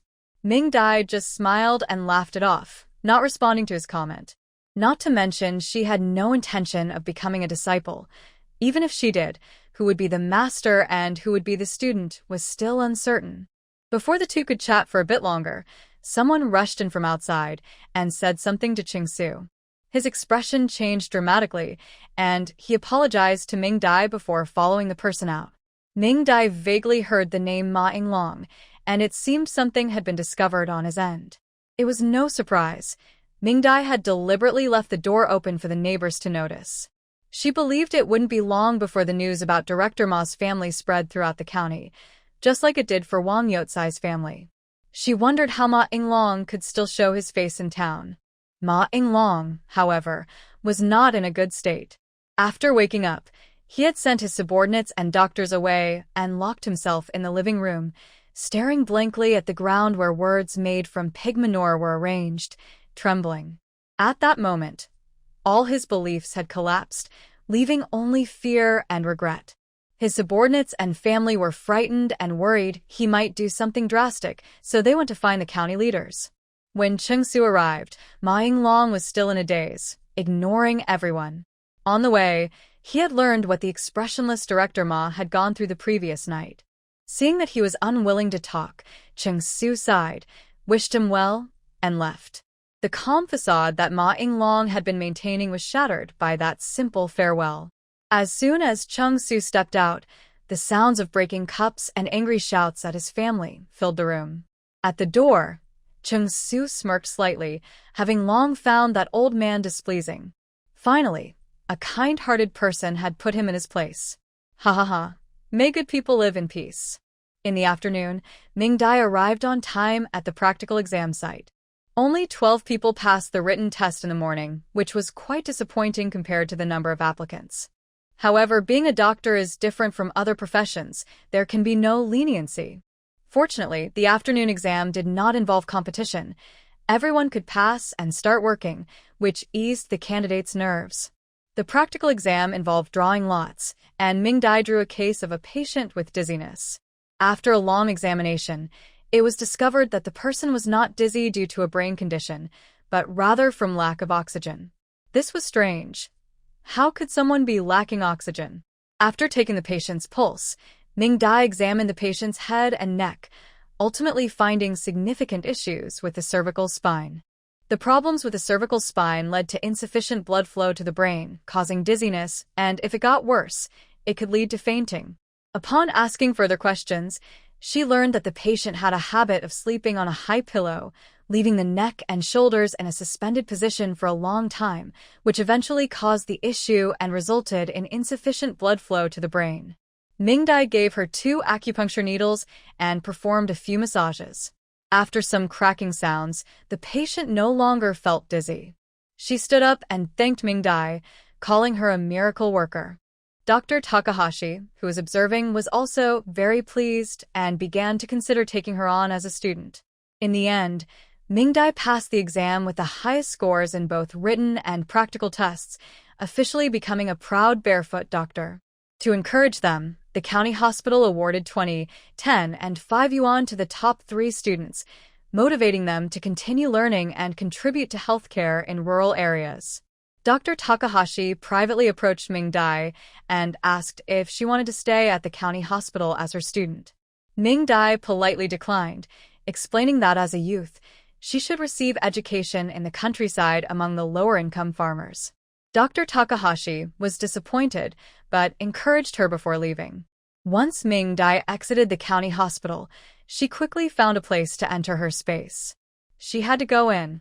Joseian was already bored and had been bothering the little chicks in the space with Xiao Mimi. When she entered, she saw Joseian cornering the little Mimi, while the chicks were startled and running around, tumbling over each other. Joseian! Xiao Mimi! Upon hearing Mingdai's voice, both the boy and the cat paused, looking guilty. Mingdai ran over and gently tapped their foreheads twice. Joseian, feeling guilty, lowered his head to make it easier for her to reach him. Xiao Mimi looked at her in disbelief, unable to believe she had been tapped. Mingdai looked at the wronged expression on Joseian's face and the mischievous little Mimi, feeling a headache. She never expected that while little Mimi was helping Joseian overcome his fears, he would turn into another troublemaker. In just one day, the two of them had caused quite a mess with the chicks, ducklings, and goslings, leaving feathers all over the place. If it weren't for the pigsty being so dirty, Joseian probably wouldn't have let them off the hook. Feeling wronged after being scolded, Joseian said, "Mingdai, the chicks need to exercise to become strong and tasty." Mingdai sighed, "But they need to grow up first. At this rate, you'll tire them out before they even get a chance." Joseian looked at the trembling little chicks hiding in the coop and sighed, "When will they grow up?" Mingdai rolled her eyes, thinking, "Shouldn't you be asking when you'll grow up? You're only about 8 years old." After teaching the troublemakers a lesson, she took little Mimi to the villa for a timeout. Mingdai and Joseian then got ready to stake out at Director Ma's house. By the time they arrived nearby, it was already dark, and a few of Ma Yinglong's trusted followers had also arrived. Go Er and Zhang Sen saw their brother's condition and immediately understood. They hugged him and cried, their voices loud enough for Mingdai to hear outside. Zhao Si, standing by, wiped his tears, feeling 3 parts sympathy and 7 parts fear. He was the only one left. After crying, the 4 of them settled down and started brainstorming. Joseian scouted the best spot and took Mingdai to lie on the roof, ready to listen. Inside, the 4 were sitting together, looking serious and unsure of how to start. Finally, Guer spoke up, "Brother, it's already come to you. We can't delay any longer. What do we do now?" Ma Yinglong remained silent for a long time before finally saying, "Old Si, go send a message tomorrow and arrange a meeting for tonight." Zhao Si nodded in agreement. Thinking about what had happened today, Ma Yinglong rubbed his aching chest and tightly closed his eyes. "Let's organize what we have and find a time to return it together." Go Er and Zhang Sen paused for a moment, but eventually nodded in agreement. Zhao Si hesitated and said, "Big brother, do we really have to return it? We only took a small part. The bigger part is with them. Is it necessary for us to return it?" As soon as he said this, the other 3 looked at him in surprise. Ma Yinglong replied coldly, "You don't have to return it." Go Er urged him with concern, "Listen to Big Brother. We have experience." Zhang San started to cry, saying he didn't want to return it either, but he felt he had no choice. He hadn't even married yet. Zhao Si reluctantly nodded, "I will return it. I will." Mingdai was very pleased to hear this. People really do need a little push. See, with just a bit of encouragement, their awareness has risen. As Mingdai was thinking, another voice came from below. "Then, Big Brother, what about the other things left in the mountains? There are still valuable items hidden in Yufeng Mountain, Qinjiling, and Paoma Mountain." Ma Yinglong frowned deeply. "I wonder if they took those too." Mingdai and Joseian exchanged glances. They knew those items were still there, but they would have to go back to get them. His expression turned serious. "The other 3 places are okay, but I'm worried about the things at Liaowang Mountain. If those are lost, it could be really serious." Liaowang Mountain? Mingdai remembered that Joseian's grandfather and uncle were sent there. Zhang Sen shook his head firmly. "Big brother, nothing is more important than our lives. That wild boar spirit must be an ancient monster. We've seen how fierce it is. If we provoke it further, we might lose our lives. Let them handle the rest. Whether it's good or bad, they can take responsibility." Go Er also urged from the side, clearly very scared. Finally, Ma Yinglong gritted his teeth. "All right. 4th, arrange to meet them tomorrow night at the usual place outside the city." Zhao Si agreed, and the group began discussing how to return what they had. They ultimately decided to return it to Jiming Mountain. After hearing everything, Mingdai followed Joseian as they left the Ma family. The 2 took advantage of the moonlight and ran straight toward the remaining mountain peaks. They found the nearest Yufeng Mountain and entered it, activating the treasure hunting feature. Soon, they discovered the hidden items. It was the familiar wooden box with its familiar weight, and Mingdai and Joseian were overjoyed. The 2 of them spent the next morning finding all the items from 3 locations and brought them into their space. That evening, they returned to the county town and waited outside for Ma Yinglong to arrive. Before long, Ma Yinglong and 3 others sneaked in on bicycles, heading towards the woods outside the county town. Mingdai and Joseian quietly followed them, parked their bicycles in the small woods, and hid behind a tree branch. The 4 below anxiously waited, occasionally glancing down the path. At midnight, 2 indistinct figures finally appeared on the path. Ma Yinglong frowned and approached them. "Why so late?" One of the newcomers chuckled softly. "Something held me up. I'm here now. Director Ma, what's so urgent that you contacted me directly?" The people below began discussing matters, and Mingdai listened closely, finding the voices increasingly familiar. Under the cold, bright moonlight, she strained to recognize them. Finally, she realized that one of the newcomers was. Mingdai's unusual reaction caught Joseian's attention, and he looked over with concern. Mingdai forced a smile at him, her eyes filled with confusion and doubt. She guessed many possibilities, but never imagined that the person was her. Dr. Gao, the deputy director of the county hospital, head of surgery, and also the interviewer from Mingdai's exam yesterday. Mingdai recalled that Secretary Chung had mentioned Dr. Gao came to the county hospital 3 years ago, having previously worked at a city hospital. Her family lived in the city, and her husband was a leader at the city hospital. They had a son and a daughter, and were very happy. Such a kind and respected female doctor was actually behind Director Ma. For the first time, Mingdai realized that this era was truly different from the one she lived in before, with danger lurking close by. Dr. Gao, the items from the mountain are missing.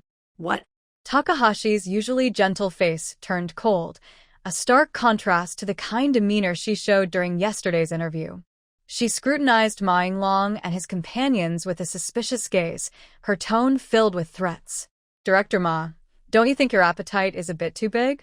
I overlook some minor issues because you all take your work seriously, but now you want to take everything? Aren't you afraid of overdoing it? Ma Yinglong sensed the threat in her voice and felt helpless. He feared this kind of misunderstanding. Dr. Takahashi, we really didn't take anything. He glanced around and leaned closer to the two, speaking in a hushed tone. Dr. Takahashi, the items were taken by a wild boar spirit. Upon hearing this, Takahashi and her companions' expressions grew colder. Ma Yinglong, if you're trying to trick me, at least come up with a believable excuse. Do you think I'm a fool? As soon as she finished speaking, someone behind her reached into their pocket. Go air, and the others tensed up, their hands moving to their waists. Seeing the situation escalate, Ma Yinglong quickly explained, Dr. Takahashi, there really is a wild boar spirit. We're not lying to you, look. He hurriedly pulled off his shirt, revealing several bruises shaped like plum blossoms on his chest, dark and alarming. It's not just me. My 2 brothers are hurt too. He gestured to Go Air and Zhang San to show their injuries, then recounted the entire story. As he spoke about their distress, even these tough men couldn't help but tear up. Dr. Takahashi, being a doctor, examined them and found their symptoms matched what they described. However, she still didn't believe them. Such injuries could be faked, and she found it more plausible that these men were up to something. Ma Yinglong, you know how ridiculous your story sounds. Even if I don't believe it, if I report this, they'll think I've lost my mind. Ma Yinglong understood this was why it was hard to back down now. But at this point, no matter how difficult it was, he had to move forward. Compared to his life, what did these troubles matter? Dr. Gao, whether you believe it or not, what my brothers and I say is the truth. We plan to return what we took in the next few days. As for the things in the mountains, they are indeed missing. If you don't believe me, you can bring people to check for yourself. Finally, he seriously added, remember to go during the day and bring more people. Dr. Gao looked at him as if he were crazy, completely missing the good intention behind his words. Instead, his strange behavior made Gao more suspicious. Ma Yinglong, I will report the situation and I will personally check what's happening in the mountains. You better hope what you said is true. Otherwise, even if you keep those things, neither you nor your family will have a life to spend. Since we can elevate you to this position, we can also bring you down. You wouldn't want to know what you and your family will face then. Takahashi's words were as gentle as ever, but the content made Ma Yinglong and his 3 companions turn pale. Especially Ma Yinglong. He knew very well how he got to the position of the committee director. It was because of those things that he was able to reach this position with their help. He had also secretly provided cover for them and gained quite a bit in return. Seeing the change in the faces of the 4, Takahashi smiled with satisfaction and continued, of course, you still have a chance to hand over the items, especially those from the Lookout Mountain. If you do, I can pretend we never met tonight. The 4 exchanged glances, but shook their heads in unison. Not only were the items not theirs to take, but now they only dared to return what they had, not willing to help transport anything else. They knew that without their lives, nothing else mattered. Seeing that the 4 were unyielding, Takahashi and her companion were extremely frustrated. She had taken a risk tonight only to be played for a fool. However, losing those items was a serious matter, especially the ones from the Lookout Mountain. They were crucial for the success of the upcoming mission, and there could be no mistakes. She took a deep breath and warned Ma Yinglong, Director Ma, tell your family to stay in the county for now to avoid any accidents. Amid the pale faces of the four, she and her companion carefully left. Ma Yinglong and the others remained silent for a long time, shivering as they finally left, soaked by the dew. Mingdai and Joseian waited until everyone under the tree had left before carefully climbing down. Joseian, worried about the quiet Mingdai, asked Mingdai, "Are you okay?" Mingdai looked up at Joseian and asked, "Do you remember that woman from earlier?" Joseian thought for a moment and shook his head no. Mingdai nodded, still feeling uneasy. She suspected that Joseian's diagnosis and treatment at the hospital in Song City had been tampered with, and the person responsible might be Dr. Takahashi, who worked in the surgery department and had the chance to interact with Joseian. After Joseian went to the countryside, she followed him to the county hospital, which seemed strange since her family was still in the city. If Dr. Takahashi was one of the 3 people monitoring Joseian, what might have worried them was that Joseian had accidentally seen something he shouldn't have while in the mountains. When severely injured Joseian was sent to the county hospital, Dr. Takahashi, who took over his treatment, had many ways to silence him. Even though Mayor Wei was present, he didn't understand medicine. If Dr. Takahashi delayed treatment, it could worsen Joseian's condition and lead to his death. If that were the case, Joseian's survival until reaching the capital could only be attributed to his good fortune. Mingdai sympathetically looked at Joseian, who had a blank expression, and patted his arm, saying, "Let's not think about it anymore. We should go back and get some sleep. I'm so tired." Joseian nodded, and the 2 returned to their space to rest. The next morning, after breakfast, Joseian rode his bike with Mingdai back to Lujiawan. As they passed the commune, they saw a crowd gathered at the hospital entrance, pointing inside, with a vehicle parked out front. Mingdai and Joseian did not join the crowd but instead took a detour through the alley where Joseian often climbed over the wall. Leaning on the wall to look inside, they saw a group of people chasing Wong around the hospital like they were catching a monkey. This guy has completely lost it. He's running barefoot in the yard without any clothes on. Although he makes a lot of noise while running, he's surprisingly agile and no 2 or 3 people can catch him.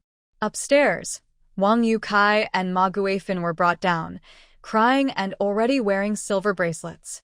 Also coming down was a familiar face. Mingdai smiled when she saw him. Wasn't this Yao Yuliang, the secretary of Mayor Wei? It was quite a coincidence. Just a moment ago, she was wondering how to tell Mayor Wei about Dr. Gao, and now his secretary had arrived at the commune. Yao Yuliang frowned as he looked at the lively scene in the yard and signaled to the people he brought with him. One of them quickly stepped forward and caught Wong knocking him out before he could bite. When Wong fell to the ground with a thud, the deputy director of the commune police station wiped the sweat from his forehead and approached with a flattering smile. "Secretary Yao's people are impressive. Haha. Our station should learn from this comrade." Yao Yuliang gave him a half-smile but said nothing. There probably wouldn't be a chance to learn, as Mayor Wei was going to reorganize the police station here, and a new director would soon take over. All the hidden problems would be addressed. "All right, I've caught the person, and I'm taking him away. You all can get back to work." The deputy director nodded eagerly, while the deputy director of the commune, Feng Jinbao, sighed in relief as he watched Wang Yotsai's family being awkwardly shoved into a car. Seeing that they were about to leave, Mingdai handed Joseian a peanut and gestured toward Yao Yuliang. Joseian took the peanut, didn't throw it immediately, but instead shelled it, ate the nut, and then tossed the shell away. He heard a faint sound of something flying through the air, and Yao Yuliang quickly dodged, then noticed 2 peanut shells on the ground. He paused for a moment, looked in the direction the shells came from, and then widened his eyes. It was Mr. Zhou. Mingdai pointed to a spot in front of the commune hospital, and Yao Yuliang nodded slightly, following the people ahead. Half an hour later, in the small woods in front of the commune hospital, Mingdai and Joseian waited for Yao Yuliang. Seeing Joseian, he was a bit excited. "Mr. Zhou, do you remember me?" Joseian looked confusedly at the excited Secretary Yao and hesitantly asked, "Did I hit you before?" Mingdai was speechless. What kind of answer was that? Yao Yuliang was very excited and laughed, saying, "Yes, yes. I rode with Brother Yen to bring you here, and you hit me a lot on the way. You almost dislocated my shoulder." Joseian leaned in seriously, squeezed his shoulder, and reminisced. "That sounds familiar." Yao Yuliang didn't shy away. Instead, he turned slightly to let him squeeze, saying, "Exactly. That's the feeling." Mingdai thought, "This is quite strange. You and Mayor Wei must be connected in some way." After their odd reminiscing, Secretary Yao looked at Joseian with slightly red eyes and sincerely thanked Mingdai. "Little Ming, Brother Yen told me everything. Thanks to you, Mr. Zhou didn't get into trouble. I really appreciate it." Mingdai was curious. "Did you know Joseian before?" Yao Yuliang nodded. "I've known him since we were kids. I'm an orphan, and when I was young, Miss Bai took me in and brought me to the Bai family. She saved my life. Without her, I would have frozen to death on the street. Old Mr. Bai was very kind and took me in to keep Brother Yen company while he studied. Brother Yen treated me like a younger brother, and I followed him everywhere. When he joined the army, I went along too. I often played with Mr. Zhou when we were young. Later, when he went to the base and Brother Yen was busy, I was the one who visited him. Mr. Zhou is impressive. He stood out among so many kids at the base and worked his way up to a high position. He is truly a soldier king. If it weren't for what happened later, his achievements would be immeasurable." Mingdai nodded, understanding now. Joseian, feeling uneasy under Yao Yuliang's excited gaze, stepped back behind Mingdai, sensing something strange about his look. Mingdai understood. Using words from her past life, Yao Yuliang seemed to be a fan of Joseian, showing him great respect and admiration. Since Yao Yuliang was about to return with the car, Mingdai stopped reminiscing and shared the situation regarding Ma Yinglong and Takahashi. Upon hearing Takahashi's name, Yao Yuliang's expression darkened, clearly recalling something troubling. He gritted his teeth and looked at Joseian, saying, "If she really has a problem, it could be serious." Takahashi is a very famous doctor in Song City, having treated many important figures, including military leaders and research experts. Years ago, when Mr. Zhou was sent to Song City Hospital for treatment, it was Takahashi who took over. Mingdai nodded, worried that her concerns had come true. It's possible that she tampered with Joseian's injury. Even if she didn't do it herself, she might have delayed the best treatment time. Yao Yuliang looked at Joseian with a heavy gaze and slowly nodded. At that time, she issued a critical condition notice for Mr. Zhou.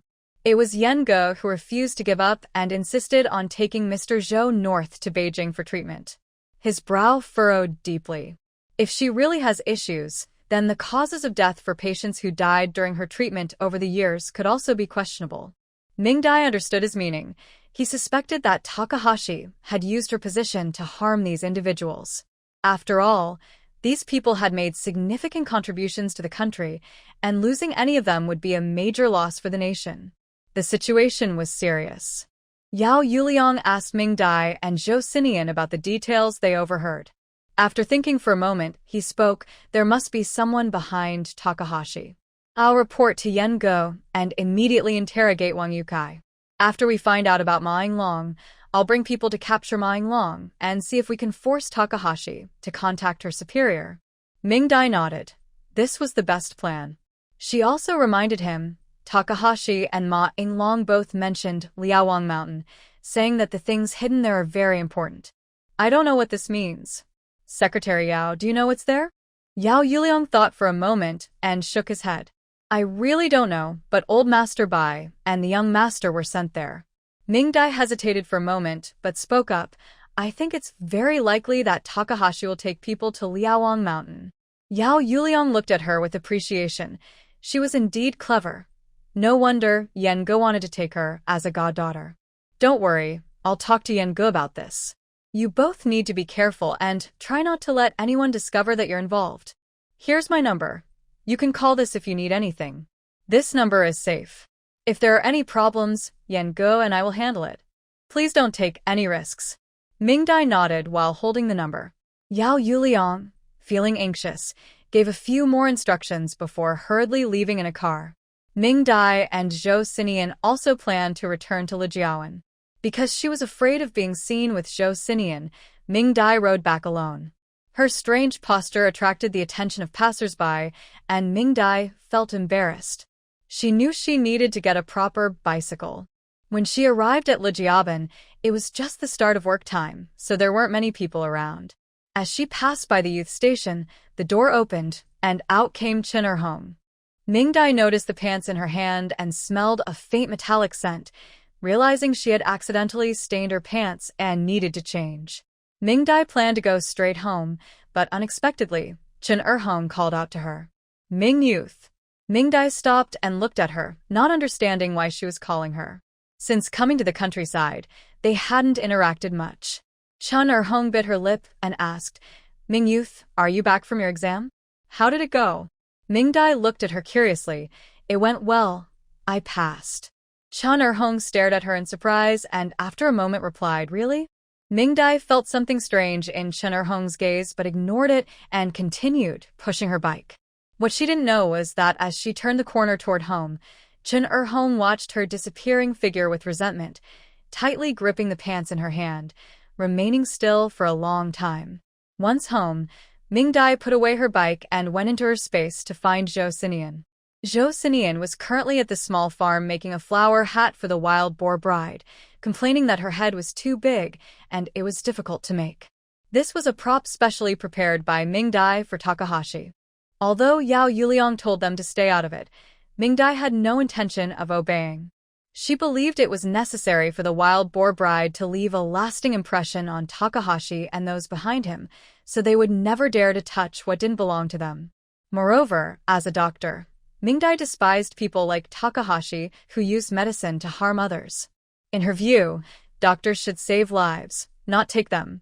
Because of Takahashi, Joseian had endured 3 years of hellish suffering that was unimaginable, which was akin to killing him. Moreover, in the previous life, Joseian indeed died in the mountains. No matter what, they cannot let Takahashi off easily. Liaowang Mountain is the place Mingdai intends for Takahashi to remember for a lifetime. Mingdai walked over and looked at the hat in Joseian's hands. Although she teased him, Joseian's craftsmanship was still impressive. It might not be exactly the same as the hat on his head, but it was close.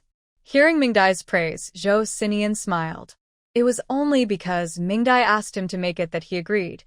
If it were anyone else, he would never have allowed the wild boar bride to wear the same hat as him. It was too ugly. It really hurt the eyes. Mingdai, now you understand how overwhelmed I felt when facing the green hat, right? While he was busy making the hat, Mingdai improved the wild boar bride's red wedding dress, adding a floral hat and a veil, making it look more festive. To ensure the best performance, Mingdai had Joseian and the wild boar bride rehearse in the space. Following her instructions, the wild boar bride and Joseian practiced transforming their shapes, trying to achieve a seamless blend of human and boar.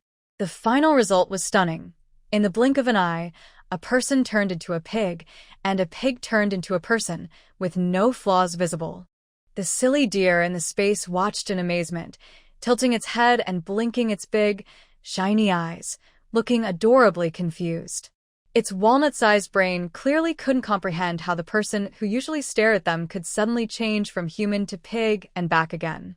Mingdai was very satisfied with this effect. Now everything was ready. They just needed news from Takahashi. Fortunately, Takahashi did not keep them waiting long. Just as Yao Yuliang returned to the city and informed Wei Yan interrogated Wang Yukai and Ma Guifan overnight. These two were not tough nuts too, and they quickly revealed Ma Yinglong's whereabouts. The next day, Yao Yuliang took his team back to Yudai County and captured Ma Yinglong and his 3 accomplices, who were in the process of moving things. Originally, they planned to transfer the items to Jimingshan and return them to the wild boar bride. However, before they could leave Yudai County, Yao Yuliang and his team caught them red-handed. Now everything is settled. There's no need to investigate further. The evidence at the scene can directly convict a few people. When they were taken away, the four of them cried and begged Yao Yuliang, wanting to return the items first before facing the investigation. They were afraid that if they didn't return the items, the wild boar bride would come looking for them. However, these were important pieces of evidence, and Yao Yuliang would never allow them to send the items to Jiming Mountain. So, amidst their cries, both the items and the people were taken to Song City. To lure out the people behind Takahashi, Yao Yuliang deliberately took extra boxes, making quite a scene as they returned to Song City. Once Takahashi received the news, he became even more certain that the items were hidden by Ma Yinglong and his group. He could ignore the rest, but the items from Liaowang Mountain must not be compromised. After confirming several times that most of the boxes taken by Yao Yuliang contained small yellow fish and antiques, she felt relieved. After some thought, she ordered her people to deal with Ma Yinglong and his group in the city. Although Ma Yinglong's group had relatives in their hands, only the dead keep secrets, so it was safer this way. As for herself, she planned to take people to Liaowang Mountain to ensure that nothing went wrong with the items there. Soon, Mingdai received news that the county hospital was organizing doctors to provide free medical consultations in the commune. After hearing this, Mingdai immediately found Lu Dazhu and expressed her desire to join. Lu Dazhu thought it would be fine since Joseian would be with her. He agreed, especially since Mingdai said she wanted to practice with the county hospital staff, which was important. So, Mingdai found Cheng Su in the county city, and with his help, she joined the consultation team. Mingdai's participation was not surprising. Most of the barefoot doctors who passed the exam had already arrived, as opportunities for free practical training were rare and no one wanted to miss out. Mingdai still kept Joseian hidden to avoid raising Takahashi's suspicion, letting him stay in the space to continue honing his acting skills with the wild boar bride. Meanwhile, she pretended to be obedient in front of Takahashi. Takahashi, who already admired Mingdai, indeed allowed her to accompany him to Liaowang Mountain. On the way, Mingdai felt that Takahashi was distracted, completely different from the confident person she had interviewed before. Even when they parked to see patients in the village, there was a mistake. If Mingdai hadn't quietly changed the prescription for a patient, she could have harmed someone again. Because of this, Mingdai was even more curious about what was in the mountain that made Takahashi so anxious and concerned. Takahashi was indeed in a hurry. She had stayed in Udai County, living apart from her family for a long time, risking exposure. Part of her reason was the treasure hidden in the mountain, and another part was to check on what was in the mountain. The plan was about to be put into action, and now something had gone wrong. While she was anxious, she also felt helpless. Otherwise, she wouldn't have made up an excuse for the rural clinic, bringing so many people down just to confirm if the things were still there. Finally, amidst her anxiety, they arrived at the mountain. As soon as they got out of the car, Takahashi looked up at the mountain's peak. Others thought Dr. Takahashi was just admiring the view, as the mountain had excellent geographical advantages. Only Mingdai knew she was eager to confirm if the things were still there. There were 2 villages at the foot of the mountain, located in the east and west, separated by a river. Mingdai and the others would first see patients in Shanma village on the west side and then go to Shima village the next day. Since this area was remote and many people had difficulty seeing a doctor, as soon as they entered the village, the villagers gathered around. All the doctors were busy, and no matter how anxious Takahashi was, she had to wait. Finally, after sending off the last patient that evening, Takahashi skipped dinner and went straight to her room to rest. Mingdai watched the candlelight in her room quickly go out, knowing she couldn't resist going up the mountain. After quickly finishing dinner, she made an excuse to go back to sleep and quietly followed Takahashi. Once they left the village and walked a few steps, they saw a group of people approaching, following Takahashi as she continued up the mountain. Even though Takahashi was a middle-aged woman in her 40s or 50s, she moved quickly, clearly trained. Mingdai followed for a while but soon couldn't keep up, so she quickly called out to Joseian for help. After Joseian came out, he followed closely behind Mingdai and quickly caught up with the others ahead. Liaowang Mountain is not very steep. It is relatively gentle, but the altitude is high, and the winding path is quite long. After more than 2 hours of climbing, they finally reached the mountainside. Takahashi headed straight for a grove of pine trees. After passing through the forest, they found a small raised hill. Takahashi walked around for a bit and chose a spot to start digging. Mingdai and Joseian hid in the woods and activated their treasure hunting feature, scanning the area. Under the hill, they discovered a sealed underground cave. Inside, it was filled with boxes. Without checking what they were, Mingdai quickly stored the items in their space, emptied the boxes, and stuffed pig manure back inside, placing it back in the cave as it was. Takahashi and his team were still digging away, while a relieved Mingdai took Joseian into their space to prepare for their act and check what they had just collected. But when she looked, she was shocked. When Mingdai saw the pile of items on the grass, all the hair on her body stood on end. Unlike Mingdai's shock, Joseian stared at the pile on the grass with wide eyes, filled with excitement. Wow. Mingdai, firecrackers.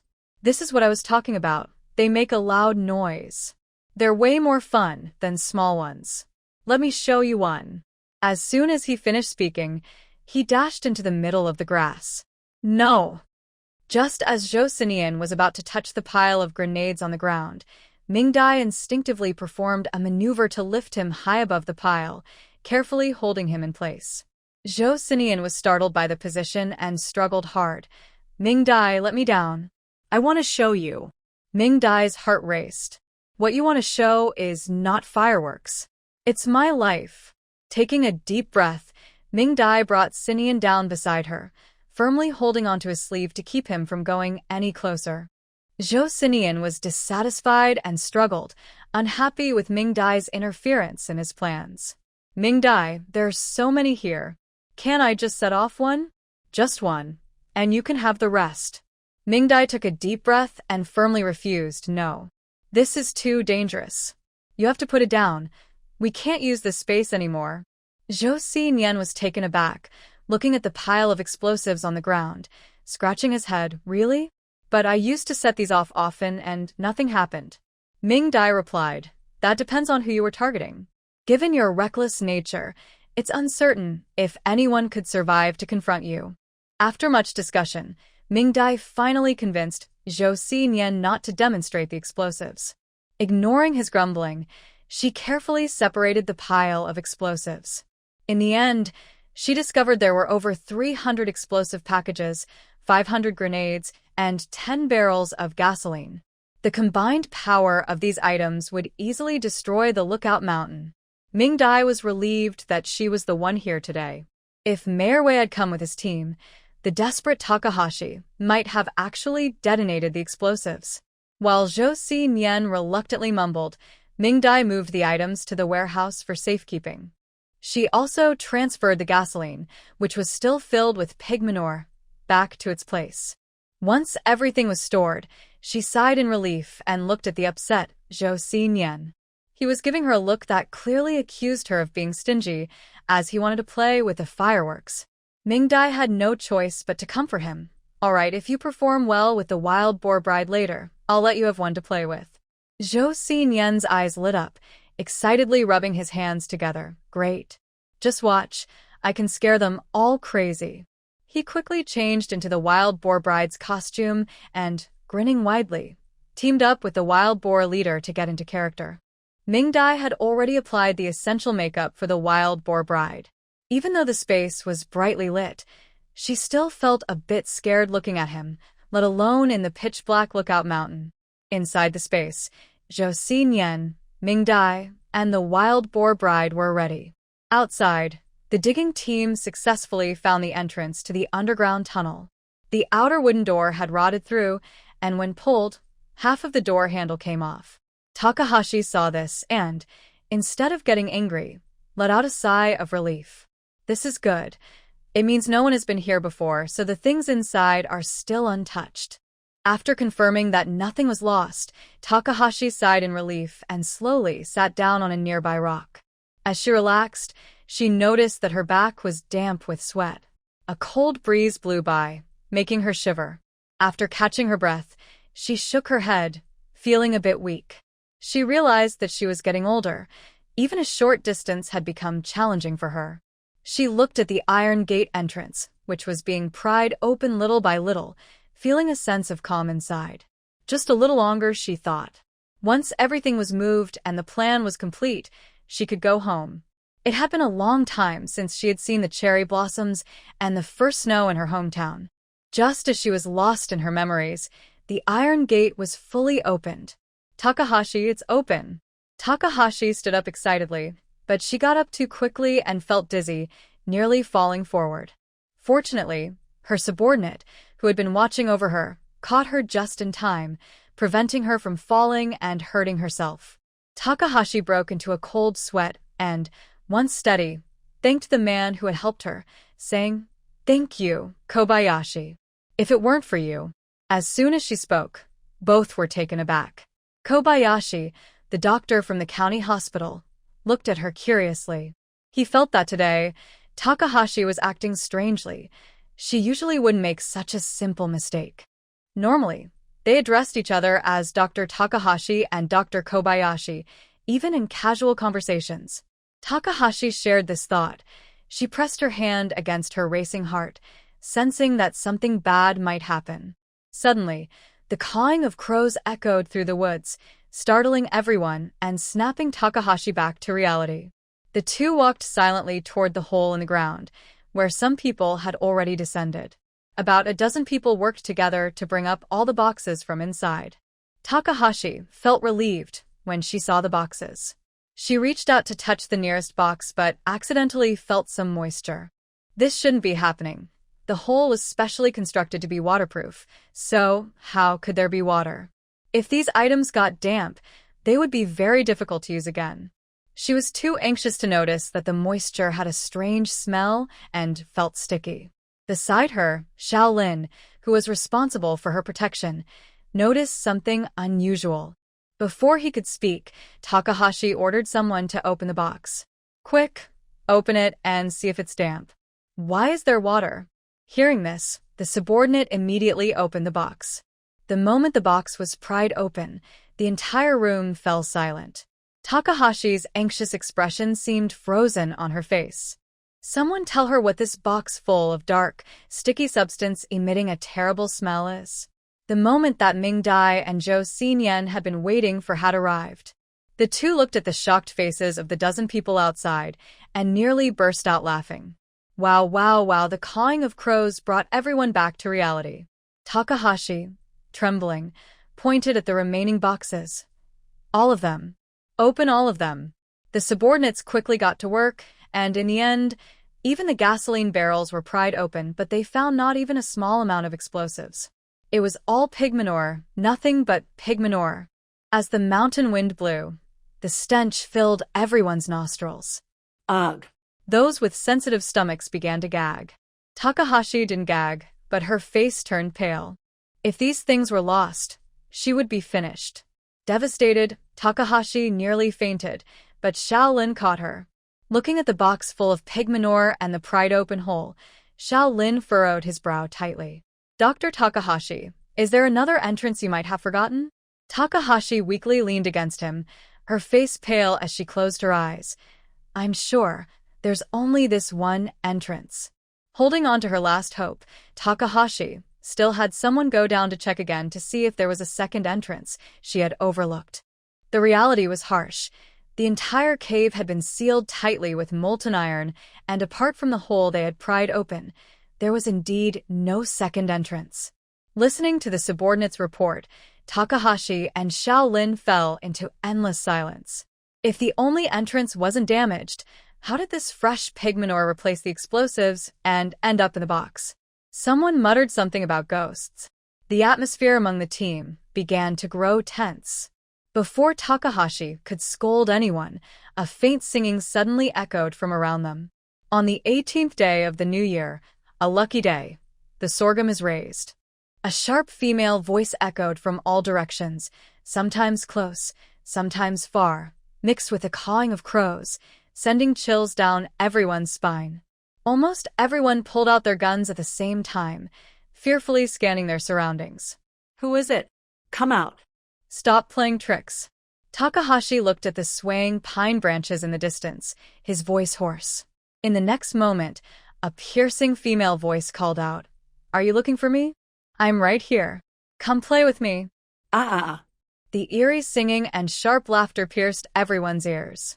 In the desolate wilderness, the sudden conversation shattered everyone's composure, causing chaos in the group as they screamed about ghosts. Those who were already anxious were ready to pull the trigger and shoot in all directions. Unfortunately, Mingdai didn't give them that chance. While mimicking the voice, she activated her treasure-hunting ability aimed at the crowd. In an instant, everyone's weapons vanished. Ah. People waved their hands in terror, screaming to release their fear. Xiaolin and Takahashi felt a chill as they looked at their empty hands. The sensation of their weapons disappearing made them tense up completely. If the earlier singing could be explained as human-made, the vanished weapons could not be brushed off as a trick. Takahashi, pale-faced, cautiously scanned the surroundings, regretting coming here tonight. Fortunately, the singing gradually stopped and silence returned. The panicked crowd regrouped under Takahashi's reassurance. "We should leave. We can check back tomorrow during the day." Everyone was eager to leave and quickly responded, stumbling toward the pine forest where Mingdai and Joseian were hiding. "They're coming!" Mingdai and Joseian rubbed their hands together excitedly, thrilled to see the group walking into their trap. Once inside the forest, all the pine trees began to sway without wind. Everyone's nerves tightened again. They stood back to back, cautiously moving forward. Just as they were about to exit the pine forest, the earlier singing echoed once more. Cold sweat instantly covered everyone as they trembled and looked toward the source of the sound. On the mountain at night, through the thin mist, a figure approached, floating closer with a voice. At times, the figure appeared tall and slender, accompanied by a sharp singing voice, waving its sleeves as it drifted toward the crowd. At other times, it became stout, running on all fours toward them, making loud boar-like noises. The boar bride. There really was a boar bride. Takahashi and Kobayashi turned pale as they watched the approaching figure, filled with regret. The others were so frightened that they froze in place, unable to move. Finally, the figure got closer. In a flash of light and darkness, the blood-stained face of the ghostly bride was right in front of them. Joseian turned on his flashlight, revealing sharp fangs and a mouth covered in blood, as he lunged toward the crowd.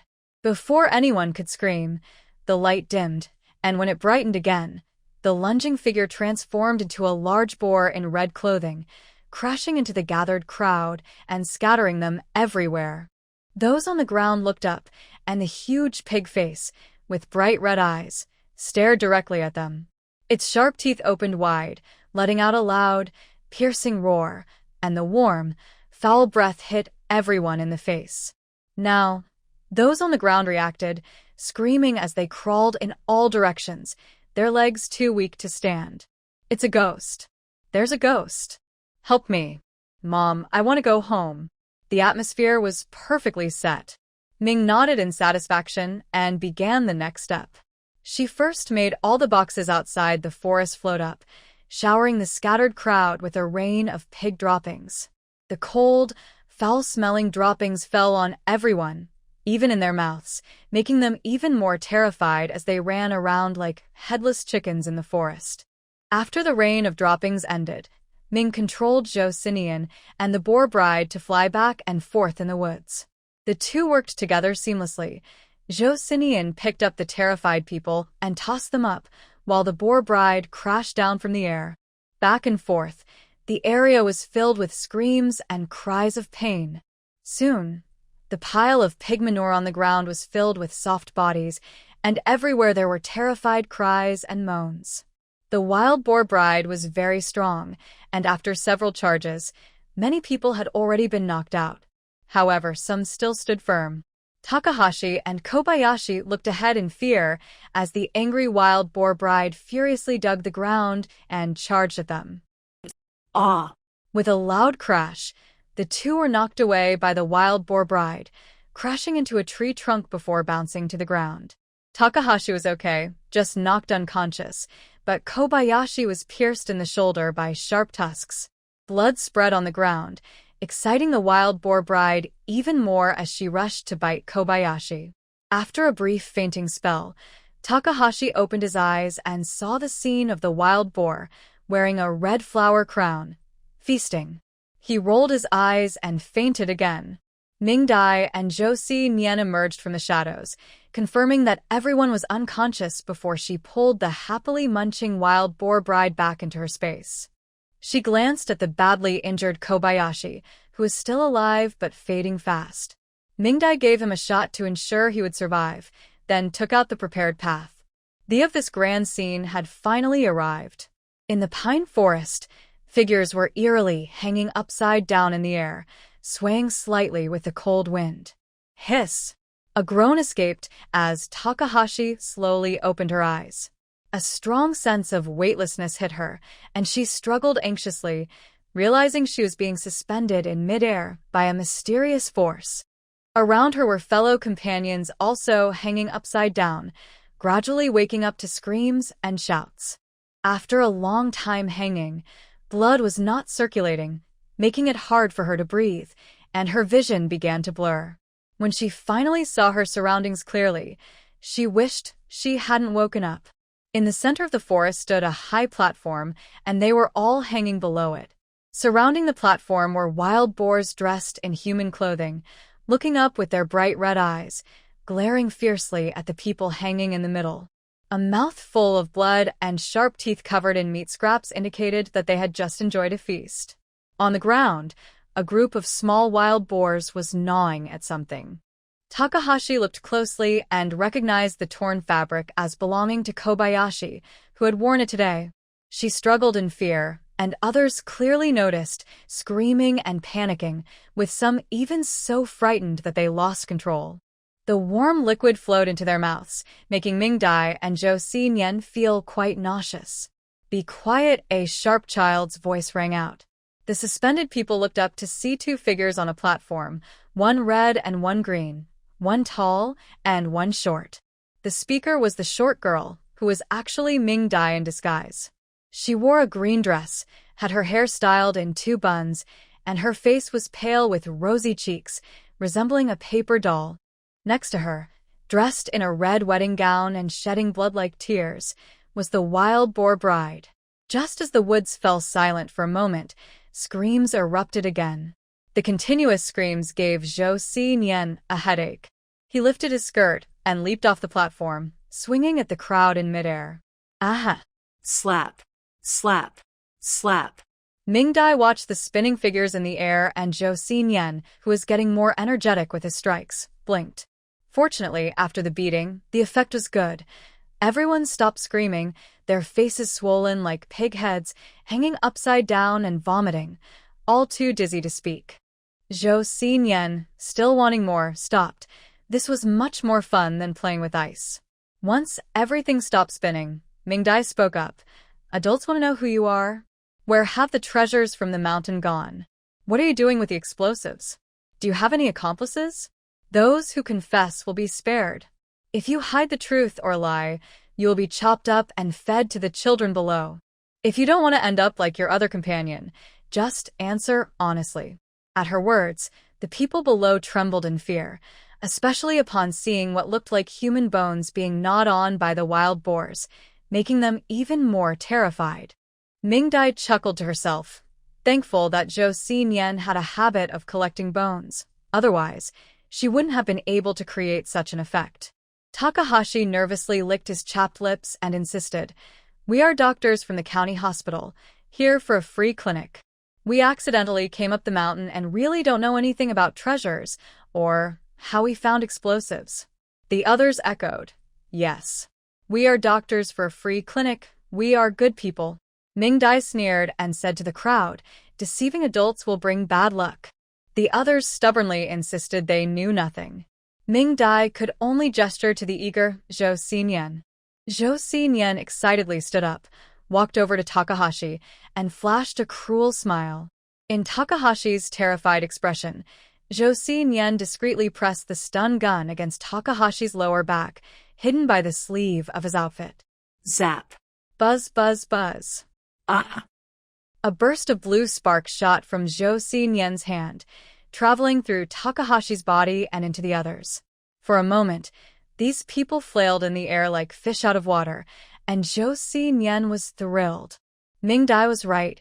Using this on them made them dance. Mingdai watched with satisfaction, pleased with her online purchase for its strong power, which did not disappoint. When Mingdai signaled Joseian to remove the stun gun, Takahashi, closest to him, was left dazed, smoke coming from his mouth, with small electric currents still crackling around him. The others were also uncontrollably twitching, and the forest was filled with cries. Mingdai happily walked down, standing next to Joseian, looking up at them. Don't even think about deceiving adults. Think carefully before you answer. Her sweet, clear voice made everyone shiver.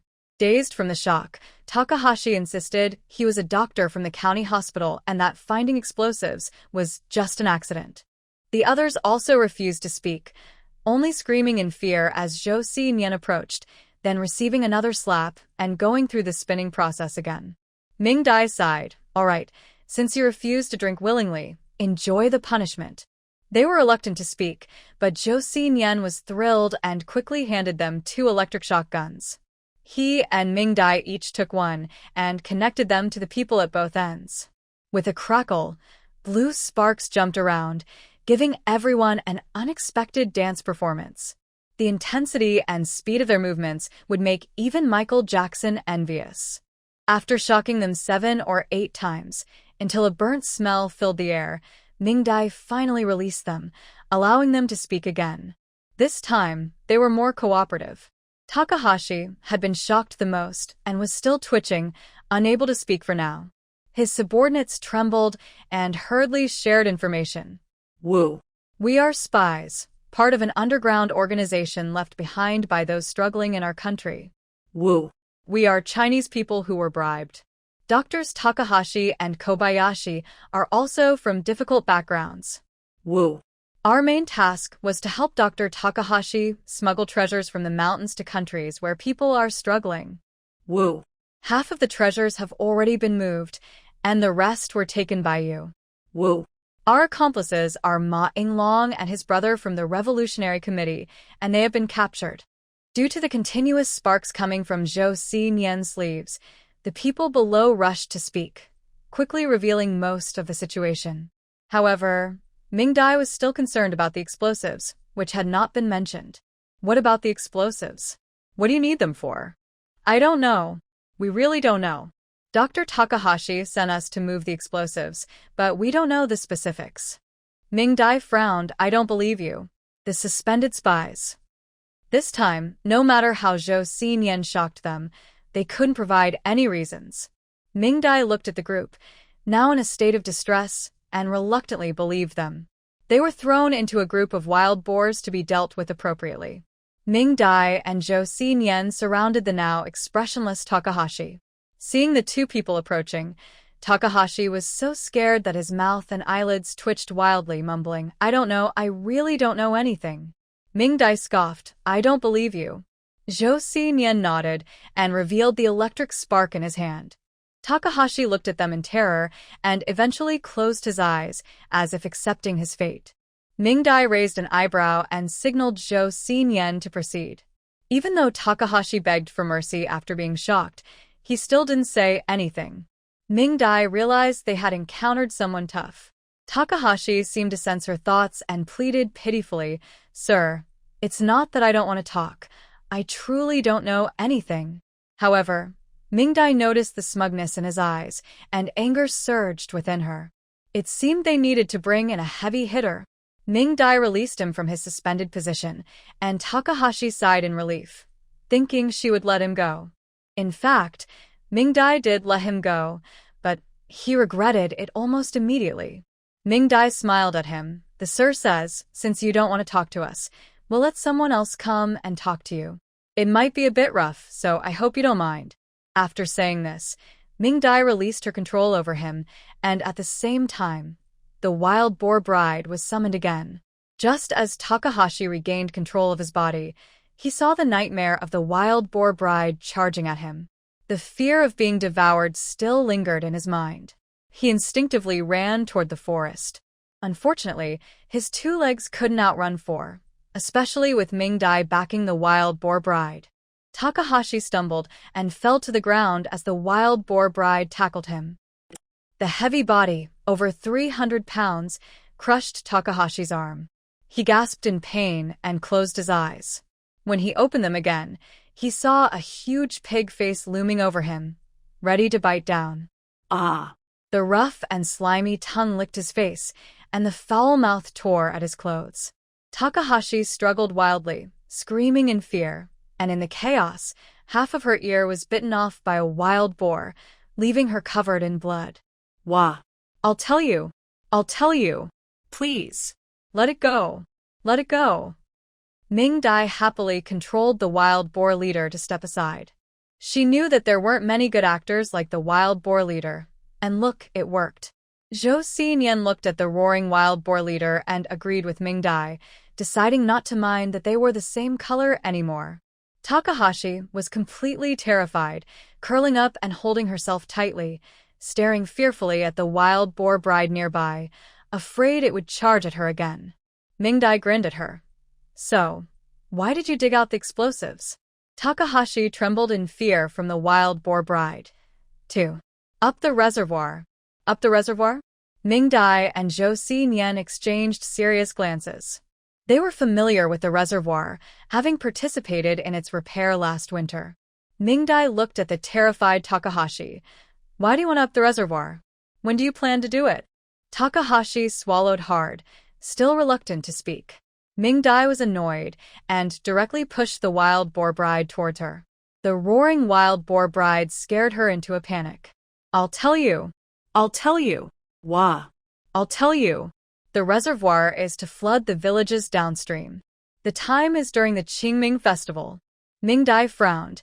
This timing coincided with the spring flood. If the reservoir really blew up, the downstream villages would surely be swept away by the flood. However, the water conditions in Udai County were good, and the flood drainage system was well developed, so even if a flood occurred, it would be cleared quickly. Moreover, there weren't many villages downstream. Mingdai remembered there were only 3. Using so many explosives and grenades, and activating long-hidden agents, just to flood 3 villages? Clearly, Takahashi was not telling the truth. Mingdai looked at the curled-up Takahashi, feeling a deep sense of disgust.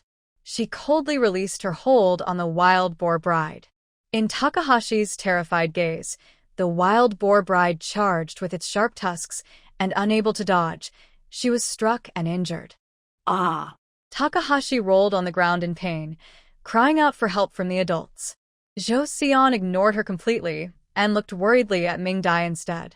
Mingdai calmly watched the wild boar bride's sharp tusks pierce Takahashi's body, creating one wound after another, while her inner anger surged. Thinking about the consequences of the reservoir explosion and what she had done to Joseian in the past, she wished the wild boar bride would just end Takahashi right there.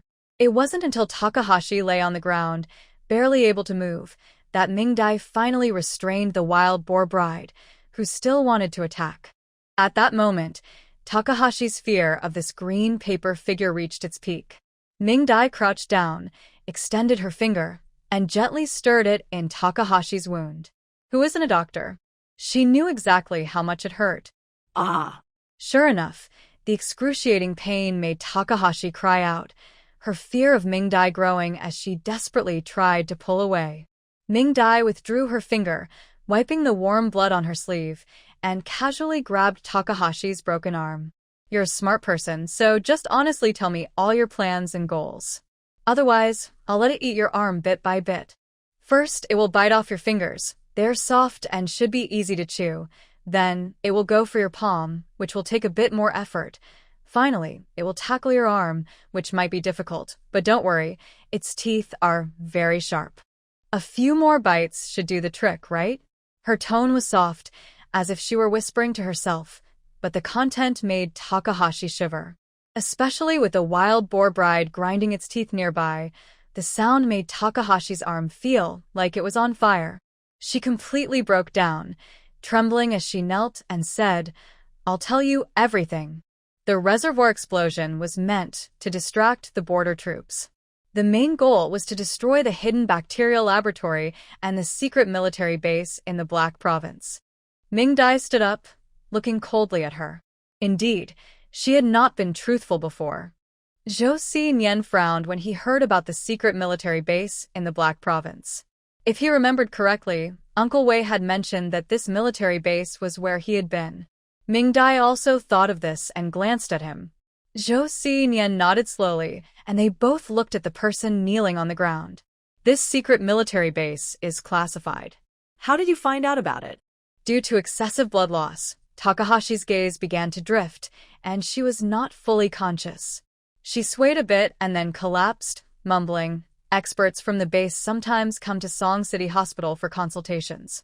I persuaded the driver who brought them, and he revealed the location of the base and the names of the experts." Mingdai frowned upon hearing this. If this was true, then the consequences of Takahashi infiltrating Song City Hospital were even more serious than Yao Yuliang had guessed. If Mingdai and Joseian had not accidentally discovered the anomaly, the military base could have actually been blown up.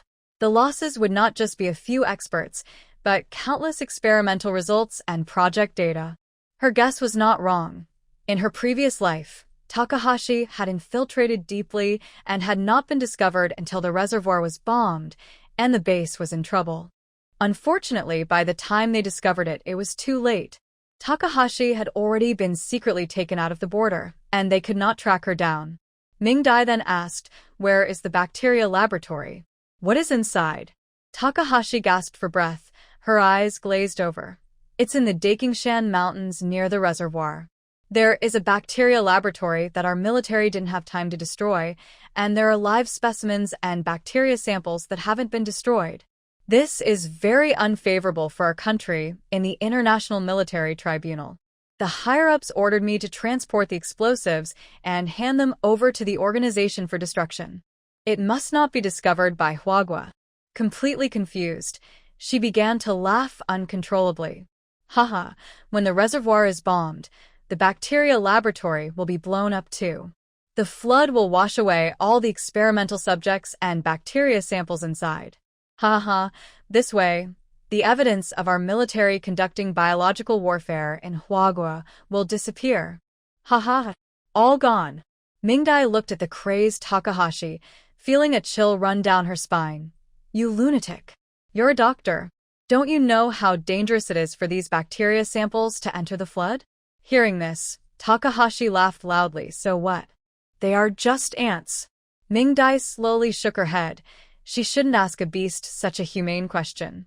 Mingdai took out a pill and held it out to Takahashi. "Do you want to live?"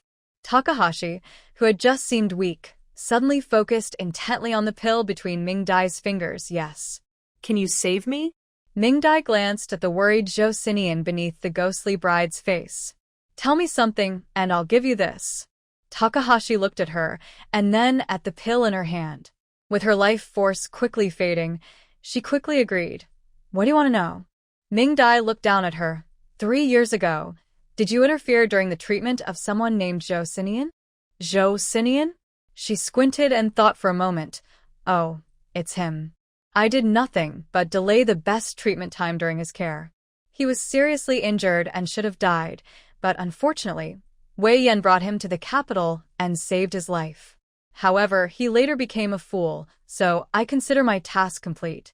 "Oh, I heard he was originally a soldier, but too bad he ran into me, haha."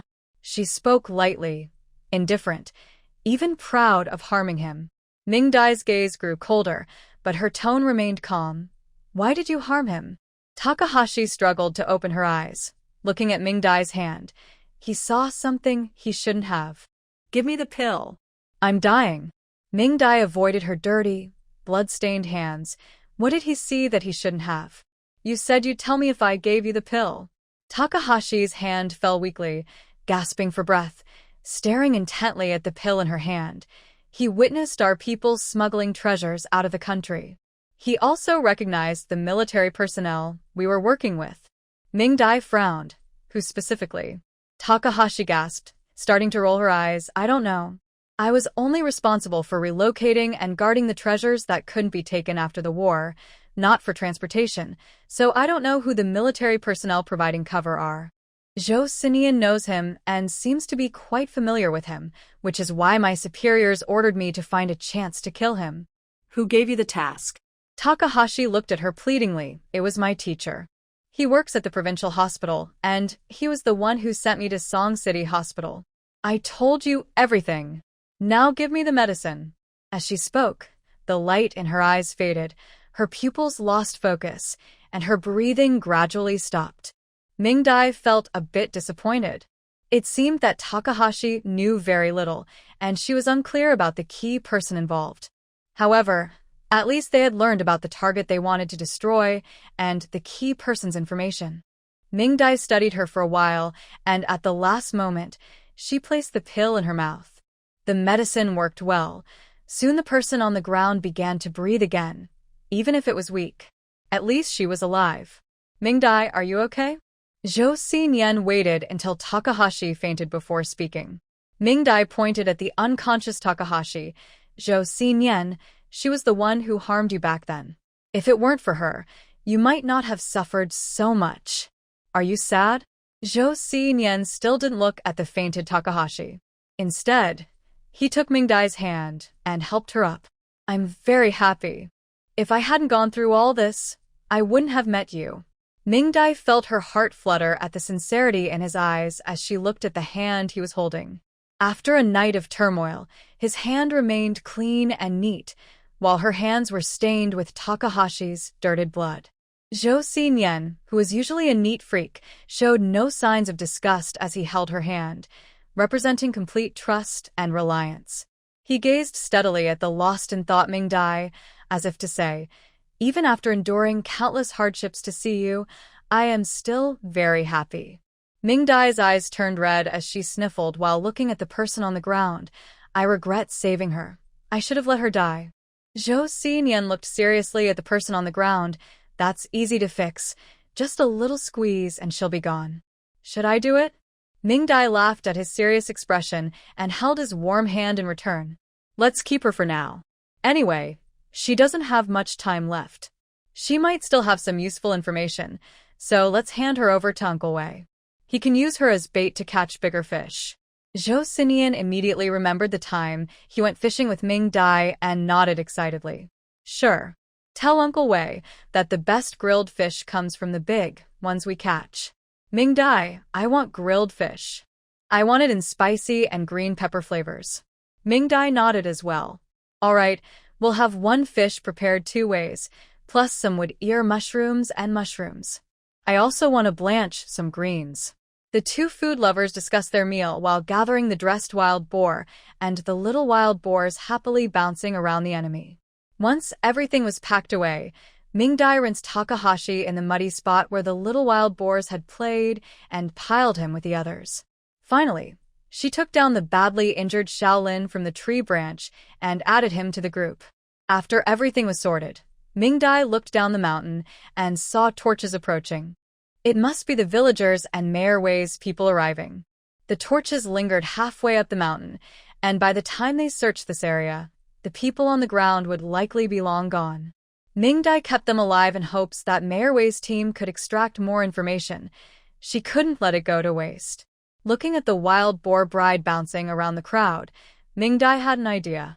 Sticking to the principle of putting on a complete show, she took out the explosives and grenades stored in her space and, despite Joseian's reluctant gaze, put them back into the box, scattering them around the forest. However, Mingdai didn't take out all the explosives and grenades. She left a third of each behind and kept all the gasoline for her own use. Finally, she took out 2 grenades and pointed at the playful wild boar bride. Joseian, I'll control her to charge down the mountain. When the time is right, use this to her up, but don't kill her, okay? We need her for the act. As long as it looks like she was blown away by the grenade, it will attract the people below. Just make sure she doesn't get killed. Joseian didn't expect Mingdai to actually let him set off explosives, and even 2 at once. Excitedly nodding, he took the grenade with great care.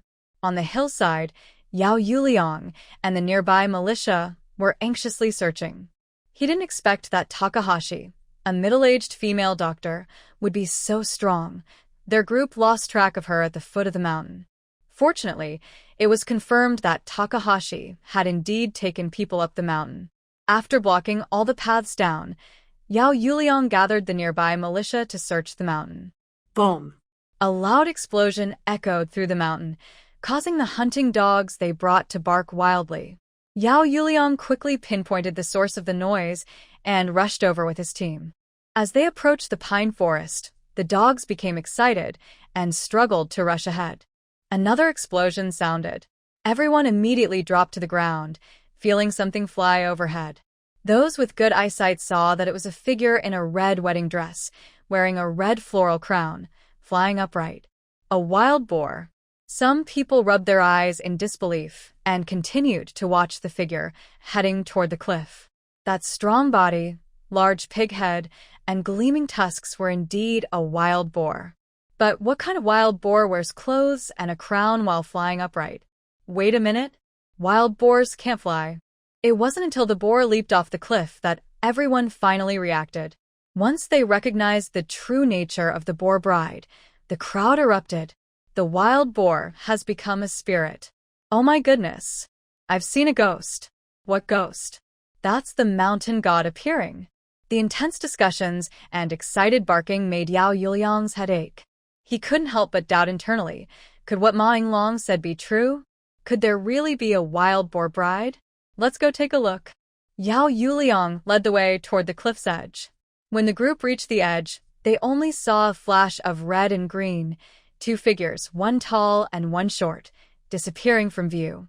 They really had seen something unbelievable. Even Yao Yuliang was sweating and cautiously looking around. The villagers from Xiama village and the nearby militia captain gathered around. Secretary Yao, what should we do now? Yao Yuliang looked at the empty cliff edge and the dark bottom, thinking about Ma Yinglong's words. This wild boar bride seemed to have a strong sense of justice, only attacking enemies and traitors in the past.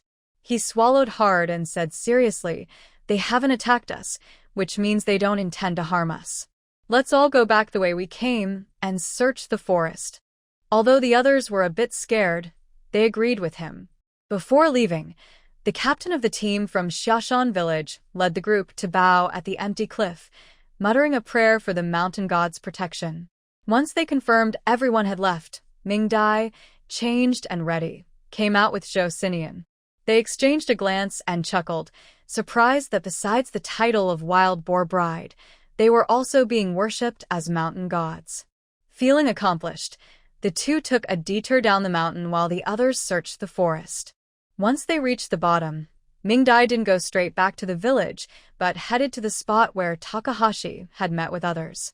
After some searching, they found the hidden large truck. She knew that with so many items, Takahashi would definitely need a truck to transport them. The gasoline on the mountain was probably for the truck too. Without hesitation, Mingdai took the truck for herself. Feeling satisfied, she told Joseian to rest in their space while she quietly returned to her room, pretending she had never left. In the forest, everyone was stunned as they looked at the people lying on the ground. Yao Yuliang held a torch and rummaged through the crowd, finally finding someone who looked like Takahashi. After wiping the mud off her face with a rag and confirming her identity, he sighed in relief, glad to have found her.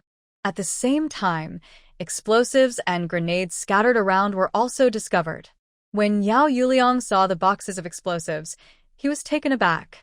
He never expected that what Takahashi was looking for was this. He quickly instructed the torchbearers to keep their distance, and after handing the torch to others, he cautiously approached to investigate. After counting the exact number, Yao Yuliang realized this was no simple case of enemies smuggling national treasures. There was definitely a bigger conspiracy waiting for them. The situation was serious, and without delay, he immediately had someone carry the person on the ground, extinguished all the torches, and carefully made their way down the mountain while carrying the box in the dark.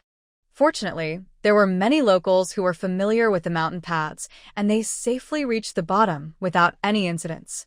After descending, To avoid any accidents, Yao Yuliang asked someone to fetch the doctor who was providing free medical care, planning to have him accompany them to treat patients on the way. Mingdai had just fallen asleep when she was called up and went to the village entrance with the county hospital staff.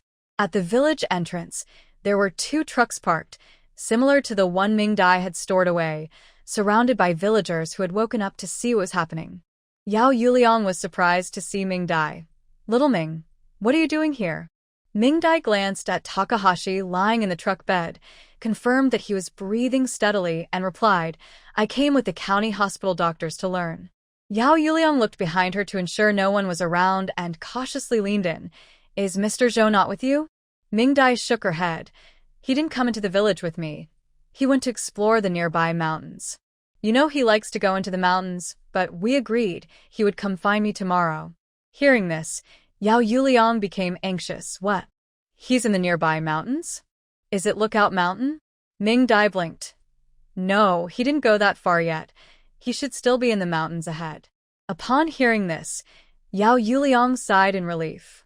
He looked at Mingdai with a conflicted expression for a while before carefully speaking. "When Mr. Zhou arrives, please don't let him go to Lookout Mountain. It's not safe there." Mingdai watched him seriously, hinting at something unclear, and nearly laughed.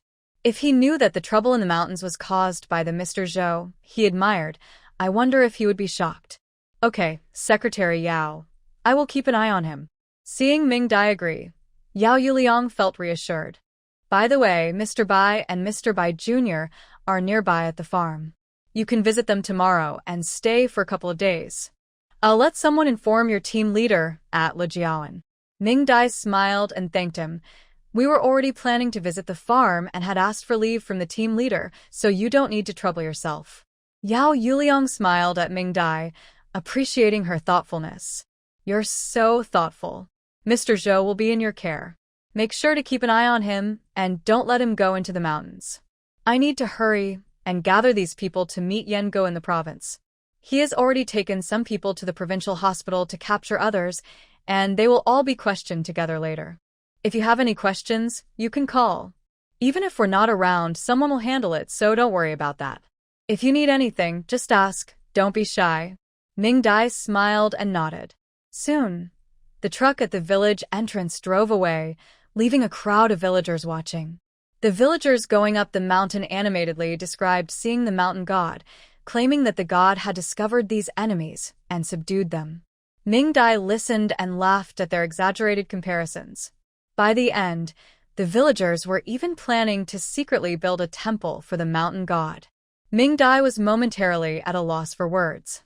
The next day, the captain of the village came to find Mingdai. Yesterday, Yao Yuliang had instructed him to take Mingdai and Joseian to the Lookout Mountain farm. Mingdai went outside early, pretending to have brought Joseian back. Now, they each carried a basket and followed the captain in a horse-drawn cart toward the farm. In the cart, Joseian had a serious expression and didn't say a word. Mingdai knew he wasn't upset, but rather nervous. Before the captain arrived, he had asked countless times if her grandfather and uncle would like him. Having lost his mother, Joseian longed for the little family he had left, fearing that he might not be good enough and that her grandfather and uncle wouldn't like him. Mingdai firmly assured him that no matter what, her grandfather and uncle would like him. This seemed to calm Joseian a bit. He was no longer anxious, just silent. The captain was curious about the tall young man who had appeared in the village early that morning, but he didn't speak up due to Joseian's serious demeanor. Looking at the smiling Mingdai, he asked what relatives they were visiting at the farm. Mingdai thought he would find out when they arrived, so she simply said they were going to visit her grandfather and uncle, who were sent for re-education through labor. The captain understood her meaning and casually replied, "Re-education through labor? That's nothing. We used to be bandits." "What?"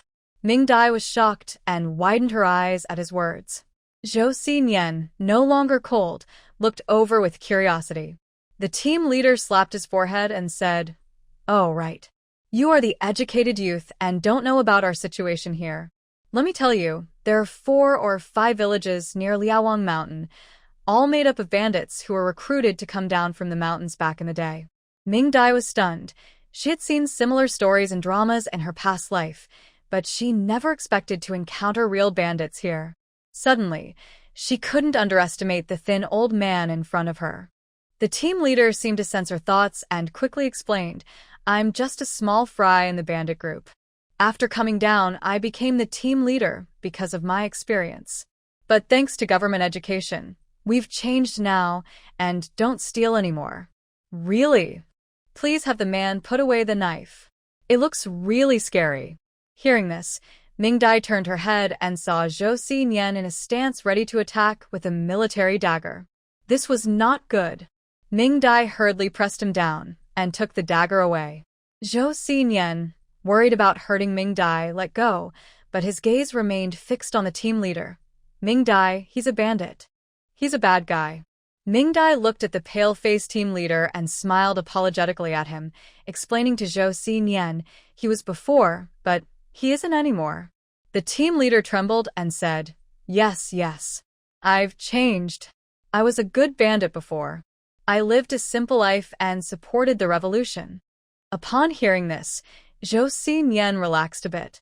After assessing that the team leader posed no immediate danger, he finally stopped his aggressive stance and sat down quietly. The team leader took a deep breath once Joseian stopped looking at him. "Oh my, I was so scared. I thought I was going to die at his hands. Who is this person? His presence is so intimidating. He clearly has seen blood." Seeing him so nervous, Mingdai quickly spoke to shift his attention. "Team leader, could you tell us about the Liaowang mountain farm?" Hearing this, the team leader glanced at Joseian, noticing he was just calmly looking at him without any intention to stop him. He then relaxed and began to explain about the Liaowang mountain farm. Liaowang mountain farm was previously called Wu Family Village. It was home to the strongest bandits near Liaowang Mountain, most of whom have the surname Wu and have lived there for generations, continuing the family business of banditry. Because they supported the revolution during the war, they were recruited after liberation and established Wu Family Village, where they now live. The Wu family is known for their strong sense of unity and protection. Anyone who enters Liaowang Mountain Farm is considered one of them, so you don't need to worry about your relatives suffering here. As long as they don't cause trouble, the people from Wu Family Village won't intentionally make things difficult for them. After hearing this, Mingdai understood why Uncle Wei arranged for the Bai family to be sent here. The two were talking while Joseian listened attentively.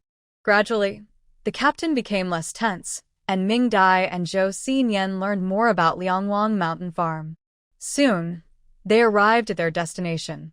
As the vehicle turned a corner, they saw endless fields, with patches of green indicating that spring planting was complete. Continuing along the road, they quickly spotted large buildings. The cart stopped in front of a massive wooden gate. Seeing the marks of swords and knives on the gate, Mingdai believed that the Wu family's bandit hideout was indeed a family business. Without several generations of accumulation, there wouldn't be so many marks on the door. The cart stopped, and the captain led them out. An elderly man with gray hair approached them. "Lu Lao Nian, what brings you here?" The captain glanced at the dazed Joseian and whispered something to the old man. After listening, the old man looked at Joseian with curiosity. "Who are you two looking for? You need to register here." "I'm the 15th, just call me 15th Master." Following the principle of not offending someone who greets you kindly, Mingdai called out, "15th Master, we are relatives of Bai Yuan." 15th Master tilted his head and thought for a moment. "Bai Yuan, which one is that? I remember someone with the surname Bai." Suddenly, his expression changed, and he looked at them with a complicated gaze. "You are relatives of Bai Yuan?" Mingdai was taken aback, not understanding why he suddenly became angry. Yes, we are Bai Yuan's family. May we see them?" After getting a clear answer, the old man looked at the two with disdain and stared at Joseian in disbelief. Seeing Joseian reaching for the military dagger at his waist again, Mingdai quickly held him back and asked, "Excuse me, is there a problem?" The old man realized Joseian was not someone to mess with. After checking their information, he waved a stamped document at them and grunted, "Follow me." Without waiting for a response, he walked straight into the farm. Mingdai hurriedly said goodbye to the aggressive Joseian and the captain before chasing after him. As she walked, she felt uneasy, sensing something ominous was about to happen. The old man, with his gray hair, moved surprisingly fast. Mingdai struggled to keep up with her short legs. At first, she was pulling the reluctant Joseian to chase after the old man, but soon it turned into a race between Joseian and the old man. The old man, despite his age, sped up when he saw Joseian catching up. Joseian couldn't let that happen. He had to get ahead. With his tall stature and long legs, overtaking the old man was easy, but he had Mingdai slowing him down. Seeing the old man getting faster, he urgently suggested they walk together. Mingdai firmly refused. Did she not care about her pride? This was a farm, not a mountain where no one could see. With no other choice, Joseian pulled her forward. However, Mingdai clearly couldn't keep up, and after nearly stumbling several times, she finally gave in and clung to his arm, her feet dangling in the air. Seeing this made it easier for Joseian, and he was quite pleased as he swung his arm forward. Thus, onlookers witnessed a curious scene, the old man from Wujia village panting as he ran, with a tall young man beside him tightly holding what appeared to be a girl hanging from his arm. What a playful sight. The two were chasing each other, with an extra passenger, making the workers laugh all the way. When the 15th master finally stopped running, Mingdai plopped down on the ground, not caring about the dirt. After being jostled around, she felt dizzy and nauseous. Beside her, the 15th master was not doing much better. He leaned on his knees, breathing heavily. Mingdai watched him struggle to catch his breath, worried he might faint. Thankfully, he managed to breathe out again. Only Joseian seemed unaffected, not even sweating, and he looked at the trembling 15th master with a smug expression, clearly mocking him. Once the 15th master caught his breath and could speak, he stood up straight, glaring angrily at Joseian. All right. So, all people with the surname Bai are annoying, huh? If you had tried to compete with me back when I was a bandit, you wouldn't stand a chance. I was the fastest scout in the village. You, a little brat, wouldn't even make it over 2 hills. Just because you're young, you think it's fun to bully an old man, huh? Just wait. After saying this, he angrily walked ahead, though his legs were still shaking, which looked a bit sad. Joseian ignored his bluster, satisfied with his victory, and turned to call out to Mingdai. Mingdai. Look, I won. Huh. Mingdai? Where is she? The big dog suddenly got anxious, looking around but not down at the ground. I'm here, a weak voice came from the ground. Joseian looked down and saw Mingdai sitting there, looking utterly defeated. He frowned slightly, sighed, and helped her up. The ground is dirty, get up. Mingdai rolled her eyes, not wanting to talk. She stood up with his help, and though she didn't want to admit it, she had to acknowledge that her stamina was worse than that of an old man over 50. So embarrassing. Realizing the situation, she handed her basket to Joseian and followed behind the two of them empty-handed. And so, one person led the way, shaking as he walked, while another followed, also shaking. Joseian was in the middle, excitedly looking around, filled with anticipation of seeing his family. When they reached the village, it was just in time for lunch after work. As they watched 15th Master bring 2 strangers into the village, everyone greeted him while curiously asking who they were. 15th Master simply said they were relatives with the surname Bai, which made the villagers' expressions complicated. Mingdai felt anxious the whole time, and her bad premonition grew stronger. Joseian had already become a remarkable presence in Hongqi commune. What if his uncle and grandfather were just like him? They must be very strong. It's important to note that this was not Hongqi commune, it was a family of bandits. While Mingdai was lost to her thoughts, they arrived. 15th Master pointed to the house in front of them, said we're here, and turned to leave, showing no intention of helping to knock on the door. Mingdai and Joseian stood in front of the house, looking at each other, both feeling confused. Joseian was anxious about seeing his relatives, while Mingdai was shocked by the house. Was this brand new red brick house for real? Although they had seen that the people here were clearly better off than those in Joseian, with several brick houses along the way, the sight of this entirely red brick house still amazed her. Was she sure they hadn't taken a wrong turn? Wasn't it said that most of the labor reform prisoners lived in cowsheds? Why did Joseian's uncle and grandfather get to live in a brick house that was only available in the commune? Mingdai. Joseian looked at the black-painted wooden door, hesitating and unsure, instinctively calling out to Mingdai. Mingdai met his anxious gaze and snapped back to reality. It's okay, I'll knock first. You think about what to say when you see your grandfather and uncle, she reassured him. Joseian nodded obediently, mumbling to himself. Mingdai stepped forward and knocked on the brand-new wooden door. After a few moments, a gentle male voice came from inside. Coming. That voice sounded nice, Mingdai thought. The footsteps, one heavy and one light, grew closer, making Mingdai and Joseian increasingly nervous. Finally, the footsteps stopped, and Joseian took a deep breath, looking down at Mingdai with uncertainty. Mingdai stood beside him and patted his arm to comfort him. At last, with a creaking sound, the wooden door opened. The eyes of both people widened instantly when they saw the person behind the door. The person behind the door, upon seeing them, especially Joseian, also widened their eyes in surprise and froze in place. Nian? A lovely voice rang out again, filled with uncertainty and joy. Mingdai stared blankly, completely stunned by the beauty before her, unable to speak. The face, as fair as fresh snow, had eyes that sparkled like clear lakes. They widened slightly with excitement, and a hint of blush appeared at the corners, adding a touch of brightness to the already elegant face. Such a pure and charming beauty made Mingdai think that only a fairy could compare. So beautiful. Joseian looked at the person inside and frowned slightly, giving them a disappointed glare. Then he turned to Mingdai and said, Mingdai, you got it wrong. This is a girl, not my uncle. As soon as he said this, the person's expression darkened, and they glared at Joseian, gritting their teeth. Are you deaf? Can't you tell I'm a guy? Joseian looked shocked.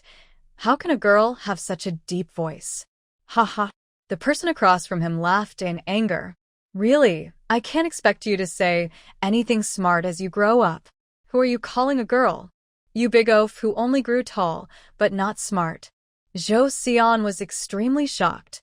He stared wide-eyed at the other person. Who are you calling a big oaf?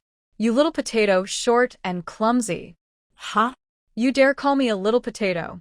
I'm 1,75 meters tall. Ah, Joseian. You're done for. I'll beat you up. You're the one who's done for. You can't even reach me when you jump. Ah. You're making me mad. Ah. Driving you crazy. Mingdai stepped in front of Joseian, trying to stop him from rushing to fight, certain that this was indeed his uncle, and he was not someone to mess with.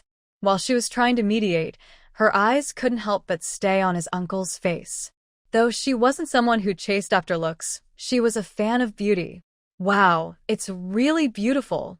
Uncle noticed that the person who came with his nephew was a girl, so he quickly pulled back his fist and smiled apologetically at her. In that moment, Mingdai felt like she saw a garden in full bloom. It was such a visual shock. She couldn't help but smile, her lips stretching wide. Joseian looked at the starry-eyed Mingdai and then at the smiling little potato, waved his hand, covered Mingdai's face, and pulled her behind him, glaring angrily at the other. Don't smile at Mingdai like that. You little potato. What the heck? Uncle's smile instantly vanished. Joseian, come here. I won't let you off easily. While Joseian held on to the struggling Mingdai, he shouted towards the door. Come here. I want to see how you, little potato, can defeat me. Mingdai thought. Can you let me go first? I can't breathe. Ah. Uncle was so angry he jumped up, trying to hit him, but just like Joseian said, he couldn't reach him even when he jumped. Joseian covered Mingdai's face with one hand to keep her from seeing the little potato, while using the other hand to block the little potato's attempts to hit him, avoiding all his punches and kicks. At that moment, The entrance of the red brick house was lively, with many passers-by pointing and laughing at the three of them. Mingdai's face was tightly covered by Joseian, so she couldn't see anything, but she could feel how embarrassing the situation was and how powerless Uncle was. Unable to win a fight or a verbal battle, Uncle was so frustrated he was like a groundhog, making sounds that made Mingdai's ears hurt. "Jingyi, who is here? Why is it so noisy?" A voice broke the tense scene among the three. Joseian and Uncle both looked towards the yard, while Mingdai whimpered, wanting to free her face. An elderly man with all white hair, slightly scared, was hiding in the yard, watching the three at the door. Uncle shot Joseian a glare, signaling him to let go. Joseian, still stunned, looked at the silver-haired elder in the yard and quietly released his hold. Uncle messed up his hair and proudly told Joseian to come in. He limped into the yard and gently comforted the elderly man. Joseian didn't follow right away. He stood there in a daze, looking at the elderly man from a distance. The elderly man seemed to like him and smiled kindly at him. Joseian felt startled, quickly letting go of Mingdai and awkwardly standing still. Mingdai gasped for air. Wow. I almost couldn't breathe. 5 minutes later, Mingdai and Joseian sat in the yard of the red brick house. At a small square table, 4 people sat on each side. Joseian and the elderly man faced each other, sizing each other up in silence. Mingdai stole glances at Uncle. Usually, after a fight, people look messy, but he had a certain broken beauty with his messy hair and flushed cheeks. Oh, I wish Joseian would hit him again. He would look even cuter when he cries, right? Uncle was used to such gazes and knew she must be the young woman mentioned in Yen Ji's letter. "Jingyi, who are these two?" The elderly man carefully looked at Joseian and Mingdai. After confirming he didn't recognize them, he cautiously asked. Mingdai then noticed that the elderly man called Uncle Jingyi. Although Uncle Wei didn't mention Uncle's name, he had said that Joseian's mother was named by Jingyi. Did he mistake his youngest son for a daughter? Uncle gently patted his father. "Dad, I'm Lianhua, your son. This is Nian. Do you remember him?" The elderly man looked blankly at where he was pointing, thought for a moment, and shook his head. "I don't know you. You're Lianhua? Where is Jingyi?" Joseian silently watched Uncle comforting their grandfather. Although he still had no memories, he felt a heaviness in his heart. Mingdai was intrigued by Uncle's name. "Lianhua? Your name is by Lianhua." Maybe Mingdai's voice was a bit loud, causing the elderly man to move closer to his son. Seeing this, Mingdai quickly apologized and lowered her voice to ask, "Excuse me, is your name really by Lianhua?" Although her tone was strange, her uncle patiently replied, "Yes, my name is by Lianhua. My brother is by Bingshua, and my sister is by Jingyi. Their names come from Bingshua Lianhua and Jinghan Hantai." Mingdai then realized that his name was not by Lianhua, but by Lianhua. She awkwardly smiled at her uncle and said, "Your name sounds really nice." Her uncle thought the girl was a bit odd, but smiled back. While they were talking, Joseian was staring blankly at the elderly man with gray hair. This was his grandfather, and he was different from what he had imagined. Old Bai observed Joseian for a while, then moved a chair and sat next to him. "Young comrade, what is your name?" Joseian obediently replied, "My name is Joseian, but you can call me Nian." The old man squinted and examined him closely. "Nian? I think I know another boy named Nian, but he's not as big as you." Joseian quietly listened, feeling pain at the spot on his head. Mingdai and Bai Lianhua stopped talking and quietly watched the old man and the young boy. "Nian, do you know Jingyi? Do you know where my Jingyi has gone?" Joseian shook his head, his eyes slightly red. "I don't know." Old Bai smiled at him. "Why are you crying? Do you like our Jingyi? Let me tell you, Jingyi is very pretty, just like her mother. Don't cry, I'll show you a picture of Jingyi." The old man trembled as he took out a small photo from his pocket. It showed Bai Jingyi during her school days, looking very much like her uncle. No wonder the old man mistook him. As Joseian looked at the photo in his grandfather's hand, he felt dizzy, his head pounding, and random fragments flashed through his mind. Mingdai noticed something was wrong and quickly took out a golden needle, skillfully using it. Bai Lianhua was calming the chatty old man while anxiously watching Joseian, who was sweating profusely. The old man, not in good health, started yawning after a while. Bai Lianhua, limping, helped him back to his room to rest. Mingdai looked at Joseian, who was covered in needles, then at the dazed old man and the limping uncle, and sighed. Rope tends to break at its weakest point. The Bai family has suffered too much. Joseian lay with his eyes closed, his face pale.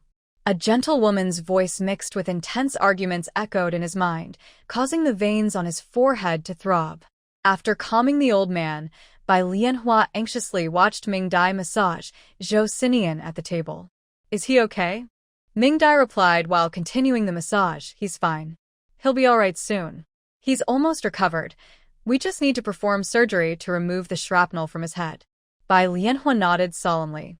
The Bai family faced a crisis. His father was taken away, his older brother was under surveillance, his sister committed suicide, and he was injured and sent away with his father. Then Nian also faced trouble. During that time, he was truly scared, afraid that Nian would not return. Fortunately, in the end, Ge found him.